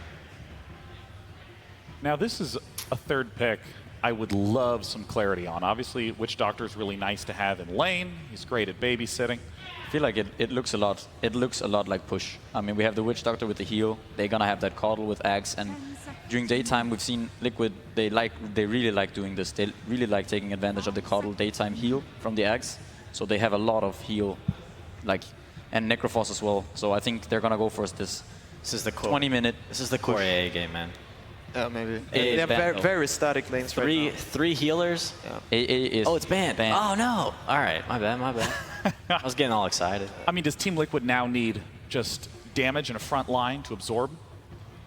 I think the Necrophos can do a little bit of front lining, but yeah. They need catch. You have Furion, who's gonna be split pushing, Rubik, who can clear waves, and then you have Queen of Pain, who's very mobile. I just think they have to think, like, they can't be greedy. That's how they have to think. Like, if you look at this lineup, they can only fight, and they're going to be diving you early with Secret. Like, you have to survive the lanes here. Like, they just have to do anything to survive. What kind of carry do you think Secret goes for here? Like, they want to pick Lone Druid because that's their favorite hero, but that might be, I don't know, if it's too greedy. We used to see Witch Doctor, or at least I used to pick Witch Doctor a little bit against Furion because you can cask the Treants as they come in to mess with your waves, but Furions mostly just keep their Treants in lane with them nowadays. But you can easily kill the Treants and deal with Furion's off-lane presence. It's just wherever, like, the Spirit Break is going to charge, the Furion TP is in, and then you have, like, if one hero rotates, you're going to be like 3-4 heroes every time you dive a tower. Like, for like that 4 to 8 minutes. More heal, right? Press the attack. More heal. A fourth healer. And also catch, yeah. Yes, you can remove some silences from Necrophos if he gets Orchided. Potentially some disables from Spirit Breaker. I mean, they still need something that hit the buildings, right? Oh, it's coming. I think they have, like, the amount of sustain they have, the buildings will eventually fall. I feel like they can stay in front of those towers forever during daytime. Sven ban. We're looking at an illusion hero for Team Secret. Perhaps that. I don't know. They have LC. Yeah. What are we thinking about this Sven ban? They definitely need some physical damage. I mean, maybe the Sven is just, it's a tower hitter, and he gives armor, and it would just be very hard to stop the Sven. Like the Caudal Witch Doctor Sven, it's a pretty decent try lane. You pull out the Drow Ranger again? It's banned. Oh, it's banned. All right. It's a big screen. We got a lot to look at here. But banning Sven removes the option for Warcry, which is a huge armor bonus for their team. I think physical damage makes a lot of sense for Secret here. They have the last pick, though, so they'll get to see what hero Miracle decides to take up. He could play Necrophos. I would not recommend that, though. I think Miracle is best suited on a different hero. I'm definitely inclined to agree. I think it's going to be a Matoma Man Necrophos. I also think he's the one who plays that hero almost exclusively on that team. And Mind Control, I expect to play Legion. Okay. Well, Team Liquid really taking their time with the last ban and last pick. This ban's tough because you pick a hero and then you need to ban a hero that you think is good against the hero that you're picking. Yeah. One of the teams are, it's the last game for one of them, so. And they went aggro last time. Great analysis, right? Pycat. Thanks. You're really on top of it. Oh, they're going to take their time, right? I've been impressed. They're not going to rush it. You're killing it on the panel. Thanks. Well, I mean, Team Secret's lineup is a really intimidating one to be up against, especially with the instant stun from Rubik, the mobility from Spirit Breaker and Nature's Prophet. The man is Lycan and Troll Warlord. PBD is not happy right now. That disgusting creature. Well, they definitely have someone who can take down towers now. They do. They can group up and they can definitely siege, have that Caudal heals, Witch Doctor heals, Legion Commander to back them up with press the attack, and just watch Troll smack at those towers. And they have some scary timings, right? Like whatever daytime when he gets his axe, like the amount of heal they have. I'm worried. Like about look at this damage. Okay, let's see. How is Quap gonna have an impact? Oh, Luna. Damn. Wow. That is unexpected. Yeah. They are gonna. Yeah. Is he gonna come online early enough? Are they gonna go aggro? Is that the play here? Exactly. They better win the early game, or else I feel like they're gonna be in some major trouble. Well, we've yet to see Luna in yesterday's or today's games. A very intimidating hero, especially given those Mask of Madness builds giving a lot of farm. Let's throw it on down to the casters for the final game of Team Liquid versus Team Secret. It all comes down to this. Liquid, Secret, Game 3, and Luna comes out. Lumi, are you surprised? A little bit, but at the same time, a very powerful mid-game fighting tool, right? That's one of the strengths of Luna. You get that level 6, you see some sort of action going in the jungle or at the shrine, you port in there and you just turn a fight. I think Team Secret, their goal is definitely going to be winning the lane stage. You got both Spirit Breaker as well as the Yapzor Rubik. They are so mobile across the map, and they're going to try to win at least 2 out of the 3 lanes. Potentially very strong lanes, but they are pretty squishy here across the board. So if they overextend even slightly, an Illuminate can instantly mean like half your HP's team is gone, and there's certainly lots of chasing potential the other way once the Legion and the Troll come online. So Game 3 upon us. Whose draft do you like better overall? I think it's pretty even. They're both very strong at different timings, but I'm going to go with Team Liquid. Okay. I believe in their timing. I believe once they get their Ags and all that jazz, they're going to be able to push and finish the game. But the ultimate question is, can they get to the timing? That's where Team Secret is stronger. They're going to stop them in the lanes. Yeah, in Game 1, we saw Puppey so disruptive on his Spirit Breaker, was involved in pretty much every early kill. As the teams enter the field of battle, one of them is going home. Liquid versus Secret, Kuro versus Puppey. Game 3, live at KeyArena. Here we go.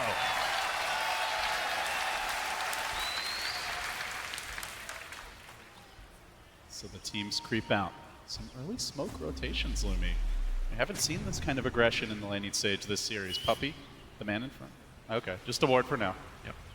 Both teams getting the critical mid ward off without being detected, so.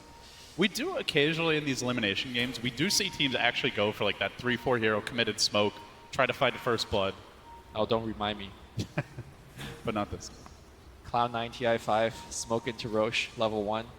It was a disaster. But it made for great TV, right? It made for great memes. That is for sure. All right, it seems like both teams are quite reserved. We don't see any kind of aggressive invade. I do believe, like, for example, Team Secret took 3 runes last game. But both teams are going to be playing it safe and standard. How effective do you think the Spirit Breaker will be this game compared to Game 1? There's a little bit more stun this time around. There's that Presty attack from Legion to help out allies. There's 4 heals. I mean, Puppey's going to go off. I look at the laning stage, like, how many actual interruptions do they have there? They have Cask. That is it. Later on in the game, yeah, I think they're fine against the charge. Like, charging into those 5 is suicide, but I still look at this laning stage, like, there's a lot of heroes that don't have a way to interrupt the charge. You also have a Nature's Prophet to add as a +1, something they did not have in Game 1. So I think there's openings here for Puppey, but it all comes down to like the vision game. Will Liquid identify where he wants to attack from? Those vectors, will they anticipate them better? Yeah. Maybe they position right early. We'll see. And you know, certainly they don't have the plus damage of the Drow. That's another thing to keep in mind. The first charge on the mid, just a little zoning on Matumba Man, but they are going to get some extra auto attacks in here, force him back, and meanwhile bottom, looks like Secret were trying to get aggressive on mind control. Yeah, this is going to be their point of the attack with the mind control LC as well as the GH Kato. They just basically spam you out with both overwhelming odds as well as Illuminate, but there is no overwhelming odds just yet, and we're going to see a charge coming in. Luna not level 2 just yet, so I don't think she could be able to assist in this kill. Puppey already, I mean, to be fair, it was hard to have a faster start than Game 1, which is probably the most impactful laning stage Spirit Breaker I've ever seen, but a much slower start here. I really like what Liquid is doing with the draft. They want to put a very offensive dual off lane. And basically, the goal is to basically force both the Rubik and the Spirit Breaker to help out the Luna. If you can force both the supports there, then the mid lane gets a true 1v1. You know, we've seen mid struggle for Team Liquid in the past, but if this is true 1v1, I think Matumba Man's going to do fine. As I say that though, he gets blinked on, has to activate the Ghost Shroud, and mid one is doing a great job right now controlling that mid lane. Matumba Man is getting crushed pretty heavily here. 9 to 3-0 of Matumba. Now, to be fair, Matumba normally not a mid player, and when he goes mid, it's on, you know, it's normally in a very advantaged matchup, like the last pick Rude, which has no counter, that type of thing. But mid one is really putting the heat on him early with just that tiny bit of help that Puppey gave. So you see mind control off to the jungle. They're actually going to leave this bottom lane entirely to GH. Yapzor now with the haster, and they try to anticipate which way is best to go, and they decide on bottom. There is no vision of this for GH, and he's in trouble now. Lifted back in, straight into the charge. There is a point in the Lucent Beam, so no escape for GH. The connection is there. First blood to Secret. Yeah, and if you look at the mini-map, on the bottom side of the map, there's nothing to see the movement of Puppey. No wards, nothing. And he just, it's freely. Like, he charges bottom again. And they're just going to keep this pressure going. Onto Mind Control this time. A bit of a tougher kill. It's still only a level 2 Luna, but the body blocks are there. They're going to need this lift to come through. The timing's good. Bashed away, though. And do they have the damage? Press the attack says no. They do have this Nature's Prophet, meanwhile, as Kezu is fishing for the courier mid, but wisely Liquid do anticipate it. They'll wait for the upgrade. So a bit of a wasted moment. Could have been a huge roll of momentum forward. Very smartly by Mind Control. A lot of LC just gets the overwhelming odd, you know, at least by level 2, but he saved the skill point and gets himself to press the attack. As a result, he was able to survive against that gang. We'll try to jungle it up. If Liquid win this game, pubs are going to be a disaster. But no, at least he started in the offlane, you know. And sat there for, you know, all of a minute. Jungle Legion. Just don't get an Iron Talon Mind Control. I mean, if he plans to jungle, then you might as well do get the Iron Talon. Yeah, I mean, to be fair, Keeper of the Light definitely benefits from the experience, and so much of this Liquid draft is pushed that you can understand the reasons, right? Like, that early Ags, those early points in Illuminate, even just getting the recall is what will fuel the push. So the more space that GH gets, the more quickly that they can start to develop that momentum. Really like the way that Mind Control, or rather, sorry, Kezu has been playing his Nature's Prophet. Always sending out his treants everywhere. Send one to the runes, send one to possibly deny the boundary rune away from the other side. Small things, but like you said, LD, this game is a game of inches. Small things add up. The lane's definitely going heavily in favor of Secret here. Already over 1,000 gold lead. And now a DD rune up on mid one, putting the hurt on Matumba. He does have the 2 points in Scream, has to respect that Ghost Shroud, but just a couple of pokes from auto attacks. He can probably commit for the kill, and certainly if the Nature's Prophet comes in, certainly if there's a charge from Puppey, I think Liquid recognize that Matumba is very vulnerable right now. Just gets the stick. He's pretty poor in this lane, only 14 CS even now. They are setting up. You can see that GH is definitely kind of recognizing the play pattern in all of these games. I do believe this is like the first time he kind of rotated mid. But I don't know if he can actually save Matumba. Puppey, this backstab charge through the trees worked before. It could work again. Matumba, as the wave pushes in, has to deal with the Sonic Wave as well, but his positioning is fantastic here. Way behind the tower. He's going to get cut off. Look at Yapzor coming from the south side. Now, not so fantastic. Charge comes through. They do get the bash. Gets up the Ghost Shroud, but he doesn't have anything to heal him during this time. Then comes the quad bone. And down goes two. Secret. The 2-for-1 special. So on paper, when you have these kind of kills, they're looking for the answer back. 4-man overwhelming odds. Mind Control can't run in. Oh. And Liquid commit 4 heroes rotating onto this lane. Now they've all got to scramble back. GH swinging back towards bottom. Mind Control also probably back to the woods. You know, that's probably the worst scenario for them, that they all try to come and help mid. They all try and hold the lane. And yeah, we're going to watch this still give up the kills. One more time. You know, the beauty of having these heals and sustains that you could survive long enough for your ally support it, but the Sonic Wave just lined up too. And MP is definitely happy about that one. Yeah, he threw the heal out and then dropped the Ghost Shroud. I don't actually think it matters there. They had 4 heroes with so much damage. He dies anyway, but just made it that easier. And perhaps Matumba not feeling comfortable in this mid lane up against a 10k MOR player who is playing like it's an elimination game. Mid one is making him work for it. So what now for Liquid Lumi? It's been a bad start as far as the lanes go. They have this strong 5-man push. Are they just playing defense? Do you want to see them make some aggressive maneuvers and try to open up the map? I think they play defense, and they're good at that. You know, you have the TP coming in with press the attack, with the cast. You can turn some fights around under your tower, but unfortunately, as they're doing that, they're gonna further lose out on the lanes. One thing that they got going this game compared to game 1 is that Puppey is kept under control, right? You don't have a Spear Breaker that's, you know, killing everybody. And as a result, when the mid-game comes, the Spirit Breaker becomes a fairly ineffective hero. Compared to, you know, like think of a Night Stalker or a Kunkka, for example. Yeah, what he adds later on is quite limited. There's, you know, no big ultimate that he can at least interrupt with like a Nether Strike, no channeling Black Hole or something like that. So, I mean, to be fair, like what he is doing, even though he's not getting kills for the team, is that he's putting pressure. Like, look at this. They actually have a ward, and they want to punish Puppey. 4 heroes rotating in. I mean, there's no stuns. There's one stun. It's outcome that comes the cast. Kuro says, let's get him, boys. But okay. 4 heroes fighting. There's about to be a quad bolt. This could really go poorly. Kezer joins the party. Secret say, great. We'd love to take this fight in the river. They bring down the Necrophos. That's a huge loss for only a Spirit Breaker. Still the quad bolt available. Necro is a hero that cannot afford to die a lot early. He's not the best turbo farmer. He's also very squishy naturally. He's also got this, less last hits than Quap's Deny, right? Like, he's just not doing well, and he needs to... I mean, even though he died there, he was able to get a kill right before, so it does help out his economy a little bit. To me, though, Miracle is being able to free farm in an advantage matchup in his lane.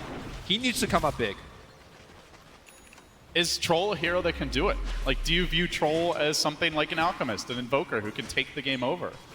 I don't think so. I mean, it depends on the items you go for. You do see some Troll Warlords going for like a second item, like let's say Shadow Blade or even Blink Dagger, and just be very active over the map.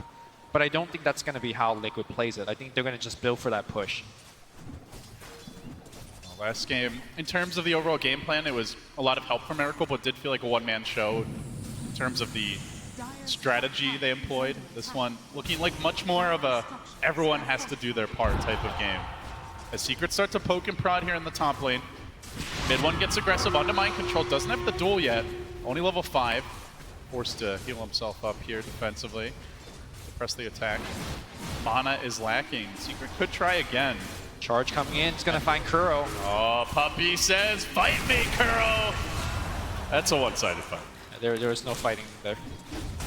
That was just cruel, Puppey. Kill for him. And now the dive onto Mind Control. Still no points in duel. Secret continue to apply the pressure, and Kezu also looking to cut him off. Drops the Sprout, gives them the vision, but now TP coming in. Now the advantage of that low level, and Kuro is the quick respawn. Miracle looking to cut him off, but Liquid don't have the vision this time around. And Mind Control's dead. Still going for Sonic more. Wave. He wants the tower, and he wants the kill. He doesn't get the tower. He doesn't get the kill. He will have to jump away in the end, but nonetheless, Liquid are reacting, at least for now, and MP just continue to apply pressure here in the bottom lane. It's hard for the heroes to take the proactive stance in this game. You don't have Blink on Legion yet. In fact, you don't even have Duel on Legion yet, so they're gonna have to be reacting for quite a while until they get their tools available. Overall, seems like Secret's accomplished the early game plan, Lumi. For sure, yeah. What's next for them? Next, you want to take down these 3 outer ring of tier 1 towers and basically put Liquid in a chokehold, limit where they can farm, and just keep on invading their jungle and finding more and more kills there, and snowball this game. Level 4 Death Pulse now gets stolen, so a bit of bonus nuke damage could be huge against the Ghost Shroud as Matumba Man does activate it to stay alive. It's a bit of a window here where Puppey could get aggressive. 4 Liquid heroes camping out near mid. Meanwhile, Kezu just happily farming away top. MP hitting creeps bottom. Puppey might just go back to the jungle, scoop up a bounty rune. So Secret kind of forcing Liquid to stick together, but they're farming the whole map in the meanwhile. Like, just imagine the scenario of how Liquid could actually get a kill. They need to smoke up with both Legion and Witch Doctor. They need to pop out that smoke with a cask. Hope your Legion can phase boot in for a duel, and hope you have enough damage to get a kill. There's a lot of if-ands, and all of these conditions have to, like, you hope that Secret don't have a teleport skill. So much of it comes down to initiation, right? Because you look at this Liquid draft, and it was talked about on the panel as a heavy push strat. Liquid want to group up a lot early, and when they get to that point, in theory, they're very strong. But ideally, you want to find some kills on the way to help get you that farm, get you the position to get those items. And what is their initiation? Legion has to farm a Blink. Mind Control is 200 gold right now, so that's going to take a while. And even then, Secret have some pretty good counter initiation. They have ways to punish a Legion duel, and he's likely to be in far on his own because Liquid don't have much mobility. There's no one who can really keep up with that Blink Dagger. Yeah. There's not like a GH Night Stalker. So, I mean, maybe with the recall, they can get crafty. It's not going to be easy to find those kills and to create a little space here on the map. Meanwhile, we've already seen for Secret plenty of ways to start a fight. For sure. Liquid counted on their lanes doing a little bit better. You know, the Kato plus LC idea was decent until they did just defensive tri-lane against it. They didn't count on Matumba Man also losing the lane that hard in a true 1v1. And as a result, you know, you had an LC jungle, Matumba Man's getting outlasted. Big bucket of gold here for MP. With the Mask of Madness and YapzOr in position, he'd love to get some experience. And Puppey, meanwhile, charging out the bottom lane. Eyes on mind control will force him away. But this also is just a little space. As YapzOr, again, snagging that Death Pulse, level 4. Yep. They're definitely trying to protect MP while he farms up these Ancients. Liquid do know about it, but can they contest? Can they fight up the hill, into the Eclipse, into the Queen of Pain ult? Try and Seems up. dicey. They're gonna try at least a little contest. But you can see like they're not confident they can take this fight, Lumi. Definitely not. And they're getting ratted in the meanwhile. While they're thinking about Ancients, Kezu is whacking away at the tier 1 bottom. So Secret, just identifying that Liquid are gonna try to make a move here, are able to punish them elsewhere. At least Tro Warlord get a a tower trade up top, so they're getting at least something out of the map. Still threatening Matumba, man, keeping Kuro stuck next to him. Glued to his hip, at least for now. One thing that we should not forget is the fact that we're focused on how Team Liquid could group up and push. On the other side, there's a Luna and Prophet. They could push rather easily as well, and because of their early laning advantage and the fact that this Luna is super farmed at the current game, they could just go. MP says, I have Eclipse up, let's get a smoke gank and perhaps convert that into a push. Liquid hugging the tower. I do want to point out Miracle is farming up a Storm, 40 CS up on the Luna. And they make their move now on the mid lane. Charge on the Matumba man. From the rear comes Kezu. Oh boy, he pops quickly. Now onto Kuro, sprouted up. Do they have a Lucent Beam? Yes, sirree. Secret get 2. All the while, Miracle just pushing out this top lane. I mean, you were asking me, sure, Tro is getting farmed, but what does Tro do with farm? Can he be effective? Not as effective as Luna, go in the mid lane, drops off a huge nuke, pushes the tier 1. Are they thinking about Roche? No, they don't have enough at the moment. But I think Miracle, what he can do is maybe come in with a whirling axis, get a kill, and then maybe threaten Roshan. That's probably his biggest contribution right now before he gets some big items. Liquid, pretty solid Roche lineup with the Legion, with all the heals and with the Troll. Miracle is rushing a BKB, so we've seen a lot of players opt for like the Yasha, go for that greedier farming build, but Miracle feels compelled to fight early, and with the way the game has gone, look at his net worth. His next closest teammate is 3k down. He's almost doubling his own Necro. I think the bigger story is that there's 4 secret members in between. Well, 3, but yeah, the Rubik is not far off. Secret are certainly ahead. It's not an overwhelming lead. It's still a one-fight kind of game where everything can suddenly tilt. And the Blink Dagger still being worked on by Mind Control. A ways to go for this. Still almost 1,300 gold short. Yeah. GH, though, also working towards that Aghanim Scepter. Already forced that finish, so he was able to sap the offlane for a long time. And he should be able to defend this unless he walks in and gets lifted by YapzOr. Oh, okay, Illuminate stolen. It's going to make Liquid's life hard. They're struggling to push right now. Liquid's life is already hard right now. Now YapzOr can just look to slow this thing down as the Illuminate coming out now. It's going to quickly cave in the wave, and they can split push. If they have Illuminate and they're able to hold one lane while MP and mid 1, potentially even Kezu are pushing the other lanes, they're going to have an even bigger tower advantage. To me, the most important member right now for Team Liquid is Mind Control Blink Dagger. Once he picks it up, then finally Team Liquid could do something. Like right now, they're all just reacting to what Secret is doing, trying their best to hold and then just farm. However, once Mind Control have that Blink, they could now begin to smoke out and play around the map for a bit. Oh, charge. Now initiation onto Kuroki, locking him down, finishing him off. Another death for the Witch Doctor. Very smart play by Puppey, just like faking his ultimate. And as soon as you hear that sound, if you're the LC, you use the press the attack to bail out your teammate, right? But then Puppey cancels it, and then threatens to use it again. And now into the Roshan pit. Secret are going to go for this early. Liquid are not really in position to fight here. Without the Mind Control Blink, there's no clear initiation. The initiation is Miracle running in, and his BKB isn't even done yet. So unless they can find some sort of Miracle just walk in play, it's not going to happen. Mind Control will try here. Okay. Illuminate. The spam Look at the damage. The spam is strong. All right. And Roshan's going to chase out, so they're going to see the HP of Roche. If Liquid they could get a... They are going to try for this. Yeah. Good recovery. They're not very sneaky as a squad, but they do have that zone control that you talked about. Same time, though, Secret are still thinking about this. They're still pretty committed. They could bring in Kezu, summon some Treants, but first they're going to deal with this bottom lane. So while they draw Liquid towards the pit, they can just split push freely. They always have that profit +1, but this buys time for Miracle. BKB now complete. This ward right now, sorry to cut you off, this ward is doing so much because Team Secret says, okay, you have 4 heroes in your jungle. Sure, we're going to split up and farm. You could sit here and, you know, starve yourself. And then as soon as this ward sees them leave, then they could think about going back to Roshan again. Like, these deep wards from Team Secret is winning them the game right now. Secret do look to smoke on the back of that as Miracle moves into the pit. Puppey is there with the charge to start the party. Wants to bait out that BKB. Not happening just yet. The slow comes through. From the rear goes mid one though. Quickly the Aluna clips rains down, but Tumbleman needs to get away. Does the 4-step. GH with the save. At least for now keeps him alive. 4 hero Illuminate splashes through, but Secret are into the pit. And mid one's into the backlines. Wants to bring down the Keeper, who fights at his shrine, but Kezu chases forward. Pops the drums, gets the Sprout. 4-step on cooldown, still eats his way out with the Tango, but mid one is a persistent bugger. Brings him down on the other side of the fight. Miracle. BKB already blown, just got kited. He's got an Invis rune. Maybe he can get off a Lucky Basher on Kezu. Kezu's porting out. Can he get the attack? Oh, just walks away. Unlucky for Team Liquid. But at least Roshan is, you know, not dead. And now Eclipse is down. So if Team Liquid gets a good fight. And the Quaffle, mind you. Yeah, maybe they could actually steal Roshan. That could be huge. Charge coming in, giving Vision a miracle. Here comes Puppey. BKB still down for 25. Round 2. This time Kuro should have the positioning to interrupt this. Cass coming out, but it's not before he gets onto Miracle. Now Quap in position, and they're going to steal that nuke. Yapzor can keep his team alive in the fight, but Puppey's a bit isolated on the rear. Matumba does hold the site.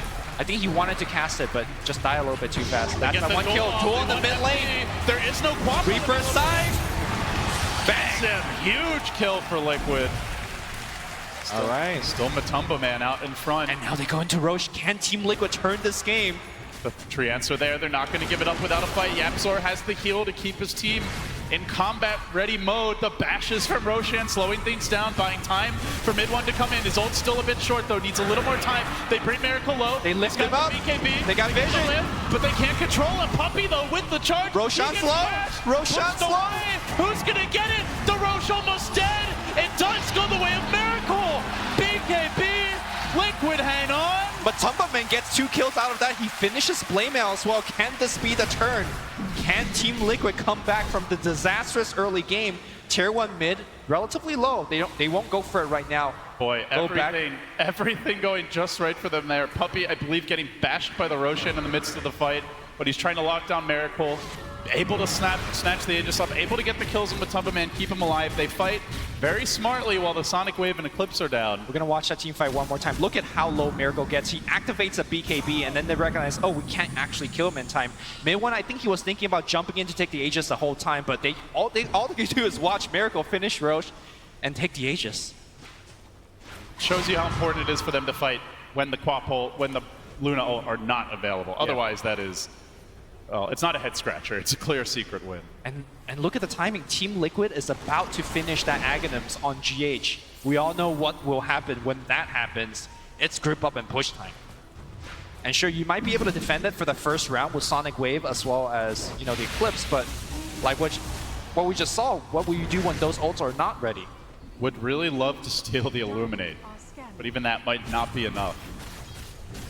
Liquid start to get to work here. Miracle hammering the tower down as they smoke up and undercover. You on the back line here. Mind Control looks for a Blink. Blink gives them the game of throw. You win or you die. And Yapzor hits the deck. Tier 2 now being under siege. Liquid still chasing forward. This tower slowly being worked down. Secret not feeling like they can fight right now with the positioning Liquid have. Down a hero. Down that crucial Rubik lift. They force out the glyph.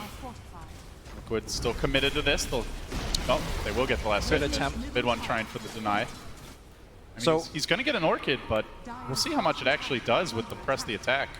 I do feel like, you know, the tide of the battle is turning, but do you think Team Liquid has a bash? Jump on Miracle. Reaper side. Just Reaper! Okay, the game has turned, I believe. See ya. At this point, Team Liquid slightly now 3K net worth advantage. They have the Aegis. That means they can make yet another big play. And Team Secret needs to group up and use their Eclipse and Sonic Wave together. Mid One is known for being a very confident player. Most would say very cocky at times. We saw some of the tweets, you know, heading into the Kiev Major where he basically proclaimed that everyone needed to watch out, and then Secret got bounced by SG Sports. A very cocky play, jumping right into Miracle. Gets punished for it. I think to me that wasn't a cocky play, more so than that they just had no vision there, you know? He walked in, he thought he could farm a little bit in the Ancients, and then surprise. Secret getting punished. Now down 3K gold. More importantly, Liquid getting all their core items. Mind Control farming up the armlet. Miracle still holding that Aegis. Not actually committing to this group up and push, as the Ags is still not been purchased. GH has the gold now, but you have that courier to come and deliver it. I mean, you need the Axe, but you also need daytime, right? Which is 1 minute to 1 go. minute, yeah. And so they'll have that with about a minute to push before the Aegis expires. Maybe a little less. One way to measure how effective your Luna is in a game is whether she could sit in the front and not die. And right now, I don't think she has the necessary item to do so. Like, you need BKB, but even with BKB, you still need to survive against Troll Warlord rushing at you, the Blink Duel that's coming out from the LC. So despite MP's great start and the fact that they were able to convert his start into something amazing in the early mid-game, I think he's not farmed enough, which is kind of crazy because he's leading the network for his team. Luna, a fantastic late gamer when you get to that 4-5. Yeah, this is the stage of the game where she dips a little bit. Radiant's top tower is under attack. She's naturally pretty squishy as a carry. Needs a lot of items to take man fights. Whereas Miracle, he's already got hits. Tower falling, Liquid surging. They move in. They want to begin their high ground siege. Let's go. 24 minutes. Gandalf bringing up the rear. GH is going to start healing his team up. Yapzor tries to slow things down. He will steal the death pulse, but the Where's the team? They need to defend. Hammering. Meanwhile, Queen of Pain pushing out the mid lane is going to rejoin the fray. Already, that tower is Look down. at it go. They got to focus on objectives here. Secret charge. Hold their base. From the back. Miracle doing so much work. Still the Aegis standing. Puppey is scouted out right now. There's no easy way in. They've lost the melee. They might just lose the range. Secret aren't even trying to hold their base. They forfeit a lane freely. Puppey all the while in the smoke. Lane duel. There's the duel. Fight who, Puppey? Fight me, says Mind Control. Someone your size. And takes him down with ease. And now they're going to just go mid. They don't even need a creep wave. They have a creep coming in from top. They stun him up. They got the Pressy attack. They got the Lumina Hill. They got the bashes. Where are you at? He blinks away, but that's just more million time clips. Liquid staying alive, at least for now. They don't have the Aegis any longer. Miracle wants to retreat. They'll reset here, slow and steady. The heals keep on coming out. They keep on sieging. Puppey will respawn, but now the question is how do Secret start fights? At this stage of the game, it really is a charge into a lift combo, and there's always that press the attack. They don't have that big team fight initiation. It's costing them. Out comes the Eclipse. Miracle with the BKB. Gets bashed. Gets controlled. The Reaper won't kill off mid one with his dying breath. He lobs out the Sonic Wave. Still, though, Liquid staying alive. Kuro tries to get back. GH keeping them in fighting shape. Two have fallen on the Secret. That's with the ults. You buyback now. You heal up now. You go for the second lane. You go for the jugular if you're Liquid. I'm not sure Secret can stop this. Yapzor is trying. He's stolen the Illuminate, but they have too many heals. They're just too tanky. The tower's falling. Now onto the melee. Liquid are doing it here. They're going to bring down another.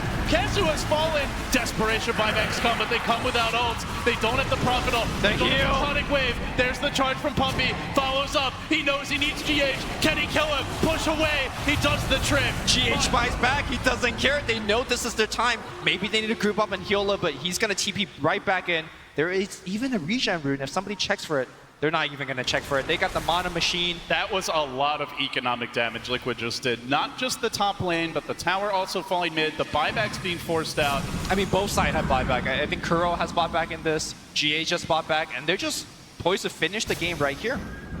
Still no Eclipse for a minute. Still no Sonic Wave for 50. But Liquid also know Roche could be up soon. Liquid decides to just go back, regroup, get some items. Actually poking their heads in the pit. Maybe they didn't write the time down. Okay, gonna get some shrines. Either you can't blame him for not writing the time down, right? That was during a chaotic team fight almost 10 minutes ago. it shows you what a game of nerves TI can be. Even players who've been on this stage before, it is something special, and every time. Lower bracket match, elimination on the line. Easy to forget. Team Secret needs to get more and more creative in terms of how they need to defend. Again, the same mantra, find GH and kill GH. They could charge in from the side, they could blink in and Sonic Wave in, but if you don't kill GH, this push, you're not defending against. There's also the other factor of the nighttime, right? Like, we're approaching into 4 minutes of night. I think Team Secret could maybe make a move there.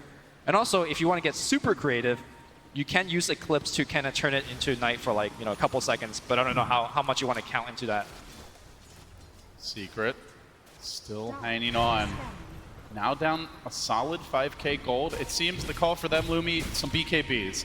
One coming for the Luna. Mid one also looking to build his, though it will be slow. Kezu with the early Midas has gone back for a Solar Crest. Curious to see what the Nature's Prophet build is from Double here. damage for Miracle as he does Roche. They do scout this out though. It is nighttime. Can Secret make a play here without the Illuminate heal? This is where Luna can be strongest, but Miracle is hammering this Roche down quickly. MP moves in, he wants to force out the BKB. Poppy charge, go for the steal! Who's gonna get the Aegis? The Roche, but Miracle snatches the Aegis away. Puppy's down. Secret are in shambles now. Miracle chasing forward, 3 have fallen. That's a double dieback too. That just might be the lane of Rax. Yaps are falling. Whoa. Secret crumbling. Liquid, they've got the power play now. They still have that extra life. They can surge down mid. They won't have the heals for 3 minutes, but they know it doesn't really matter right now. I mean, there's 3 heroes dead. What do you need a heal against? Buyback from Mind Control. GH recalls them. They are just streaming in creeps right now, and Miracle going for the Raxes. There is a tier 2 up, so I don't think Team Secret will be down 3 Raxes. Secret's lives are flashing before their eyes. They've had a scrappy showing here against Liquid. Game 1 looked great. Game 2, not so much in Game 3. Are they going to go for it? It's going to be tier 4 for them as Liquid continue. Yeah, tier 4s, let's go. Looking to finish it off. Secret hanging on. They will respawn soon. I think Liquid are a bit over-eager if they try to force this. Okay, back up. They will back away. Look at them draw that line on the mini-map. They know. Let's calm down. Yeah. Let's reset. I mean, they could just wait for 2 minutes for daytime as well, if they really want to just, take it easy. Still, Secret need some crazy plays to get back in this game, Lumi. It gets so hard to fight from here. Yeah. Again, you need to find an angle, an awkward angle to come in, ideally from the back, find GH, but hard to do it during daytime. He has perfect flying vision around him. You don't have Blink Dagger heroes. Charge coming in for Kuro. He's got the Glimmer for himself. Might have actually been able to get him there. Liquid did not have any vision on that hill, but the thing is, Secret don't know if there is. There's 2 minutes left of nighttime. They're going to try to fight this mid one. Oh, blinking in for the haze. Kuro in position with the Glimmer. Seems like they do want to contest as Miracle pushes forward. Has that IF Scotty picked up now, getting tankier and tankier. Yeah, all he wants is just basically HP in the front line, and Illuminate will take care of the rest. Secret know if they let Liquid get to their base and just set up an organized siege, their chances of finding that good opening are very limited. So they keep on trying to poke on the sides of this fight, find a point of weakness, an Achilles heel they can shoot an arrow into.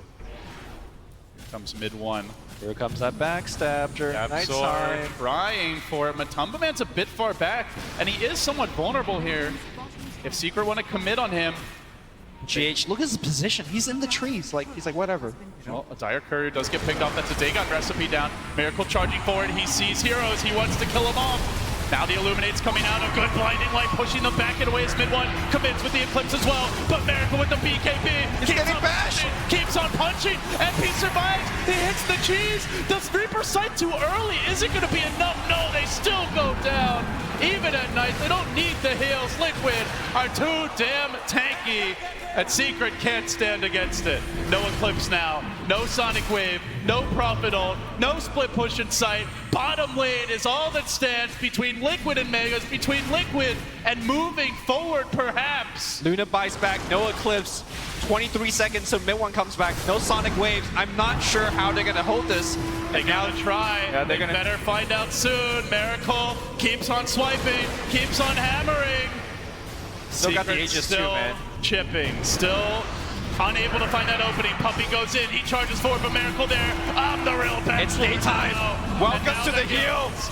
Oh my God. Heel. Illuminate splashing through. Secret buyback. One more charge. That might be all that's left. Now come the nukes and Miracle will drop. He's actually in an awkward spot. But he's got a BKB. Do Secret have the damage to bring him down? The blinding light. GH keeping him alive. So does the press the attack. He gets out of there. And now mid one jumping in. A bash could be his downfall. One bash. Now the BKB. Slice. No dice though. Keeps on chasing. Puppey's in. Oh boy, that's a dieback. The Puppey goes down. One last charge. That's all he's got. Now Miracle, commitment, but without the BKB, he's got to be careful. Glimmer Cape the other way. GH is an awkward spot. GH is going to get caught. GH, blinding light from Yapzor, pushing it back. They overextended. They can't afford to lose Miracle here. This is a huge kill. It could be the start of a comeback. They got Glimmer, they got Press. The attack Curl's going to run at them, should throw his life away to save. Meanwhile, the tier 4 is starting to get hit by creeps. Even if they get these kills, it might not matter. The base is crumbling. Secret running out of insurance policy, running out of second chances here. Buybacks have been expended. In fact, when you look at it, they have used all 5, and many of them are down for some time. I think this game has more buybacks in a 33-minute game than what we see in some 60-minute games, but Secret, at least back since buyback was given a cooldown. Right. Secret held on, but you know, this is the toughest hour during Tay-time. You got to imagine Liquid are just going to reset and then go for that push. Maybe they wait for the Keeper of the Light to farm up his buyback, but Secret are not waiting. They're making the move. Puppey sees Miracle, charge in, press the attack. Oh my God! Choose through Puppey. That's a Spirit Breaker. That is actually an important part of their team fight. That charge is really all they have to deal with the Troll. So he's down for 25. Good news is he's pretty low level. He's down for 25. That's the good news. Yeah, good news is he's under leveled. So when he dies, he comes right back. Puppey 1 and 12. He's had a rough one, that's for sure. Over half the team's deaths, but he's had to play that sacrificial lamb. Yapzor's got blinding light, and with no BKB, he could just delay this a little bit. Miracle is trying to farm up the MKB, but well, the blinding light not going to matter, at least for now, as they try to push Miracle up onto the high ground, sprout him up. He's got no BKB. Oh, the duel with the Reaper sight as well, but Tumbleman gets the kill. Insta buyback, running in with the Stolen Reaper! Can they make something happen? MP chases them back on his heels. Miracle wants to fight. Oh, he rushes! Welcome to the meat grinder. Secret gets shredded, pushed back, maybe away. Puppey dies again, out for 35. That's 13 for him, and here come Liquid, right back into the fray. Miracle's at full health, healing them up is GH. Giving them the help they need. Melee to drop. Rage start next. Liquid pulling through. Secret, one last hurrah. Do it without your Luna. Do it without your captain. How can they? We don't know, but they have to try, Lumi. Else, this might just be the game. Miracle hammering, pushing forward, thrusting his way out of the tier 4s. Look at him go with that attack speed. Tier 4s the drop. Still they fight on. 4v5. Last press for Secret as they charge in. They want that troll. They bash him back. Control him all they can. Already another dual one. Mid one's down. It's over for Secret. GG. Done it.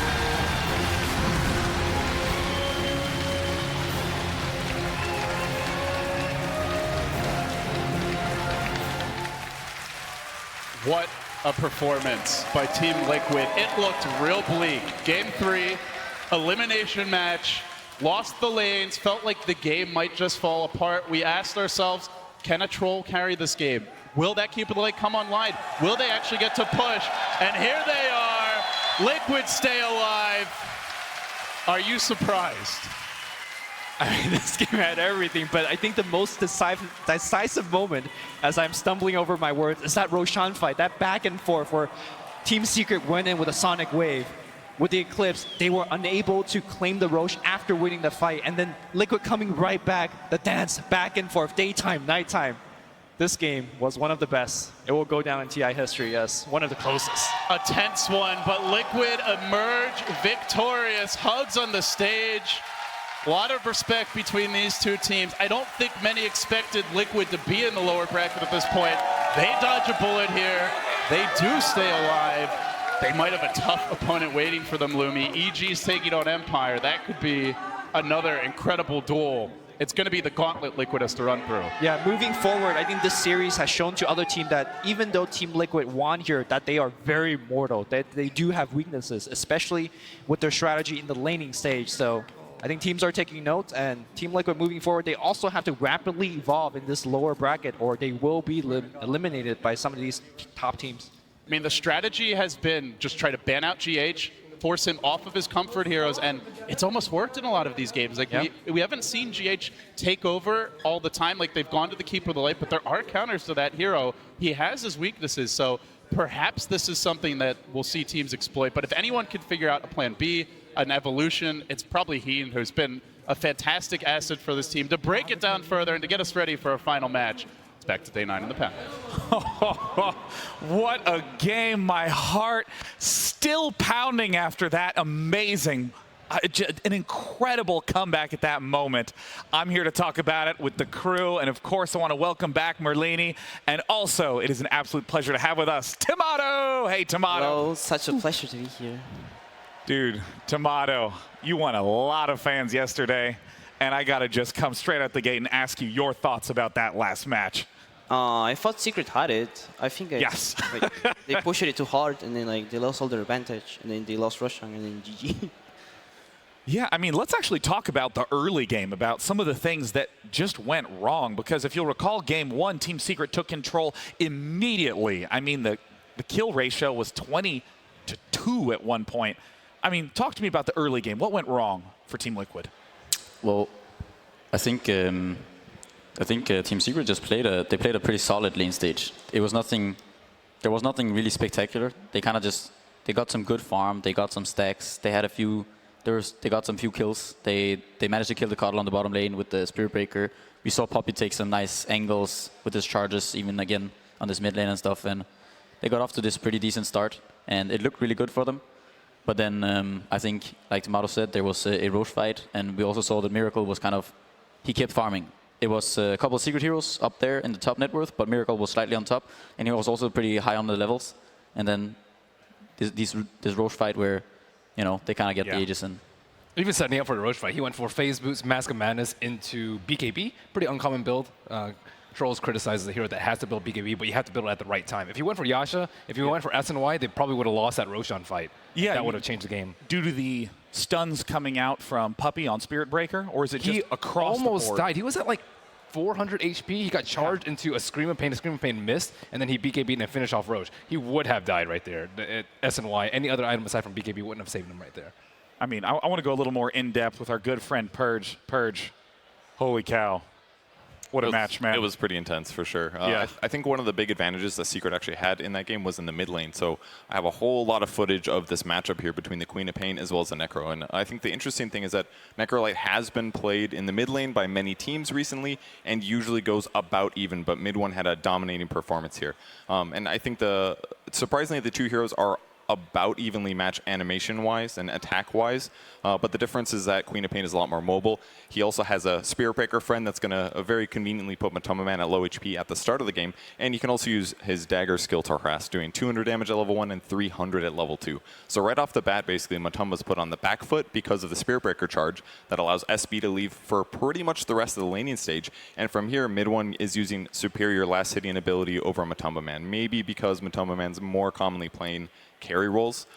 Could be one of the reasons, but consistently here, mid one has been doing a really good job. Crucial moment right here where Matoma Man ends up using his Death Pulse that ends up pushing the lane basically out of control for the rest of the laning stage, which allowed mid one to continue to be absolutely dominant in terms of last hits. And every time he wanted to come forward, it gives mid one another opportunity to jump forward and use his Shadow Strike on him offensively if needed. So it was just amazing how much of a last hit advantage that he had in the laning stage. If we actually jump forward a bit, we'll sit at, this is 2 minutes and 37 seconds here.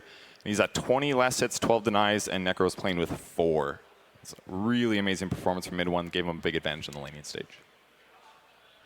I mean, there was even that insane double kill where Witch Doctor teleported in and then immediately 2 characters died. I mean, it was just such a strong opening game. But of course, Team Liquid, as we know, managed to pull an incredible win. And to talk about it, we got with Casey, the team captain, Kuroki. Congratulations, Kurl. How does it feel right now? Feels good. Feels good? Yeah. You seem so calm when you walked in. I asked you, I'm like, oh, you've got to be so exhausted. And you just seem pretty calm about the whole thing. Yeah, pretty much. I mean, I don't know. It's not my first time. Yes, I'm aware. You placed top 8 last year. You're guaranteed top 8 again this year. Obviously, you're hoping for more. What do you think, aside from the addition of Miracle and GH, makes you guys stronger this year and gives you a better shot at getting a little bit further in TI? Well, last year was the first TI for Mind Control and Matu, and I think they've grown a lot. Like now it's the second year we play together, and it's like always valuable and an advantage that the same people stay together for a longer period of time. And yeah, that's really it. Experience and staying together for a longer time. Mm-hmm. I have to ask the obvious question. This was a bit of a captain's rivalry between you and Puppy. How did that feel to you, or was that not even something you even thought about? I didn't think about it. I don't care. You don't care at all? No. Not even a little bit? No. How do you think they played? They played very good. Yeah. I mean, the first game they threw us off completely. We didn't expect that kind of aggression, and I think they they just took advantage of us very well. Mm-hmm. Especially when we picked the keeper of the light, the guy that like with How the did wave, that go like the wave, the waver guy, and they just ran over us. And in the third game, we were like, should we do it again? And we wanted to. Or at least I wanted to show some sort of confidence in our strategy, and we have GH, who was arguably the best player on that particular hero. So we went again for it. They didn't want to get fooled twice the same way, and it worked out. You're going to be facing either EG or Empire next. How do you think your strengths as a team match up against each of those? Well, usually I'd say we're very confident playing these teams, but when you get a TI, pressure can get to you, and it just changes the dynamic of the team. It's what happened to us too, the day before when we played IG, and it's like you can lose confidence very fast. So I don't know. I think we have a lot of work ahead of us. I think EG will win, probably, but I don't underestimate Empire, especially because of resolution. Either way, it's going to be a very hard game. So as captain, how are you keeping your team focused? I mean, I held some speeches today because we were very down after the loss against IG, and I just tell them some stuff, which I'm not going to say here. It's private. Kind of. I won't make you reveal your secrets here. Crow, congratulations. Thank you very much. And we'll be talking again with you soon. Okay. Sean, back to you. Thanks, Casey. Congratulations once again from everyone here at the panel, Kuroki. I mean, that is a challenge to try to be the captain who is trying to bring the spirits back from a team that just got knocked out of winners, from a team that's down 0-1 to coming back 1-1 and then being down and still managing to win. And one of the things I find really interesting about how the win happened, I think it was you, Pycat, that described the exact thing that we were going to see.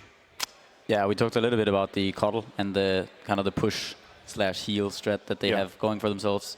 We've seen it before. I think there was, I can't remember who they were playing, but it was the other day, and they were down quite a lot. And then they kind of they do this one time, they go push during daytime, and all of a sudden they take a Rex just because you can't fight versus this continuous cuddle heal.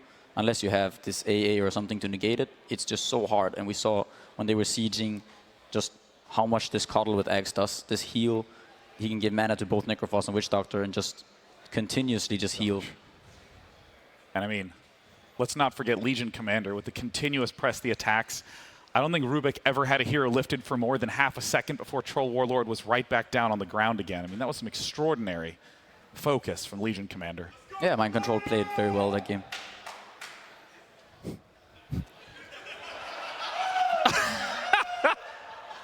Yes, enthusiasm from our live audience here. It's always great at the end of the matches when everyone comes out from the auditorium. Hello, everyone. Welcome. Welcome to our panel. The best panel ever.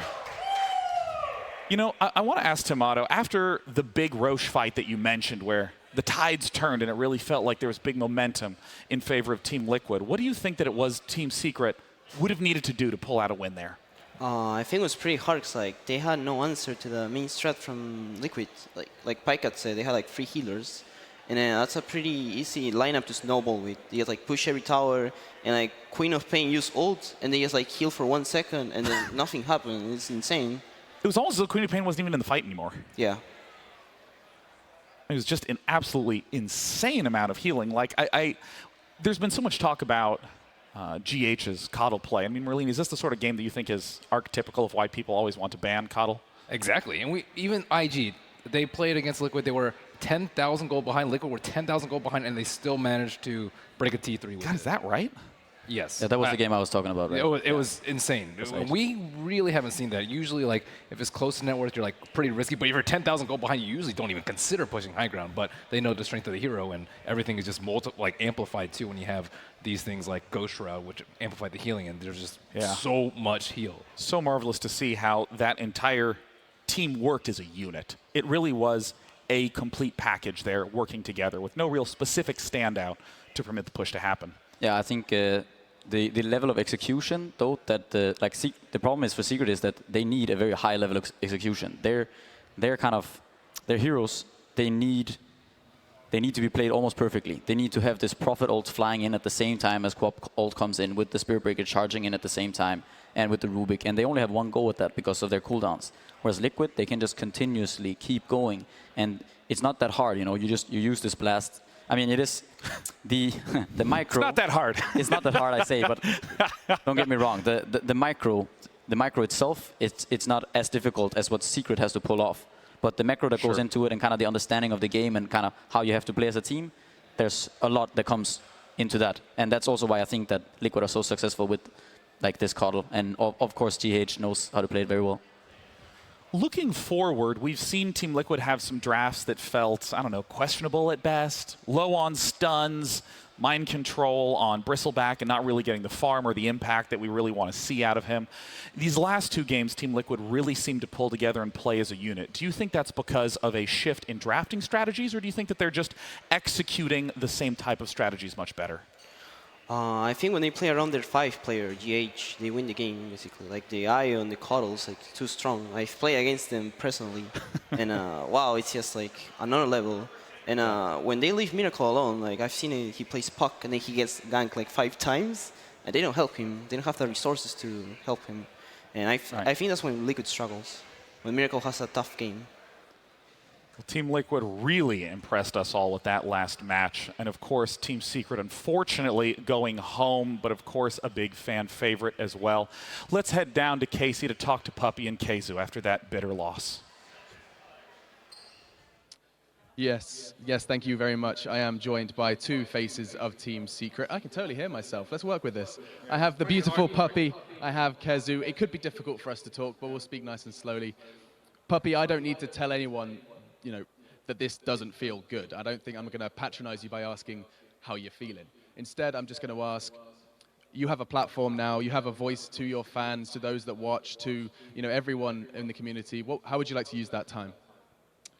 Well, thank you for supporting us, because we really tried hard. Like, we really tried. We've been on the road. Thank you. We've been on the road for a while, and you know, when being on the road for a month with everybody, there's going to be stressful moments, arguments, or whatnot. We felt really good. We almost did it, I think, and we really needed a little bit to win this match, and we don't know what would have happened further, but thank you for supporting. The KeyArena for Puppy. Hard work indeed. I'm joined by Keizu as well, hopefully getting a couple of words. Hearing Puppy say those things, does that kind of resonate with you? There has been hard work, and I mean, there has been, to an extent, some reward. Yeah, I think everything he said makes perfect sense. We were very close to doing it. We felt good ourselves in the game, before the game. I don't think we feel too bad now. We tried our best. We were so close to doing it, but sadly it didn't work out. There you go. Ladies and gentlemen, one more time, Puppy and Keizu of Team Secret. Team Secret has so much respect from the entire community. Thank you, Machine, a.k.a. Casey sometimes. Now, one of the things that, you know, I just want to come back to is how impressed I am at these teams, these players who go through such difficult losses and are still able to remain so composed. Is this just the attitude of the competitors? Is this his experience coming into play? I mean, talk to this guy. This guy, you have like the best attitude of anyone I've seen. Yeah, hit me with it, Tomato. Like, I think any player, like, their main objective, like, goal as a player is just, like, to perform. Like, if you're satisfied with what you played, even if you win or lose, you're happy about it. Like, yeah. They know they play a nice game. They almost won. Like, Team Liquid and Team Secret, they're like super even. Like, anyone could have won the game, Yeah, so like, yeah. they're happy about it. I mean, you make it sound so simple, but there's a lot of people that are older than you, and they still don't have the same mentality. When I was your age, I was just way more hot-headed, and you seem so level-headed and cool, and you're playing for much higher stakes than many people are. Yeah, I practically felt more stressed out than anyone it seemed like playing in the match. That game was intense. And at this point, this is the current bracket standing at TI7. We see up in the top bracket, in the winner's bracket, IG, Newbee, LFY, and VP, currently guaranteed top 6. Team Liquid has advanced forward.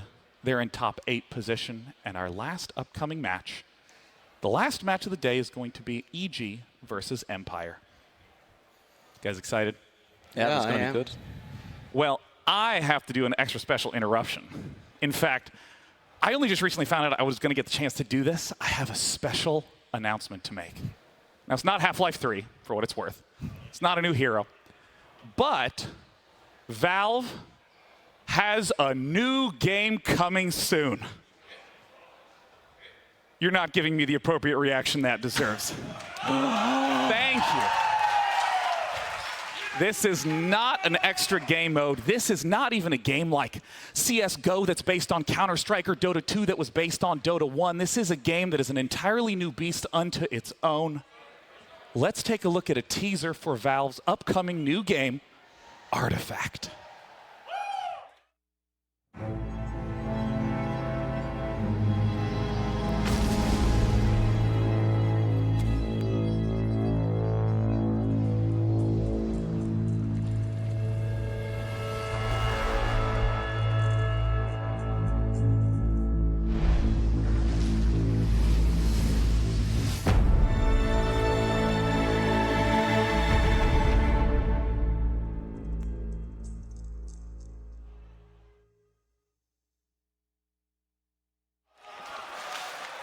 Now, you might not have seen the game, but I've actually gotten the chance to play the game. And if you've played previous trading card games, it has a lot of similarities in terms of having creatures and spells that you cast onto the board. But in this game, anything you see in Dota, it's here. There's not just one board, but 3 boards. You control 5 heroes, deploy them among the different lanes, creep spawn every turn. The heroes that you play in Dota, they're in the game. You can play as Bounty Hunter and cast track on an enemy hero. Killing it gives you extra gold. Use the gold to buy item cards, equip them to your heroes. And I gotta say, it's a really cool experience because you really feel like the commander who's allocating all their various resources among this entire huge battlefield, moving from lane to lane. I don't know if you guys have any questions to ask. Valve basically told me, we're going to run the teaser. Sean, feel free to say whatever you want. So at this point, I'll say whatever I want. What do you guys want to know?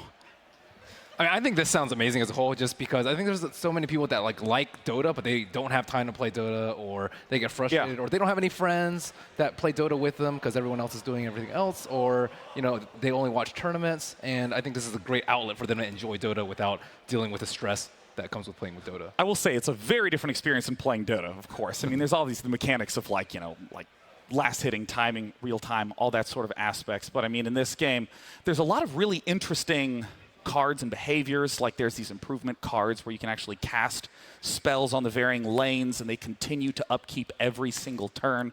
So you can wind up, like I played a game where I was honestly getting my ass kicked in 2 of the lanes, but I just kept building more barracks in the 3rd, flooding my opponent with creeps. And it's really nice because often card games can be very complex, and if you've played any Dota, virtually any question you would have about how the game works, there's a very clean and clear reference to Dota 2. And with that, I'm literally not going to talk about the card game for the rest of the tournament. Oh, I'm such a tease.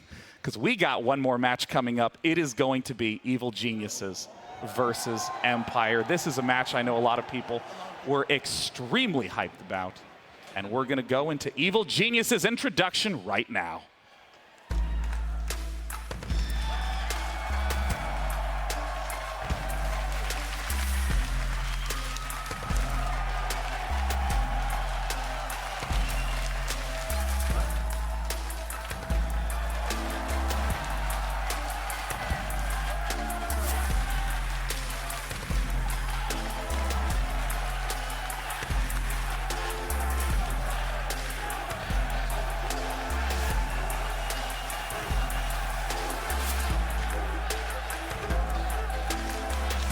a crowd favorite, a TI favorite to many.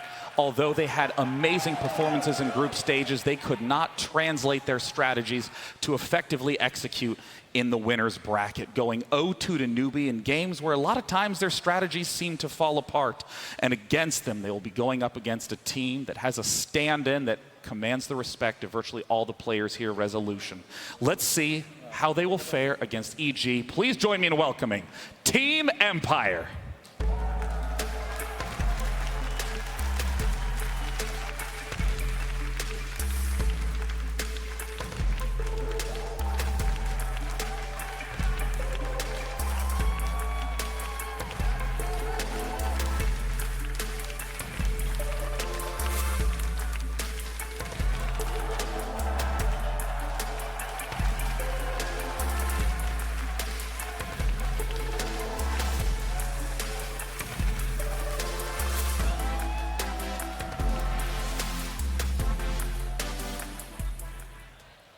Got to be a real treat for Resolution, who he was actually going to work here in production.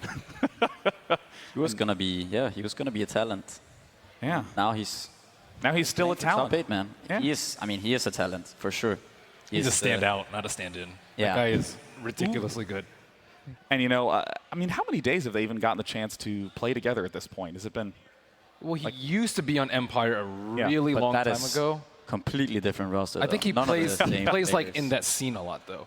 So I think he plays with those players. No, not at all. No stretch. I mean, Come on, give us a little for ground. The last year he's been playing with like DC, Planet, whatever you want to call it. So he's been away from there for quite a while. And even before, when he was playing there, he was playing with a little bit of like some different players, right? I think. Yeah. So I don't know if he's actually played with these guys before. I mean, I know that they're friends and everything, and they talk probably at events, but I'm not so sure that they've had a lot of time. And we can see even Rezo was saying earlier in one of the interviews that they don't even have the time to kind of work on everything, to kind of play that much like a team. We saw when he played that Void yesterday, was it, when he said, you know, he's like, yeah, I want that one hero where I can just carry the game. Yeah, I mean, it's really a big amount of pressure on Resolution. He has to be able to pull his weight, not just as a carry, but of course as a player stepping in very recently into Team Empire. On the flip side is Team EG, and before this event, we got the chance to catch up with one of the most infamous players on Evil Genius's universe.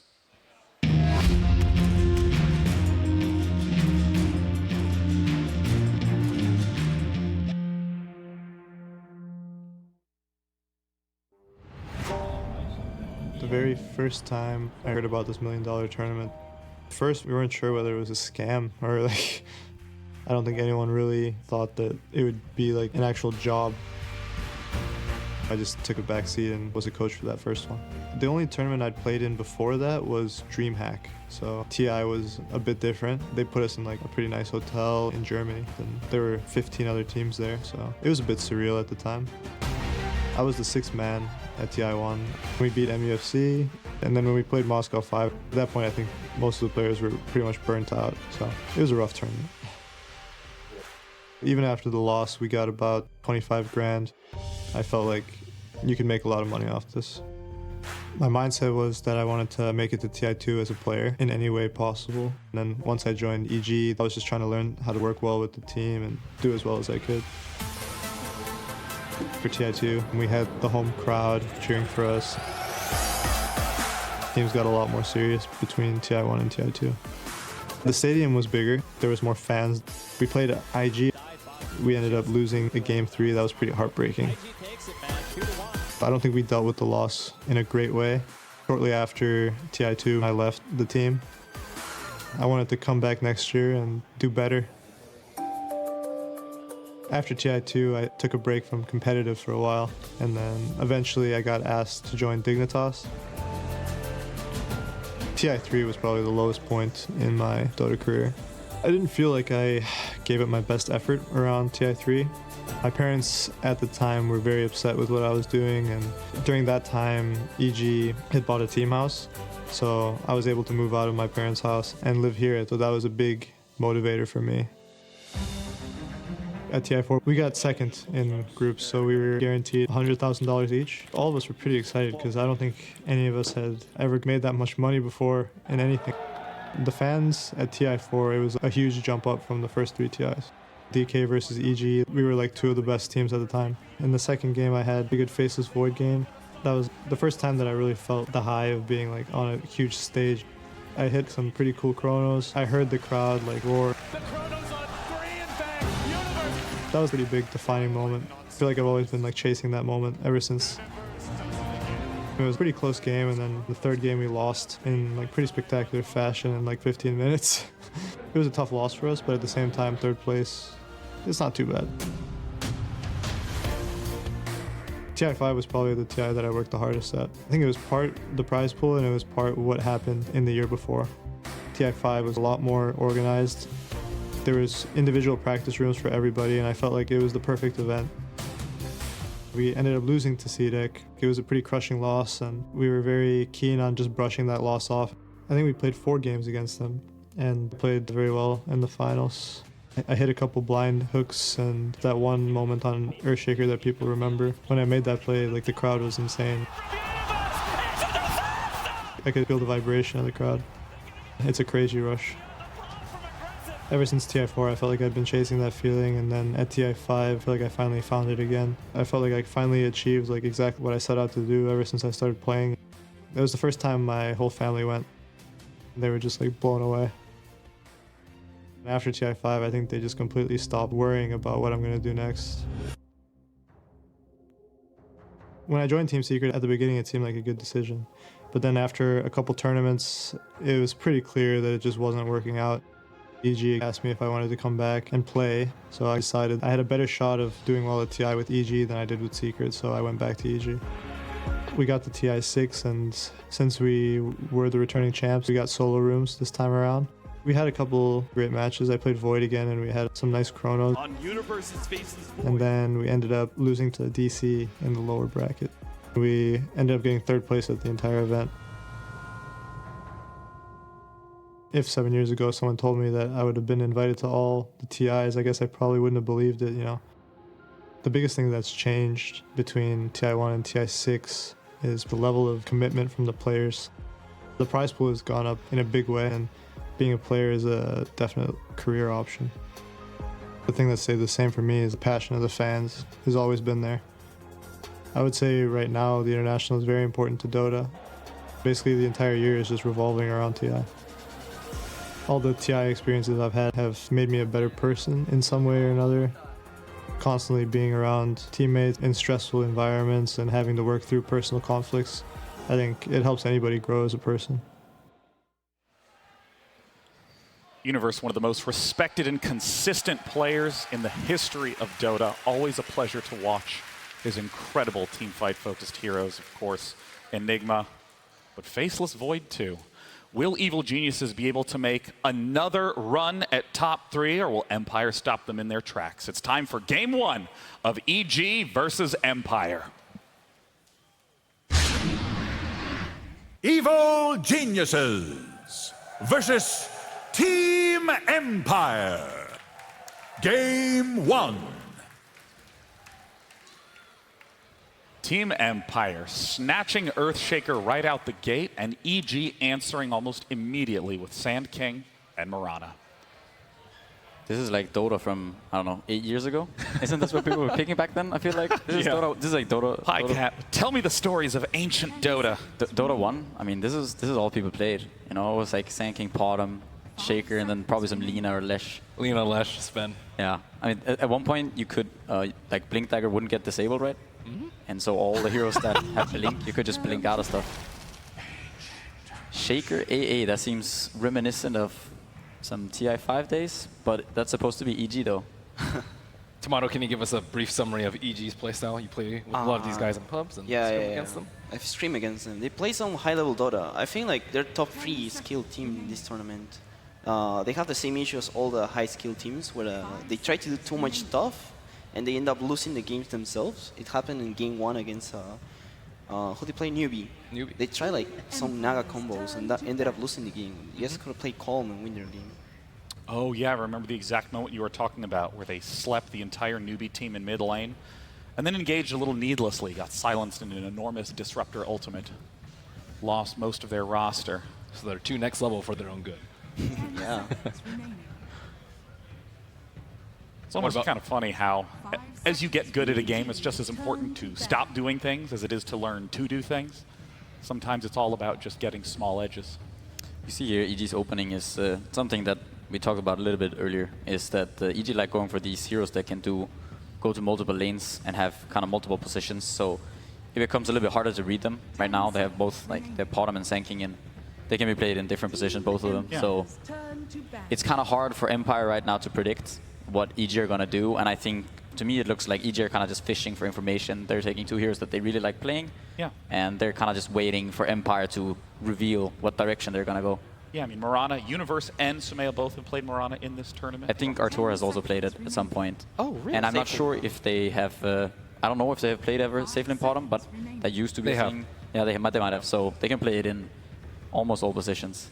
I mean, with this sort of unpredictability, do you just make an even more focused draft if you're Empire, or do you also equally try to carefully judge what they're doing and play against it? You can't counter PKG. Like it's too hard. I scream against them, and they just pick like random heroes, and they change the whole lanes all of a sudden with last pick. So and I don't think Empire does that. I think Empire plays around like Resolution. They get him anti-mage, Morphling Lich middle. They just play like solid standard Dota. So if you were playing against EG, what would your plan be right now?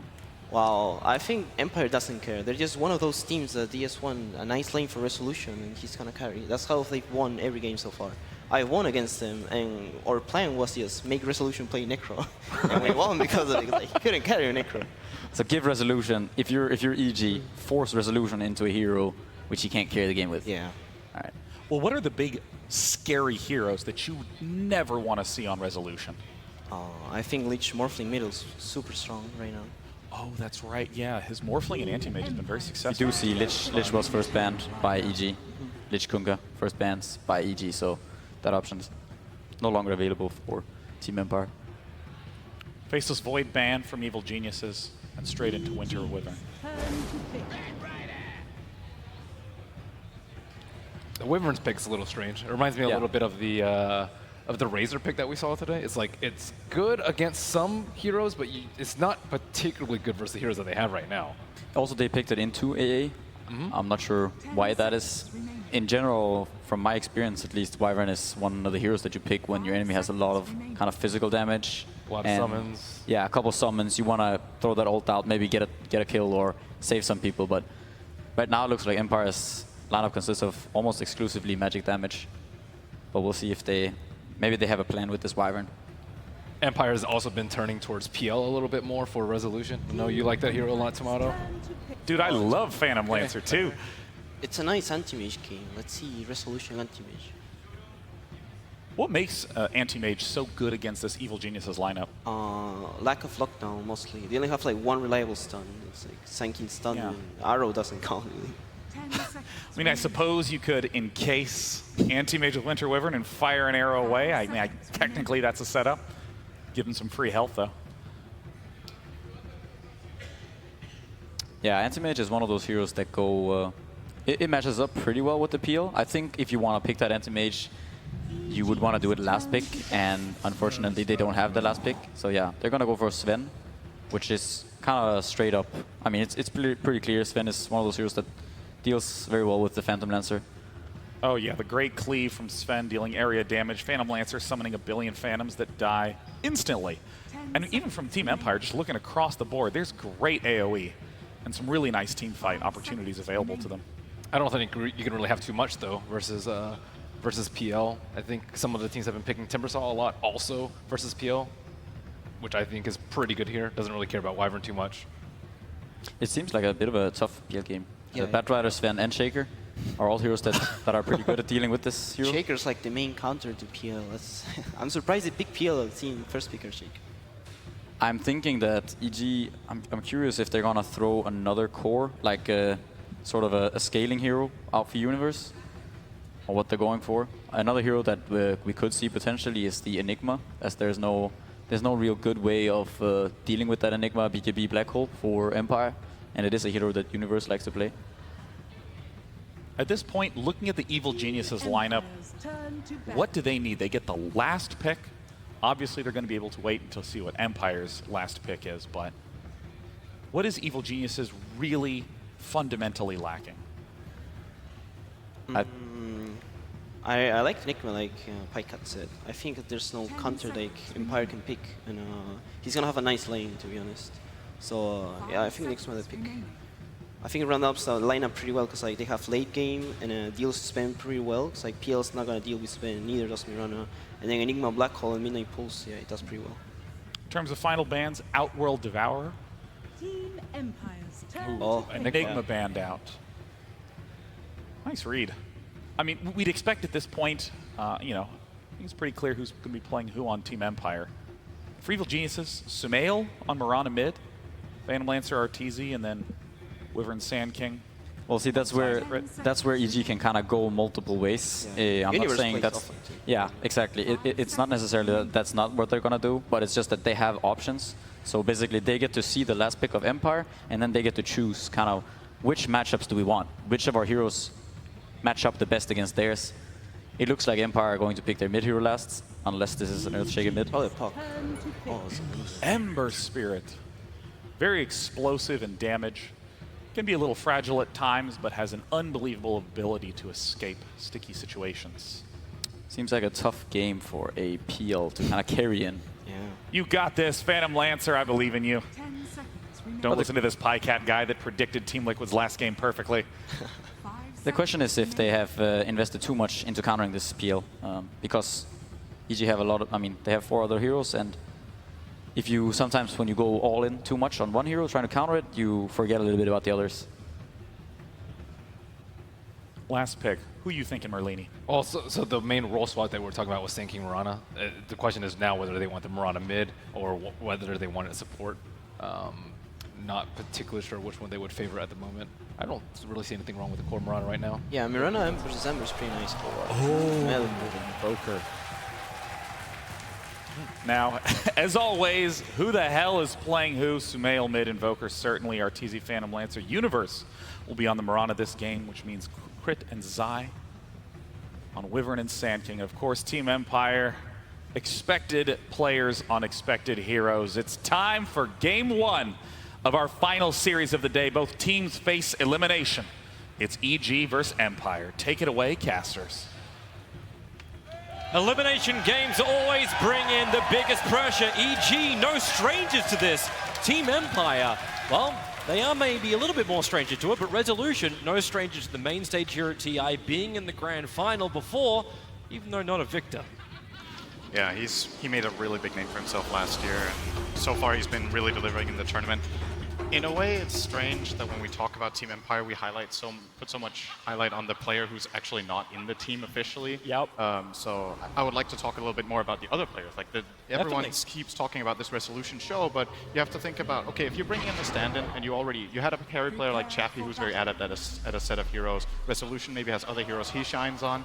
You bring in this stand-in, it's oftentimes a better strategy for a team that brings in a new player to build around him and utilize the 4 core that you already have in your team to give him a good game, rather than expect him to completely adapt to the team's playstyle. So I think it's very natural for Empire, when the stand-in is a carry player, that they try to set him up for success, especially when it's such a capable player as Resolution, who is mechanically regarded as one of the absolute best in his position. But that doesn't belittle any of his teammates. Like, Empire have held their own on all of their players, and we've seen standout performances from every player.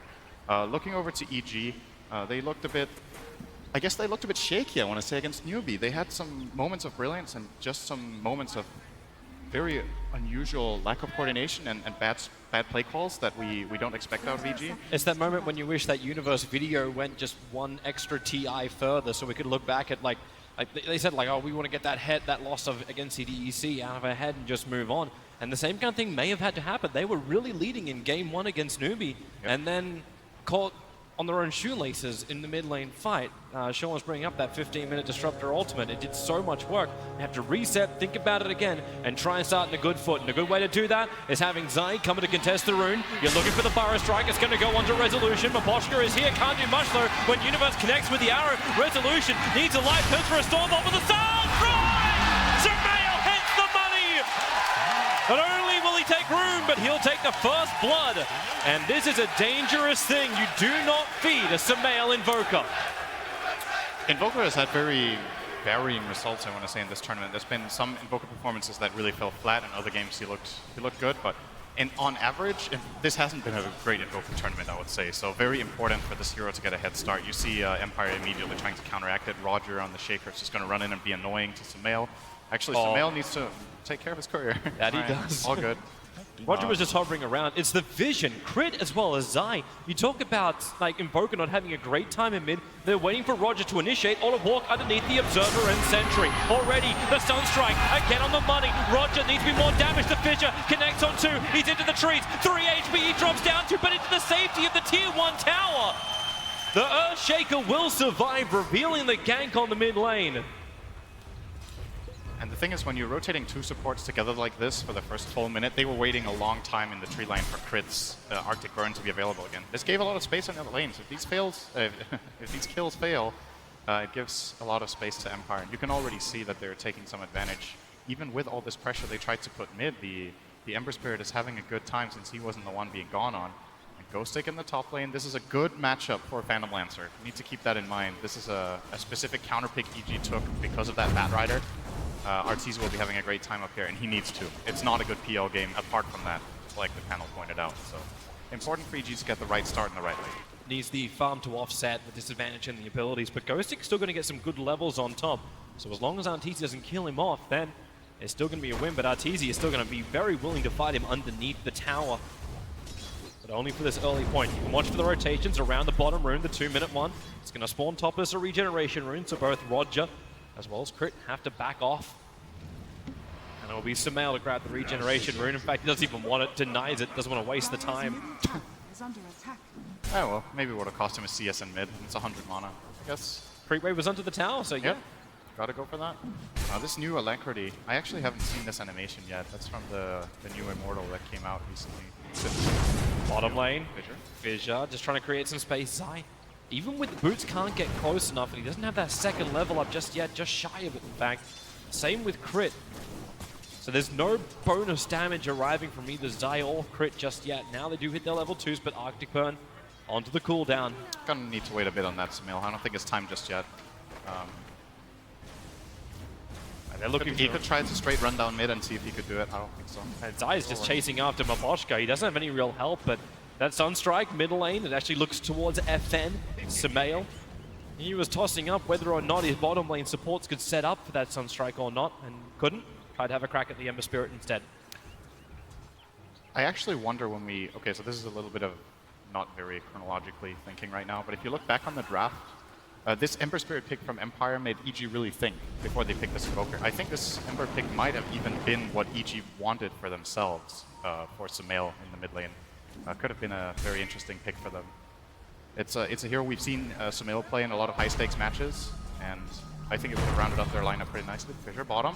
Yeah. Does have the lead, he's fine. Yeah. Universe doesn't care about the rock walls, and he's still's got the extra good arrow. Crit, nice hit into Maposhka. Do they have the damage required? One more hit, and the hit from Universe. It will connect, and EG, they are patient on the off lane. But Team Empire is support so far, which have had a bit of a problem.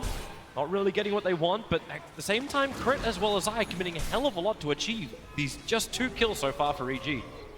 And it seems the game plan from EG as well is, let's try to contest Resolution a bit. They made that first rotation to mid that wasn't successful. Since then, they've kind of played this...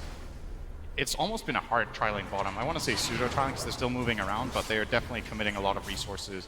We saw this being very successful in the game yesterday between DC and IG Vitality, the elimination game, where Paparazzi Sven got countered super hard in the safe lane. Zai is thinking about it. He needs the illusion. He'll need the illusions to tank the tower if he wants to dive under that. Destroy the barracks, then get back. Yeah. Yeah. The other issue too is the fact that Sumail still needs a little bit more mana regeneration. He's not having that Sunstrike exactly ready. Still needs to invoke it up and they still have mana to cast it.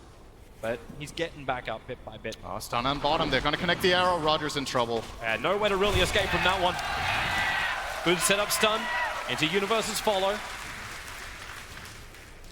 And there's not much Resolution can do to save him, even if you want a Warcry. They've still got a good mix of magical damage and the physical. Zai now making his way down. He's got stick charges, but that won't be enough to get him the mana to get the Burrow Strike off, so they're just more posturing against Resolution, keeping him out of this game. And now that EG has made it very clear what the game plan is for them contesting this bottom lane, the question is, what's the counterplay from Empire? We're going to see this replay right here of that kill stun into arrow. As PyCat said, 8-year-old play. And that's not in the age of the players. It's not. I guess technically 8-year-olds could also pull that off. It's not that hard landing a stun into arrow, but you know, it's an old thing from Dota history. This combination of heroes has been played for a very long time, and it still works. And it does. Old tricks. So the question is, what I was going to say is, what are Empire going to do? Are they going to sack Resolution a little bit and look to apply pressure elsewhere? Are they going to double down on this bottom lane and try to bring over maybe the Ember Spirit, who has hit the level 6, sorry. He's ready to make his first rotations now. A great amount of burst damage can come out from him against these heroes in the bottom lane. Being put on Resolution. Warcry and the Splinter Blast, that is level 2 from Crit, so he's prioritizing the chip range damage. But it's a good question. Sacking Resolution, we've seen Svens have a real issue if they try and fight from behind. So Zai might have that haste, but FN in the neighborhood. The Dire Observe Ward hasn't seen him yet. He's been behind the trees, now reveals himself in the lane. And Defensive Spirit also available. Sumail stands his ground. Damn, he does a lot of damage. That's plus 113. Has to Spirit away FN. Zai not able to get there at the right time to help out Sumail, but Sumail really showcasing that 200 damage physical. And you need to keep in mind when you're playing against Invoker as Ember Spirit that he can always remove the Flame Guard with the Tornado. So Sumail will very easily be able to allow his team, more than anything, to kill off the Ember later on in the game. We'll already see him.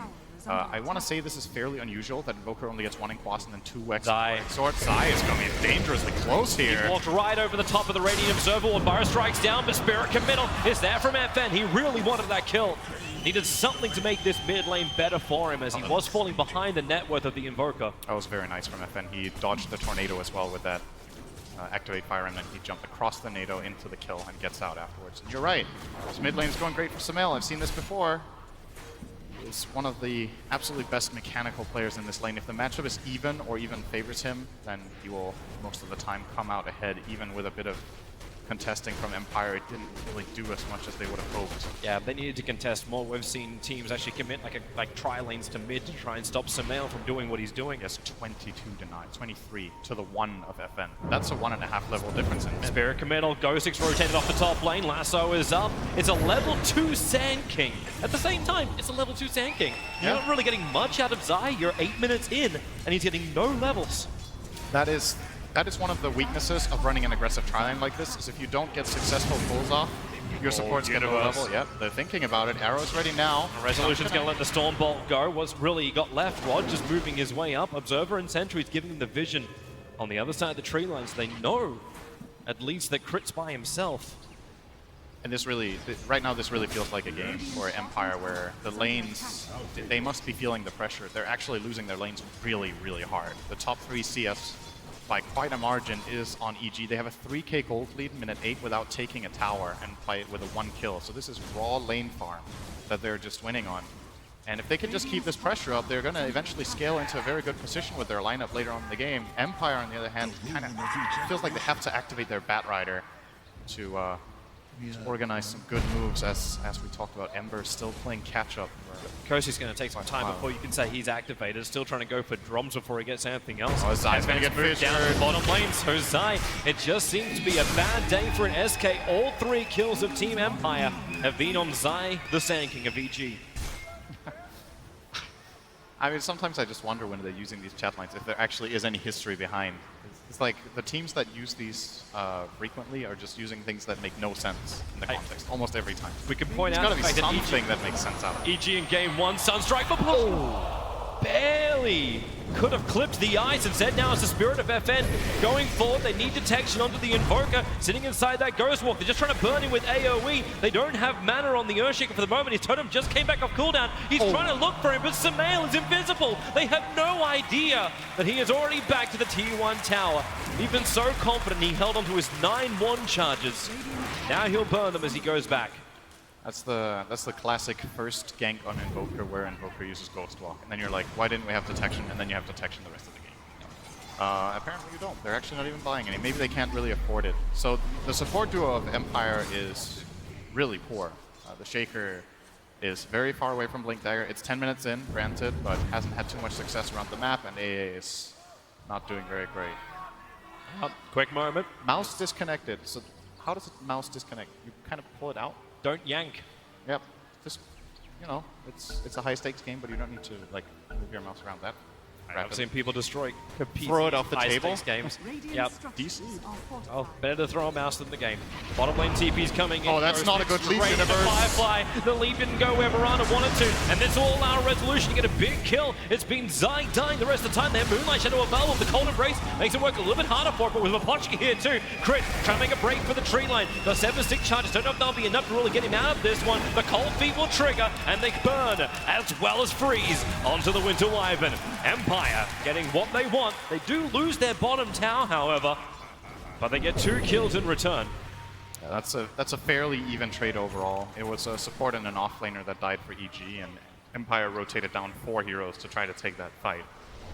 If they would have held their tower as well, it would have been a very good move for Empire, but as it stands, they're still just getting out farmed a lot. And now EG are like, okay, we have a level 3 Sand King minute 11, he needs a lane, so Zai is going to be a bit quiet for the next couple minutes in that top area. Going to work toward his level 6 and 7 and get some progress toward that Blink Dagger. It's a good time to do it as well. You realize Team Empire, it's around the 11-minute mark when there should be at least some trip, if not quad stacks of Ancients for Resolution to go off and farm, and that's what he's farming up right now. So the rest of the EG supports actually have to help Resolution at this point. He hasn't had the greatest start. The Fissure block off, maybe not exactly what they were looking for, and they've already burned the Shrine. Now, EG have no idea this is going on because they've got no vision on the other side of the map, but they should have enough damage to get through it. And again, maybe they don't. Resolution was trying to save God Strength, I believe, to go for the second camp, and that's actually where they're moving their attention now, leaving the Granite Golem behind as well as the Thunder Lizard, who seems to be not wanting to stay at base. He's actually sitting outside of the area. What else have we got coming out? So AA is almost level 6. It's a very integral part of the Empire lineup, being able to counter the Winter Wyvern. As the panel pointed out, very strange in a way that EG chose to pick Wyvern in this game into the heroes that Empire were showing at the time. With this Ice Blast, they can very easily set up kills that... Ember is one of those heroes where you're usually in a situation where you're just lacking a little bit of extra to get that core kill. Most of the time you can solo supports, but cores will get away with like 200-300 HP. You can combine those level 4 chains into an Ice Blast, and all of a sudden this Ember feels like he can kill almost any hero on the map. Resolution's finally taking a stack at the moment, and well, if the Ember wants to be involved in the kill, they'll have to move pretty quickly and also find some regeneration. It's the 3-man smoke up from Empire. They're observable, watching Crit as well as Universe come up the hill, but instead they want the bigger one. They want to kill off Arteezy, and they're able to do so. He died. Ice Blast and Echo Slam, something EG was specialist at a previous TI. Oh, Universe is going to get Mapochka here, double damage rune.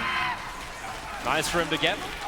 Keep that momentum going. That's now 3 kills for Universe for his 1 death.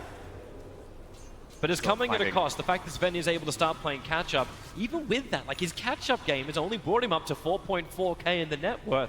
It's nowhere near what you're looking at from EG. They're so far ahead on their calls of EG. It's strange when you look at the CS numbers, and it feels like EG should be further ahead on net worth and experience than they are, but the game is still fairly even. It's a 1k experience lead. The 3,000 gold is definitely substantial, but this game is easily within reach for Team Empire if they set up any of their good team fights. Their lineup is incredible at fighting. One thing that neither lineup is particularly good at is pushing towers, and that could lead into this type of game where the important fights start happening minute 30. And if you have a farmed Sven, you know how that often goes. Empire definitely have the tools later. Right now, EG are still in good control though. As both those heroes, it's like the first phase Ancient Apparition pickup. No Alchemist shenanigans like we saw earlier.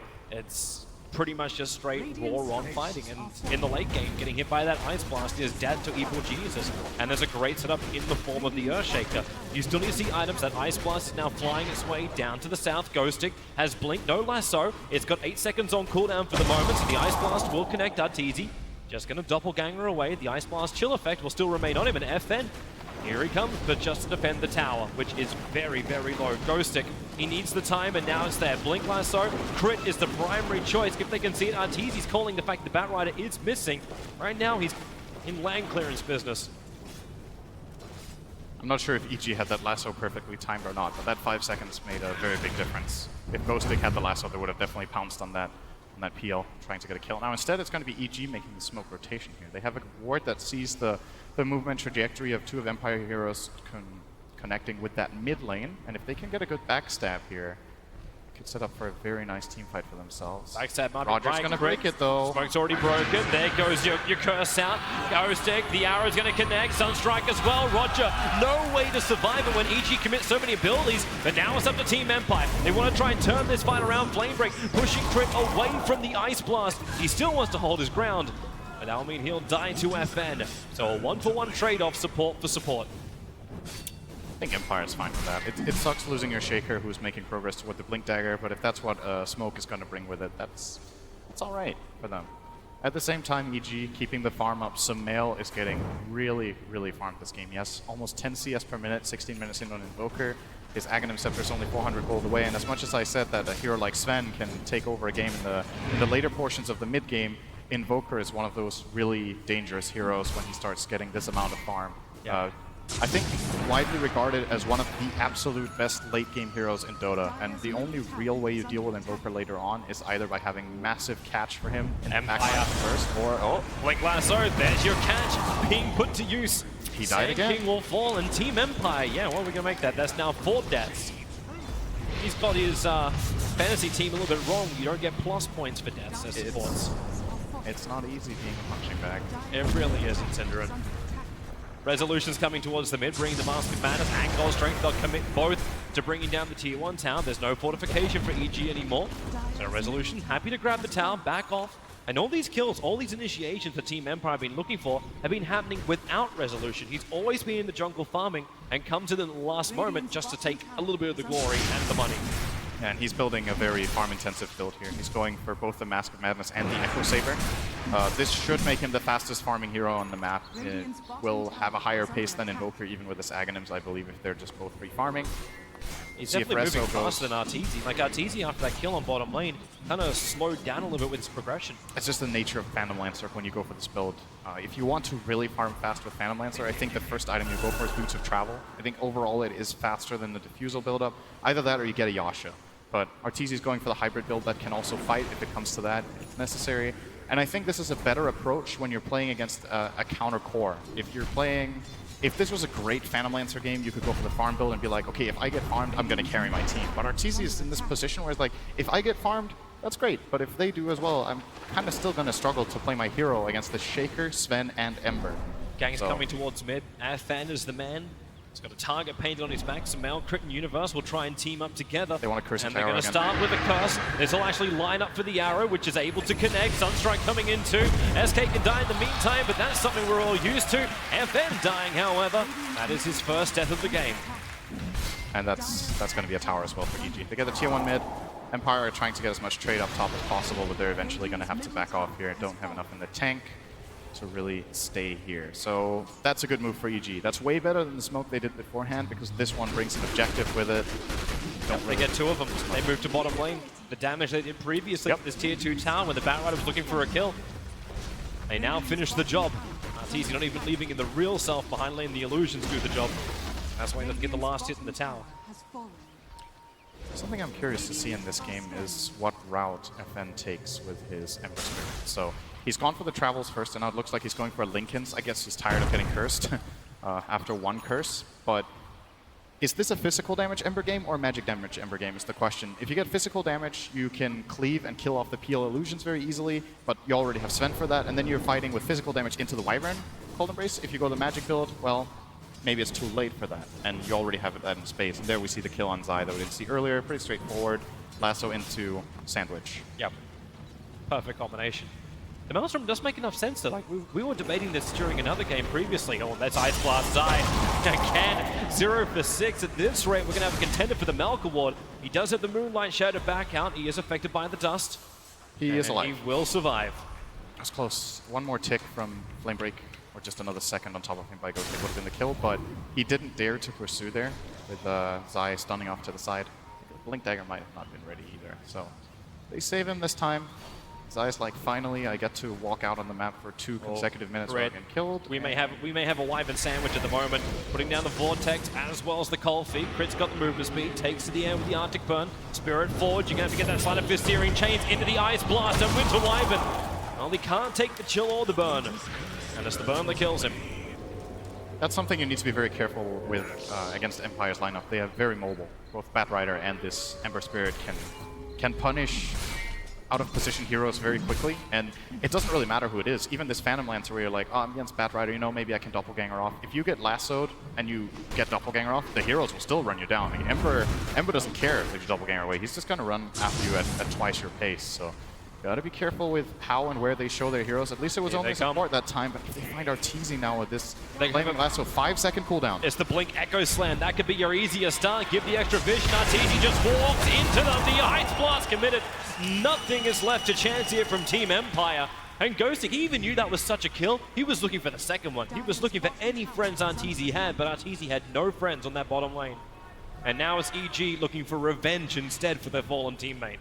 Trying to make it down here in time to kill Rezo, but I think Rezo is going to get this in time and back off.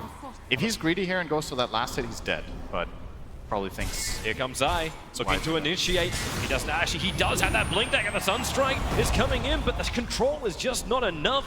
Resolution already starting his TP. Ghostic also needs to get out. TP is off cooldown, and it looks like everyone from Team Empire, as long as Ghostic can escape from Crit, he is under the vision of the Observer Ward. Where's that arrow from Universe? It'll come too late because it's on cooldown for the moment. So Ghostic, 4-star, 1 second. Here comes the arrow from Universe. It'll connect, and Ghostic will fall. Universe will be the man finding the kill with a Maelstrom proc. Yeah, cooldown on 4-staff there. He used it instantly to save the Sven earlier. Oh, Mapochka. Arteezy looking for the solo kill. The Sunstrike from Samael. Easy setup. Made all possible by Arteezy. Empire is still doing a good job at pushing in these waves, and most of the heroes dying in this game are really supports. There's so many support deaths and so few core deaths so far. Arteezy, I think, has the most deaths out of any core with his 2, I believe. And the only one who hasn't died so far is Samael, who's at 3-0-1. I think every single kill he's claimed is the one that's not in front of him. It's always been the Sunstrike at range. Supports giving their life for their cause, but they're getting money back. The fact that Zai has managed to die 5 times and still picks up a Blink Dagger at a reasonable time. Yeah, it's all right. It's great for him. Given the circumstances, it's not too bad. I think he had it for a couple of minutes already, so he gets a sub-20 Blink on Sand King with 5 deaths. That's respectable. Yep. Doing it hard. Looking for the next smoke. They've got Dust available, and it actually looks like Team Empire just have 3 players walking on top of that aggressive Observer Ward. Probably planted so they can track the farm rate of both Resolution as well as FM. They have to keep tabs on these 2 heroes, especially this Sven. You do not want him getting in front. At the moment, the 10k net worth is pretty damn good for a Sven. Yep. The only downside is he's wanting to be number 1. You always want to have that number 1 net worth. Right now he's 2.6k behind the Invoker. You reach this point now, though, when Invoker falls off a little bit in fights against the Sven in particular. The reason is there's a couple of key items being picked up. FN has got the Lincoln Sphere against a couple of things, including some... He can also counterplay, like the Cold Snap Invoker can be annoying. And the Sven now with the BKB. So you look at the graphs and you look at this net worth, and then you're like, when this BKB of Sven is popped, the only counterplay that EG really have is Winter's Curse.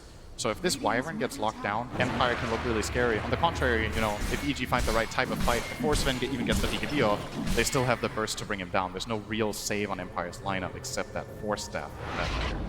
Very smart read here from Evil Geniuses. There was no one defending the mid. There was no one actually saving the tier 1 tower on the top lane from Team Empire. They knew they were on the hunt. Universe is scouting the tree line with the arrow, but it was a 5-man maneuver from Empire on the southern lane. That's the one they wanted. They couldn't find an opening. Mapochka and Ghostic, even Firefly between the tier 2 and tier 3 tower, and they don't find their targets either. EG, successful dodge. They got a good ward out, though. Question is if EG know where this ward is. This is the kind of ward that can be very valuable when you have Batrider. You get deep vision into the enemy jungle, so you get to see movement patterns. And Batrider can obviously punish when heroes start running down toward the ancient area or farming the big camps here, since he can fly over those cliffs. Moonlight Shadow. Overtake them.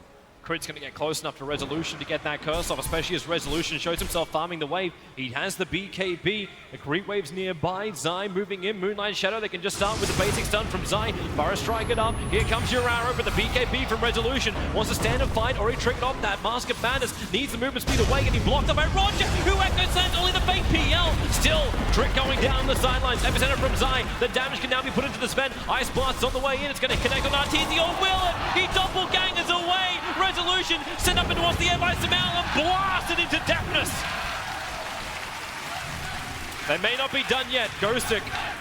They realize there's no sentry ward nearby, and actually no, EG will be retreating. There's no way this three-man team can get a revenge kill onto EG quickly. This is one of the things I love about Mirana as a pick. There's almost no teams playing this hero. I think only really EG seem to favor the hero this tournament. Moonlight Shadow is such a good spell.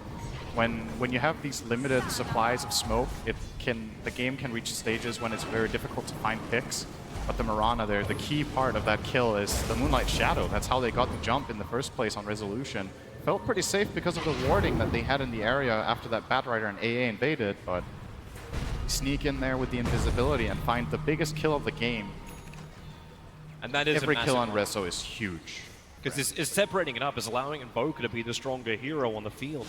And you can see Samal making the space of it, like getting involved in the fight, BTing down to the bottom lane straight away, then letting the forward spirits kick in.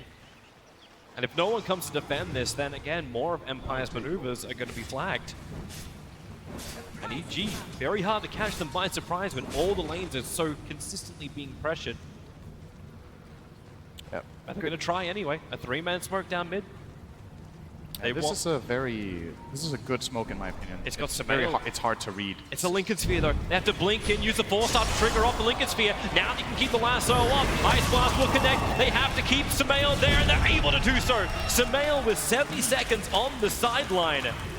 Because he pulled up the full Lincoln Sphere. Even the Fish are catching out Zai. A quick dusting. They don't want to hide anywhere. Burrow strikes available, but Zai, now he gets it. But FN waiting with open blades behind the tier 2 tower.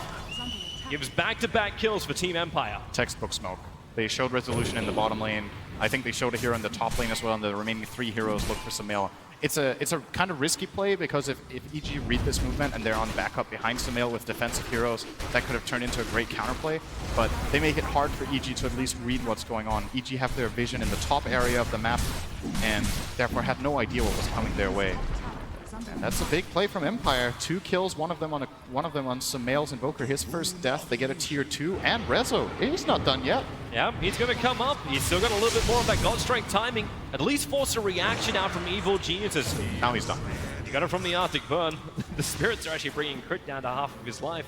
But no one's TPing out to the shrine. They're all coming home. 200 damage on the tier 3. Actually, almost 200. It's something I've noticed about Resolution in this tournament is that he seems to have a very, very good understanding of how far he can go. And that's why it's very interesting for me to see him dying to this Moonlight Shadow, because that might be the one time in this game where he didn't really have the correct read on what was happening, because you need to be a bit deceitful to trick Resolution to catch him off guard. And he's been having exceptional reads. In his Faceless Void game that we saw yesterday also just phenomenal reads. Oh, Crit, he is dead. Blast and Roger Moposhka teaming up together beautifully. They played that very, very patiently. They're just letting the creep wave do its thing, and eventually Crit just came out feeling maybe he had the safety, but there's no vision for them on the bottom lane at all. In fact, both of the observe wards from EG, one of them's about to time out on top of their jungle rune, and the other one sitting in front of where the tier 1 tower used to be of Empire. And they don't see enough from this to really let them know where Empire's moving. So maybe a new smoke ward vision coming up from EG shortly. Could be, or in the Moonlight Shadow. 45 seconds on that one. But look at the graphs, man. This is a change of pace. EG had this like good 5 minutes, and now they've had 5 bad minutes. Everything on that graph is green, and the experience is pulled in the advantage of Empire already, and it's only a 1k gold lead now for EG. So Empire with a couple good moves have put themselves in a good position now. Question is, how do they transition? Looks like FN will be going for the magic build. He went for the Maelstrom first. I wonder if he wants to finish the Mjolnir after this Blink Dagger he has queued up, or has different plans later on. It's actually possible to go hybrid builds on Ember, where you have like this early magic damage and then you transition into more physical-oriented line of or damage later. Very curious to see what his idea is in this particular game. Empire's got the primary concept of let's go kill them all if possible. Arteezy is the man who could get caught out. The Echo Slam reveals the real they one. lasso The wrong one. The arrow flies forward. Resolution soaks up with his BKB. Already Zion Arteezy have fallen, so there's no fight here for EG. Empire are feeling it, man. That's 7 kills in a row. And another tower. Roshan is available. 40 seconds on the PL and the Sand on 30. They don't think they're going to go high ground. According to the game, that was a 5-man Echo Slam. Yeah, that was Arteezy and a lot of Arteezys. Yep, every Arteezy to die. Crit. He gets out of range of the Ice Blast. The arrow will connect over on Roger. Meteorite still rolling towards him, so Roger starts to burn, getting hit by the tower. He won't be able to get out this one. Universe will kill him off. And Evil Genius is at least get the consolation prize as Empire do more chip damage to another tier 3. Very nice Meteor from Sumail. He cast it far away from the Shaker, but anticipated that Shaker would be stuck long enough for the Meteor to actually reach. It took like a full 2 seconds before Roger started taking damage from it, but then Cold Snap plus Meteor combo under the tower will secure Sumail that kill. And Empire maybe overextending a little bit there. They got another 300 damage in, but this time on a different tier 3 tower. The death of the Shaker. It seems like EG are confident to go for their next move. 4-man smoke, showing Arteezy top. And maybe this time they're hoping that Empire want to go for him again. The line is drawn to move to the tier 2 tower. However, both of their observer wards they planted down are primarily looking at the front end of the Roshan pit. One of them probably won't survive as there's already a sentry ward there. But Team Empire, do they read this? FN's got a lot of pressure on bottom. He's sending his illusions in with a catapult wave. This may force EG to come back because no one is here. So they leave it to Zai. Mr. 07 to do the work. Blinks in for the Sandstorm, at least forces FN to back out. This is one of the benefits you have of having Ember Spirit in a game like this. There's not that great ways of EG for killing him. Especially, they always need at least 2 heroes to get the kill.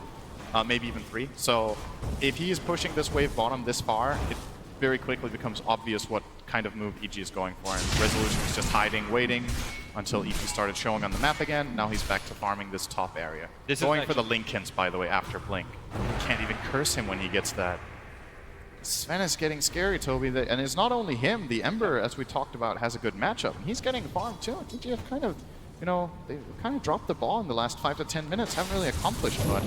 They've been trying. They've been looking for the opening, but they haven't had the vision to really achieve it. And this is going to get harder. Ghostic has got the Jammer True Sight on him, purchased up by Maposhka, and they're looking for the warding of a BKB too. Yeah, he does. Blink, BKB, and 4-star. So he can jump in, trigger the Linkens on the Invoker, and still get out. And if he is that first initiator, you've still got the Lincoln Sphere, which can be given by either the Ember or potentially the Sven. You can double stack this on your front runner for Team Empire. This should be Wait, did he soon, just... He used okay, no, he walked over the top of an observer ward and didn't kill it. Goes back and then remembers himself. EG need to keep an eye out for Roshan now. They need to have a feeling. This is the Radiant team that has good pushed out waves. They have God Strength. Should be able to kill Roshan pretty easily. The Sven can obviously solo it at this point. I hate to tell you though, they can't keep an observer ward up. When you got a Batrider around there, they just lost their 2 new observer wards they planted, and Crit's only got 1 more left in his infantry at the moment. It's very difficult for EG to establish vision. And Sumail just walked underneath the observer ward. Ghostic may believe, he's not close enough for it. He's feeling it, but can't get it. Sumail playing it safe here.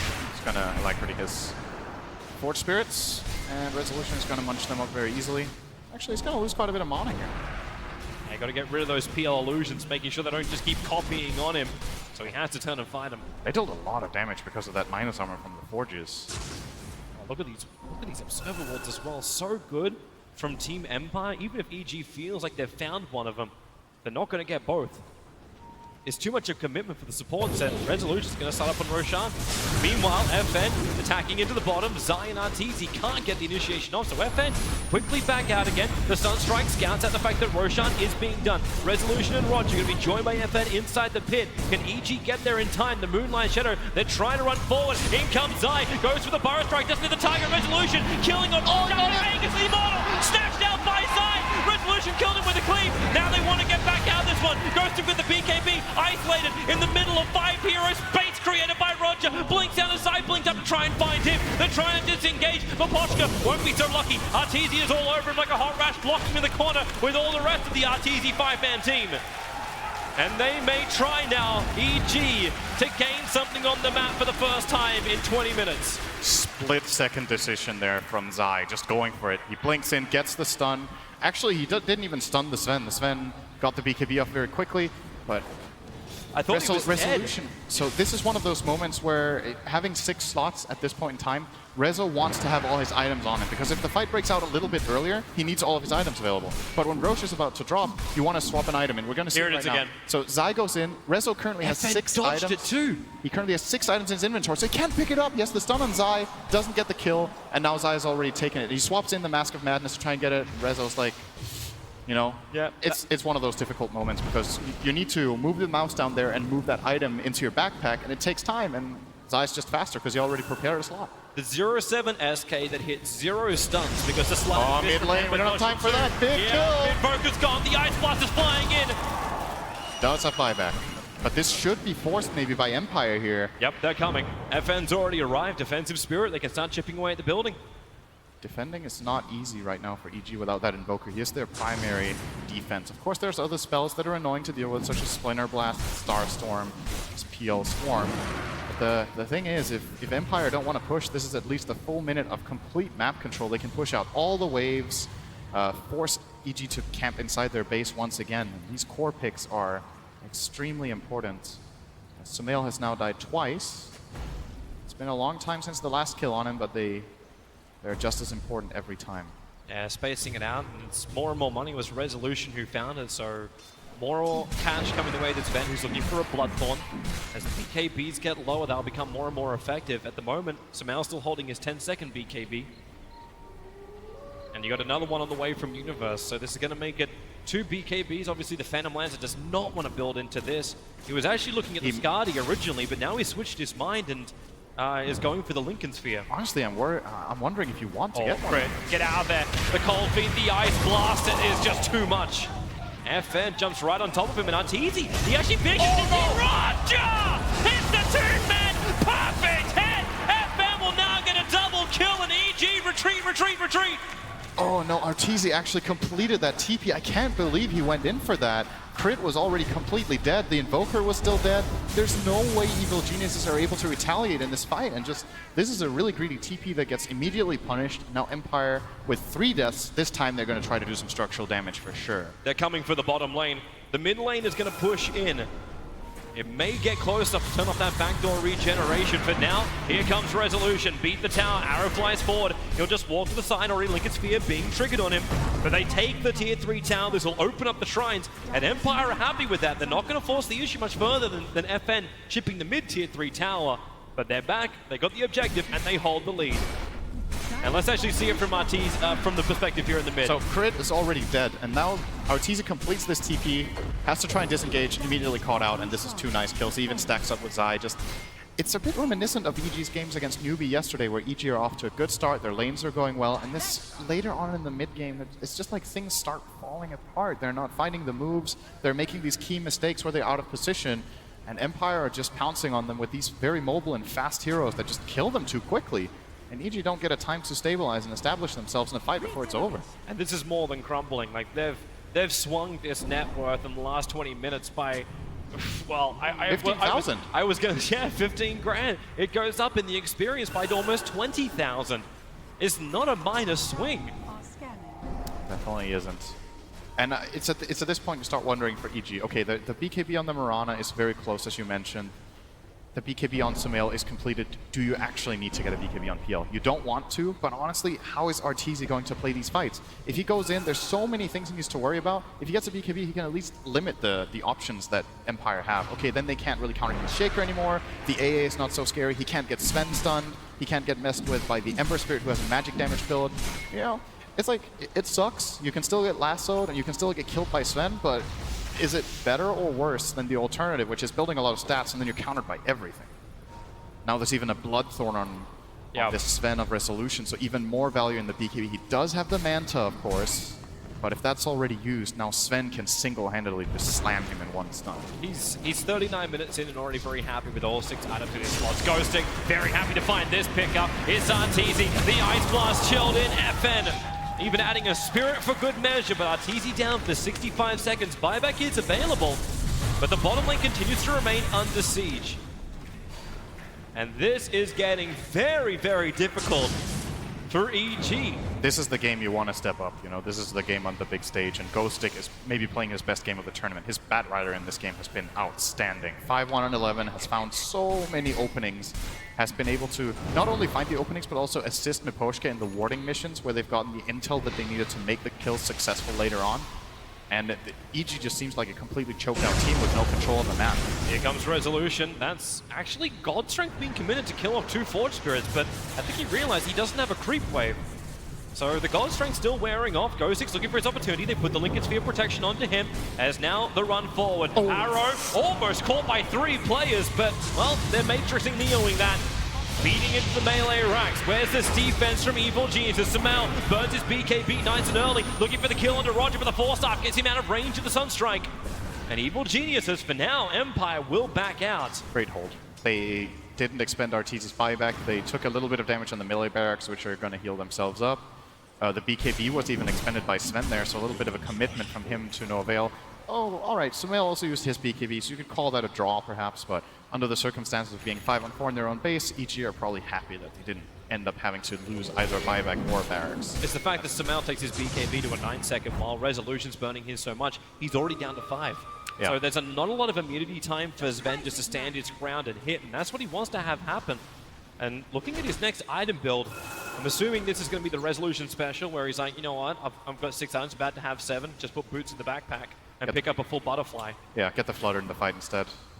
It is just a vastly superior item to the Treads later on in these fights.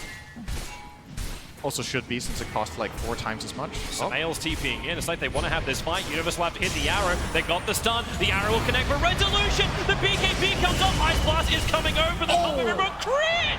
That damage is huge. Resolution, however, is now going to hit the ground. No protection from BKB. Sven is going to go down. Roger can only clean up the creep wave with his Echo Slam. Minimal effective damage onto EG, and they keep the momentum going. Hitting into Roger. Universe becomes unstoppable. The big things, no Echo Slam, no ES. He's got no buyback for a full minute.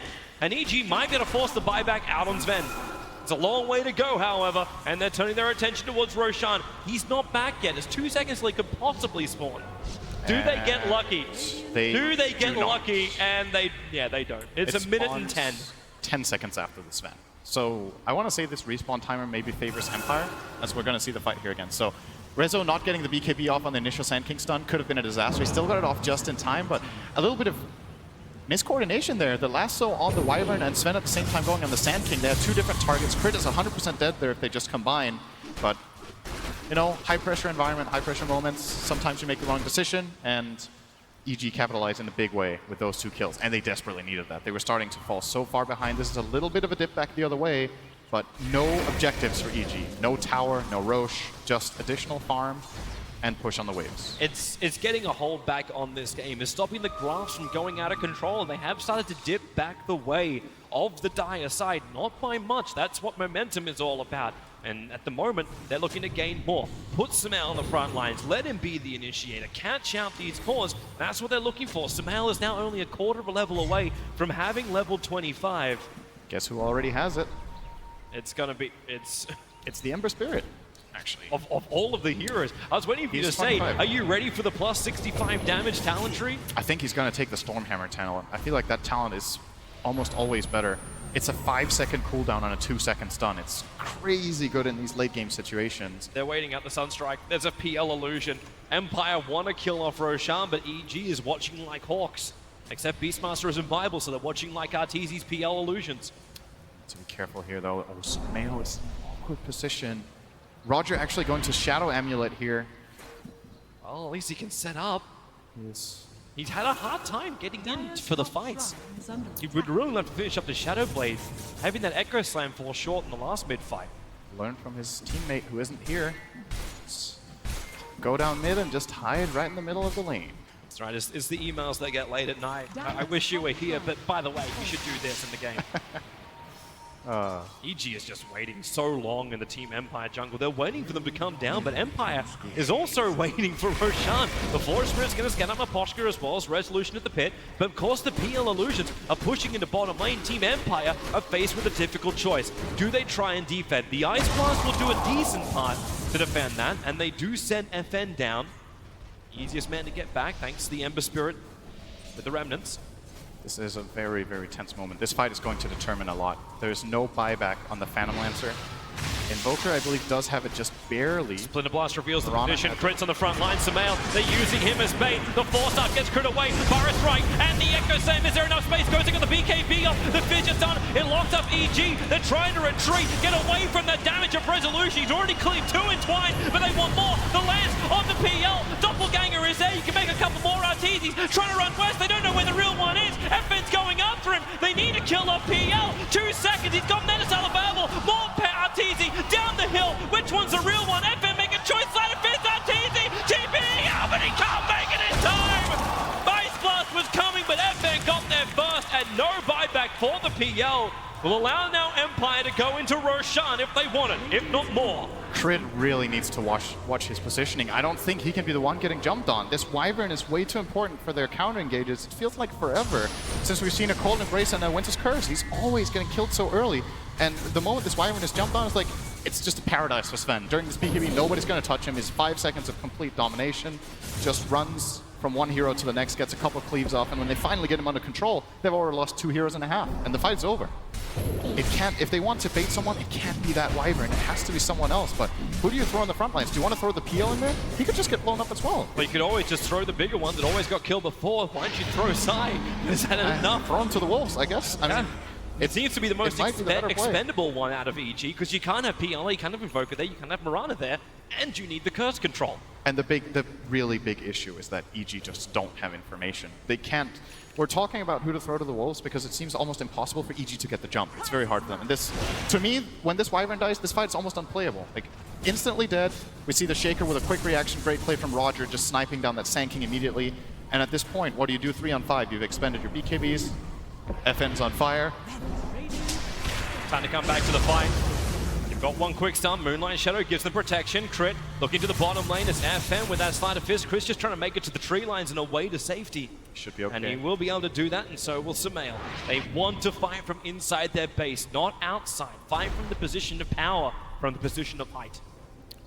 Wait, where did the cheese go? Oh, Shaker has Shaker has in his backpack, and the Aegis is on FN. So big advantages going the way of Empire. 10k lead, Aegis and cheese in their inventories, and EG are back to the comfort of their home, which is not really the comfort they would like to have right now. They would like to have the comfort of the opposing team's home, and they haven't really been able to kind of almost cross the river for 20 minutes now, 25. And it is a really difficult game. This is Batrider Paradise. He's actually, in my opinion, uncountered in this game. We've seen so many Batrider games where if you don't have that Batrider counter, he seems to take over games. You could say, in a way, Cold Embrace is a counter, just not against this lineup, man. If you Cold Embrace someone, they're still in a lot of trouble. So much magic damage from Empire. This great lineup with mixed damage types. The only counter is Zion jumping in to get the Burrow Strike, but with the BKB up, that doesn't even work. And he kills himself to do it. Yep. It's very unrealistic that you're going to get a blink stun, unless you can get like a very quick blink into stun backwards and then Force Staff. Could maybe get out. Ghost Stick, trying to take to the hills at the moment. The Force Spirit's getting rid of the Observer Ward. EG are definitely on the defense. Protect everything. Batrider's Firefly doesn't have a lot of time left, and thanks to the very low cooldown of Tornado for Samael, they can chip away at these towers quite nicely. Oh, arrow connected. 5 seconds, but it's way too far to venture out. In fact, at this point, even if Empire catch an arrow, it may be the bait that EG does not want to bite. It's good if it's on FN. I think then Empire will win the fight if EG hard commit on this Emperor. They probably have to wait until this Aegis expires, and that means even more gold gain for Empire. This is the classic late game situation where you have Aegis and cheese and you have the map control hero. EG just are going to get massively out-farmed. Look at FN's confidence just going into the enemy base, clearing up the creep wave, jumping out, just keeping EG completely at bay. And the way I see it, the best play EG can possibly pull off is trying to bait Batrider to lasso a fake PL. That would be the start of a good fight for them, but Ghostic just isn't taking it.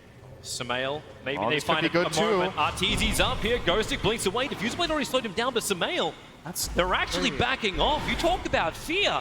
Like, you've got confidence from FN, and you've got this living fear from EG. Anywhere outside the base is not safe. That's just not the way to start that kill either. You can't start it with a diffusal blade from PL. It has to be the Invoker with an instant damage sword. Oh, Resolution, he's inside the base looking for that opening.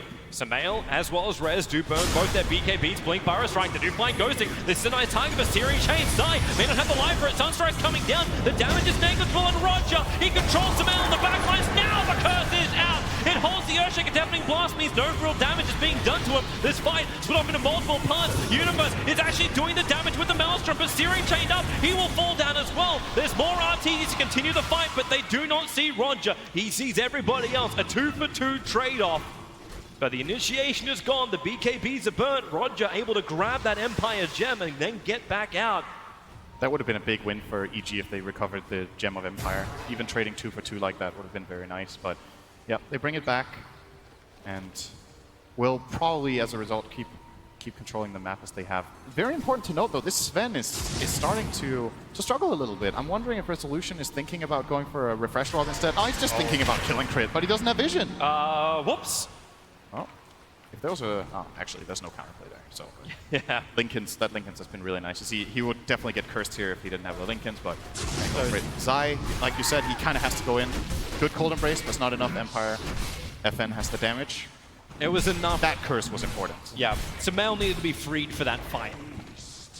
It's from both sides this time around. Like, EG got what we were talking about. They had Zai being able to get that initiation stun that EG can then move around. The problem was then created by Roger onto Samael, but Winter Wyvern did his job. The Cold Embrace, he didn't make it easy for Team Empire to grab one kill and move on to the next. That's what happened in the mid-fight, where you had Resolution just swing down onto crit, move on to another target that's already half low, and then just push everybody else of EG back again. Yeah. It's crucial that this BKB usage from Sven doesn't net kills. If they can avoid that, then they're kind of playing 5-on-4.5, I would say, after. Like, it's not like Sven can't do anything, but he's getting very controlled by all of this lockdown, especially from Samael. So the scary part for EG is, what if Empire get the jump? If they get the jump, Sven comes in with a BKB and has a target, it gets dangerous very fast. Again, Wyvern's positioning is crucial, and the big difference this time is he's able to cast spells. Resolution now has the butterfly on him, and he's going Refresher Orb as the next item. Yeah, there we go. Double the BKB. That's what he needed. Double the silence. As I was saying, maybe getting it over Butterfly would have been a good choice as well, but he wants both. Yep. And he doesn't really have much reason to worry that he won't be able to farm them both.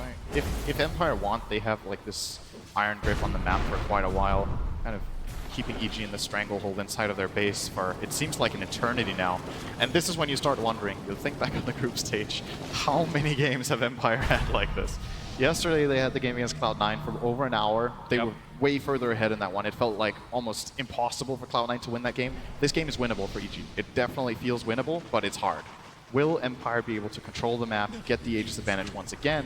And more importantly, will they run their heads against the wall, or will they actually start getting some important objectives? 52 minutes, no barracks. The first lane is kind of insignificant at this point. It doesn't matter that much any longer. There's enough defense power from EG to defend one lane of racks. 2 would be difficult, 3 would be almost impossible for them. Yeah. Just because of the pressure that EG Empire will apply. But you do actually have one thing in this fight, which is unfamiliar territory just at the moment because the item is kind of ass.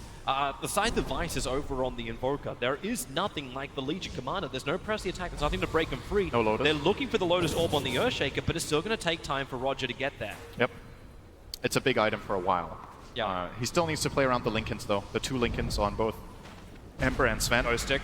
He's going to find a target. Zai into the Sandstorm. Quick 4-staff away. They have the Observer and Sentry watching Ghostic, and he knows it. Thanks to the Gem of True Sight, they'll get rid of the Observer Ward, making Samael blind on the map. Crit's also a long way out. With Zai, they are in almost no man's land inside their jungle. Both have TP scrolls available, but they're like trying to make a break for the tree line. Crit jumps inside the Invis. Another Sandstorm from Zai, and every player from EG who was up on the northern side have now returned home. And FN takes care of that top wave. He doesn't kill it off entirely, but he gets most of the creeps down to half, so this momentum in the top lane should shift, and in addition to that, Rezo is going to cut this creep wave top. So once again, EG playing one lane. Or Roger, really? He's found a target. The Shadow Blade, he's right on top of him. Arteezy, you got multiples to choose from. They're going for the individual one. Instant up from the Echo Sam. They have to control him. Here comes your Ice Blast, and the lasso will hold him there. Arteezy will fall, and Empire get the pick off they've been waiting for. And they may get more Resolutions ready for the mid lane. Universe has BKB, Resolution can go for the short range hit. And exactly what he does. Not only does he get the Orchid up against the Stormbolt, but before there's a BKB counter. And Universe is gone. Both have buyback. I like watching big crits. It's also why I like watching PA games. It's a very rewarding thing to see. Boom.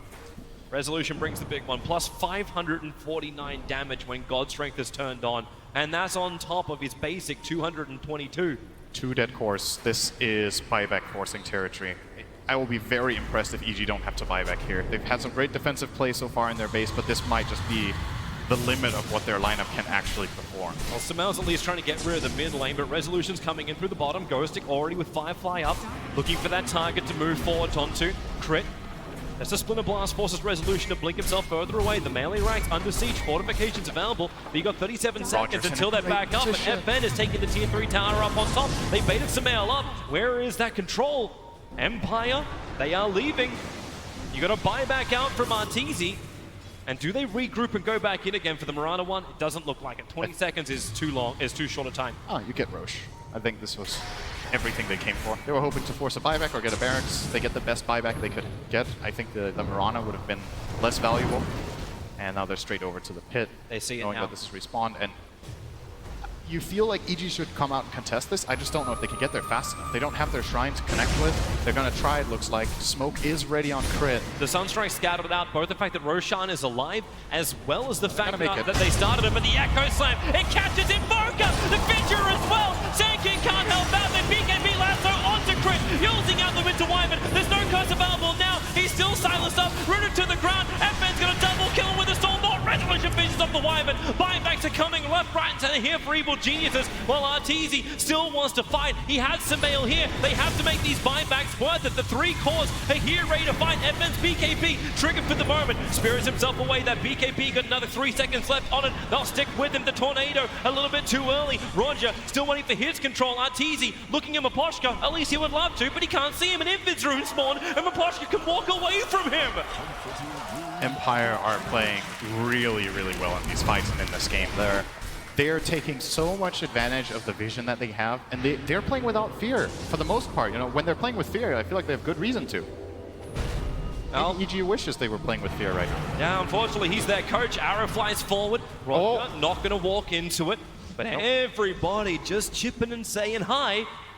Roger, no Echo Slam, but the Fissure catching 2. Here comes your Ice Blast, double stun with the Lasso. This is huge, this is massive. Universe is gone. Wyvern as well in the grave with no second life. Zai can help out. Ghostic doesn't have his BKB. The arrow flies forward. The Creep's going to actually tank that one up. As Empire, again, they move backwards. Arteezy again moves forward, looking for the fight, looking for an opening, but Empire have no holes in their defense. Zai wants Resolution, but his blink's too good as well. Straight back towards the shrine. Look at this gold graph, and look at the last 30 minutes of gameplay. This is 3 red dots at the bottom. EG have found 3 kills in half an hour.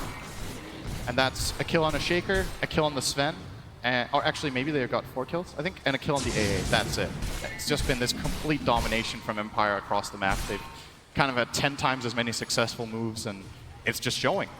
That fight was so huge again. They don't get objectives, but they kind of... Was that 3 buybacks that were expended from EG? I think the Phantom Lancer expended his on the defense. The Mirana used her buyback. Samale used his buyback to try to take that fight. Did Zai also buyback? No, he did not. No, the supports don't have that luxury. Everyone else has a buyback going 5 minutes or more. So Crit did as well. So that's 4 buybacks on cooldown for EG. If Empire get any half-decent fight here, the game is over. Yep. And this is where EG, like, again, we're talking about the miracle play from them. They still do hold their racks. They do still hold their base intact.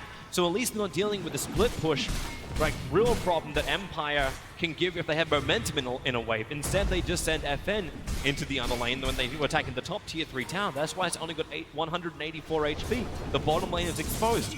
So Team Empire will crack a racks with this push. The question is, how much does it cost them to do it, if anything? And they're going to smoke. They're moving closer. 5 heroes all grouped up. They want an opening. They have no vision inside the EG base at the moment. No God Strength for 20, so this is a little bit of a weaker resolution right now. Zion's on the retreat. Firefly, it doesn't see in deep enough. They put down the Observe Ward. Now they do see the SK. And well, Blink Lasso, they got crit. He doesn't have buyback. He needs to get this curse off. The Glimmer Cape hiding Invis, but where's your curse? The silence lasts too long. It was the Bloodthorn of Resolution doing the work. Blink Burrow Strike, trying to catch out the ES. Remember, that Echo Slam is a problem, but not if he doesn't have the mana for it. Roger going to be brought down by Arteezy. Mid lane still being attacked. The Hex over an FN, as well as the EMP burn. If they can get rid of his mana, not enough of it. He still has a 2k mana pull with a Burrow Strike, catching Ghosted. EG, they're chipping and they're getting sort of opportunities, but no big kills just yet. Resolution! Oh my God! Outside! Mercy, mercy, please! FN wants more as well, but he's got no mana. Arteezy, well, freeze yourself in time and space. The Cold Feet will latch. Resolution's back. So is the Batrider with the BKB. Resolution wants to kill on Universe. He's trying to close the distance. Universe, no leap. Silence up. That may be enough to Shrine. Can't do the work. FN under the cover of the BKB. Right on top of Samael. Yules send him up towards the BKB from Samael. But the physical damage is penetrating the immunity while he's being lassoed up. This is a slaughter fest. It's a Westworld killing spree at the moment. Empire will take the mid lane out. FN wants more. Arteezy trying to defend it. The curse is out. Resolution, he's your friend. Oh, nice force there. He pushes him away, and now the cleave goes to work. It's good game. It's done. Resolution, Empire, they take game 1 against Evil Geniuses in the lower bracket of TI. Damn, they looked really good that game. That's scary, man. That's a team that has grown a lot since the early group stage. Very, very impressive. And EG at the same time, this is their 3rd consecutive loss at the main stage. We saw a similar situation from Team Liquid. They pulled it back afterwards, after that loss against Team Secret. We're going to need to see something similar here from Evil Geniuses, where they just reset, start playing with more confidence. They once again have this, it's like there's this mental block at some point in the game. In this game, I think it's very understandable because they're playing without vision against a team with more information, and the control is really favoring Empire. But there seems to be like this mental block at some point where EG's moves just stop working. Yeah. And I'm wondering if that also comes down to their draft. It looked like the things just like their timings didn't synergize, and the Team Empire lineup, I think the panel said it, like, why don't they just focus on what they do good? And they did that very, very well. They had the perfect initiation. They had the stuns. They had the instant stuns control into the big team fight controllers, plus your global, plus your heavy physical damage. The Empire lineup just synergized beautifully to a point where it didn't look like there was a clear, easy answer from EG, and now they have to look for the answer. And everyone is talking about Rezo, you know, but this game for me, FN and Ghosted came up really, really big. Got to highlight those 2 players for this. Yeah, fantastic performance from them. Team Empire, 1 series up. Man, at the end of that game, Synderen said it best, 3 kills for EG in 30 minutes. And at one point, Pycat, you were even joking as Earthshaker was spinning around in mid lane outside front. This is what happens at TI. You just stop taking risks at some point. I mean, he was, well, I don't know. I felt like that was sort of a tribute to Chappie, man. He was like dancing around with his Shadow Amulet and doing all sorts of weird stuff. But yeah, in this game, I think we saw they did pick that peel into the Shaker and then followed up with the Sven and the Ember. And yeah, it kind of looked like EG's 2 cores that were in the game were sort of Invoker and Bottom, because peel was just too countered to kind of be a factor in this game. RTC didn't have that good of a game, but you know, it is really difficult to play that peel up against those heroes. So I think that this last pick, like waiting with your picks, the important cores, it's something that we see time and time again. When you pick those cores too early, you can get countered, and it's very hard to play from that point. And I want to ask a little bit about EG consistently has had good starts in their games. Rarely do we ever see them in a poor position after 15 minutes or so. But at this point, they've lost 3 games in a row on the main stage. 1 more and they're out. In fact, 1 more loss and they will exit TI without a single win, which is a real shock given that they were top 3 in the last 3 TIs. Tomato was talking about how they drafted for the lanes. Do you want to elaborate on that? Yeah, I think EG focused too much on lanes. I don't know what was EG winning condition, because like they're winning the lanes, they make these cute plays like the Wyvern ult to Arrow, which like, yeah, they look cool, but how did they win the game? Like, they didn't stop Sven farming stacks. They didn't slow the Batrider's blink daggers. Like, they're making instant operation pickups the whole game, and they have like no counterplay to that. Yeah, it was pretty difficult for them. Also, with this game, we talk a lot about resolution. I think this game was actually the least resolution-focused Empire that we've actually seen. Ghostic played extremely well on the Batrider, and yeah, Sven, they made it seem easy for him, and they just played extremely well, way better than I saw them in the group stage. The one thing that is cool about Team Empire is that it kind of feels like now they're kind of just rallying around Rezo, you know? It's like sometimes when you find something to play around or someone, it just makes you play better. And to me, yeah, like you said, it just feels like Empire are playing better than they did in the group stage. And maybe it is because they kind of just found that, you know, they found this win and now they're sort of, you know, they trust in Rezo and they kind of found their stride a little bit and they're looking good. I mean, you brought up Ghostic earlier. There was the amazing blink dive with BKB on for Ghostic on Batrider to save Sven from the arrow. Just incredible coordination and allowing resolution to shine. Purge, talk to us a little bit about your thoughts on the match. Well, I agreed with a lot of what Tomato said about how EG's combos were really effective, but they didn't ultimately pull through in the end. I have a clip of that here. They use Winter Wyvern's Winter's Curse to set up a very long duration stun. They bring in the Great Arrow for another 5-second stun, which guarantees a lot of damage output on heroes that are difficult to kill like Ember Spirit. But when you get to the point of the game where your cores have Black King bars or even Force Staffs, it becomes a lot harder to kill them. They didn't quite have the setup time here with their Potom ultimate, and unfortunately, before the arrow was able to strike its target, Resolution was able to use his Black King bar, and then the whole rest of the fight got so difficult. And there was a lot of other times where there was team fights like that, because all they really had was Burrow Strike, Winter's Curse, they needed Arrow, and they needed those abilities to combo together. It wasn't simple. Even something as simple as a Force Staff really interrupted that a lot of times. Guy that gets first stunned gets Force Staffed, which means he's out of the direction that the arrow is coming. So it just made things really tough for them. And throughout the entire game, it just really felt like Empire were the ones that could make the grabs, make the picks, and very often what they would do is push forward very aggressively to place Observer Wards in really good spots. They placed a couple here. They ended up sneaking all the way into the enemy jungle in a later moment to do that as well. And then it just gave them this commanding vision where EG, who didn't want to push, who didn't want to gank, were constantly within Wardian vision, and it gave Empire a lot more chances to actually get pickoffs. So straightforward win for Empire, and they played very well. Yeah, I'm very curious to see the ways in which EG would adjust their lineup, because I mean, we have been pretty consistent seeing resolution on the Sven, on other hard carries throughout. EG really seems like the ones who need to, well, they obviously have the very clear game plan with 2 flexible picks early, but I mean, how do you adjust your picking in this spot? I think that they should go for something that they kind of know well. If I were in EG's shoes now, I would want them to go back for something along the lines of Venomance or Drow Ranger, kind of like get RTZ on some comfort hero, maybe Lycan, just get him on something that he likes playing, and kind of just find those comfort heroes for every player, so everyone knows what to do, and then just go with that. Don't overthink things. You know, they should know that they're a good team. They're all good players. They can definitely do this. I'm sure they have, you know, the crowd. I'm pretty sure they kind of like EG, and they have a lot going for them. So I think just go with the comfort zone and do their thing. You know, Tomato, more if you can speak a little bit to the fact that sometimes you've seen EG try to do too many things. Did you feel like that happened in the recent game or the recent draft? Yeah, I think they're trying to be too cute with their combos and stuff. Like, I've seen EG like do some Darkseer combos. I'm pretty sure like their team fight's much better than Empire's, and they're just playing around like winning lanes. And I don't know. I don't see like an overall better strategy from EG. Meanwhile, Empire, like, they're trusting Resolution, and they're playing around him like Force Staffs, protecting him, giving him stacks and stuff, and it's pretty nice. The very clear game plan of Empire is paying huge dividends. As these players are stepping into what could be the last match of the day, we're going to briefly step away for something a little more lighthearted, as Shiver and Slacks tick themselves a nice little trip to the zoo. Welcome to the Woodland Park Zoo. This is not a zoo, Shiver. This is a museum for everything that we know in Dota 2. Let's get in there and see some heroes. All right. Right here, we're in the Night Silver Woods, and there is Nova. Salamana Nova! It's not nighttime, or else that would have worked for sure. I mean, yeah. Zonky the donkey? That is Zonky the donkey. I can't believe I got to see a celebrity today.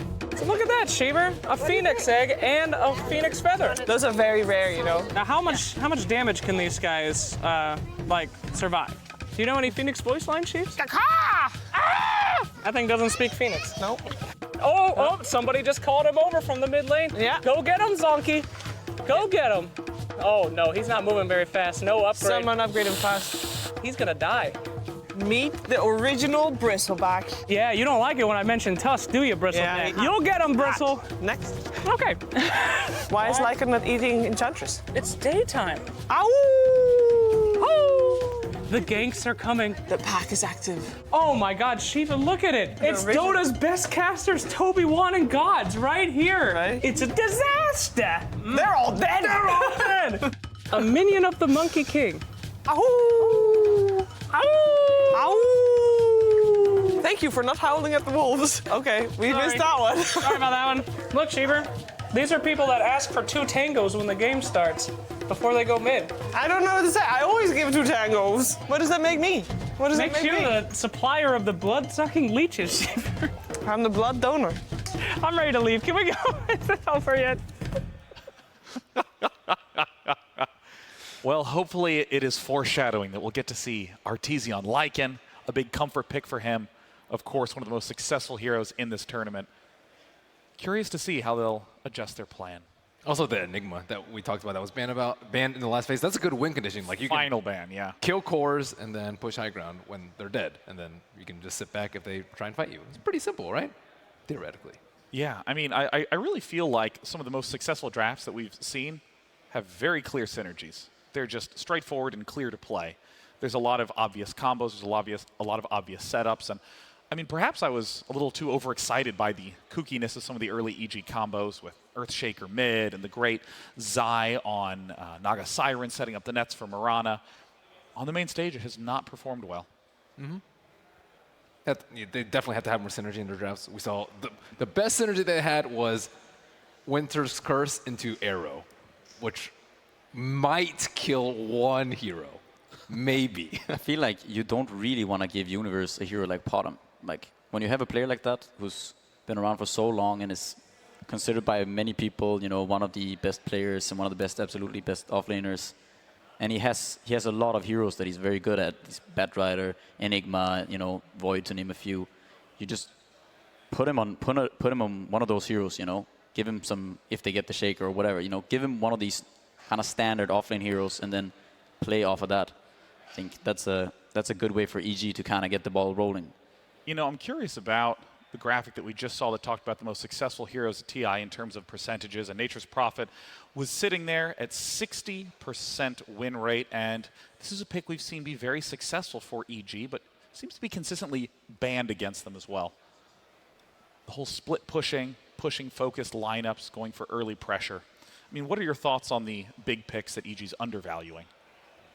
I think Nature's Prophet's insane. I think that hero's too good. Like, yeah, like even if you lose the lane, you can just like rotate. And if you win your lane, you rotate and win other lanes, and then you're just fine because the stats from Nature's too good. And then EG plays it pretty well with Lycan and stuff. I've screamed against that, and they like Shadow Shaman, Nature's Prophet, and they get minions with Visage too, and they just do like so much damage. But I think Empire knows about it, so I don't think we're gonna see Nature's Prophet. Yeah, I mean, Empire's been pretty on point, just shutting out some of the regular strategies. And, you know, we've talked a little bit about about Evil Geniuses and some of the adjustments they'll have to make. But at this point in time, do you think that Empire is really in their groove? They've found their zone. I mean, what are you expecting for them going into Game 2? Well, they are the underdog, and they are already up one game. I forgot who was it up here that was talking about the underdog mentality, where you just have nothing to lose and you play a lot better. And was it you, Pika? Yeah, I mean, and Rezo's been through that too. I think, like, for him, it should be a similar feeling, you know? It's like, you get that one game. I'm sure he has, you can feel it. Like when I was coaching DC last year and we started doing well, I think it was once we got past top 8, everyone just got into this groove where it was like, you know, we wanted to get to top 8. And then we got to top 8 and, you know, after that, everything else is just a bonus, and you just feel, you're just happy to play, you know? It's not like, you're not playing anymore to like, oh shit, we're gonna lose, you know? It's just, you're just going for it, and I think that Empire might be onto that. Yeah, I mean, we did see Resolution with a big grin on his face in the booths, and now we've gotten word that the players are ready to start game number 2. Will Evil Geniuses go out without a single main stage win, or will Empire be faced with game 3? We'll find out right now.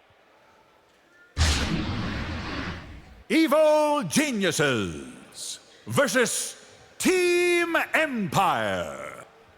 Game 2. Empire on fire right now. And But, interesting, EG just straight up picks Puck first. Oh, and Nyx. Oh my god. The hero's so annoying to play against. What about him? He counters like half the hero pool, like all the intelligent heroes. Oh yes, mana burn that burns mana proportional to the intelligence of the hero getting targeted. And then Carapace, like you just like Puck presses Q and you press Carapace and Puck's dead. That's it. All night. Well, I'm curious about this Puck first pick. I mean, let's assume he's mid for a moment. Would not be surprising to see him go elsewhere. This is I think that's a poor assumption though, because that's why that's why EG picks him first a lot. It's one of their it was their common opener, and then it was straight banned every single time first phase against them for like a month because they would run an off lane and then push with Drow when you thought you had a mid Puck countered. So actually, didn't they? Yeah, that's the draw ban. Yeah. Have Puck in position 4 or 5? Or something yes, they had a position 5 Puck as well. Yeah. Disregard that line of thought then. So you see Drow and Lycan being removed both here. Drow being removed by Empire and Lycan by EG. Interesting. Well, when anyone has Night Stalker, Lycan becomes a very viable hero. As you get more nighttime, Lycan becomes stronger. Does it surprise you that EG were the ones to ban out Lycan? I mean, No, because it's fine for Empire, I think, to pick it as well. I mean, it doesn't matter who has the Night Stalker. Yeah, and Empire has the first pick after the 4 bans, so they can actually steal Lycan from EG, so they just ban it. Oh, that's Enigma again. Yeah, it looks like it's gonna be Puck offlane. They're already banning like 2 of Universe heroes. Yeah, I mean, the Enigma, such a strong hero for Universe. Always has. Oh, Faceless Void ban as well for EG. Yeah, combos with Execration. He's also one of those heroes. We did see Rezo play, was it yesterday, and where he did very well on that Faceless Void, and you know he carried that game pretty hard, and they're probably scared of that, especially in combination with the AA, like you mentioned. Yeah, and that game was so impressive to see. I mean, Resolution kept #1 net worth the entire game. I don't even think he died, or if he did, it was only once. He didn't, I think. Yeah. Just he rushed Linken's. It's one of those heroes that has like nice impact the whole game, and then he carries later on. I think there's an increasing likelihood that we'll see TA. TA hasn't seen much play, but that's because Nyx has been first banned every single time, and now that Nyx is in the game, like Invoker, Quap, Puck, like a lot of these mid heroes just you can't pick, or you can't pick and expect to do very, very well in the game. Ember also, like just most of the mid heroes. I think TA actually matches pretty well versus both of these heroes on Empire too. Yeah, that's an interesting observation you bring up, that Nyx Assassin has been one of the most influential heroes on the mid lane, just honestly kind of chilling nearby. We've seen Nyx Assassins getting mana burn at level 1 in a lot of those matchups. Yeah, you played against that yourself, didn't you? Against was it Secret? I've been a big team of the Nyx Assassins W. Yeah. It doesn't feel so good. Oh, it took the B. Ooh, that's tough. Yeah. This is kind of to counteract the Night Stalker Vision game from Empire here. It's a good hero. It also allows you usually to kind of push, kind of go 5-man sort of early on, and then rendering Night Stalker kind of useless. On top of that, Profit. May go for it. And Veno AA is a great combo. Exactly. That is terrifying as a core. Just the absolutely massive damage from Venomancer's poison abilities, particularly ultimate plus AA's ultimate. And they have the Icy Vortex, and then Veno usually builds Veil too. It just compounds. Yeah, once your BKBs are 5 seconds, and unless you have some sort of summons and stuff to push base, it's really difficult to push base against that. Nice call to Motto on the Nature's Prophet. I don't know which team did earlier. It was Night Stalker, Nature's Prophet. Oh, I think it was LFY, and they just homed. EG also has run this before with great success in group stages. They might go for like Clockwork Sanking. 10 seconds remaining. So you think Nyx is going to be offlane? 5 seconds. No, I think Sanking off. I think like they don't have enough setup for like anti-liberation. Or they could just like pick Ember now. What position do you think Venomancer will be run in Team Empire? Definitely Curry. Oh, spin again. Hello, Resolution. Welcome back. Could be a mid Veno, maybe? Yeah. Likely. It's pretty strong. Pretty stable. Yeah, because I don't think that you don't really want to give that Venomancer to Resolution. It doesn't. It's not like it's not really that type of hero that carries the game, so to speak. 5 seconds remaining. Also, was it Team Secret that ran? No, excuse me, that was Team Liquid that ran Venomancer in mid against Team Secret, opting to avoid getting the wards early. Just make sure that the Gale was maxed out first. Shadow Shot. This also kind of makes sure that EG don't really want to go for that TA anymore. It's kind of unlikely at least that you go for the TA into Sven and Veno, Sven with the Warcry, and then also all the AoE like damage over time from Veno. He's a pretty strong laner. He's like a mini Viper. We saw like no one do that stuff. He max Gale, and then he has like push out the enemy. He press Gale, and the enemy has to run. Yeah, and especially, I mean, if you have Gale with Night Stalker, oh gosh, is that such a vicious combination. We've seen Razor a few times to counter Sven. I'm trying to think about RTZ's hero here. Yeah. There's not too many others. Hopefully not PL again. Yeah, and Empire actually do have last pick. Yeah, who are the carries still available that RTZ might run in this position? I think it's the Razor. I don't see any other option. There's no Void. There's no Lycan. I think it's really hard to play Razor against AA. Yeah, it's not a nice game. But they could just like last pick a nice strong laner and then go aggro. They could pick AM too. They do AM versus Veno. AM against Sven though? It's playable. Yeah, it's nice. There's not that many options, right? Not many things left. Wyvern again. This pick it like it counters the Sven directly. So at this point, it looks like Evil Geniuses is waiting for pick 5 for RTZ. Yeah, I mean, I could see they could go kind of all in and do some sort of like bone, like some clinks or something. That's not RTZ hero. We haven't seen it in a while though. Ooh, that would be fun. I would love to see Clinks. He creates a lot of action in the mid game, running around invisible. These heroes like this AA and some of those like Venomancer potentially can die very easily to that hero. Yeah, they definitely don't have good mobility at all and are extremely squishy. They also need a pipe though on EG. They're gonna Bat Rider.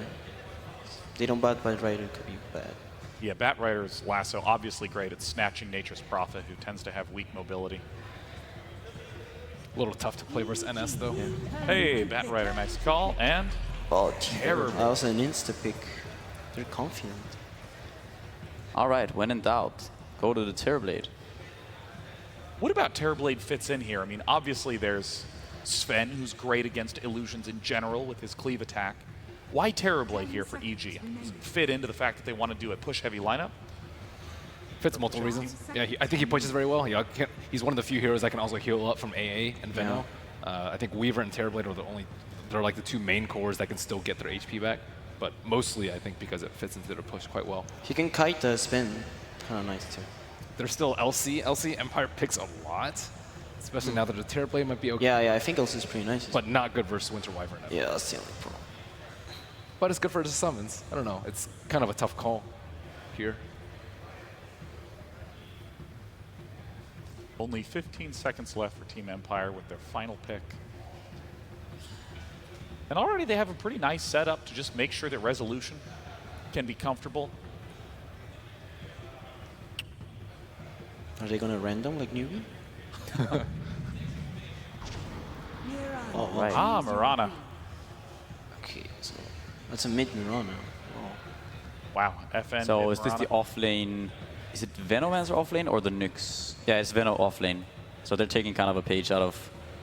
Was it Liquid? Could they aggro? We ran that. They could potentially try that. Yeah. Is jungling viable still? I haven't seen any. Yeah, I haven't seen it in a while. I think jungling's pretty bad now. Well, at this point, the lineups have been locked in. EG 1 game away from elimination, Empire 1 game away from top 8. Let's head into game number 2 of EG versus Empire. Who thought we could potentially be in this position, Cinder? And Evil Geniuses 1 game away from being eliminated from TI7. I know the crowd here will have something to say about that, but so will Team Empire, being 1 game up so far. I'm not going to say a convincing performance, a long performance, so a typical Empire performance. You don't think they were convincing in that last game? I don't think it was one-sided. Compared to the games we were looking at yesterday, like this was a little bit more where potentially EG had a chance to come back. Yeah. And it wasn't a complete shutout, but I definitely say Empire had control. I think they dominated from minute 25. But you're right, for the first part of the game, it looked like a pretty close game. Now we'll see in this game if Evil Geniuses can come together better, play their lineups advantages a bit better, and this time around at least they won't have the vision problem. This time they have the Night Stalker. Yep. There's no Batrider in the game. There is a Nyx, which is like a wild card thing, because Nyx support, I would say in general, has had huge success this tournament, and it's good against specific heroes in this game, but I do consider Night Stalker a pretty good matchup against Nyx overall. The silence is very annoying. If he sees you on top of a sentry ward at any point, he can actually just almost solo kill you, but at least set you up for a very easy kill for your team. Once again, though, I have to question a little bit. I'm not sure about this Winter Wyvern pick again. It seems a little bit out of place. It's being picked into 3 or 4 magic damage heroes from Empire. It's good against the Sven, sure, but does that really give the hero, turn the hero into a good pick? I'm personally not the biggest fan of this choice. I think the rest of the picks for EG are good and make a lot of sense for what they want to do. I'm interested to see if it's also a pickup to try and counter against some other potential options. But then again, like the Ancient Apparition from Empire kind of counters almost everything that EG was potentially also thinking about jumping into. I'm thinking about what's happening with the Alchemist pickup. If it was going to come in straight up deep ward, so EG will at least have a safe flame vision advantage. And Crit could be the first one to spill blood, even though it's a poor, innocent ward. Damn, it's been a long time since I've seen this. Night Stalker without wings. That's... I don't know if we actually have that with the Observer. We're pretty sure they do. I think I saw it on their monitors. He's been clipped. He's a house bird now, this Night Stalker. An old bug. Yeah, he's currently missing his wing. So I'm sorry, you've been clipped. Resolution. Actually, Universe had a really wonderful play. He just locked him into the edge of a tree and did a good 200 damage and forced Resolution already burn 1 Tango. And it wasn't even the hero, it was just the trees doing the work. Zai's going to try to come in and contest the rune, but Ghostic is there, will actually skill Gale. They do have Arrow on FN as a possibility as well. And Roger's connecting. He doesn't have Cold Embrace here for Crit, so instead it's just the Arrow. Zai, real issues for him, and FN will take the first kill, bringing down Night Stalker. That was an interesting mission. He didn't have an Observer ward, it was just Boots Smoke running across the river, maybe Courier Snipe. It's very unusual for a support to be killed there. At least it has been in this tournament. The Venom's positioning was excellent there from Ghostic, and they had the right heroes at the right time to make that kill happen. Now, he did have to skill Gale. This will make him a bit weaker in this lane, arguably. He would like to have Poison Sting going up against the Terrorblade. This good sustained magic damage harassment can give him an advantage, but at the same time, it's also 1-on-2. I'm wondering what Ghostic's going to do here, if he's going to be able to get some good experience or just get shut out. He's going to get body blocked up by Crit. You can taunt all you want with bananas, but you've just slipped on the peel, trying to run away from that Metamorphosis. Arteezy has to go down the river, but Arctic Burn just came back off cooldown for Crit. There goes your Gale, but Zai, remember where this guy was, body blocks him up and allows Crit, in fact, to get the last hit. EG will get something for their safe lane, but Sumail, real issues in the mid, back under the tier 1 tower. They don't have mana burn, it's the Impale. They trigger off the south, the damage from FN is enough. One last arrow from the Mounted Ranger, able to reach behind the tier 1 tower. Really nice plays from both teams. That body block from Crit was beautiful. That was a 3 or 4 second full body block that he managed to pull off, and it was necessary for Zai to connect. At the same time, they get this connection in mid, and for once, Nyx skilled stun level 1 and not mana burn, and that's because they went for that first blood. And it did probably, I didn't see the play itself, but it was probably a connection with the Impale into the arrow of FN being able to set that kill up. So, and he still gets level 2 now, so the hard life for the Intel heroes in the mid begins again for Sumail. Needs to have his boulder, but for the moment he's only bringing out the healing salve as well as a circle of the Universe. Resolution. Oh, there's not much more they can do to him apart from remove his life, but that's a big thing when he's only got 3 tangos left. And Crit, okay, tries to juke it in the trees, moves back up again, has to take flight, does not have a TP scroll, so Ghostic and Roger will be hunting this support. He buys Boots Crit, and he can afford a TP scroll as well now, but that means at least he doesn't lose any gold, but he'll lose his life under the tier 2 tower to Ghostic. Nice level 3 up for this Venomancer now. I think Crit was hoping to snipe the courier, but it's not in use, else his positioning there makes absolutely no sense. He's out in the middle of nowhere, but no courier to be found. Empire get themselves a freebie. Fortunately for Crit, like you said, almost no gold lost. He managed to buy up his items at the very least. So, did he get the bounty rune? He didn't get the bounty rune there either, right? No. Or maybe? I'm actually not sure. Maybe he managed He was passing through the neighborhood. He may have got it. Universe got bounty rune, Posh got Zai, and Crit all got the recent bounty runes. So I guess Crit did get bounty runes. Yep. Ghostic, Zai, and RTZ. Well, trying to get rid of the Plague Wards. They're only level 1, so they're actually quite easy to deal with, so easy CS on the top lane. This Invis rune of Maposhka with a lava combination, and the bottom is one way to do it. Even though Resolution doesn't have the War Cry to allow him just to dive underneath the tower, he still has the Storm Bolt, which synergizes nicely with the Cold Feet. And they can get that bonus damage from the Chilling Touch, which was early leveled up by AA. It's one of the strongest dual lanes in Dota. I think Sven AA is really powerful, maybe only really surpassed in terms of kill potential by something like Wraith King AA, which is arguably coming. even better. Crit and Zai making their way towards the mid lane. FN's the one who's a very long way up underneath the tower. He wants to come up because it's a double creep wave there. Sumail can turn to try and fight. Universe will join in, and now you're seeing the power that can come with Nature's Prophet on your side. 4 heroes being brought, but that power still needs to result in the kill. The bottom charges from Mirana will not be enough for FN to survive, and Sumail will be the one to claim the scalp. Ooh, that was close. It's important for EG to get that kill. I think that was a 5 damage kill or something like a 5 damage overkill. Else FN would have been able to bomb again and actually survive that. So EG, by the skin of their teeth, they get that kill, and now they're going to look to be more kill hungry. This is a level 3 Night Stalker with a haste rune. Still without wings though, so he's kind of looking very funny here at nighttime. They're coming in towards mid. He has the silence. He's got a 1-1-1 build, so they can get the silence at FM, but already the leap. Very but get him away. Saw that Splinter Blast flying through the trees at him and just leaps away quickly. Ghostic's level 4, by the way. This is the lane I want to have a little bit of a look at because offlane Venomancer is pretty unusual. It has been played a couple of times, but to me this... Might look at a little bit later. Bottom lane, Maposhka and Resolution, they're surrounding around. Go for the easier kill. That will be Maposhka. The stun being thrown onto the melee creeps. It actually hits the eye, but it's still going to be the death of Maposhka. Actually at the hands of Zai as well. So, Venomancer.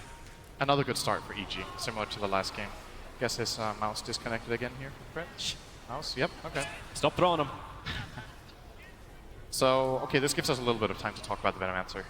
When you're playing core Veno, I think some of the big levels to keep an eye out for is level 3, when you get the 2 in Plague Wards, if that's the build you go for. It's generally every point in Plague Ward, apart from level 1, changes the hero a lot. Ghostic, if he feels like he has a hard time top, he can just go jungle. He can jungle all of his camps, even including the Ancients when he hits level 5. You can farm in those Ancient camps. Probably want to leave them for Sven, though. And in addition to that, the sustained harass that he has against this Terrorblade, if they bring up some additional help, Arteezy can be threatened a lot. Speaking of threatening, bottom lane, once again, Zai is in a very good position. He's trying to wrap around the back, but as Nature's Prophet just found out, you want to sprout Resolution, he's still got the Quelling Blade. He can still cut 3. With Nyx Assassin with a 1-1-1 build, sitting behind Resolution plus Maposhka, it doesn't really look like they're looking for any kind of engagement. They're going to try for mid again, it looks like. EG. Yep. Oh. FN's he has the shrine. He has the shrine. He should be okay here because TP at... Regeneration's good. There goes your TP, and there's no other stun. The Void was already used from Zai. Meanwhile, Universe dies in the bottom lane. That rotation to mid forced EG to take their reinforcements off that lane. Roger, perfect there at the right time with Maposhka to get the kill. Universe has been doing a good job to not die before this. This lane, in my opinion, is very difficult for Nature's Prophet to deal with. Just the sheer kill potential. He's going mid now. So, okay. Get some push going. You die, hit into the tier 1 tower at mid. FN has been having a harder time. And Sumail's Dream Coil and double damager, and he would love it if Empire engaged into him. He's ready to fight. Night Stalker is a little bit far away though. He's looking for an opportunity top. Zai does have stick charges. He's going to get spotted by Plague Ward. Very nicely placed here from Ghostic. And he will close in on his level 6. This offlane Veno is getting a lot of space.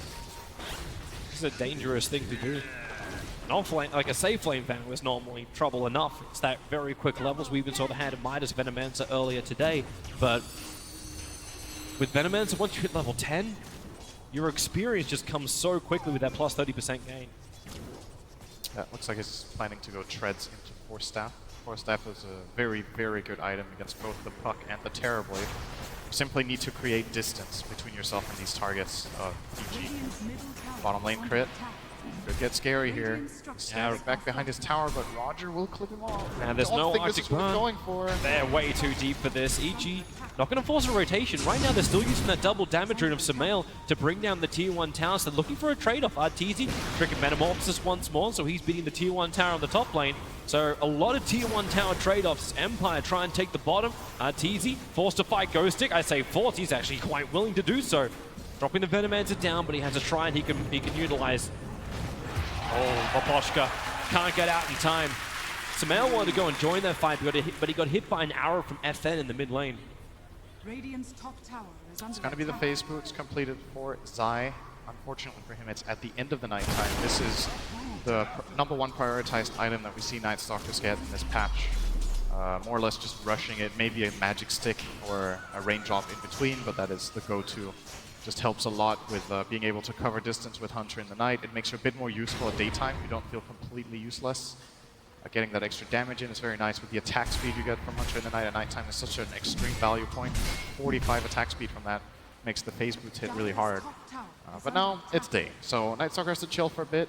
Might see Zai take a lane, get some levels, or go pull, while the pressure keeps being put on from both sides. So Arteezy's having a great start this game on the Terrorblade, that's worth mentioning. He will be getting very farmed, but was forced back to base here by Ghostic, so that consistent harassment is starting to play a role in limiting Arteezy's farm.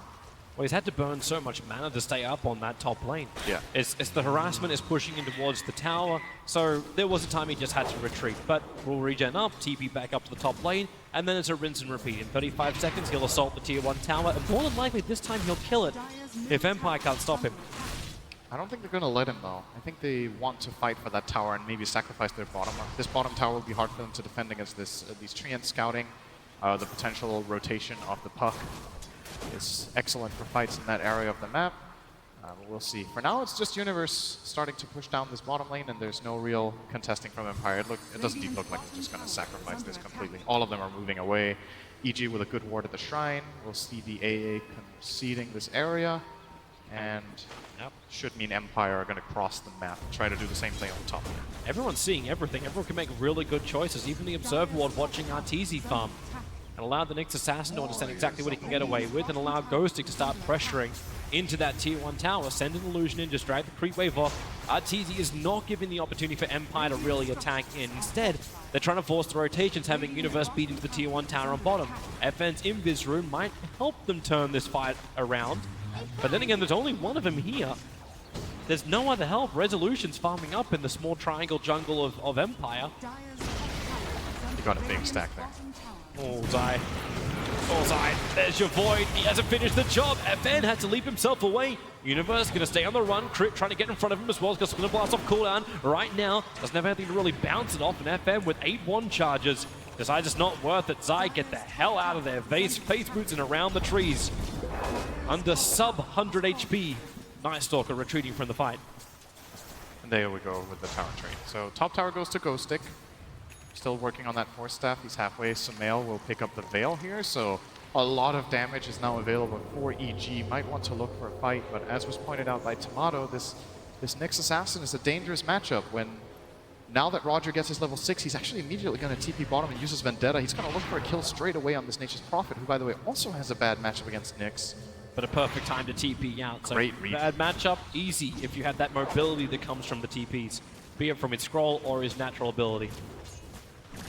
And he's going for Orchid first after the drums phase boots. So looking for a straight up silence. Who do you think that's actually meant to focus on? Is it the Venomancer control? It's good against multiple heroes in this game. I think targeted silences are very difficult to deal with for Nyx. They have Night Stalker and the Orchid then. And even the Puck silence to work with. Orchid against Mirana is outstanding. And like you said, Venomancer. If they can prevent Veno from getting spells off in the fight, they've already come a long way in terms of having the advantage. So EG. Next smoke movement. There's still no. They're looking for resolution. that they really want to kill on Resolution. That Dire Observe Ward has already revealed the fact that he's farming up the Ancients, so Puck will come in first. They need a quick silence on him, and, well, not actually happening. He'll get the Stormbolt onto the crit, and it may be enough damage. The Dreamcoil actually grabbing Ghostic, Wrath of Nature, bouncing through from Virtus.Pro, gave them that little bit of extra damage, and Universe the kill. But EG are happy with what they got. They're getting the hell out of there. Keep Resolution down. Key kill. Roger. If he can get this done, he can synergize with that. Actually, FN doesn't have arrow. It's 3 seconds before it comes back off cooldown.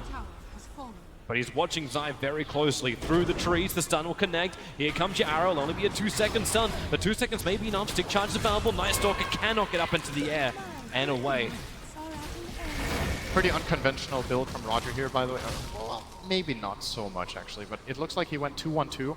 I like this build a lot over the 3-1-1 just because of the Spike Carapace ability to set up your Impale. Maybe this is becoming more standard, but at least looking back over the last couple of weeks, we've been seeing a lot more focus on the Impale. But the second point Carapace makes that stun 1.2, and that is enough to get off the Impale. Against heroes like Puck, that's really important, because then you can coil, or you can Carapace the orb and then get your stun off guaranteed. It's also great against other heroes in this game, such as the Wyvern. The Splinter Blast can target you, and then you can counterplay that way. There's many ways of using Carapace in this game. He's actually going to max it out. He's going 2-1-3. This is when it's weird. Now it's really unusual. Plus 0.6 seconds is what he's looking for. Yep. Lower cooldown as well. It's 5 seconds lower. This spell scales incredibly well. But so does Impale. And you know, a lot of the time you want to have that damage. But this control of Carapace can definitely be very powerful. Well, right now, again, he's looking for a target under the cover of Vendetta. Nothing really offering itself as Resolution. Farming still underneath that Dire Observer Wall. They didn't realize that gank was because EG had vision. Until now. Sentry Ward gets planted down. Maposhka even just putting it a little bit further north so he's able to check out the Ancient camp.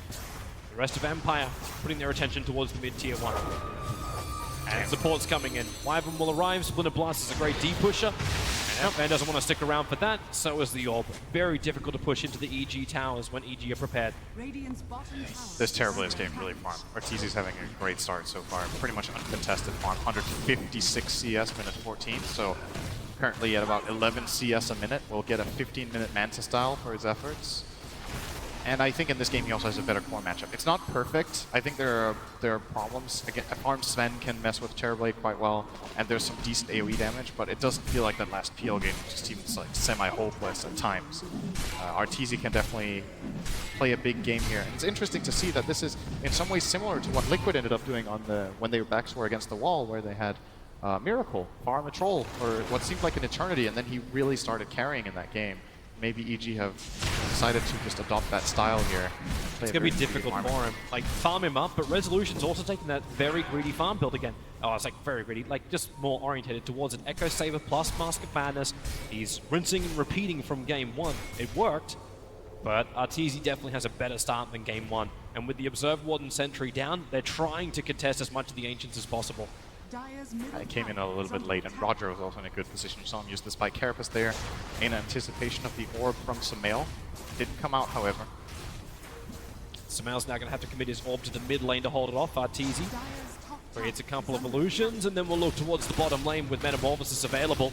There should be a tier 2 tower to be taken. The trade-off is FN doing damage to the top tier 2 tower, getting space as well. Dia quickly scanning, wondering if anybody is coming in behind the mid lane. Not happening. The fortification is burnt, and this tier 2 tower is lost. And so is a lot of the access to Team Empire's jungle, losing both the towers on the bottom as well as the one in the mid. Terrorblade looks so terrifying sometimes. Roger. Yep. He just wanted to interfere with Arteezy's movement Universe. Maybe he's able to get a control. Dia's moving forward. There goes your first controller. He doesn't have Invis, but the Spike Carapace can't complete the TP, however. 4 heroes from EG come in, and maybe now Arteezy, he's got a little bit longer with that Metamorphosis, and the army of Treants, they can push in heavier. He's right there. The Ice Blast is a big radius, connects on 2 of the heroes. In fact, 3 with the chill on Arteezy. They're backing up. Sven's coming in. Resolution. Universe going to try and block him out with the trees. Resolution will have to run around. Arteezy needs some distance, but he's still got that Sunder. Level up and available. Looks to use it. Dropping Ghostic down low. Crit. He's got the curse up as well. So they have counter team fight. And they're coated. Venomancer Mancer, real issues. The Splinter Blast bounces through the arrow and hits on the crit. He's dying to the poison sting in the trees, but Sumail jumped into the fight as well. Lets the Dream Call go. Resolution FN locked in with the Ice Blast back up again. Sumail has to evade the damage as long as he possibly can, but he can't evade it for that long. FN already on top of him. So EG, some chip damage to the tier 3 tower, losing a couple of heroes. Is it worth it? I don't think so. That looked like a good jump from Sumail, but nobody was there to take advantage of the coil. Arteezy was already way out of there. The Wyvern had used his spells and got arrowed. And then you're looking at Nightstalker, doesn't really want a team fight. You know, as we've talked about multiple times, not really a team fight hero. And Nature's Prophet had already used his ulti, so it's cool and all that you go in with the puck like this, but where's the follow-up damage? It's just not there. And then Nyx Assassin Carapace. You know what? It sucks playing puck against this hero. It really sucks. But they chose it willingly. They knew that Nyx Assassin was in the pool when they grabbed it, and Empire were pretty quick to respond with this Nyx of Roger. He's been having a good game so far. But even though that didn't go too well for EG on the base siege, they still got the 2-2. Arteezy survived again. He's getting very farmed, but Rezo is once again, as you said, catching up. The Sven is actually only 400 net worth behind this Terrorblade now. Yep. But the Terrorblade finally increases his attack range, finishing up the Dragonlance, and that is going to be the big thing. We understand Skadi comes in later for the Terrorblade, and you can start to kite this Sven out. Now will probably be the next thing we can look towards. How does Team Empire, with all of this net worth, actually turn that net worth into damage which is inflicted into EG? What are the problems they're going to have in the team fights? Yeah, there's a lot of things to keep in mind for both teams when they go into these fights. Resolution, blink, stun, Ice Blast. Okay, that Ice Blast doesn't even arrive. Resolution committed God Strength. With Mask of Madness and Echo Saber, not a chance to survive for crit. This is one of those relatively unimportant kills. Like, crit gets killed, he tried to push out the wave, he gets jumped by 2 heroes, one of them uses, or they both use their ultimates, but there's no building damage. They run towards okay, mid. maybe if it transitions into... You still got the God Strength, he phase shifts, the arrow won't connect, the dust is over on the next assassin, so they have the vision. Silence also returned. Roger, the Spike Carapace makes it impossible for Sumail to get back down the hill as he hit him with that illusionary orb. But Arteezy's coming in, sending illusions to scatter around the northern side. And they're gonna hold their tower, so... All right here for EG. Now the question is this going to be a repeat of game number 1? EG have a good early game, their lanes are going pretty well, they have the farm on a couple of heroes. This is when they need to come up big compared to the first game. But you look at the team fight of Empire and it just looks like taking fights for EG is going to be really difficult. They don't have the same kind of team fight prowess, so maybe what you're looking towards is combining your Nightstalker and Nature's Prophet to find kills, but it just seems like they've fallen off a little bit. Their peak is early on into the game, and those moves just didn't really exist for them. You're still waiting for that big item to arrive for Nature's Prophet. Like, he has the phase boots and drums, but there was no increase of damage that comes from something like a Maelstrom. He's still trying to complete up that Orchid of the Malevolence. Now, this is an easier thing to find. The Venomancer actually being pushed forward. Dream Call cancelling his TP. And completely surrounded on the north side. That was his own Force Staff, trying to get further away from the Nightstalker to do his TP, but into the arms of the rest of EG. Kill going to Arteezy, so he takes first place on net worth again. What else we got coming up? So Manta just got completed by the Mirana just a minute ago. The Terrorblade is building in toward Kite late soon. We have both teams trying to build Solar Crest. Venomancer has the Medallion. Zai is close to his Medallion. They found Maposhka, Ancient Apparition, on the run away from Zai. Extra support comes in. The Ice Blast is nice. Zai gonna get cold feeded, but they have enough life to survive. It is only a level 1 Ice Blast on the Ancient Apparition. EG look like they're having a better time making moves. This Nightstalker is contributing a lot. Zai has set up 8 out of 9 kills for his team. Constantly roaming around, gathering information. Still without wings. What does it look like when he flies? Has he flown yet this game? It looks... It's like just flailing in the air, like flapping? Yeah, pretty much. Nice. It's when he realizes he didn't skip arm day. His arms just let him beat the wind into submission. I feel like the hero should just look like this. Just clipped. I feel he'll be very less impressive with his Immortal. Spike Carapace stung Crystal with the Winter Wyvern. Getting hit up by that Spike Carapace once more. Every time unless that shard's out, it's just too much of a chance that's going to be reflected. EG have done a very good job at not losing this mid tower. It's 21 minutes in. The top tower fell relatively early, but Empire haven't managed to take another structure just yet. Both towers for EG are low, so they will eventually be falling, but just delaying it this much has allowed Arteezy to get a lot of additional farm because they've kept the map control in their favor. The same for Universe. They're looking for something bottom here. Rezo would be a really big kill. He's hiding off on the sides, but Nightstalker will get eyes on him now. Yep. Could try to surround him from both sides. He doesn't have his BKB yet, putting the urn on him, going to make it difficult to get away. Here comes Universe, gives the extra vision, plus the Orchid Silence onto Sven. The damage will be more than enough. Resolution will fall, 50 seconds on the sideline. Image was chasing Nyx Assassin, turns on the Spike Carapace. Zai, fancy footwork, and now dusting up. Nyx Assassin TPing out. Is there enough damage? There is when Sumail arrives with the Rift. And that is a big opening. You've actually got the push. Metamorphosis up for a fair amount of time. The only thing which isn't working here for EG is the fact that Arteezy doesn't have a creep wave to push into the tier 3 tower to force a reaction from Empire. He doesn't have any mana either, so he can't make any illusions anymore, and he's just gonna, you know, be happy with what he got. I believe he did get the kill on the Sven, which is another big influx of gold for the Terrorblade, overtaking him by a lot at this point.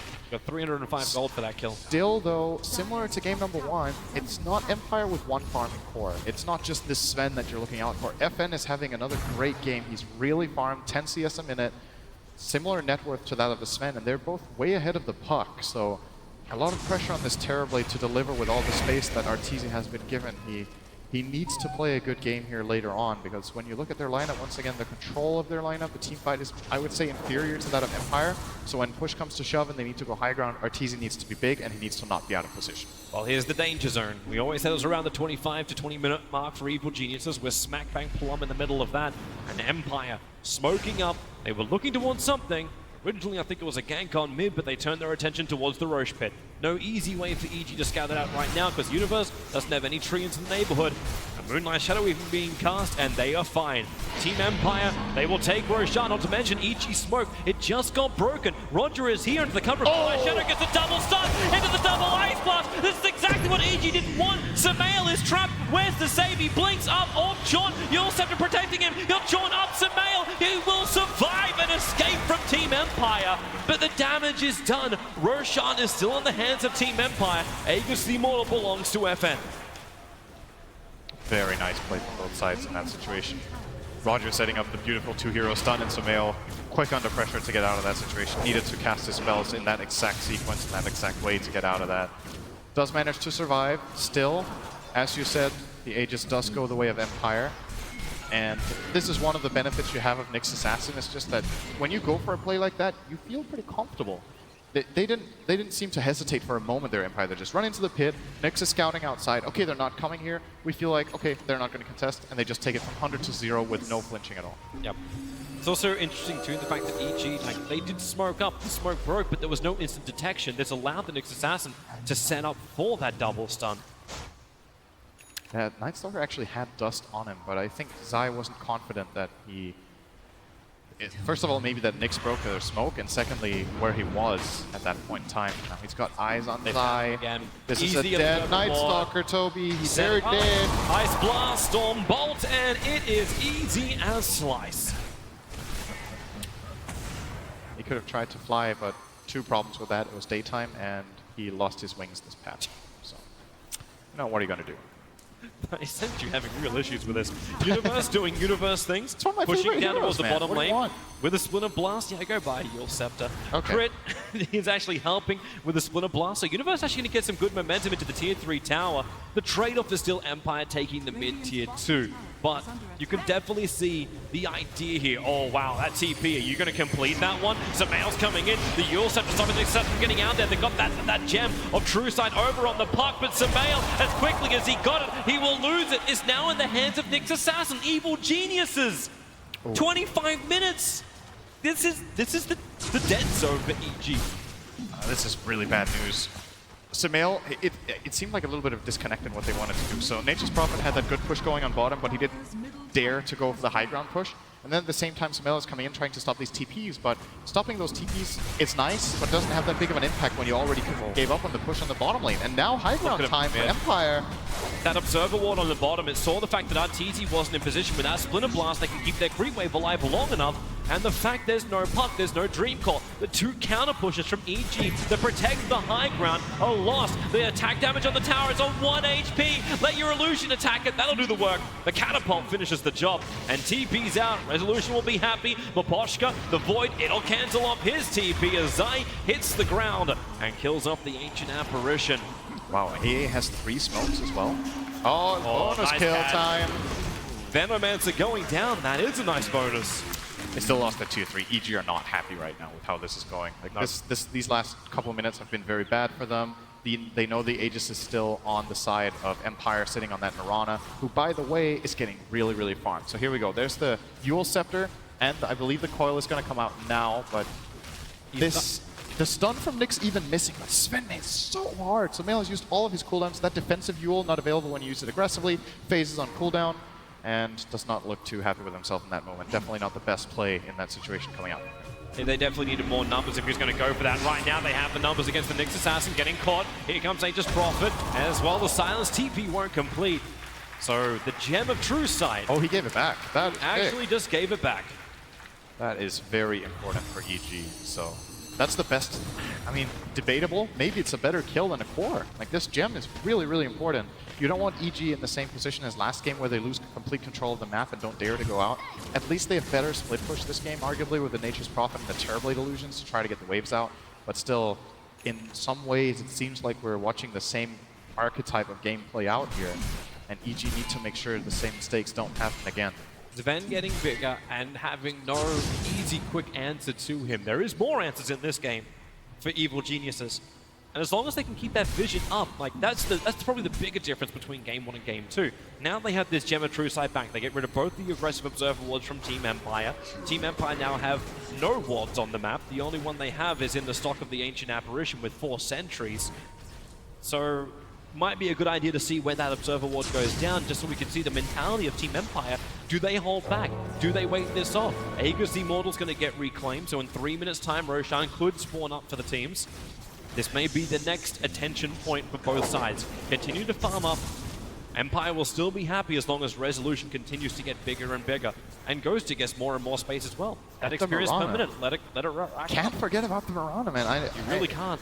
FN is farm, man. He's got 15,000 net worth. He is currently sitting at 3,000 ahead of the Nature's Prophet and the Puck, who are, of course, ahead of that Venno, but I would say this Mirana net worth can become very, very strong later on. This hero scales pretty well, gets a damage talent level 20, has high agility gain. He was the unsung hero of Game 1 on that Ember Spirit, and now EG, maybe they do something about him. FN farming up the Ancients, EG have no vision of that high ground. Crit putting down the sentry wall, they see the Observer, and then they get a glimpse of FN for a moment, but Samael just used his orb to help push out the mid lane, and the rest of Empire are converging on the position. They're even going to Moonlight Shadow, but thanks to the Observer and Sentry Ward, they still actually don't see anything. They're smoked up as well as Moonlight Shadowed. Double the layer of protection for Team Empire. The only hero Roger doesn't want to run into right now is the Puck. He has the gem. Anyone else is a kill. Well, they found Crit, or maybe they've found Crit. Zai's down here as well. Sentry Ward placed, no Observer Ward. That smoke still hasn't broken yet. Maposhka's so close to it, but it's at the end of the smoke time, so they won't realize that smoke broke because of them. Crit lets off the Splinter Blast, and there's your first stun. Zai, he's running as quickly as he can. The arrow flies forward from FN, it won't hit the target. Zai, keep running without wings, he's more aerodynamic. Moving up and over the hill, Ice Blast won't be able to catch him. Zai, keep on running. Run, Zai, run! Roger. Can't catch him. Ghost Stick, at least the Plague Ward is down, and he is away. He's going to make it back to the dire side of the river after running from the Tier 2 tower on bottom lane. I wonder if this is how the first people envisioned flying would be. You know, you just flap your arms. You know, oh, okay. Works well. All right, Zai gets out of there. Empire could have probably got 2 kills there if they weren't so hungry to go for the Wyvern. Both of them made the jump at the same time. They committed both stuns onto Crit, and Zai is happy and lucky to survive in that moment. And maybe EG now, they're converging. 4 of them are grouped up, but they don't want to smoke. They actually don't have one anymore. But they have a double damage in the bottle of Arteezy. He's so ready to fight. Yeah, Butterfly. he really, really wants to. This is a very strong Terrorblade, but still no BKB, and that means he's susceptible to this magic damage, and they have no save against that. They only have the Cold Embrace, no Glimmer Cape yet, I believe. Wyvern doesn't have it, he's building toward it. Zai is going for a Heaven's Halberd this time around against the Sven, an item that they were definitely missing in that previous game. Roshan to control. Think about the time, Resolution. man. Yep. 3 seconds until it could potentially be up. And we got ourselves a slightly above average spawn. Yeah, 2 minutes and 10 seconds left on the clock. Actually, a decent amount above average. I wonder exactly what the average spawn time is. I don't have those stats available. I can tell you by power of maths that it should be something about 9.5 minutes, Toby, because the spawn time is between 8 and 11. Do we want to flip a coin? Did your math skills just get applauded? If that's impressive, then we got ourselves some NA math. Ladies and gentlemen, a Danish education right there. All right, so Roshan, obviously EG can keep their eyes on it. The arrows have been thrown out from Mirana. That'll allow FN to scout out the pit too. As both teams, they can look to try and hold this. The only downside for Team Empire is their fastest pusher in the lane is still going to be this man, and he needs to come down and push the lane now. With the +4 triggers being summoned by Universe, he does get a lot of push whenever he summons the trees as he comes to the lane, and he will keep the split push going. So we have to look towards the BTs. Hilariously enough, no one from Empire actually has BTs. It's always going to be the TP scroll. Yeah, BOTs are item. It's an item that you might want to get on the Mirana next after this. Oh, Ghostic. He's going to walk in. A quick push out with his 4-star, and they commit the Moonlight Shadow. That's another smoke from EG that doesn't really bear fruit. The last one, did they get a kill with their last smoke? I don't even remember. Seems like an eternity ago. Math has clouded our judgment. They've got a pretty good amount of vision in this game, like you pointed out. The feel of the game is different. This time, we're getting further into the game, and it doesn't seem like EG in the same way are losing out on the gold grab. It's more or less stabilized. Experience favoring Empire a little bit. That's the Veno talent. I would attribute a lot of that to. But EG still, they're looking better. I notice still that X factor that we've seen from EG in the past just doesn't really seem to be there in the same force in the series. They have one way of doing it, and that's the Universe factor. It's the split push factor. Yep. We did see him in previous series and previous games during TI7 looking for that side of the push off, making the enemy wonder if they can go for the trade. And with that lack of maneuverability without the BTs in Empire, they do have to commit to the fight. This is their problem. There's a big army of trees pushing the bottom lane. They smoke up, looking for the fight. Roshan is now back up. At least because they brought down that tier 3 tower in the middle, they can get rid of the shrine, so EG can't bring reinforcements to Roshan. But the attack, they found the opening. It's over on Puck. Cold Embrace protecting him. It wears off in Resolution. A quick kill. The Gem of True Sight hit the deck. It's now in the hands of Roger. But the push is still coming in on bottom lane, so they want to go for Roshan for the push to the tier 2 tower up on top. How hard do you want to commit to this Team Empire? They can kill this Roche really fast. They didn't use Godstring for the kill, so look at this. This is like a 10-second Roche kill. Somebody needs to go back to base, though. This is the last March of the Ents happening at bottom right now. Sorry for the spoilers. We have this Lord of Rings. Venomancer will have to do it. I almost want to see him commit his Nova to try and defend it. Because the tier 3 tower is dying. Gale won't be enough, and you're seeing it fall. They have to fortify to defend against these Treants. Meanwhile, Universe TP's over, finding Maposhka, walking up. He was looking for an aggressive Observer Ward, so Universe finding a kill and bringing that tier 3 tower almost to its needs at 137 HP. I'm really wondering, this game is obviously super big for both teams. It secures Empire the progression into the next round in the top 8, and for EG it gives them that third game. And you feel like all EG needs at this point is just that little bit of momentum that I was worried for Liquid as well after that game 1 against Secret. They got destroyed, and then they found their footing and clawed themselves back into game 2, and game 3 looked very nice from them. I feel like we can see a similar tendency from EG, but they need to find that opening in this game where you just feel like, okay, now EG has this game. And that moment hasn't really occurred for, well, 20 minutes once again. Yep. They're finding these small picks. They get a kill on Miposhka. Okay, it's nice, but Empire get the Roshans. Empire get the tier 3. TI3 went to Alliance. Spoilers, sorry if you didn't see the International 3. But the shrines as well. Empire are going to take the bottom shrine out. No, Resolution forgot it exists. Actually, he's running in circles around it. You can attack this building. There we go. He's worried about revealing his position. Yeah, of course. Is the only thing. And EG. Bottom tier 1's going to fall as well. Empire, again, progressing on the map. They're getting something done. Actually, now they're hesitating a little bit. It's the team fight they're worried about. They're worried about getting cursed up. They're worried about Arteezy actually having an influence. Now, you did get a counter against that. The Monkey King bar got picked up by Resolution. He has the double damage rune. As he solo TP's up to the top, going for the kill! Shredded apart! A man with a sword is all you need for Team Empire. I just saw Mirana destroy a tower in 10 seconds as well. It's got to worry you if you're EG, man. You're seeing this progress of these cores. Do you feel like you're keeping up?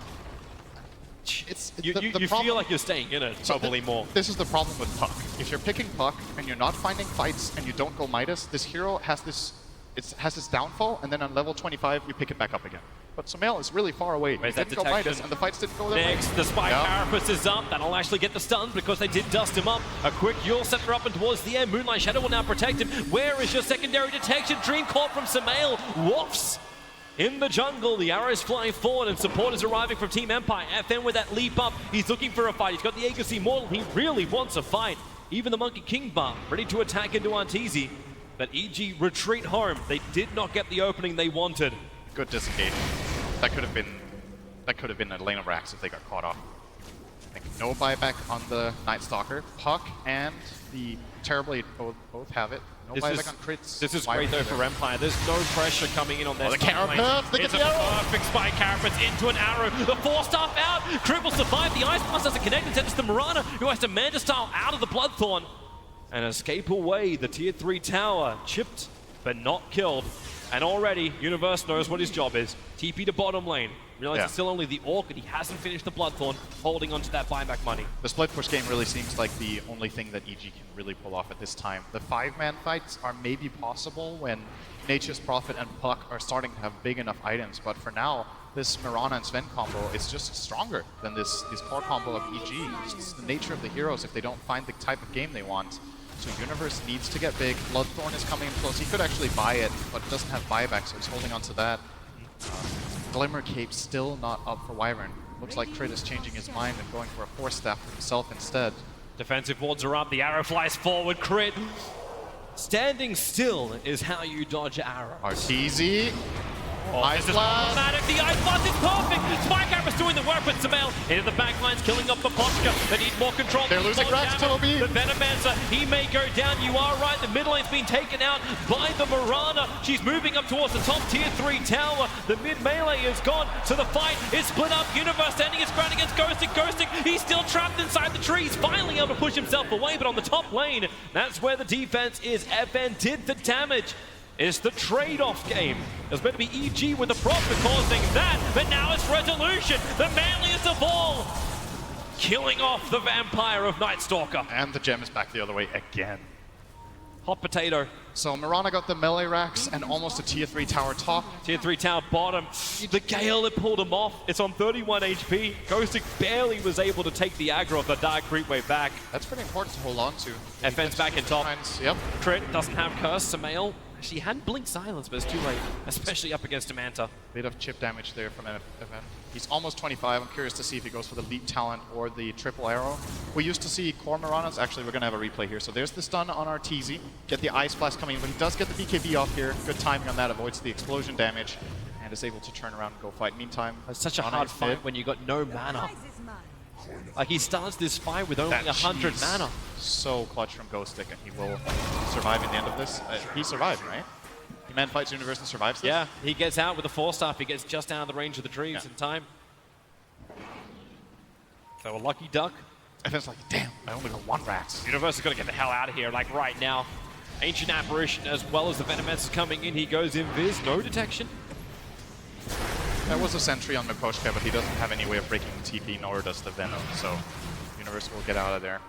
But as it stands, Empire are once again controlling the map. Resolution. They're able to take Roche. Crit, he's just looking at it.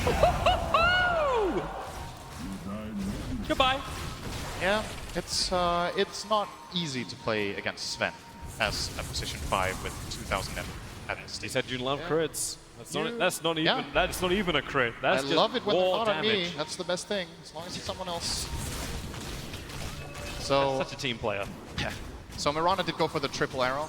In the past, we used to see Leap attack speed all the time, but since Leap got changed to only a 5-second duration instead of 10, players are opting way more for the Sacred Arrow. If you get any core arrow connection, or especially if you're lucky enough to get 2, that has a tendency of ending games. And this leap duration is not deemed to be valuable enough. FN was already able to force out fortification of Team Empire. He just came up the ramp, attacked it a couple of times with his Mantra Illusions, and that's enough for EG to fortify. Very problematic. Empire, their team fight's getting better and better. The Aghanim Scepter is on the Venomancer. They got protection from his 4-staff and that Lotus Orb on him. Roger seems to just be finding everyone whenever he needs to. And the sustain on both FN as well as Resolution is just intense. These pickoffs will help you come back, especially the solo pickoffs with Sumail. It's levels to get to 420. He needs that level 25 talent. And the Radiant Courier sniped by Universe. Every little bit counts. Yeah, this adds up. This actually gives EG some pretty important information. Sumail got 450 gold for killing the AA. Are they coming for give them an Resolution? idea of the gold graph of the game. Arteezy going into a fight once more with only 480 mana. He does have the double dash. Carapace! Skadi gets by Carapace, sets over on Sumail. And the curse is out for crit at the moment. Holding Nyx Assassin in position. Arrow flies forward. Resolution. Oh, come on. Has crit not been through enough? Here comes Arteezy looking for the damage. He has the DD room, but Resolution just has himself. He cleans up the rest of Arteezy. Zai trying to focus onto that Mirana. Support is here from Arteezy, but Resolution already has the double kill further to the south. Arteezy's in trouble now. Kill the Nyx Assassin, but Arteezy needs to survive. The Ice Blast is going to connect. The Stormbolt hell of their universe! Space created with the Sprout! Arteezy, does he actually bomb? Nothing will reach him. Sumail gets a double kill, taking out the FN spree! And Resolution has to stand here under the Dream Coil. EG are still 2 men down. They have to retreat back. That's a game-saving Sprout. Arteezy was 100% dead there without that Sprout from Universe. He didn't have buyback. Run Courier. It managed to pick up the gem which was dropped on the deck. It still got the rest of the Skadi, which needs to be delivered to Arteezy. Courier currently having more value than net worth. If crit, he's got nothing. But the Skadi is up, and they needed that in the fight. They needed to kite Resolution. He was free to do what he wanted, and we'll have another look at that fight. It's just very important for EG that Sumail doesn't die here. Roger didn't have the vision to secure the stun. Crit dies, getting used to that. He's going to get jumped by Rezo every fight and just killed off. And Arteezy, see, this is an awkward situation because he doesn't know what the cooldown is on Sven's Lincoln, so he doesn't know if he can really go for a Sunder play or not. So now he's going to back off after trying to help out Zai a little bit. Now the Lincolns is ready again as Sven jumps in, and we're going to have a little look at FN leaning back. Apparently, I'm pretty sure those two things did not happen at the same time, because Hero was still alive. And Universe is like, well, you're welcome, Arteezy. We can still win TI. Well, it's a long road to go. Even if they do win this game, that will still only force a third as Team Empire have that advantage. But Evil Geniuses, now they know that Roshan is up.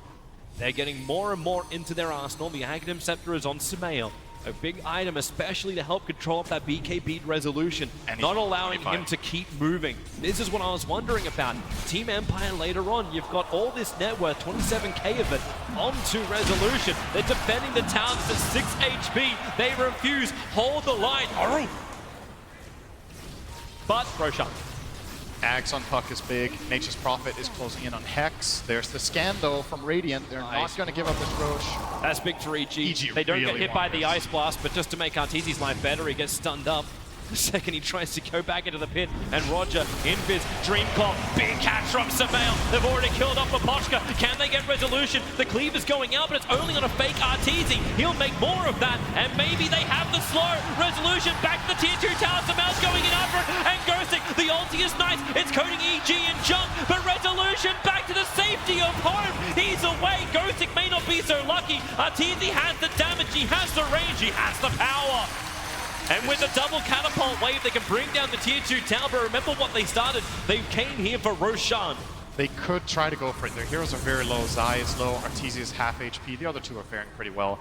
With Venomancer being dead, they might try to go for it. This is not a guaranteed Roshan, however. Sven can try to contest this. Buyback's coming. Mirana and the buyback of Veno. Arrows they want to get there. Forward. Universe gonna dodge it. It does hit Arteezy. It hits Roshan, making life easier. And the science onto FN. Roger looking for a target. Spy Carapace being committed very early. Resolution will get the stun over on Zai, so he'll kill him to the north while the Yule Scepter sending that Nyx Assassin around. Hits the ground. Killed off quickly by the Bloodborne. FN still looking for another kill. Sumail gonna draw himself away, but that Malionia damage. EG, they have to retreat. They've already lost one. The stun is too big. Goodbye, Arteezy. Buy back out from Zai. He's TPing the tier 3 tower. Long way to go, but Samel goes in. The triple coil plus the silence, allowing Arteezy the space to get away. They'll all tank the stun, and they need to keep running, but Resolution blinks forward. Ice Blast coming in. Arrow as well. It won't connect on any of the heroes. Crit even dodges it. Arteezy, he needs to live. He'll take the life away from Crit so they can survive. They're shrining up. Arteezy will make it. And the cut is on the Venomancer. EG, hold the line. 3 heroes gone. They're looking for more. Resolution, the Lincoln Sphere's being triggered, but he can still blink away. The damage didn't connect. The arrow from FN, however, it does on the side. He'll stand his ground, find that kill. Arteezy wants the kill, but he couldn't get the reflection off on FN. So Moonlight Shadow will allow Empire to retreat under the protection of invisibility, and the fight shall end. Oh, at the last hour, EG are stepping up. They're playing these fights very, very well. Crit and Arteezy together. This is the keep Arteezy alive late game. First, the Furion saving him earlier, and this time he gets sundered by Crit, or rather the other way around, and Crit gets a really nice burst onto the Venom Uni. Bottom lane, he's coming in, he TPs forward and lets the trees take the tier 3 tower. This opens up more options for him because now he can look towards the shrines. Resolution, consolation is he has a whole bunch of trees to kill. And he's going to be able to get his refresher against Arteezy can't die here. Oh, where's the ice really blast? can't die because it's a solo Nyx. Literally. You are right. Technically right, the best kind of right. There was no support nearby. So the buybacks, still Night Stalker and Prof are going to have theirs on cooldown, so is Venomancer.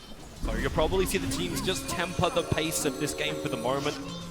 You can look towards the next Roshan. That's a while off.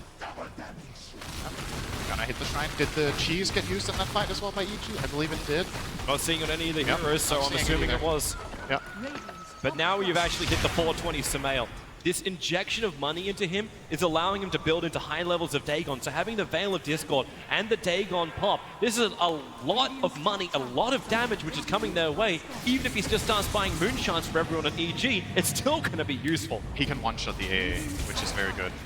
Or, for example, force the Mirana down to half HP before she BKBs. This combo, this 1-2 combo from Puck is very fast. Just Veil, Dagon, blink, and use your spells, and you kind of have to respond with the BKB pop if you're FN. So keep an eye out for Samael to look for that jump, especially with the help of Zai. It shouldn't be too difficult with that Night Stalker Night Vision, but they will have most of the time. This is going to be a tense late game. This has the potential to go very late and also to end within a few minutes because both teams have such extremely powerful late game pushing heroes. The Sven can destroy barracks in no time. On the other side, you have Terrorblade and Nature's Prophet with their pushing prowess. Now Furion is going to get level 25. And it's going to be the remove teleport cooldown from Universe. So 100% split push focus. I guess his alternative was also 100% split push focus. So this is just more enabling.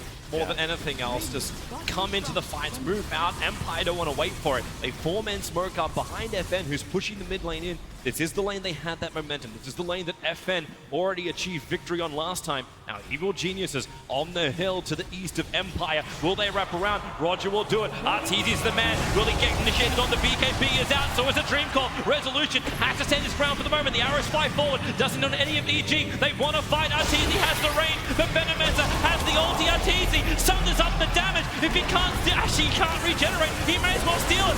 FN, they'll have the deep to bring him down. Universe beating through the Mirana, getting through the BKB. The crowd is unbelievable for Empire. How did he live through that? FN gets, it's just one of those moments, oh, I'm sprouted, I'm just going to A-click ground and win a 1-on-3. Okay, that's probably not fair to say. That was not really 1-on-3, but it looked like it. 3 heroes down for Team Empire, for EG. How do they actually defend? Empire are taking the top lane of Rax. Samael's looking at them, but the spy carapace up from the next assassin. He goes for the stun. Puck will fall. EG is all falling apart. Even if Samael buys back, it won't save the lane of Rax. It's just Arteezy. He bought a refresher, so at least he has Metamorphosis and BKB back up again, but he needs friends. And Team Empire, are they going to stop at 2 lanes? They will probably take this middle range barracks with Resolution and then call it a day for now. Samael, Drain Call over on 2, triggers already. The Lincoln Sphere on Resolution, Ancient Apparition got stunned up. And Maposhka being low, Resolution, he didn't burn the BKB, which may have been the desire of Samael. But FN feeds into the tower, already the reflect. FN wants to break free. He's able to do so. But here they go through bottom once more.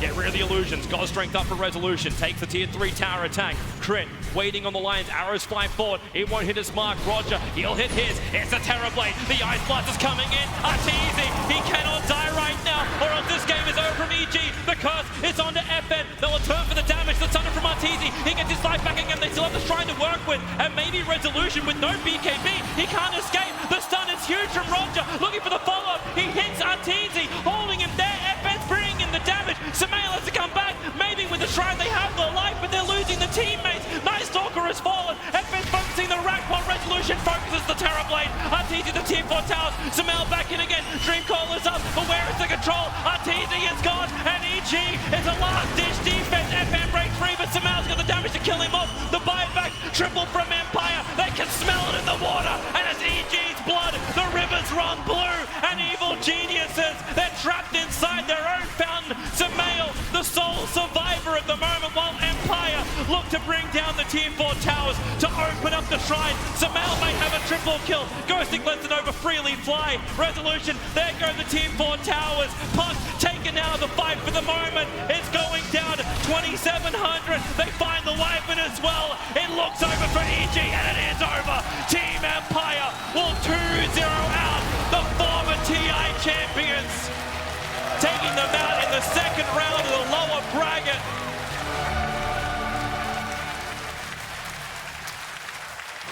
This tournament just keeps on giving, doesn't it? Full of surprises. Empire, I think very few people would have picked them to win this 2-0. Maybe some people thought they could win this game, but EG came in as favorites for sure. Resolution, bathing in the glory of the crowd, having the time of his life, maybe the second best time of his life. Maybe he will have the time of his life later this tournament if this keeps on going for Team Empire. If they can keep the run going, sure, the next opponent will be Team Liquid, but Evil Geniuses. It's a bitter defeat. They're not the first team to experience this. OG stood in the same place, losing from that lower bracket matchup, looking down and can't get the series. And this one's actually even a little bit worse. They couldn't get a win on the main stage. OG at least got one against MVP back at last TI, but this is heartbreaking for the EG fans.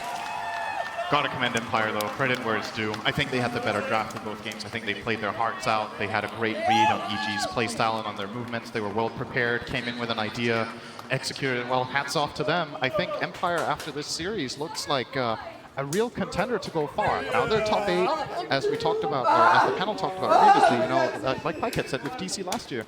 Our goal was top 8, we made top 8. Yep. Everything beyond that was a bonus. We were just having a good time, playing our hearts out, trying our best to win. Got all the way to the finals. Who knows what Team Empire can accomplish this year. They look so happy, and rightly so. Not only is it just it's not even a one-man show. Everyone did so well. Team Empire. They're coordinating everything. The stuns, the movement. These guys are pushed to late game time and time again, and they're showing as a unit they can make the right decisions. The decisions that push themselves forward into the lower bracket round 3 to keep their TI7 hopes alive. How far can they go? Is the question. EG. It's over for them.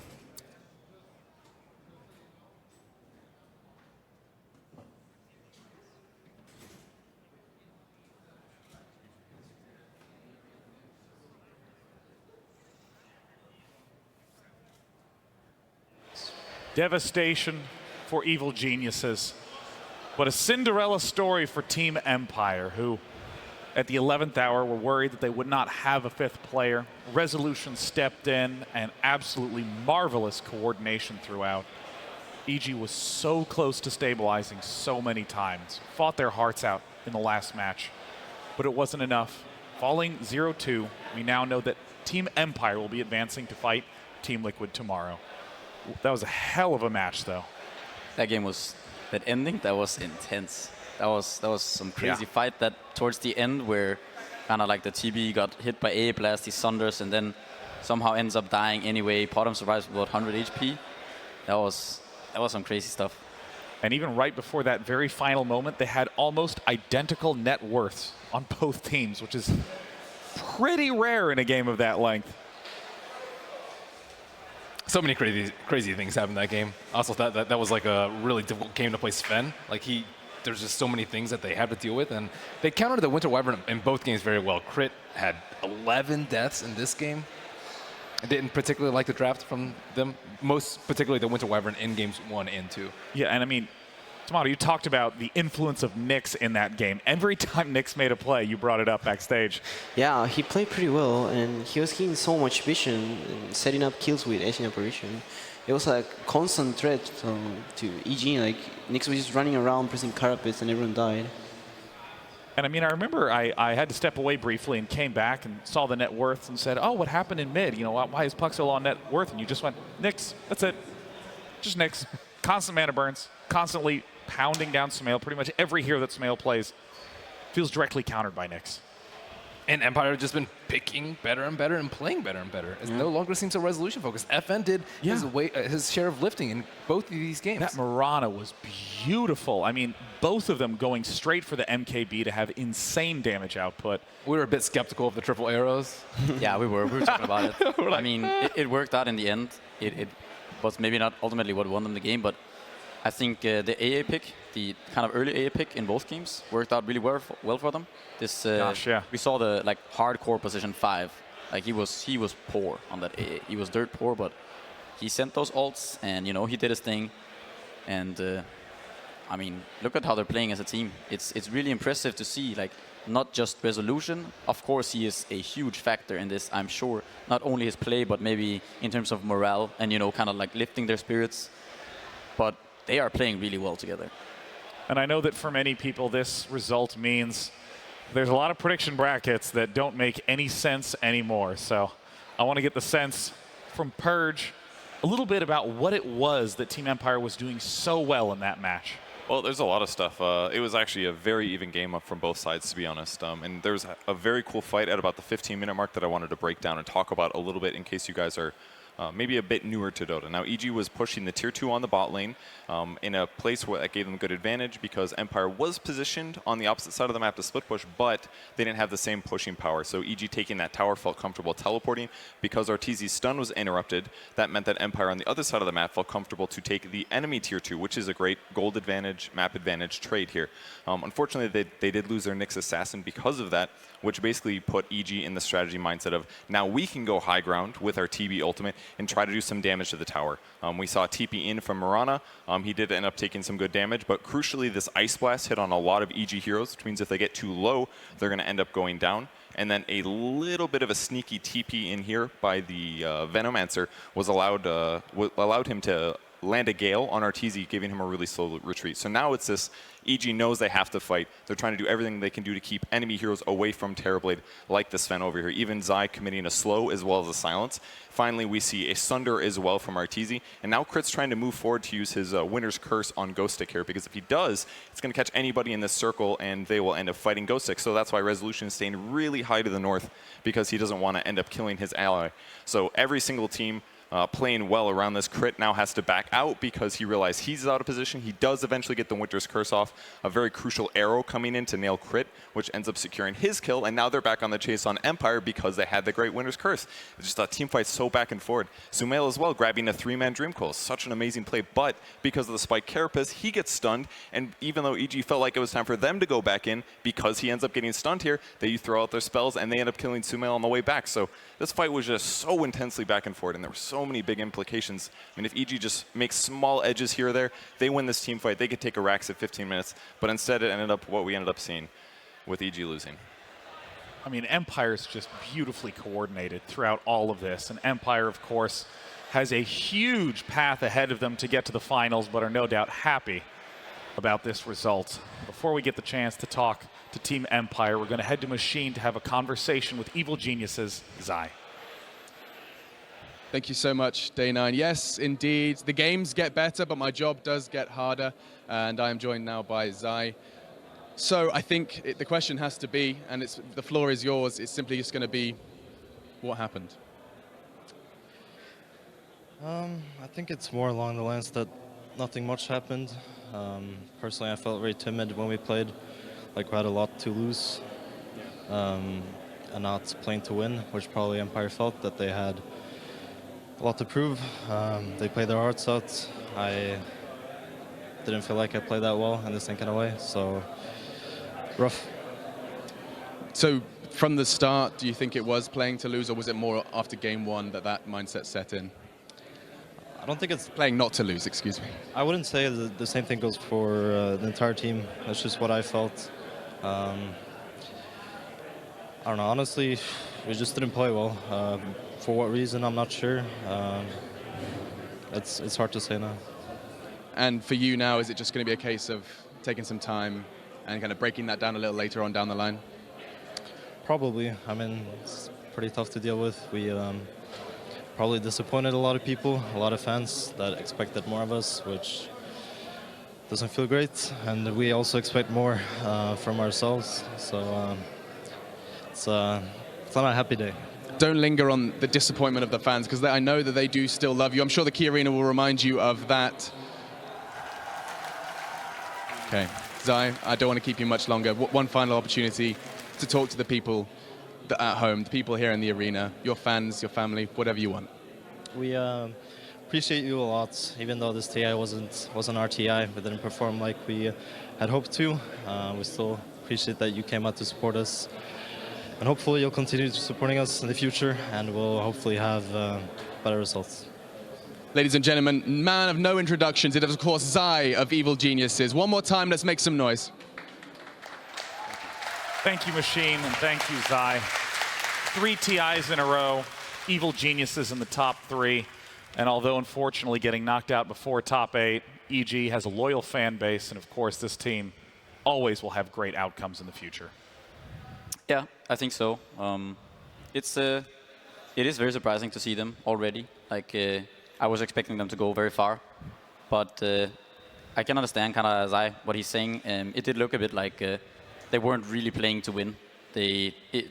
From my point of view, at least, it's like Empire have that thing where they're hungry. They want to play. You know, they're coming there. They're ready to play EG. They know, like. Everyone kind of knows that, you know, EG is on paper, they're a better team, and everyone kind of expects them. But Empire, they really want it, you know. Today, they definitely wanted it more than EG. And if that's the case, then at a tournament like this, it's not forgiving, you know. You lose this game, then... I remember you commented on like the looks of the players going back into the booths. Right, yeah. More? Well, yeah, so sometimes I feel like after the first game, I saw on some of the EVG players' faces, like they just had this look of... I don't know how to put it, but it's like a look of someone who's not ready to show up and play. You know, it's not a hungry look. They looked a bit defeated. When I looked at Liquid earlier, for example, when they were playing, like they had lost game one or something, then they came back like in the second game, and you know you could see they were still all smiles, and they kind of turned it around, and it went well for them. But to me, it just looked like EG were kind of, you know, the morale was very low. TI, of course, known for its upsets. OG, a team that fell earlier, went on to accumulate 4 total majors under their belt. And of course, the team that is moving on to next round, Team Empire. We got Casey with Ghostic to talk a little bit about the incredible win they just pulled off. Boy, you said it, incredible win. Ghostic, you sat down and I asked you this question. You and I sat down for an interview 1 week ago. Was there any part of you at that time that thought, we're going to be sitting here talking about us beating EG in a week? No way I were thinking about that. Like we were trying to find our game with a stand-in, with Rezo. We were struggling at that time, I mean. But now I think we're in a good point. Resolution helping us really well. He gives us all experience which he had previous TI, and I'm really happy that we managed to beat EG when no one believed in us, probably. What do you want to say about EG and the way that they played here tonight? Because these were some really great games that we saw on the TI main stage. Yeah, well, I think it was a bad day for them. They beat us in group stage without any chances. We were preparing for them really well before this match, and I think we just kind of outdrafted them, maybe somewhere outplayed, but just a bad day for them. Feel sad for them. You mentioned Resolution. You added him last second. Yeah. A lot of teams that we're seeing here on the main stage have been practicing together, playing together, living together for months on end. You did not have that much time to come together. Why do you think you were able to become cohesive and make it work so far? I don't know, he has really great experience, like he can adapt to any playstyle, and we adapted to him kinda. We're finding our game, like for 2 days of a group stage which we played, it was tough days for us in a group stage, but after that, we reached a point where we're playing like a good team, and I think it's working really well for us. We talked to Resolution yesterday, and I think between that and just watching your style of play, there's kind of a sense of carefreeness in the way that you're handling it. You don't seem to be feeling the pressure the way the other teams are. Not to say that you're not, but how is your approach to TI perhaps helping you battle that pressure? Well, I feel pressure before the games, like before I go to the booth. Like, I don't know, and when the game starts, there is no pressure for me, and for all of my teammates, I hope so. So it's kind of, there is no like a way that I'm fixing a pressure. It's just goes like that. And now you're undefeated on TI main stage so far. Yeah, it feels happy. Does it? Yeah, it feels. Can you describe the moment that you were playing just now in that series where you thought, oh my gosh, this is happening? Yeah, it was something like that. Yeah, in my head, like, oh my gosh, I'm winning EG, like it is happening on the main stage. Like it was really good feeling. I never felt like that. And you can tell there's so much respect between the two teams. So I know that makes it a little bit harder for both of you because, I mean, everybody who's here deserves to be here.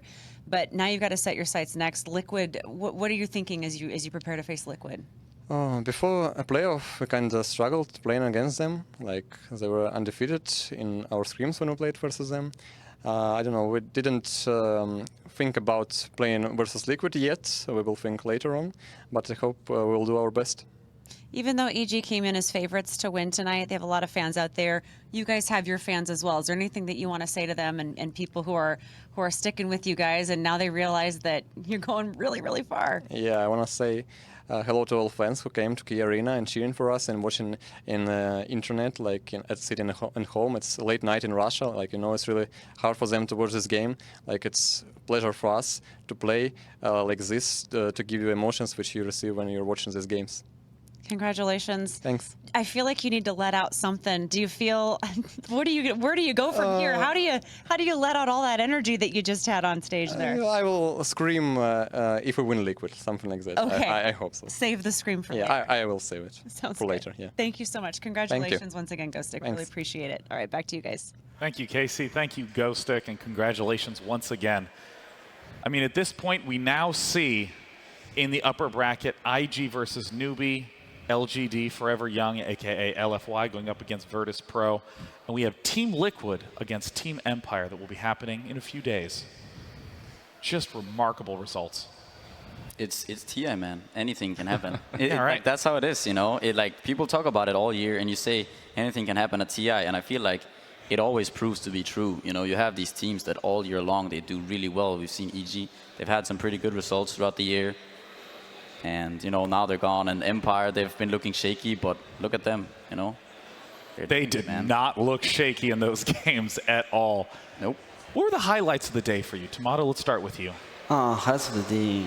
Wow, that Empire game was pretty fun to watch. I enjoyed the teams like come together so well. Like, each one of them is playing better and better each game. It's like when I saw them during group stage, they were like super weak. Like only Wrestle was carrying them, and now it's like everyone's making plays, and they're like Ghostic's making plays here, Roger's making plays. Really fun to watch. It's hard to pick an all-star when it's Empire game. Like the whole game was exciting. This is like my favorite match. What about you, Merlini? I think the hunger from the players. I think like most of the players that have already won a TI are out now, and I think our chances of getting a repeat winner are almost zero. It's Newbee, OG, or just player-wise, just S4. Oh, right. Maybe. I think S4 is like the only one left. We started with, I believe, 5 at the start, and you can tell like all these but guys. Newbee and OG, they are the ones that have players left. Like Faith, and S4, those are the two. I think there were a lot more, and I think these teams that haven't won a TI before, they just want this so badly, and you can tell from the way that they play, from the way that they look, from the way they enter the boost. Yeah. What about for you, Paikat? What stood out? Well, like Tomato said, I really enjoyed this last game. I thought it was one of the most interesting games that we've seen today. It was like, it was a very even game up until the very last point. I feel like anything kind of could have happened. I would have to say that's my favorite game of today. Well, I know that there's a whole lot of fans who have been sticking it through the entire day. We've been going for almost 12 hours straight. And Slacks is out with some of them to say goodbye for the night. Slacks, take it away. Hey guys, so we are outside in the arena. Everybody is going home. The cars are leaving. The stadium is emptying? Oh, whatever. Thank you. But the boys, I'm seeing a lot of sad faces out here, but I'm seeing a lot of happy ones too. An exciting game of Dota from everybody. A lot of favorites went home, but overall, we still saw some pretty good Dota, right everybody? Huh? Yeah! But we're gonna see more tomorrow, right? Yeah! So their hearts are not broken, because we all win when we see excellent Dota played, and that's what we saw here today, and we will see more of it tomorrow at more TI, correct? Yes! See, hearts are mended, everything's fine out here. Thanks for fixing all the problems, Slacks. Thank you. Of course, there's so many teams that come into this event that have fans behind them hoping that they'll be able to push through to the finals, and when that heartbreak sets in, yes, it hurts, but you know what? As the days go on, new fans are formed because the teams thus far have been showcasing just extraordinary skill. Let's take one more look at the brackets, talk about the big matches that are going to be happening tomorrow. In particular, in that lower bracket, we have TNC going up against OG and LGD versus Digital Chaos. I mean, we gotta talk about TNC OG, right? It's like the repeat of last year. You gotta see, like, it's the fight for top 8. Are TNC gonna do it like they did last year when they knocked OG out? Or is this gonna be the TI where OG actually, you know, pushing through that top 8 and then maybe go further? I'm sure a lot of people are looking forward to that. Yeah, I mean, OG did showcase almost a comfort, using a lot of chat wheels in their games against, you know, in that first round. They were feeling pretty good, it seemed. In their conversations, they seemed pretty good. What about in terms of the winners bracket? We will be doing that at the end of the day. Invictus Gaming versus Newbee and LFY versus Virtus.Pro.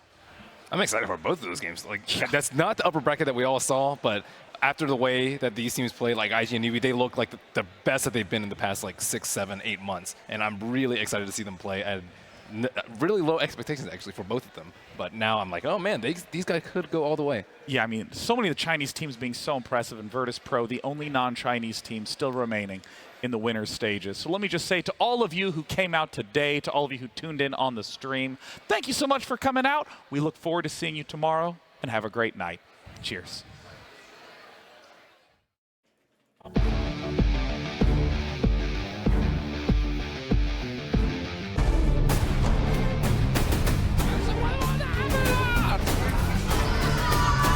Hey, ladies!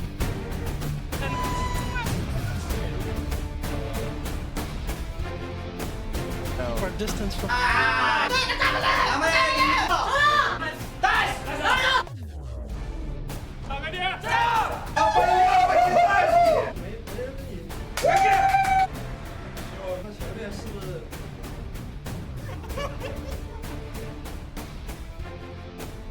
GG! Nice! Woo!